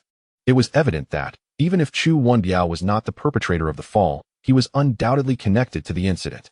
When Chu Wenbiao first visited Shud Middle School, he had been present throughout the entire process, accompanying leaders from the Education Bureau and arranging for Vice Principal Zhang Hong to assist Su Ming and others in their investigation, which had allowed him to evade suspicion up until now. Otherwise, at the outset, a mere casual inquiry could have easily exposed him. From the current state of affairs, it was clear that Chu Wenbiao's psychological resilience was severely lacking. Even the simplest of statements from Su Changsheng had made him visibly anxious. To avoid wasting further time, Su Changsheng navigated through the narrow path cleared by the unscrupulous journalists and stood next to Chu Wenbiao, his expression impassive as he coldly declared, "Everyone, please disperse. It won't be long before our police department releases the specific results of the investigation. During this time, please do not impede our work. I believe none of you wish to find yourselves at the Huaihai Criminal Investigation Unit, facing the consequences of obstructing justice, with all your privacy laid bare, do you?" Upon hearing these words, no further explanation was necessary. The unscrupulous journalists surrounding them, holding various recording devices, exchanged glances and, in tacit agreement, dispersed, not daring to utter another word. After all, in the minds of most citizens of Longhua, criminal investigators are undoubtedly a profession not to be trifled with. Once the journalists had cleared out, Su Changsheng amiably placed an arm around Chu Wenbiao's shoulders, donning a gentle smile as if he had been sent by Lin Tian to extend an invitation. In reality, he was attempting to keep Chu Wenbiao in check to prevent any unforeseen incidents. Thus, the two appeared remarkably close as they approached the police vehicle. After Chu Wenbiao settled into the back seat, Su Changsheng's smile promptly vanished. He solemnly opened the driver's door and tossed the handcuffs onto the empty seat behind him. He then glanced at the rearview mirror, fixing a cold stare on Chu Wenbiao as he said, "Come now, Principal Chu. You are a learned scholar and a member of the party. I do not wish to resort to forceful measures. So please, put on the handcuffs yourself. I have already afforded you enough dignity in front of the media, and I hope you will not make this difficult for me now." This statement left Chu Wenbiao momentarily stunned. He glanced at the handcuffs beside him, opening his mouth as if to say something, but before he could utter a word, Su Changsheng, one hand on the steering wheel, turned to face him, his gaze icy as he gestured toward the handcuffs with his chin. After a few seconds of silence, Chu Wenbiao lowered his head in despair, picked up the silver handcuffs, and with a click, secured them around his wrists. His eyes dull as he stared out at the passing scenery. Chapter 65. She is the one I killed. An unusual interrogation. 15 minutes later, the police car had brought Chu Wenbiao back to the Huaihai Criminal Investigation Unit. Despite his elevated social status, he was immediately escorted to the interrogation room, receiving no preferential treatment whatsoever. This was due to the fact that this unique case of a school fall not only involved minors, but also implicated a vast drug trafficking organization. The significance of this case had far surpassed anyone's expectations. Orders from above had been issued with utmost urgency, regardless of who might ultimately be implicated. The investigation must be relentless, digging out the roots of corruption. At this moment, Su Ming sat in the case conference room, staring at the ceiling. His eyes narrowed in perplexity. When Chu Wenbiao was apprehended, aside from his initial display of evident panic and fear, he seemed to transition into a state of acceptance and silence. Even when Su Changsheng handed him the handcuffs, he did not seem to entertain the idea of resisting. Why was this? Based on his personality traits, it would be unlikely for the timid and cowardly Chu Wenbiao to be capable of orchestrating such an incident. Moreover, there was no record in any of his personal resumes or reports indicating that Chu Wenbiao had studied psychology. Thus, it was improbable for him to be the mastermind behind this blue whale game case, and the drug trafficking organization would surely not value someone of his disposition. If he is not the perpetrator, then the most probable scenario is that Chu Wenbiao is indeed connected to the case or has been coerced by someone to assist the true culprits. In this scenario, Chu Wenbiao would be entirely unaware, and all the clues currently deduced would have been deliberately fabricated by the mastermind to implicate him, leaving nearly no possibility of his innocence. After all, if he were truly being framed, it would be expected that, no matter how timid Chu Wenbiao might be, he would not remain silent. As for the notion of coercion, even if Chu Wenbiao had been compromised by the perpetrators, he could have at least attempted to conceal the truth. Why then did he remain silent during the ride in the police car and throughout the journey to the interrogation room? Was he waiting for a lawyer? Or had he resigned himself to his fate? Or perhaps Chu Wenbiao was preparing to take the fall for someone else, which is why he maintained this silence. With this thought in mind, Su Ming suddenly grasped at a potential clue. He quickly retrieved his phone from his pocket and dialed Wang Hu's number. After 2 rings, the call was answered. Without waiting for Wang Hu to inquire, Su Ming assertively spoke first. "Who's Please help me check Chu Wenbiao's various bank cards for any significant multiple transactions over the past 6 months. If possible, also investigate whether he has any bank accounts abroad. If you find anything, please text me immediately." Su Ming observed as Su Changxing opened the door and gestured towards the interrogation room, with Lin Tian, who had largely ceased handling frontline cases, standing beside him. It was evident that Su Changxing had completed his briefing to Lin Tian and was now ready to commence the interrogation of Chu Wenbiao.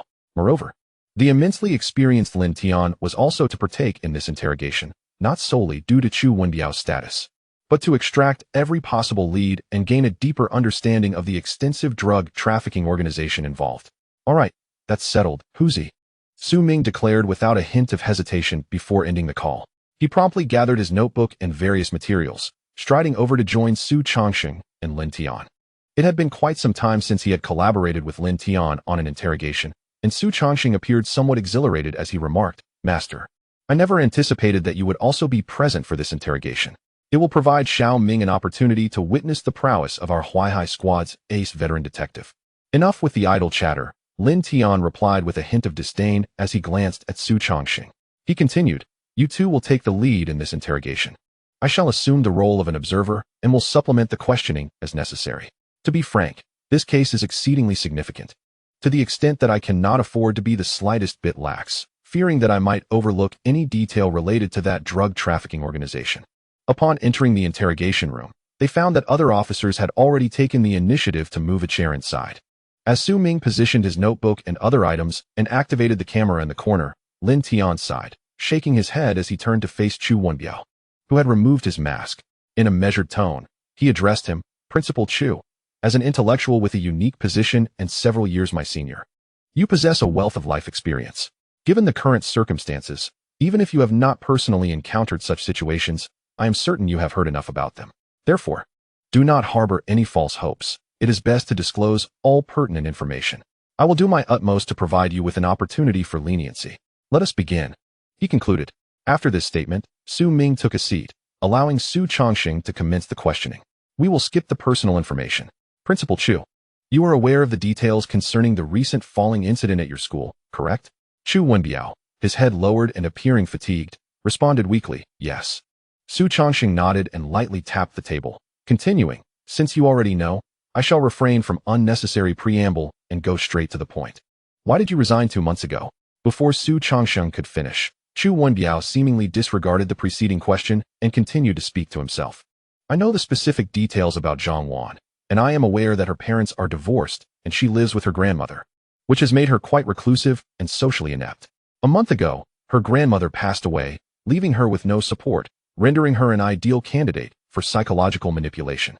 I know, Officer Su, you will undoubtedly ask how I am aware of this psychological manipulation," he continued.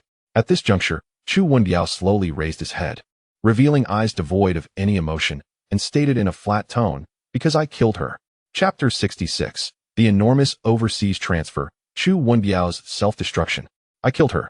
Chu Wenbiao proclaimed, his tone devoid of emotion, as if resigned to his fate. This declaration caused the three individuals in the interrogation room to furrow their brows in unison. Even a novice like Wang who could easily discern that he was lying. However, Chu Wenbiao was able to articulate concepts of psychological manipulation and the recent circumstances surrounding Zhang Wan, details that a school principal would not typically be privy to, given the multitude of students and complex matters that demand attention. Thus, it was apparent that, firstly, Chu Wenbiao was not the murderer.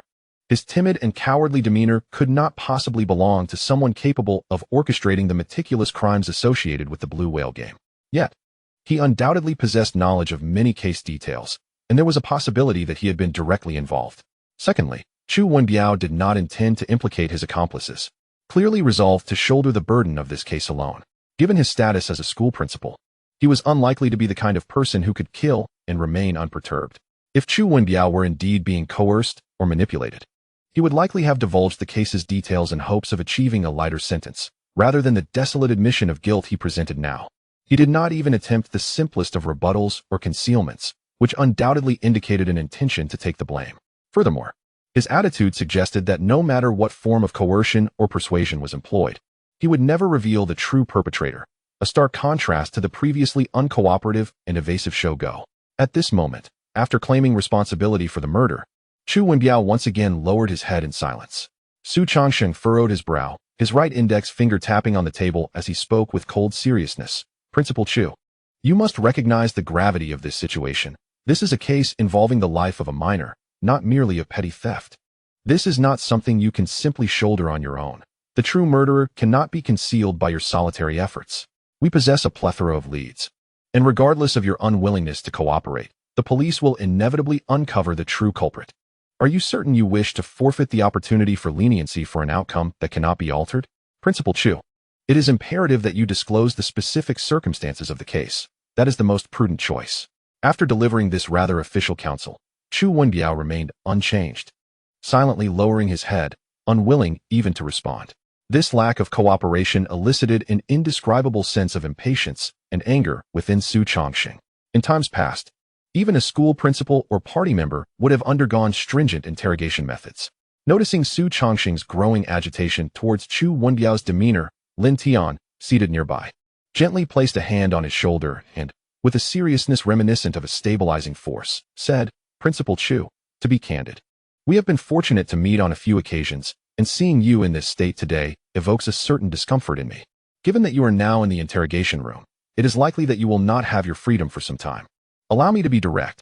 The incident at Shid Middle School is not merely a case of a student falling. It is intricately connected to a large drug trafficking organization that has long been entrenched in our country. The individual you are protecting is, in fact, a member of this organization.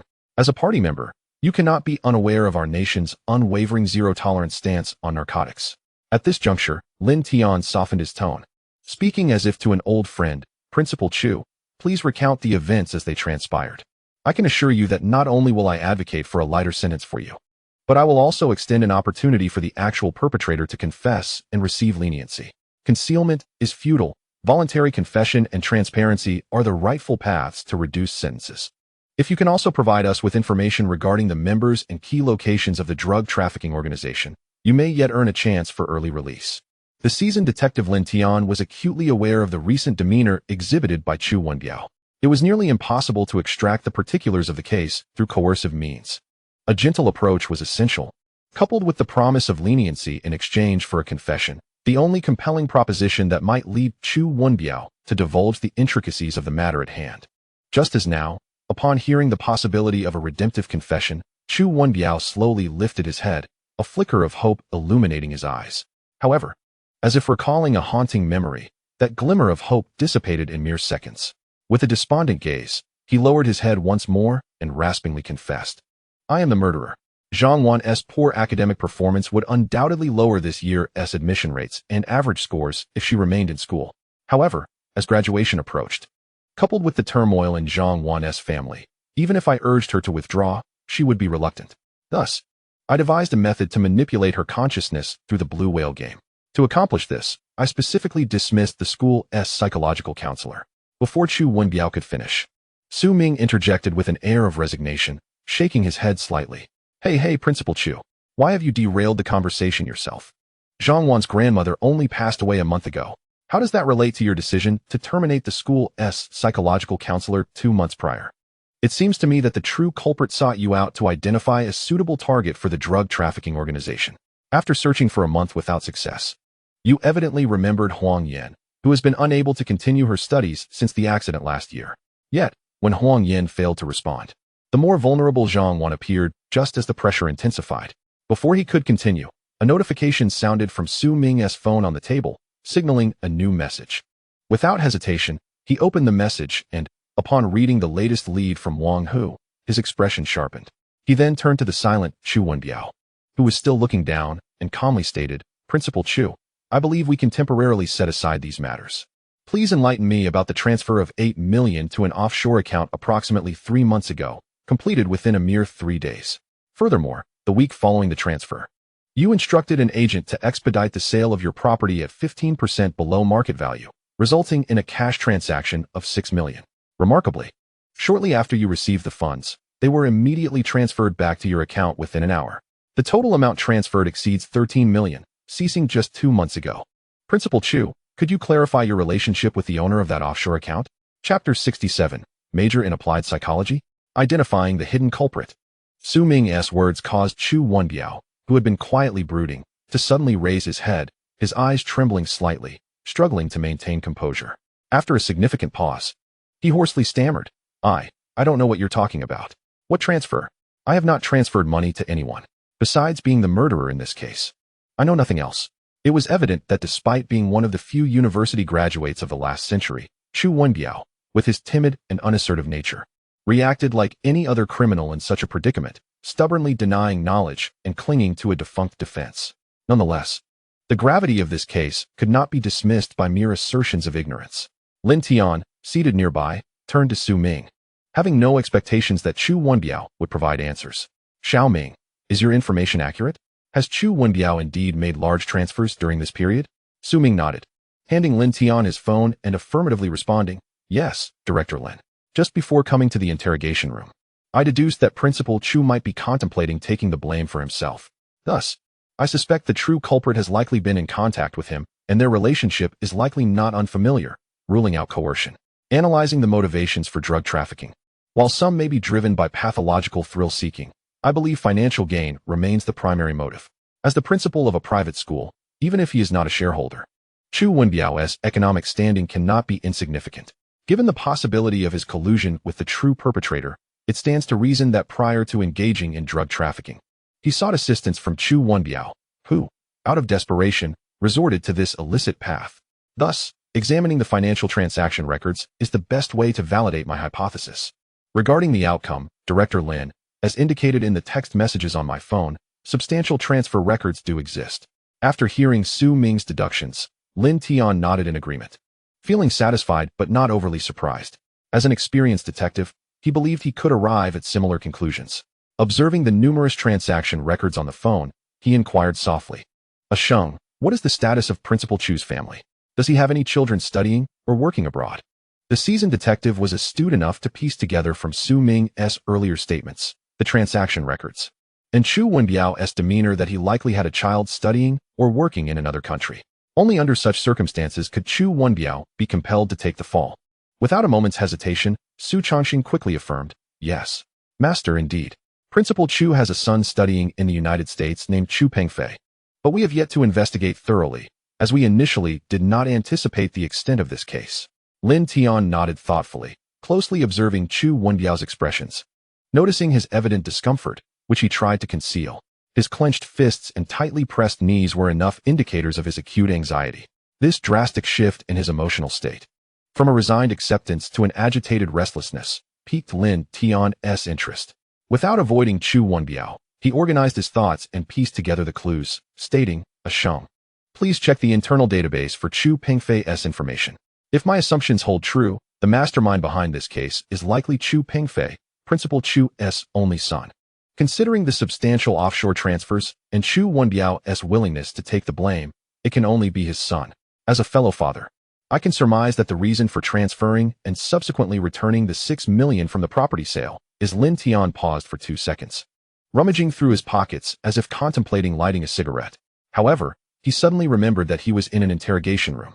With a sense of resignation, he brought his right index finger, stained a dark yellow from cigarette smoke, to his nose to inhale the scent of tobacco before continuing. Principal Chu, if I am not mistaken, your son must have visited the casinos in Las Vegas, America, 3 months ago. It is highly likely that he lost a considerable sum of money and accrued a mountain of debt. Otherwise, I simply cannot fathom what could consume such a vast amount. Turning over 8 million, yet still not enough, prompting you to hastily sell your house. When you sent over the 6 million from the sale, you must have berated your son, urging him never to gamble again. Yet, your son, with his stubborn temperament, simply returned the money to you and chose to join that drug trafficking organization, initially hoping to use the drug trade's illicit profits to repay his debts. He unexpectedly found himself plunged into a bottomless abyss upon making that choice. At this moment, Chu Wenbiao's face grew increasingly grim. His lips turned pale and trembled, while beads of cold sweat formed on his forehead. This was a manifestation of immense internal pressure and acute panic, yet he still managed to force a smile, saying, "Director Lin, you may have misunderstood. I truly do not know what you are talking about. Moreover, Xiao Peng has been abroad and hasn't returned. How could he possibly commit such acts domestically?" Lin Tian disregarded this desperate attempt at explanation, comfortably leaning back in his chair as he lightly tapped the table. "Xiao Ming, you must have other clues that can further substantiate this matter, right? Please assist in providing additional information so that Principal Chu can cease his struggles and cooperate with us." Upon hearing Lin Tian's words, Su Ming immediately began to recollect, organizing all prior clues as his fingers lightly tapped the table. Firstly, through the blood tests conducted on the deceased, we discovered traces of opioids and narcotics. The source of the drugs has been identified, yet we currently lack concrete leads on the opioids. Our forensic technology department has meticulously examined that within the past 2 months, our city has maintained stringent regulations regarding opioids. Prescriptions and medications require online registration to ensure tracking of every pill. Thus, the likelihood of these opioids originating from our city's hospitals is quite low. Whether they come from outside the province or are manufactured is still unknown. However, we now have preliminary suspects, and it is reasonable to deduce that these opioids were likely brought back by Chu Pengfei from America. Compared to our nation, opioids in America are widely abused, making it easy to acquire hundreds or even thousands of pills. However, transporting such quantities through customs would be impossible, so to reduce suspicion, Chu Pengfei most likely flew from America to Myanmar or Cambodia and then returned to our country through smuggling. For a drug trafficking organization, facilitating such border crossings is child's play. Since he was bringing opioids back, it indicates that even back then, Chu Pengfei had chosen his method of crime. Therefore, Principal Chu, you dismissed that psychological counselor 2 months ago and specifically replaced them with yourself to facilitate the search for victims. There was one particularly crucial point. At this juncture, Su Ming cast a sharp glance at Chu Wenbiao's trembling eyes and continued, "That is, the thin dog once heard the announcement for eye exercises during a call.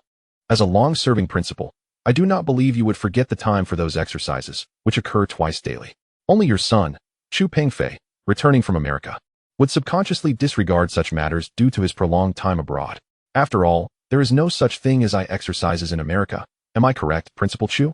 At this moment, Chu Wenbiao found himself engulfed in panic and bewilderment, repeatedly parting his lips yet unable to utter a single word. Throughout his life, even on the day his wife was about to give birth, he had never experienced such overwhelming trepidation. Just then, Su Changsheng, who had been sifting through the database, suddenly slammed his palm onto the table with fervor, exclaiming, "I found it." Chu Pengfei majored in applied psychology in college. Chapter 68. Choice? Is there any choice but death? At this moment, upon confirming that Chu Pengfei's major was applied psychology, all previous conjectures found their source. Su Ming looked at the pale-faced, dazed Chu Wenbiao, devoid of emotion, and remarked, "It seems that the most critical point has aligned with our earlier depiction of the suspect. After all, although the method of controlling consciousness may appear simple, merely sending an email to induce a victim to commit suicide, the actual threshold is not low. At the very least, those step-by-step tasks must be designed by professionals to be effective. By the way, Shenggu, check if Chu Pengfei participated in any internships at mental hospitals or counseling centers while studying abroad." Clearly, this inquiry aimed to ascertain why the emails received by Huang Yan contained phrases such as "the pigs in the mental hospital understand the rules better than she does." Was it frustration? Or did it harbor deeper implications? Su Changsheng discerned the underlying meaning of Su Ming's question and promptly continued his search. although not primarily focused on forensic technology.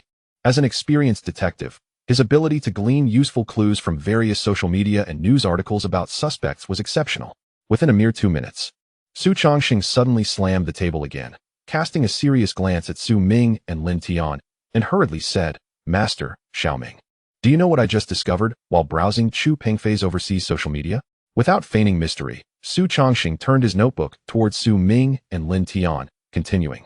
3 months ago, Chu Pengfei published a link to a high-level academic journal article on an American social media platform, with himself as the primary author.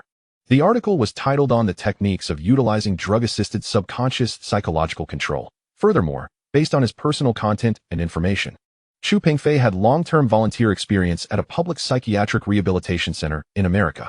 I also found the promotional account for that rehabilitation center among all the accounts he followed. It appears that since Chu Pengfei began volunteering, the number of patients reported by that center has seen a slight decrease each month.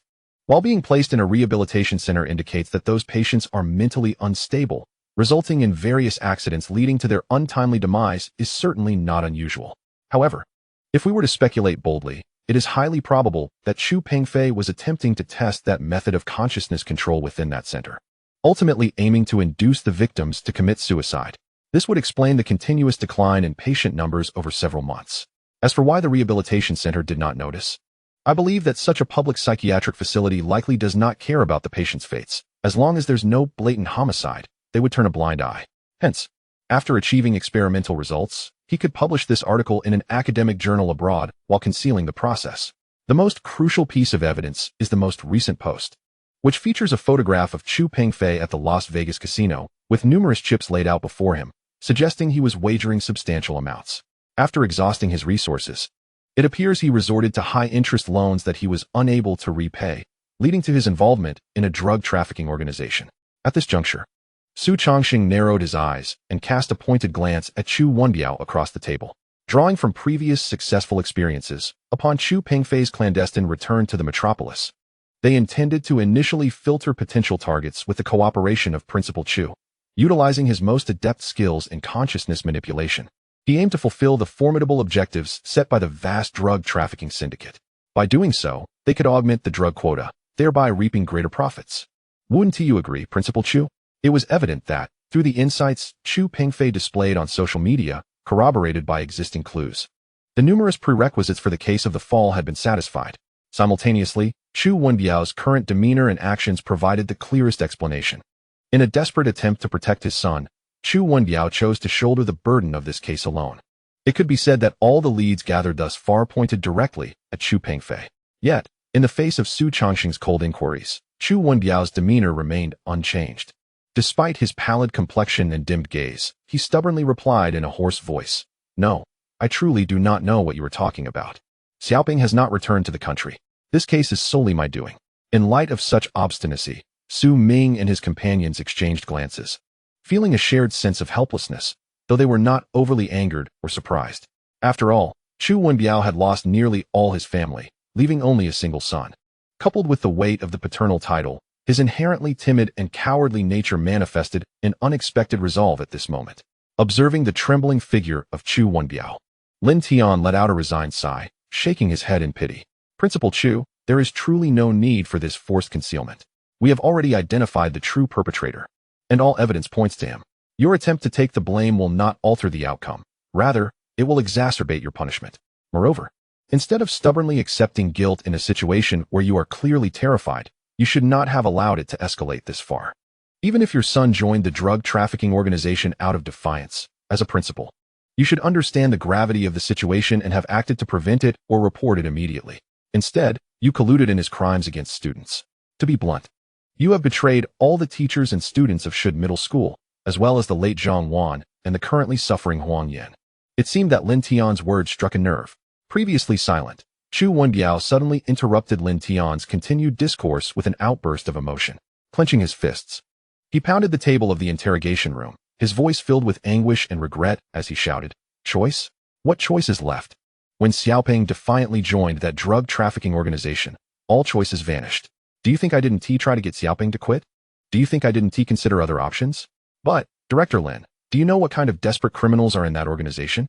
They have even created a special dark web to share their experiences and techniques for murder.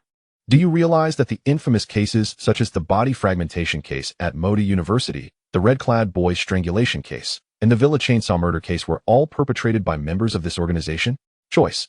You understand, once you join this organization, there is no way to exit except through death. Chapter 69. Lin Tian awaits 20 years for news. Unveiling clues related to the Modu body fragmentation case. In the wake of Lin Tian's provocative remarks, the tightly strung tension within Chu Wenbiao finally snapped, and his emotions surged with intensity.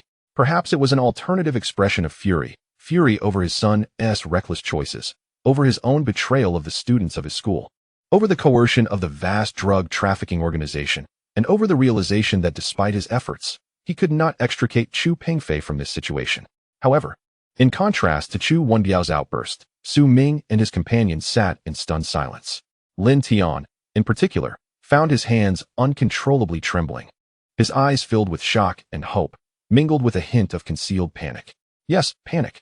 He feared that Chu Wenbiao's emotional breakdown might merely be the ramblings of a distressed man or the product of his own imagination. For after all these years, Lin Tian had long relinquished any expectation of solving the notorious 513 Moda University body fragmentation case within his lifetime. He was uncertain whether the perpetrator still walked among the living.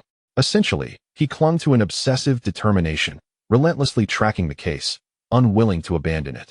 For it was the very first case he had personally analyzed during his internship, only to have exhausted every possible avenue without uncovering the killer.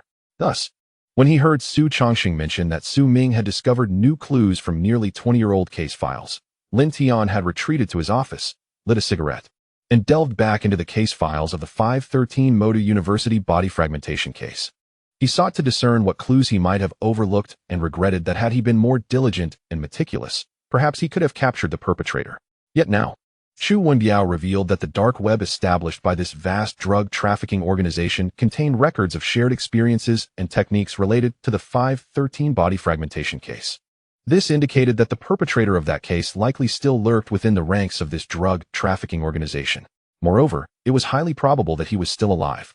If they could dismantle this drug syndicate, then this long-hidden murderer would have nowhere to escape. In this moment, overwhelmed by a whirlwind of complex emotions, Lin Tian, despite being an experienced veteran detective, struggled to maintain his composure. He gazed at Chu Wenbiao, who was gradually calming down after his outburst, and asked in a slightly trembling voice, "Principal Chu, did you just say that the members of this drug trafficking organization have committed numerous murders, and they are truly desperate criminals? Among those members, at least the murderers of the Modu University body fragmentation case, the red-clad boys strangulation case, and the Villa chainsaw murder case are included?" Clearly, though his emotions were tumultuous, Lin Tian maintained the necessary professionalism and vigilance. He refrained from directly emphasizing the body fragmentation case, instead intertwining it with other cases in pursuit of the truth. This approach could prevent Chu Wenbiao from detecting anything unusual or from attempting to leverage the situation. Chu Wenbiao's emotional turmoil had subsided somewhat, yet he did not catch the peculiar undertone in Lin Tian's words. Raising his dim gaze, he answered in a hoarse, sorrowful voice, "Yes, Director Lin. I truly had no choice. The people in this drug trafficking organization are all merciless killers. Once you join, the only way out is through death. As for reporting it, what good would that do? The cases they committed remain unsolved by your police to this day. Is reporting useful? Perhaps calling the police will not save us. Instead, it may lead to our faster and more brutal demise. Director Lin, do you understand now? This is not about my unwillingness to report or Xiaoping's exit. It was when I first heard about this website from Xiaoping and learned of the backgrounds of the other members involved that I realized there was no room for choice. It was painfully evident, in Chu Wenbiao's mind. The deterrent effect and pressure exerted by the police and the law simply paled in comparison to the influence of this vast drug trafficking organization and its members. After all, the police are bound to uphold the law, whereas, in the eyes of those desperate criminals, the concept of law is entirely absent. Moreover, from Chu Wenbiao's perspective, reporting to the police seemed futile, as the cases committed by these drug traffickers remain unresolved to this day, let alone the prospect of apprehending them. Assisting his son to pass the assessment appeared to be the only solution in his eyes. After receiving a confirming response from Chu Wenbiao, Lin Tian fell silent for a few seconds, suppressing the complex emotions within him. He set aside the gruesome case at Moda University for the moment and focused on the current case that was on the verge of being solved. Principal Chu, I must earnestly advise you to cease the futile concealment of clues and information. Do not harbor the illusion that you can shoulder this case alone. Just now, our team meticulously examined the criminal records from the surrounding provinces and cities and uncovered something you may be reluctant to accept. Any member of this drug trafficking organization who fails the assessment is dealt with through various means. In other words, once critical information about the case is exposed, and the possibility of police resolution arises, they cease to be companions of the organization and become liabilities that must be eliminated. After all, only the dead can keep the organization's internal matters concealed. Thus, if you wish to save your son, you must immediately inform us of his whereabouts. We are racing against time with those desperate criminals. Upon hearing Lin Tian's words, Chu Wenbiao paused, then revealed a strained smile and shook his head. Director Lin, do not attempt to deceive me with such simplistic interrogation tactics. During this time, I have researched various laws and related cases. I am all too aware that Xiaoping's actions are egregious, and the victim was a minor student. Furthermore, the amount of drugs involved has reached the maximum sentencing threshold. Even with the possibility of leniency for confession or meritorious conduct, there is no chance of probation. That is the law of our country. At this point, Chu Wenbiao looked up at the ceiling, a smile more sorrowful than tears gracing his features. He closed his eyes and rasped. Rather than allowing him to be captured and await death, I would prefer to believe that those members of the organization who have eluded you thus far might help him escape, considering the intricacies of this crime and its near success. After all, that would still afford him a chance at survival, would it not? Chapter 70. Confirming the criminal's hiding place. The sculptor begins to act. Upon hearing this, Lin Tian was momentarily rendered speechless. He could not fathom that Chu Wenbiao, the principal of Shud Middle School and an intellectual, would prefer to cling to the faintest hope of believing in criminals rather than cooperating with the police. However, upon further reflection, Lin Tian began to understand Chu Wenbiao's choice. From a father's perspective, it was somewhat rational, albeit unconventional. After all, as Chu Wenbiao had noted, given Chu Pengfei's actions, his capture would undoubtedly lead to a grim outcome. Though it seemed extreme and radical to place hope in criminals, it was arguably the only opportunity available. Yet, with the operational style of such a vast drug trafficking organization, this gamble was likely doomed to failure and would ultimately lead to his son's premature departure from this world. Su Changsheng, on the other hand, found Chu Wenbiao's attitude unbearable. His indifference and willingness to forsake everything was more torturous than an interrogation, igniting a deep-seated anger within him. He slammed his hand on the table and exclaimed, Chu Wenbiao, we are not only helping your son, but we are also aiding you. Do you understand? Do you genuinely believe that criminals capable of such heinous acts would care about your son, a failure who has yet to pass the assessment? Let me be blunt. If you do not want to see your son's corpse in the coming days, you must tell us where he is hiding. Or else, before Su Changxing could finish, Lin Tian saw Chu Wenbiao still with his head bowed, seemingly unmoved. He waved a hand to interrupt Su Changxing's continued rant and shook his head. Sheng, there is no need to say more. He has already resigned himself to this fate. Perhaps only upon seeing the corpse will he regret not having disclosed the truth sooner. We must think carefully about where Chu Pengfei might be, and then utilize surveillance to verify our suspicions, striving to locate him before they strike. After all, this case is not solely about this incident. Chu Pengfei is a pivotal figure in dismantling this vast drug trafficking organization, and we must ensure his safety at all costs. At that moment, the interrogation room fell silent. Lin Tian inhaled the tobacco scent lingering on his fingers as he contemplated Chu Pengfei's possible whereabouts. Su Changxing tapped away on his laptop, reviewing recent hotel check-in records. Su Ming leaned comfortably against his chair, eyes half closed, tapping his right index finger against his left hand, allowing himself to think from Chu Pengfei's perspective. If he were Chu Pengfei, given the case's unique nature and Chu Wenbiao's apparent assumption of responsibility, he would likely have communicated with his father beforehand. Therefore, he would have some awareness of the police's actions, especially since the media had just reported on his father's departure. Another possibility was that Chu Wenbiao had deliberately arranged for that media interview, intending for Chu Pengfei to know whether or not he had been taken by the police. Even with Su Changxing's warning, the media would inevitably mention Chu Wenbiao's apprehension online, seeking attention. This indicated that Chu Pengfei was likely not at school. If he had been, the news of Chu Wenbiao's immediate capture would have reached him swiftly. Furthermore, if Chu Pengfei had been at school during this time, he would likely have remembered the schedule for the eye exercises, rather than hearing about them during the call with the thin dog. This suggested that Chu Pengfei might have only occasionally visited the school for necessary discussions with Chu Wenbiao, which led to him inadvertently hearing the sound of the eye exercises. The school could thus be ruled out. Additionally, Chu Wenbiao had previously sold their home and was residing at the school, making it improbable that he was hiding there. Hotels requiring real name registration were also unlikely options. Consequently, the available locations were few. They needed to be sufficiently hidden and secure. And given the previous transactions between Chu Pengfei and the thin dog, the choice of Shangtian village indicated his desire for safety. Otherwise, he would not have chosen such a familiar place. As for why Chu Pengfei was familiar with Shangtian village, it was because Chu Wenbiao and his wife, preoccupied with work, had left Chu Pengfei in the care of his grandparents. At this point, Su Ming suddenly opened his eyes, recalling a crucial detail. Chu Pengfei's grandparents had passed away years prior, yet their old house still stood in Shangtian village and had not been demolished. Most importantly, Chu Pengfei had been residing in that old house during this time, which would explain his ease during transactions with the thin dog. Otherwise he, who must resort to murder in order to pass the drug trafficking organization S assessment, surely dares not appear frequently on the streets during this period. By selecting the secluded Shangtian village as the transaction site, he has effectively resolved this dilemma. Moreover, given that Shangtian village is largely abandoned, with very few residents, it provides an ideal hiding place. Within this village, the only location available to Chu Pengfei is the old house left behind by his grandparents. However, the village lacks surveillance cameras, necessitating a reliable verification method. Without a hint of hesitation, Su Ming straightened in his seat.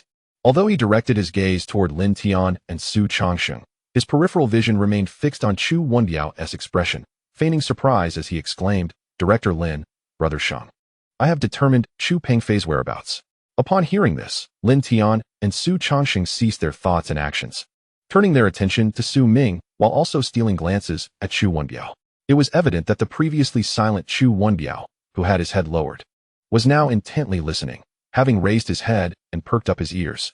Su Ming, without any pretense or elaborate build-up, declared with conviction, "Chu Pengfei is currently hiding in the old house in Shangtian village left by his grandparents." As the words fell, Lin Tian and Su Changsheng had yet to react when Chu Wenbiao suddenly slammed his fists weakly onto the interrogation table, his face paling to that of a corpse, his eyes wide with visible terror. In that moment, there was no need to view the surveillance footage. Chu Wenbiao's current expression and demeanor spoke volumes. Lin Tian instantly rose, his gaze sharp and authoritative, commanding, "Deploy. Head to Shangtian village immediately and instruct the nearby officers to assist in sealing off the area." Meanwhile, at the entrance of an old residential complex named Happy Home, a young man clad in loose athletic attire, sporting a headband and exuding vitality, emerged with a black backpack containing 2 badminton rackets slung over his shoulder. He walked out of the complex with a blank expression, deliberately avoiding glancing at the middle-aged man still at the noodle shop or the busy delivery driver. It was only after traversing 2 streets that he disdainfully removed his headband, the earlier vigor evaporating, leaving behind a somewhat sickly lethargy. He retrieved a phone equipped with a new SIM card, sending a simple text to the number etched indelibly in his mind. "In 15 seconds, I will have reached the main road. Shall I take the side path to meet?" Mere moments later, he received a succinct reply. "The sculptor has found the doctor. There is no need for further concern. Return to Gusu early." Upon reading this message, the young man stretched languidly, hailed a taxi, and comfortably settled into the back seat, instructing, "To the automobile station in Modu." As the taxi whisked the young man away from the old district, a thin woman, hearing the sound of barking, cautiously peered through the peephole of her security door. After confirming the absence of any lurking figures, she slowly opened the door. To her surprise, she found a Shiba Inu tied to the railing outside her home, wagging its tail in a friendly manner.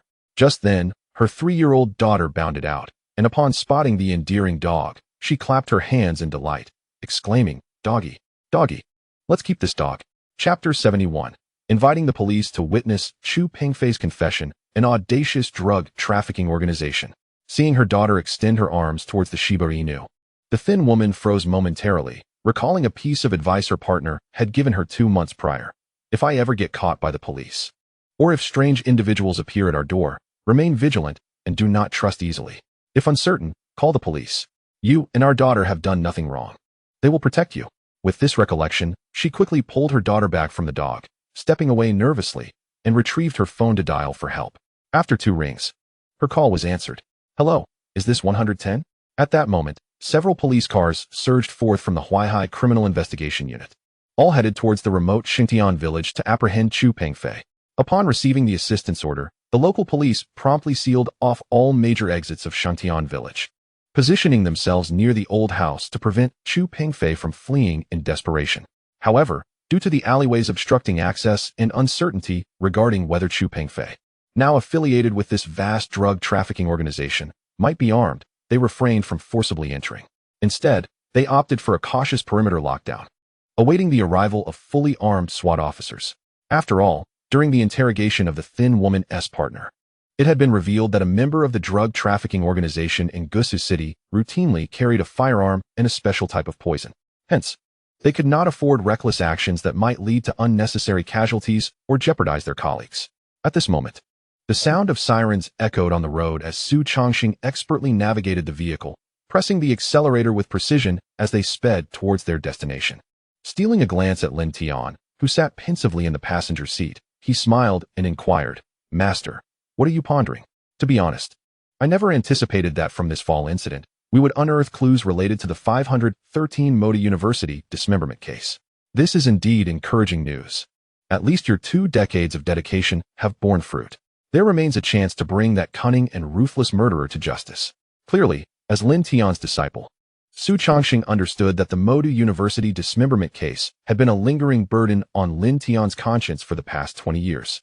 The emergence of clues, coupled with the possibility that the perpetrator was still alive, undoubtedly constituted the best news. However, Lin Tian did not share Su Chongxing's optimism. His brows remained furrowed as he shook his head, stating, "While this can be regarded as good news, its value in solving the case is minimal. Moreover, it involves a vast drug trafficking organization, or perhaps it would be more apt to refer to it as a syndicate. To unravel the 513 dismemberment case or to unearth the roots of this expansive drug trafficking network, we must rely on Chu Pengfei as our informant. Although he has yet to pass the assessment, his understanding of the organization is undoubtedly beyond our expectations. Thus, I am deeply concerned that we might be too late, and this lead may have already been severed by other members of the drug trafficking organization. After all, the previously exposed members who had failed the assessment were all discreetly eliminated, which had allowed this massive drug trafficking organization to remain undetected until now." As he spoke, Lin Tian's frown deepened, revealing his growing anxiety. "No, we must ascertain whether Chu Pengfei is still in that old house. If he is, we need to determine if he is in any danger. The sooner we can confirm these details, the greater the likelihood of thoroughly solving these cases." Lin Tian cast a glance at Su Chongxing, who was driving beside him, and suddenly made a decisive command. "Asheng, immediately contact the chief and officers at the police station in Xingtian village, in a manner that ensures their safety. They should seek an opportunity to force entry or employ alternative methods to ascertain Chu Pengfei's current condition and ensure his safety. We cannot afford to wait any longer. I fear further complications may arise." For 2 decades, from a mere intern fresh out of the police academy to the head of the criminal investigation unit, Lin Tian had dealt with an immense number of cases, his experience and intuition peaking at this juncture. Thus, he immediately discerned that confirming Chu Pengfei's status was of utmost importance. Upon hearing Lin Tian's words, Su Chongxing showed no hesitation. He promptly donned a specialized miniature earpiece and began communicating. Lin Tian then turned to Su Ming, who was seated in the back, and, furrowing his brow, inquired, "Xiao Ming, you reviewed the case files earlier. Do you recall when we first discovered the sale of high-purity heroin across various regions in Longhua during our anti-drug operations?" 5 years ago, Su Ming replied without needing to ponder, his remarkable memory allowing him to answer immediately. The records indicate that it began in Luzhou 5 years ago, progressively spreading various forms of high-purity drugs. Upon receiving this response, Lin Tian narrowed his eyes with intensity and expressed his confusion. 5 years?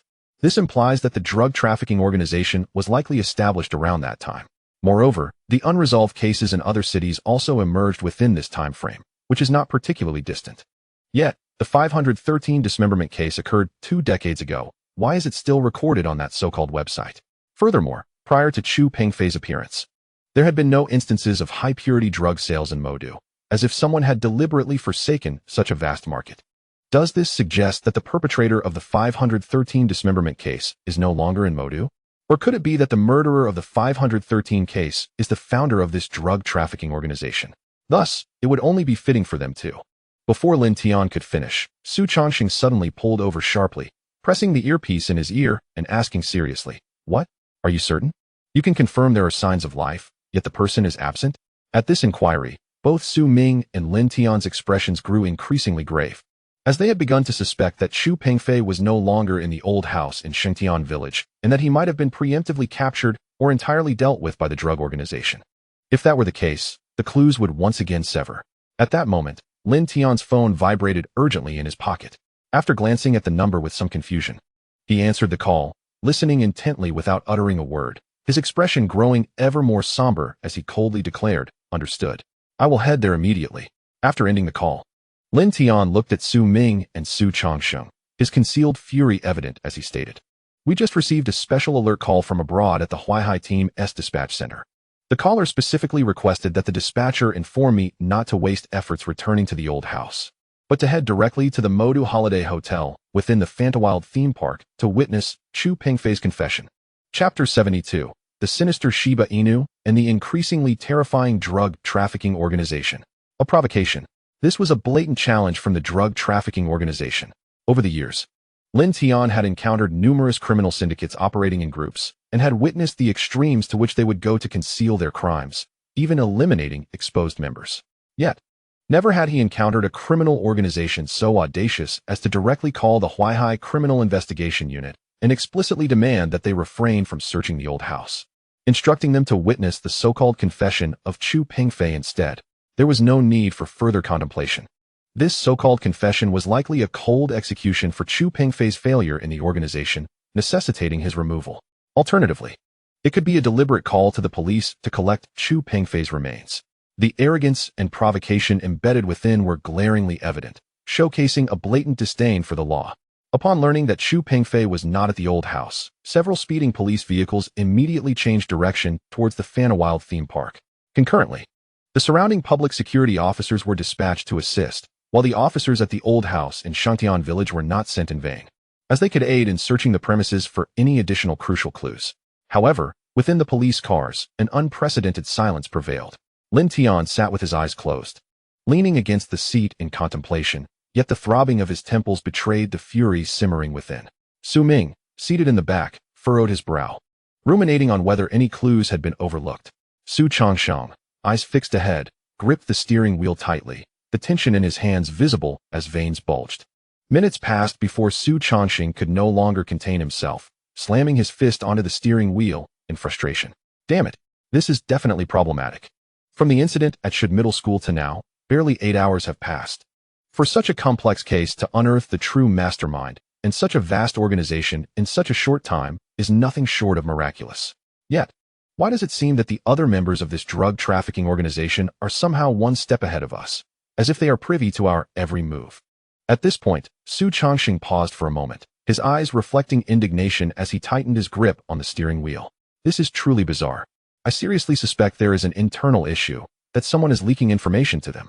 Otherwise," before Su Chongqing could finish, Lin Tian abruptly opened his eyes, unhesitatingly interrupting, "Ah Sheng, stop right there. This is not a matter for us to discuss. Remember, everyone in the public security system is our comrade. Together, we must keep our blades pointed outward and eradicate this vast drug trafficking organization. Do not let this base provocation and display intimidate you. Reflect carefully on where the drug organization might have discerned our progress in the investigation. Could it have been when we were apprehending Chu Wenbiao that they might have surmised our actions?" Before Su Ming or Su Chongqing could respond, Lin Tian shook his head, countering his own hypothesis, "But that doesn't seem right. Given the vigilance and meticulousness of this vast drug trafficking organization, they would never permit Chu Pengfei to disclose any organizational details to another individual. Therefore, the fact that Chu Wenbiao has some information is solely due to Chu Pengfei discreetly revealing organizational secrets to him in order to solicit his assistance in finding a target for mind control. Thus, even if we apprehended Chu Wenbiao, it shouldn't have provoked such a significant backlash. Where, then, lies the actual issue?" "Skinny dog." Su Ming, finally concluding his contemplation in the back seat, straightened up and spoke with a serious and confident tone. "The problem likely lies with Skinny Dog's wife and daughter. Although the recent call directed at us to collect the corpse seems exceedingly arrogant from prior behaviors, it is evident that this drug trafficking organization operates with remarkable caution and prudence. I harbor profound skepticism regarding the imminent apprehension of the suspect known as Skinny Dog. It is plausible that this organization has dispatched its members to stealthily infiltrate the vicinity of his family.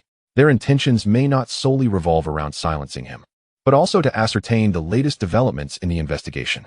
Should the organization's covert operatives detect the presence of our personnel near the residential area where Skinny Dog's family resides, it would likely indicate that he has divulged critical information.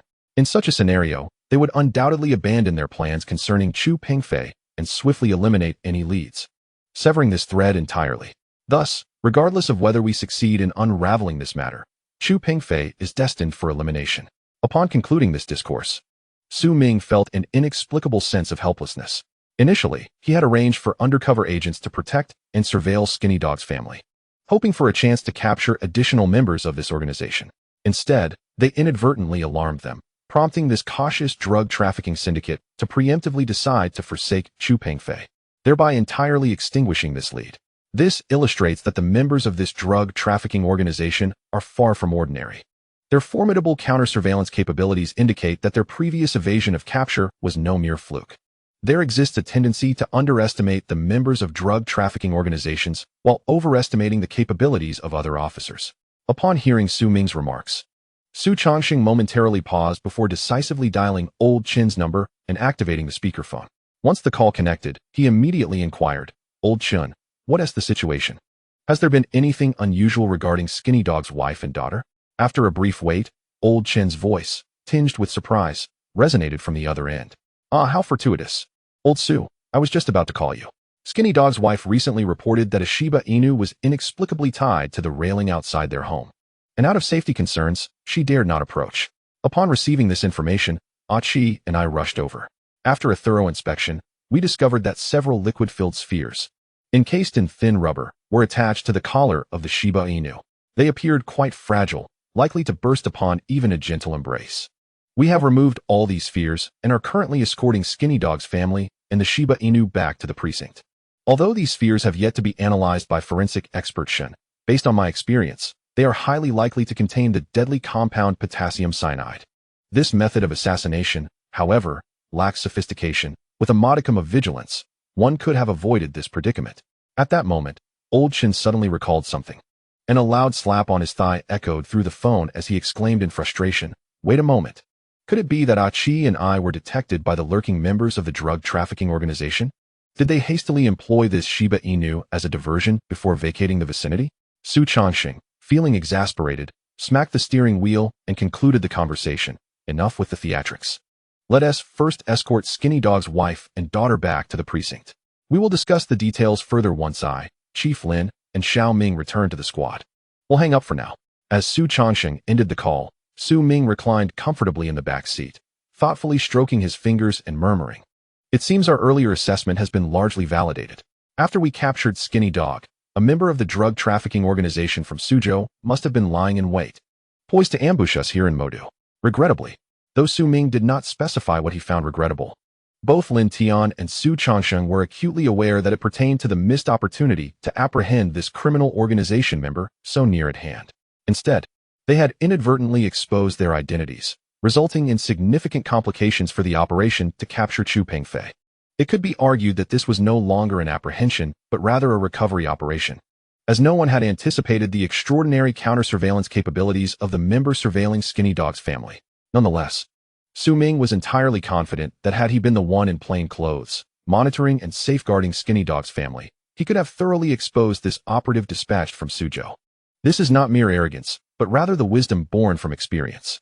Lin Tian also let out a silent sigh, his mind swirling with the urge to smoke away his troubles, but he suppressed it, signaling with calm resolve. While the minor oversights here have rendered the case's progression somewhat unsatisfactory, we have also uncovered another lead. If the path concerning Chu Pingfei proves unfruitful, we shall pursue this member from Suzhou directly. I harbor grave suspicions that the individual limiting Chu Pingfei's freedom or possibly responsible for his demise is likely this very member from Suzhou. This vast drug trafficking organization is unlike any I have encountered before. Before Lin Tian could finish his thought, his phone began to ring with an urgent tone. Having grown attuned to the previous call, he swiftly answered and, like Su Changsheng, opted to use the speakerphone. Soon thereafter, A voice filled with urgency echoed within the police car. Chief Lin, the suspect you are pursuing, Chu Pengfei, is currently perched on the ledge of the top-floor balcony of the Modu Holiday Hotel, seemingly poised to jump. In that instant, without needing further prompting, Su Chongqing slammed the accelerator down, unleashing his remarkable driving skills, second only to Su Ming within the entire Huaihai Criminal Investigation Unit. The Modu Holiday Hotel, one of the few upscale hotels in Huaihai District, boasts a prime location within the Fantawild amusement park, attracting numerous visitors who choose to stay overnight. Standing at 19 stories tall, the top floor features the priciest VIP suites, complete with the extravagant allure of a balcony pool. At this moment, a throng of tourists and staff from Fantawild gazed up at the hotel's pinnacle, where a young man clad in a white coat and spectacles, approximately 25 years of age, stood precariously on the edge of the balcony pool. Below him lay a hard, cold expanse of dark gray concrete. Undoubtedly, this was Chu Pengfei, the mastermind behind the Blue Whale game murder case, who had returned to the country clandestinely. A yellow cordon encircled the area beneath him, prohibiting anyone from approaching to avert potential casualties.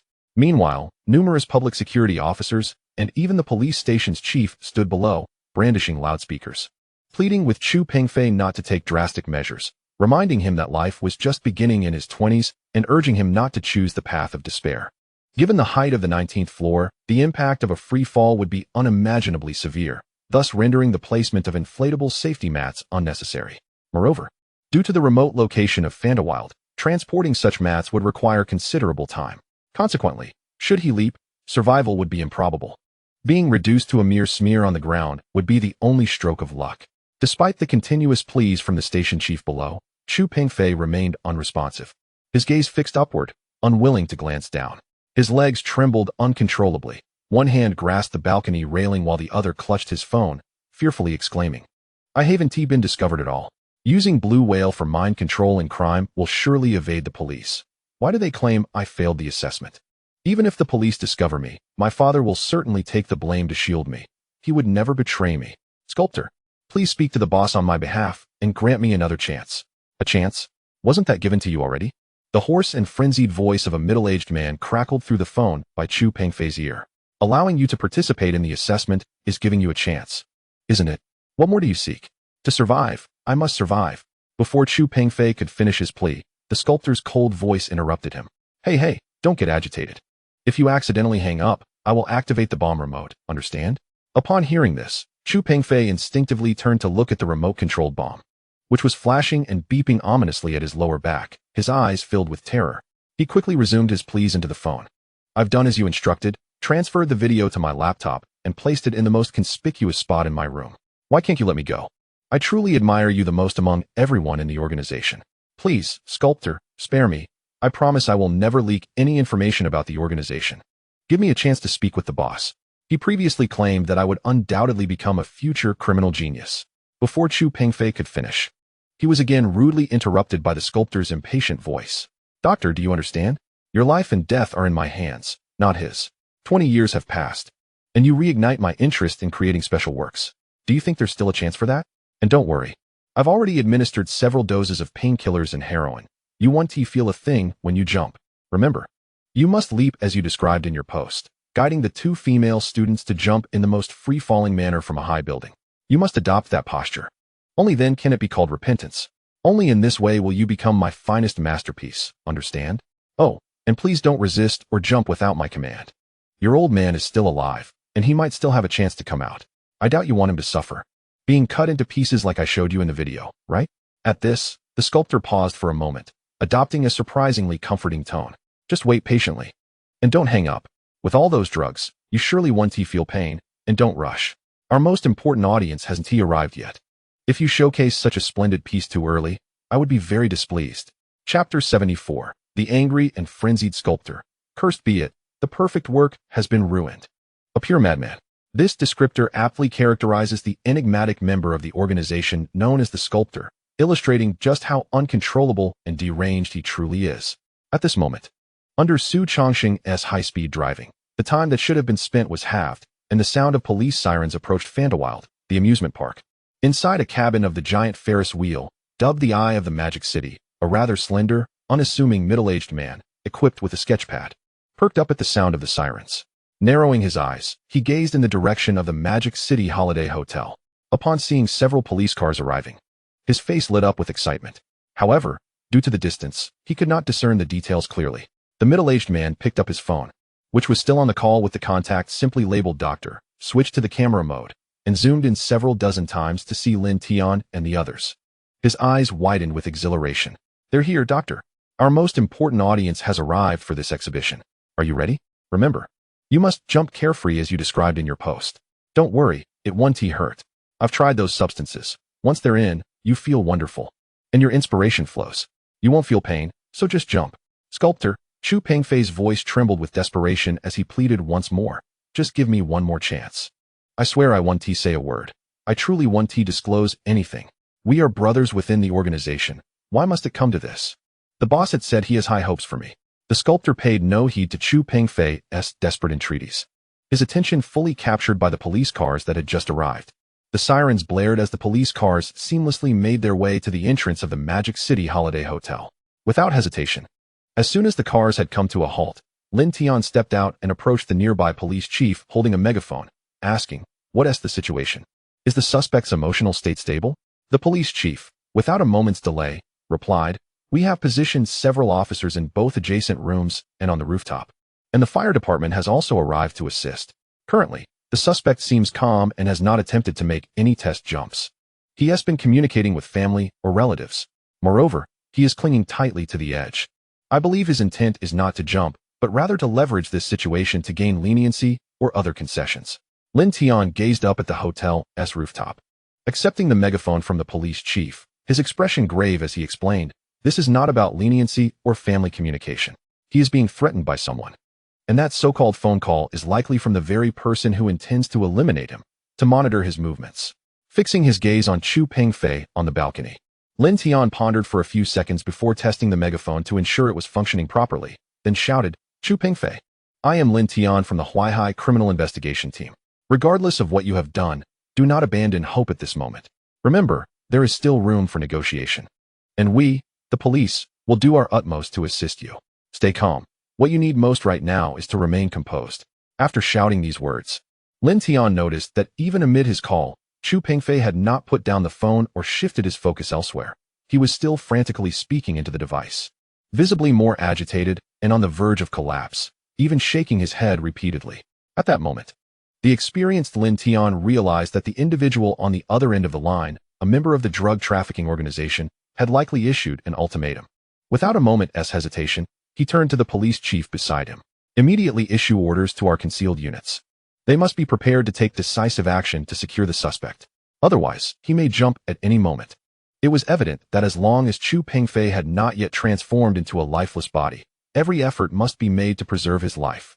After all, a living Chu Pengfei held the greatest value. At this moment on the Ferris wheel, the sculptor, listening through his phone to Lin Tian's shouts, wore a smirk of mockery and disdain on his face. Without hesitation, he commanded, "All right, Doctor. It seems the time has come, and those who ought to witness this masterpiece have gathered here. Come now, strike the pose. I trust one need not repeat the position. It must be one of those relaxed, suicidal stances, as if falling effortlessly from a height. That would make for the finest creation, do you understand? Enough talk. Let us commence." Such chilling words were spoken by the sculptor, his demeanor unchanged, as nonchalant as if he were merely crushing an ant. "Please, give me another chance. I assure you, it will be better than before." Chu Pengfei's pleas only served to further irritate the sculptor, who coldly threatened, "Doctor, this is no longer merely your confession. It is the second work of art I have crafted over the past 20 years. Do not compel me to activate the bomb strapped to your back. Should that occur, not only will it be excruciatingly painful, but your father will become my third intended piece. And most crucially," here, the sculptor's voice rose to a roar, "it would utterly ruin the integrity of my current masterpiece. 5 seconds. I grant you a final opportunity of 5 seconds to prepare yourself for a perfect descent into oblivion. Otherwise, I shall assist you in achieving a most undignified confession." These words drove Chu Pengfei into a state of utter despair, pleading loudly for mercy, while the bomb on his back continued to beep ominously. Yet the sculptor paid no heed, counting down like the harbinger of death. 5, 4, 3. As he reached the penultimate count, the sculptor, who had been vigilantly observing the hotel situation from the cabin of the Ferris wheel, suddenly noticed firefighters and police officers, secured with safety harnesses, approaching the rooftop where Chu Pengfei stood. The sculptor's previously relaxed expression morphed into one of fury as he cursed, "Damn it. This is infuriating." In the next instant, he seized the remote control lying beside him and pressed the button without a moment's hesitation. Boom. The explosion, though not deafening, generated enough force to hurl Chu Pengfei from the edge in a grotesque struggle downward. 3 seconds later, a resounding thud echoed through the air, accompanied by gasps and screams from the onlookers beyond the police cordon, plunging the scene into chaos. Inside the Ferris wheel cabin, the sculptor, devoid of emotion, retrieved his phone and aimed it at the location of Chu Pengfei's fall, zooming in on the horrific aftermath. Upon witnessing the gruesome tableau, he surged to his feet, smashing his phone onto the ground, pacing back and forth with clenched fists, seething with rage. Damn it, how could my perfect creation be ruined? Chapter 75, the video left by Chu Pengfei, a bloodstained head in hand. The sudden explosion, along with Chu Pengfei's plummet, incited pandemonium among the crowd outside the police perimeter. However, within the cordon, the criminal investigators, police, and firefighters were quick to respond, maintaining order amidst the chaos. The precinct chief urgently called for the awaiting medical personnel, doctors. Come quickly. Yet, this was merely a formality. Falling from the 19th floor without obstruction, survival was a distant hope, let alone avoiding being reduced to a mere splatter. Nevertheless, the authorities needed to maintain a semblance of order for the agitated crowd and the journalists en route, so they proceeded with the pretense of rescue. A group of doctors approached with various equipment, but even without the fall, the gruesome explosive wounds on Chu Pengfei's back precluded any chance of survival. Lin Tian stood silently, watching as blood pooled and flowed like a river. Though he uttered not a word, the tension in his clenched fists spoke volumes of the fury simmering within him. To the ordinary citizens and reporters, this incident might have appeared as a mere act of desperation, unworthy of deep concern. Yet in Lin Tian's eyes, this was far from a simple suicide. The incessant phone calls, the desperate grip on the balcony's edge, and ultimately being thrust from the explosion's shockwave, all pointed to an unprecedented provocation. No criminal organization had ever dared to act so brazenly within the borders of Longhua.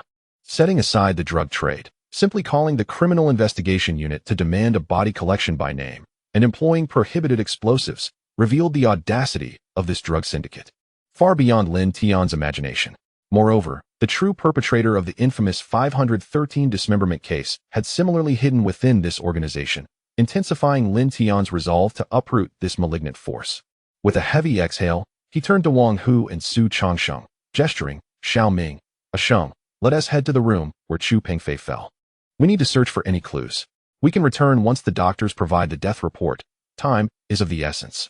Without obstruction, the trio, armed with the hotel's universal key card, arrived at Chu Pengfei's luxurious suite. This suite was not booked by anyone else. Chu Pengfei had reserved it an hour prior, using his own identification without a hint of concealment. At the door, Su Changsheng swiped the key card and pushed the door open. According to hotel staff, Chu Pengfei had arrived alone, persistently holding his phone. Now, they could only hope that Chu Pengfei had left some clue behind. Lin Tian mused. If one is driven to the brink by that organization, regardless of their cowardice, they might still harbor thoughts of dragging everyone down with them. Lin Tian stepped closer, observing the pristine suite devoid of signs of struggle or habitation, surmising that Chu Pengfei had likely been coerced to the balcony's edge upon entering. He shook his head, expressing a hint of resignation. Even with such thoughts, it doesn't guarantee an opportunity to act. The small bomb may have been attached to him long ago. Any sign of defiance would likely prompt the organization's members to trigger the remote without hesitation.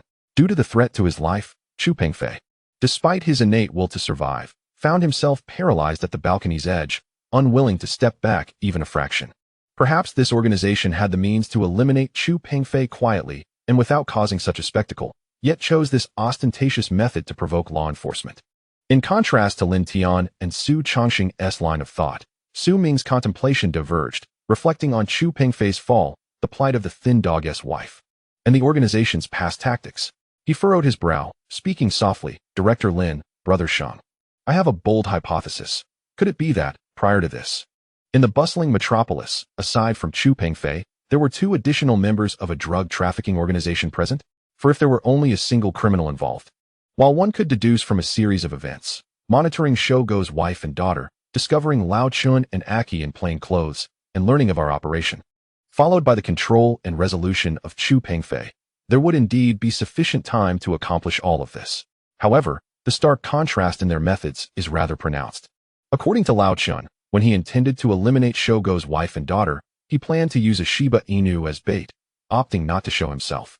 This method of perpetration, while easily decipherable, remains exceedingly clandestine. Yet, in the case of Chu Pengfei, the individual responsible for his resolution displayed an unexpectedly brazen demeanor, not only making a phone call, but also blatantly employing explosives. This is in stark contrast to the previously cautious approach of the entire drug trafficking organization. I believe if this organization had always acted so audaciously, they could not have concealed their activities for so long without being discovered until today. At this moment, Lin Tian grasped the implication of Su Ming's words, nodding slightly in acknowledgement. Xiao Ming, are you suggesting that the individual surveilling Shogo's wife and daughter is likely a member of the drug trafficking organization who specifically came from Suzhou to assist in assessing Chu Pengfei, and that the person responsible for Chu Pengfei's execution is likely already residing in the metropolis? If I were to venture further into bold speculation, it is highly probable that the individual handling Chu Pengfei's execution is the same perpetrator behind the 513 dismemberment case. Of course, this is purely conjecture. Before Lin Tian could finish, Su Changsheng, who was the first to enter the suite, suddenly shouted with excitement, "Master, Xiao Ming, come quickly. It seems Chu Pengfei has left us something." No sooner had he spoken than Su Ming and Lin Tian, deeply engrossed in analysis, approached without hesitation. In the living room of the suite, a laptop lay askew on the coffee table, seemingly playing a video on a continuous loop. At that moment, the video was beginning yet another cycle. As the three exchanged puzzled looks, the screen suddenly displayed a pair of blood-soaked hands, cradling a bloody severed head with long hair.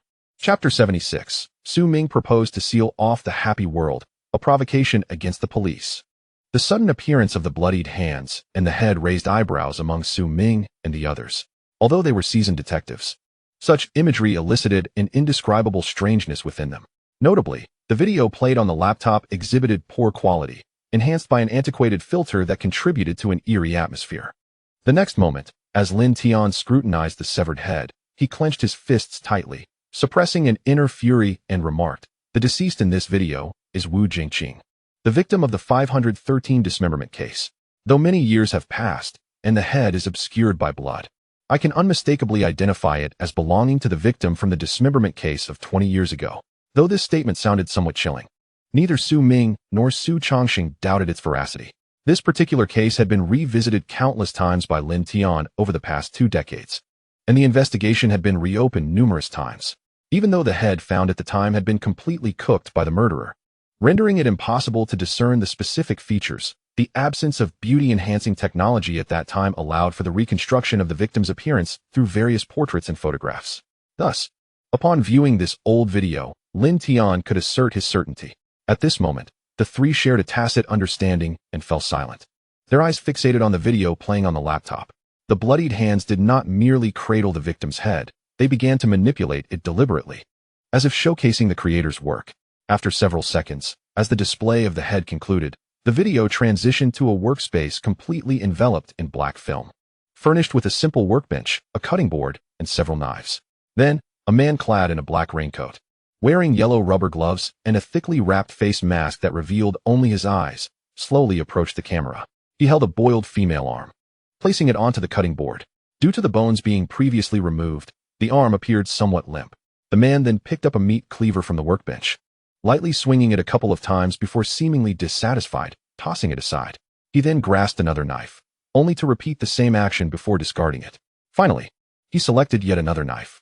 After a couple of tentative swings, he appeared to have an epiphany, setting the knife down and hastily removing his yellow rubber gloves before picking up the cleaver and swinging it a few times with apparent satisfaction, nodding in approval. Without a hint of hesitation, he began to cut, pausing after each slice to inspect the result, as if making comparisons. Throughout this segment, though no extraneous sounds were present, the simple sound of the knife cutting was enough to weigh heavily on the psyche. If this video were to be posted online, few could withstand the impact of the imagery.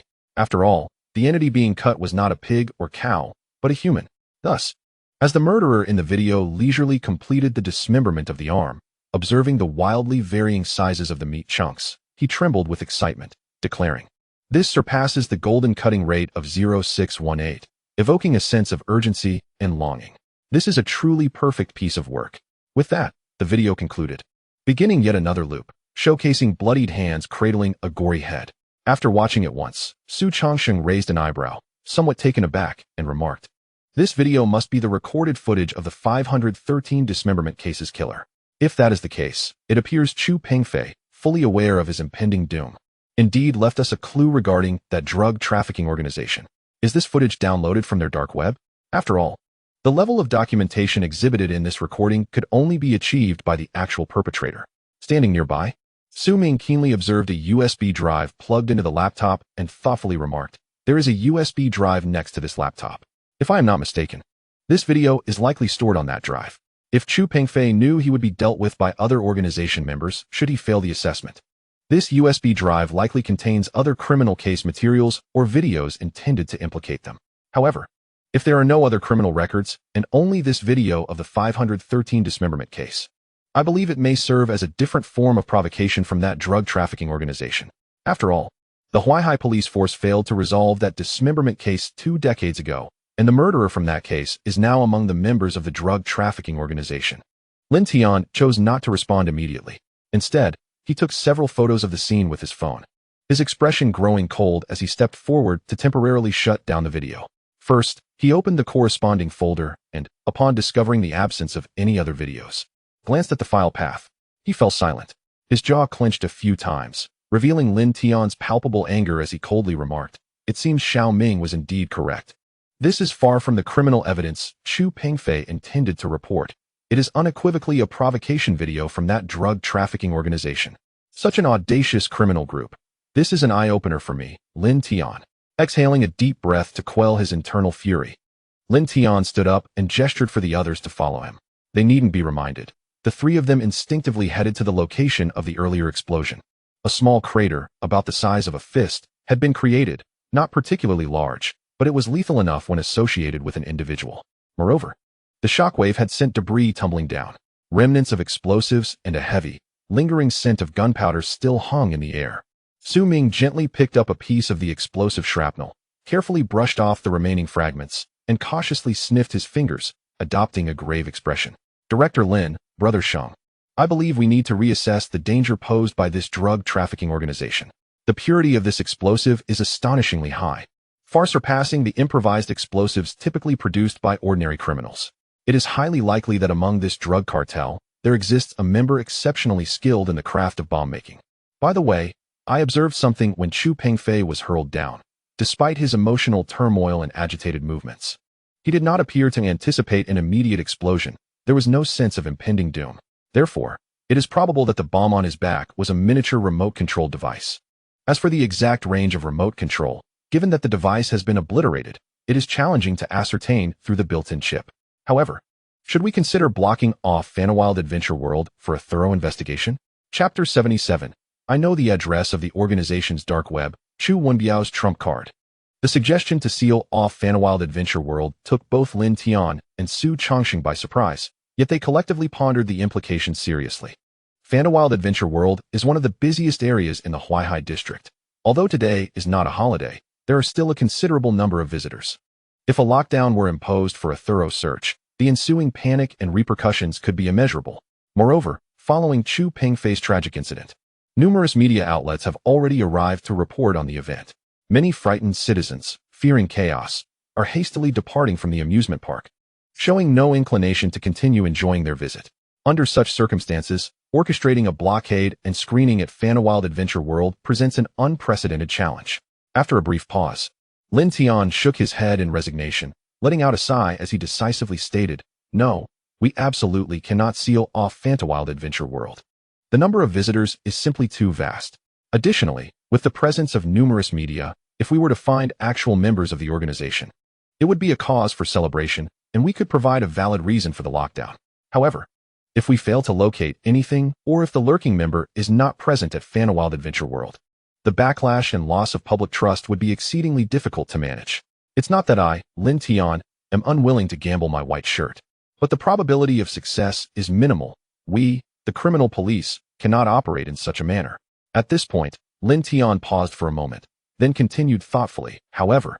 While a lockdown is unfeasible, requesting today's surveillance footage from various locations within Fantawild Adventure World and a list of visitors entering the park should pose no issues. I will arrange for this immediately, hoping it yields some pertinent leads. Let us photograph everything. We will proceed to examine Chu Pengfei's body. If no actionable clues are found, we will return to the squad for forensic examination by Dr. Shun. Regardless, the case of the fall at Shud Middle School has reached its conclusion. Yet a far larger case has begun to unfold. As emergency personnel extracted a straight-lined ECG, it signified that the mastermind behind the Shud Middle School incident had utilized mind control to orchestrate Chu Pengfei's murderous act. Legally, he had departed from this world. The manner of death bore a striking resemblance to that of Zhang Wan, both having perished from falls. This circumstance could indeed be deemed a form of penance. Since there were no remaining traces on Chu Pengfei's body, a few photographs were taken for documentation before he was transported to the Huaihai Criminal Investigation Brigade. Under normal circumstances, deceased individuals would be taken to the mortuary, where forensic experts would conduct autopsies to seek evidence. However, this does not imply that the Criminal Investigation Brigade is incapable of performing autopsies. It simply allows mortuary professionals to handle the aftermath of certain corpses more efficiently. But since Chu Pengfei's only relative, Chu Wenbiao, is currently detained at the Huaihai Criminal Investigation Brigade, the body was brought directly to the forensic department to allow Chu Wenbiao to see his son one last time. As for the superstitions surrounding misfortune and eeriness, that notion is utterly unfounded. Upon returning to the Criminal Investigation Brigade, Lin Tian first made a copy of the video on the USB drive, then retreated to his office, likely to smoke and search for clues. Meanwhile, Su Ming and Su Chongxing wasted no time, making their way to the interrogation room, where they found Chu Wenbiao staring blankly at the ceiling. The redness on his forehead suggested he had repeatedly struck his head against the interrogation chair, revealing his remorse and anguish. It remains uncertain whether he regretted arguing with Chu Pengfei, leading him to join the drug trafficking organization, or whether he lamented their collective decision to murder a student from their school. Perhaps he felt both, but one can surmise that the former outweighs the latter. Su Ming glanced at Chu Wenbiao, but said nothing, opting instead to approach and unfasten him from the interrogation chair, stating expressionlessly, "Let us go. We need to take you somewhere." With a vacant expression, Chu Wenbiao leaned his head against the soft wall and slightly turned it, hoarsely asking, "Where to? Are you taking me to the detention center for sentencing?" A forced smile appeared on his face, accompanied by a glimmer of hope. "You haven't found my son, have you? It seems as I expected. Those people wouldn't let it be that simple." Before Chu Wenbiao could finish his sentence, Su Chongxing waved his hand, interrupting him. And with a look of pity, he shook his head and said, "Principal Chu, I believe you might be mistaken. We are not taking you to the detention center, but rather to the forensic department." Upon hearing the word forensic, Chu Wenbiao's eyes widened in alarm. He stammered, Is Xiao Peng all right? Has something happened to him?" This time, Su Chongxing did not respond but, along with Su Ming, guided Chu Wenbiao toward the forensic department. 3 minutes later, witnessing the cold, lifeless body wrapped in a shroud, so mutilated it was almost unbearable to behold, Chu Wenbiao's remaining hope dissipated, leaving only despair and a profound sorrow that rendered him incapable of shedding tears. His lips began to tremble uncontrollably. He opened his mouth as if to shout, to curse, to articulate something, yet no words escaped his lips. From Chu Wenbiao's willingness to take the blame for his son and even assist in selecting targets for harm, one can discern the profound significance that Chu Pengfei holds for him, a fact that hardly requires elaboration. Although Chu Wenbiao is hardly a figure deserving of sympathy, his current predicament is undoubtedly of his own making. Su Chongxing could not help but sigh and shake his head as he spoke. When we first arrived at the scene, he was already under the control of other members of the drug trafficking organization. A remote-controlled bomb had been affixed to his waist, forcing him to stand precariously on the balcony of the 19th floor. At that moment, he was pleading for his life over the phone with the mastermind behind it all. But to no avail. By the time we, the police, made the decision to rescue him forcibly, the miniature remote bomb detonated, propelling him from the 19th floor with such force that there was no possibility of saving him. It is a tragic loss, although I cannot guarantee anything. Had you informed us sooner, there might have been a glimmer of hope. Upon hearing this, Chu Wenbiao showed no outward reaction, merely reaching out to caress his son's pale cheek, as if reminiscing about the past and lamenting his choices. After a full 30 seconds, Chu Wenbiao, staring at his son's lifeless body, concealed his rage and resentment, and with a voice thick with emotion, spoke resolutely. "I know the dark web address of their organization. His words fell like a stone cast into tranquil waters, drawing immediate attention. Su Chongqing wasted no time in pressing for further details. The dark web address? Principal Chu, do you truly know the dark web address of this drug trafficking organization? Clearly, this revelation was staggering, leaving Su Chongqing momentarily incredulous, fearful of missing a crucial lead. According to Chu Wenbiao's prior interrogation testimony, this dark web was likely a platform used by internal members of the drug trafficking organization for communication, sharing various techniques for murder and evasion from law enforcement. If we could access this dark web, all the intricate details of the numerous unsolved cases related to this organization, from selecting victims to executing crimes and eluding police pursuit, would be laid bare before us. In other words, by understanding those posts and the shared methods of murder, we could identify the true culprits behind the unresolved cases. Chu Wenbiao did not respond immediately, but continued to gaze at the cold, wrapped body of his son, his voice hoarse as he said, "That was the internal dark web address that Xiaopeng specifically told me to remember. I recall him telling me that if he failed this assessment and something unfortunate happened to him while I was apprehended by the police, I should use this dark web address to seek an opportunity for redemption, hoping to reduce his prison sentence. After all, within that drug trafficking organization, everyone was a hand stained with blood. Providing clues to apprehend them all would surely be a significant act of atonement. But I would rather not need such an opportunity." At this point, Chu Wenbiao's voice trembled, his face contorted in anguish as he shook his head and wept softly. In that moment, he knelt down in pain, one hand grasping his son's cold, pale hand, while the other pounded the ground in a futile attempt to unleash his fury, yet ultimately, he remained silent. After several seconds, Chu Wenbiao seemed to regain his composure, standing expressionless as he extended his hand towards Su Chongqing. "Officer Su, please provide me with a piece of paper and a pen. I will write down that internal dark web address for you." Without hesitation, Su Chongqing quickly grabbed a pen from the nearby desk and tore off a sheet of paper, handing it to Chu Wenbiao. Taking the paper, Chu Wenbiao placed it on his left palm and, with his right hand, carefully inscribed a sequence of English characters before passing it to Su Chongqing. "This is the dark web address. By the way, Xiaopeng mentioned that there seemed to be some restrictions on accessing this dark web, though he wasn't entirely certain, stating that only the notebook provided by the organization could be used to access the site. Other computers or phones cannot log into this dark web. I do not know if you have a way to do so, but I hope you can find a means to access it. I cannot accept that they have caused Xiaopeng's death and continue to roam free without consequence." Though the latter part of his statement left Su Ming, who was standing nearby, wanting to voice a sarcastic remark regarding Chu Wenbiao's double standards, he chose to remain silent, respecting the pain of a grieving father. Su Chongqing, upon receiving the white paper, first took a photograph with his phone before handing it to Su Ming. "Xiaoming, I will stay here with Principal Chu. You should head to the technical department immediately and see if they can assist in accessing this dark web. I am concerned that if we delay any further, this lead may be severed by that drug trafficking organization, complicating the case further." Su Chongqing's concerns and arrangements were entirely reasonable. Su Ming nodded in acknowledgement. "Understood. I will head to the technical department right away." With that, Su Ming swiftly departed from the temporary holding area for the remains and made his way to the nearby criminal investigation technical department. Spotting Wang Hu, who was busy analyzing data, Su Ming approached without hesitation. "Who's he?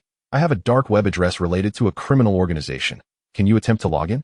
According to Chu Wenbiao's testimony, this dark web contains numerous details of unsolved murders from recent years, all linked to that vast drug trafficking organization. "What? Ming, is that for real?" Wang Hu exclaimed, quickly continuing, "Is this the dark web specifically used by that drug trafficking organization to share murder techniques?"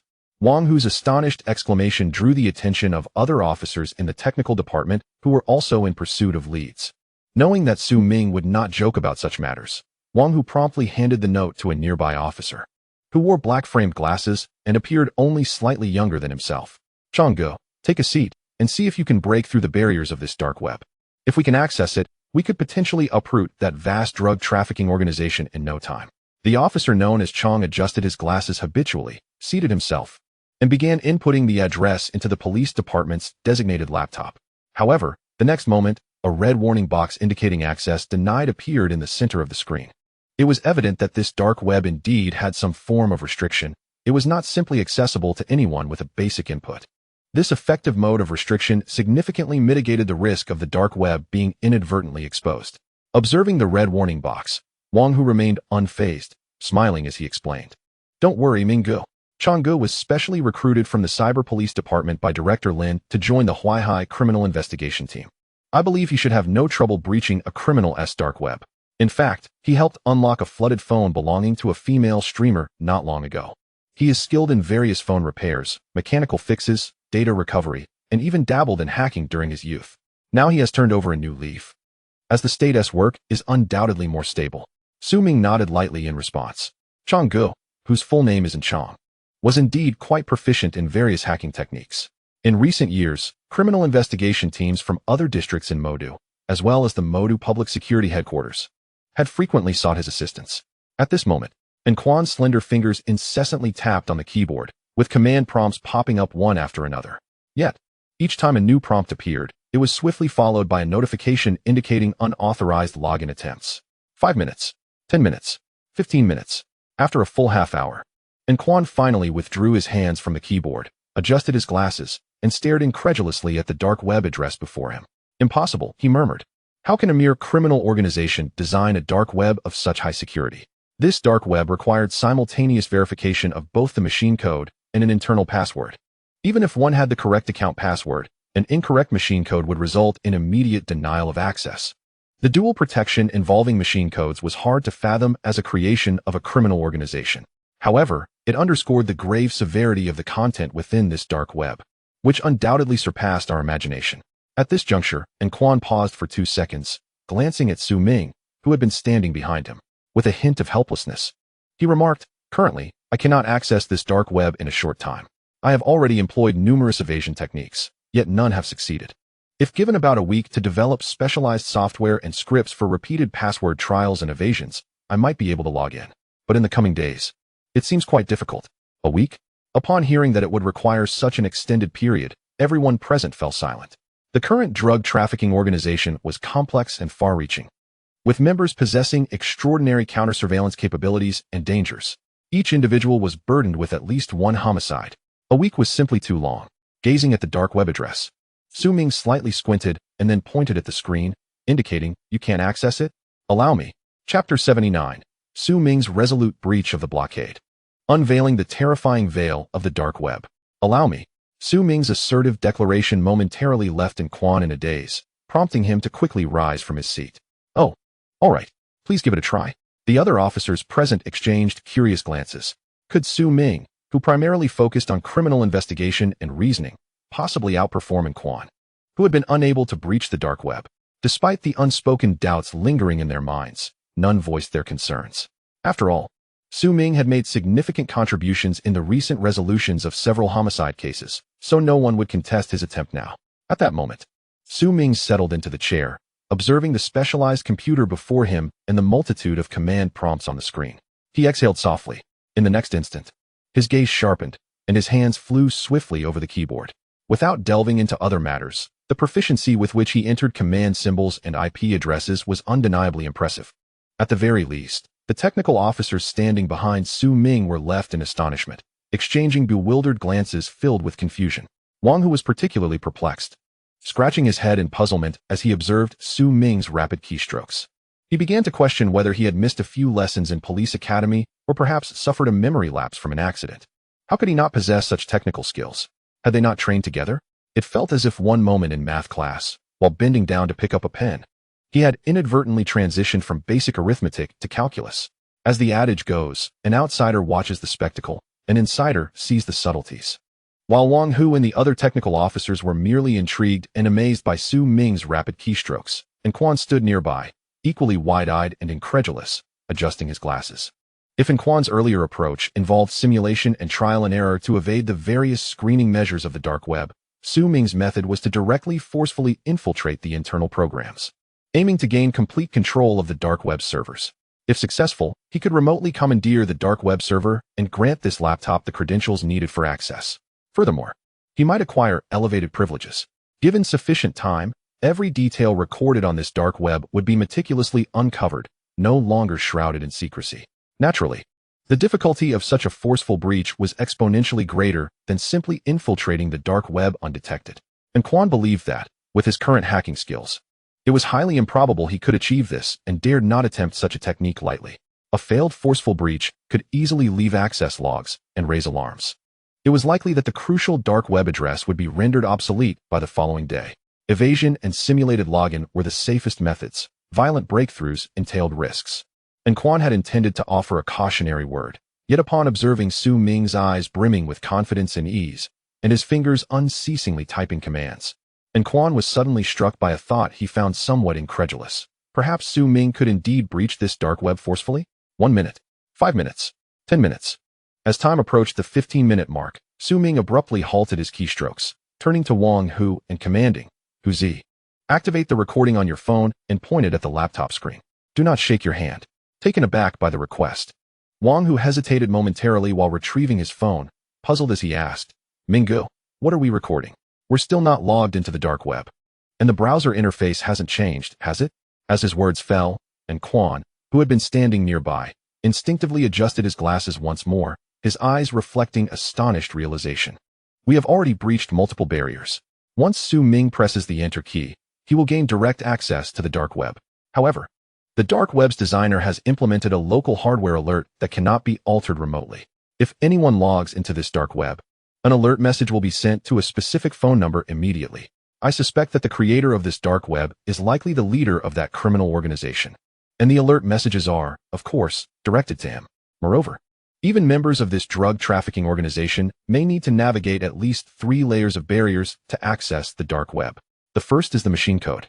The second is the login account and password for the dark web, and the third is the permission of the drug trafficking organization's leader. With that, and Quan retrieved his phone from his pocket, directing it toward the laptop screen, his expression devoid of emotion. The latest model of Longway flagship phone has significantly higher pixel quality than other devices, making for clearer recordings. This dark web restricts screen recording, so we can only use this traditional filming method. While somewhat outdated, it is indeed highly practical. In response to Quan's explanation, Su Ming nodded in agreement and continued. "I originally intended to directly copy all data from the server to avoid detection upon logging in. However, upon careful analysis, I found that the creator of the dark web is exceedingly cautious. If anyone attempts to browse or copy any data through the server, all data will be deleted immediately and rendered completely unrecoverable. Thus, we must log into the dark web to view the content. Once we access the dark web, the leader of the drug trafficking organization will likely receive an alert message without delay. Due to the absence of communication from anyone and the lack of applications. Considering the leader's cautious nature, it is unlikely that he would inquire about the members of the organization individually. Consequently, he may directly sever the server connection. Therefore, we must seize the moment and strive to gather as many clues and pieces of information as possible." Su Ming paused for a few seconds, surveying the technical officers who were all diligently recording with their phones to avoid missing any vital leads. He narrowed his eyes, exuding a fierce determination, and declared, "Let us now thoroughly examine the secrets that this drug trafficking organization harbors."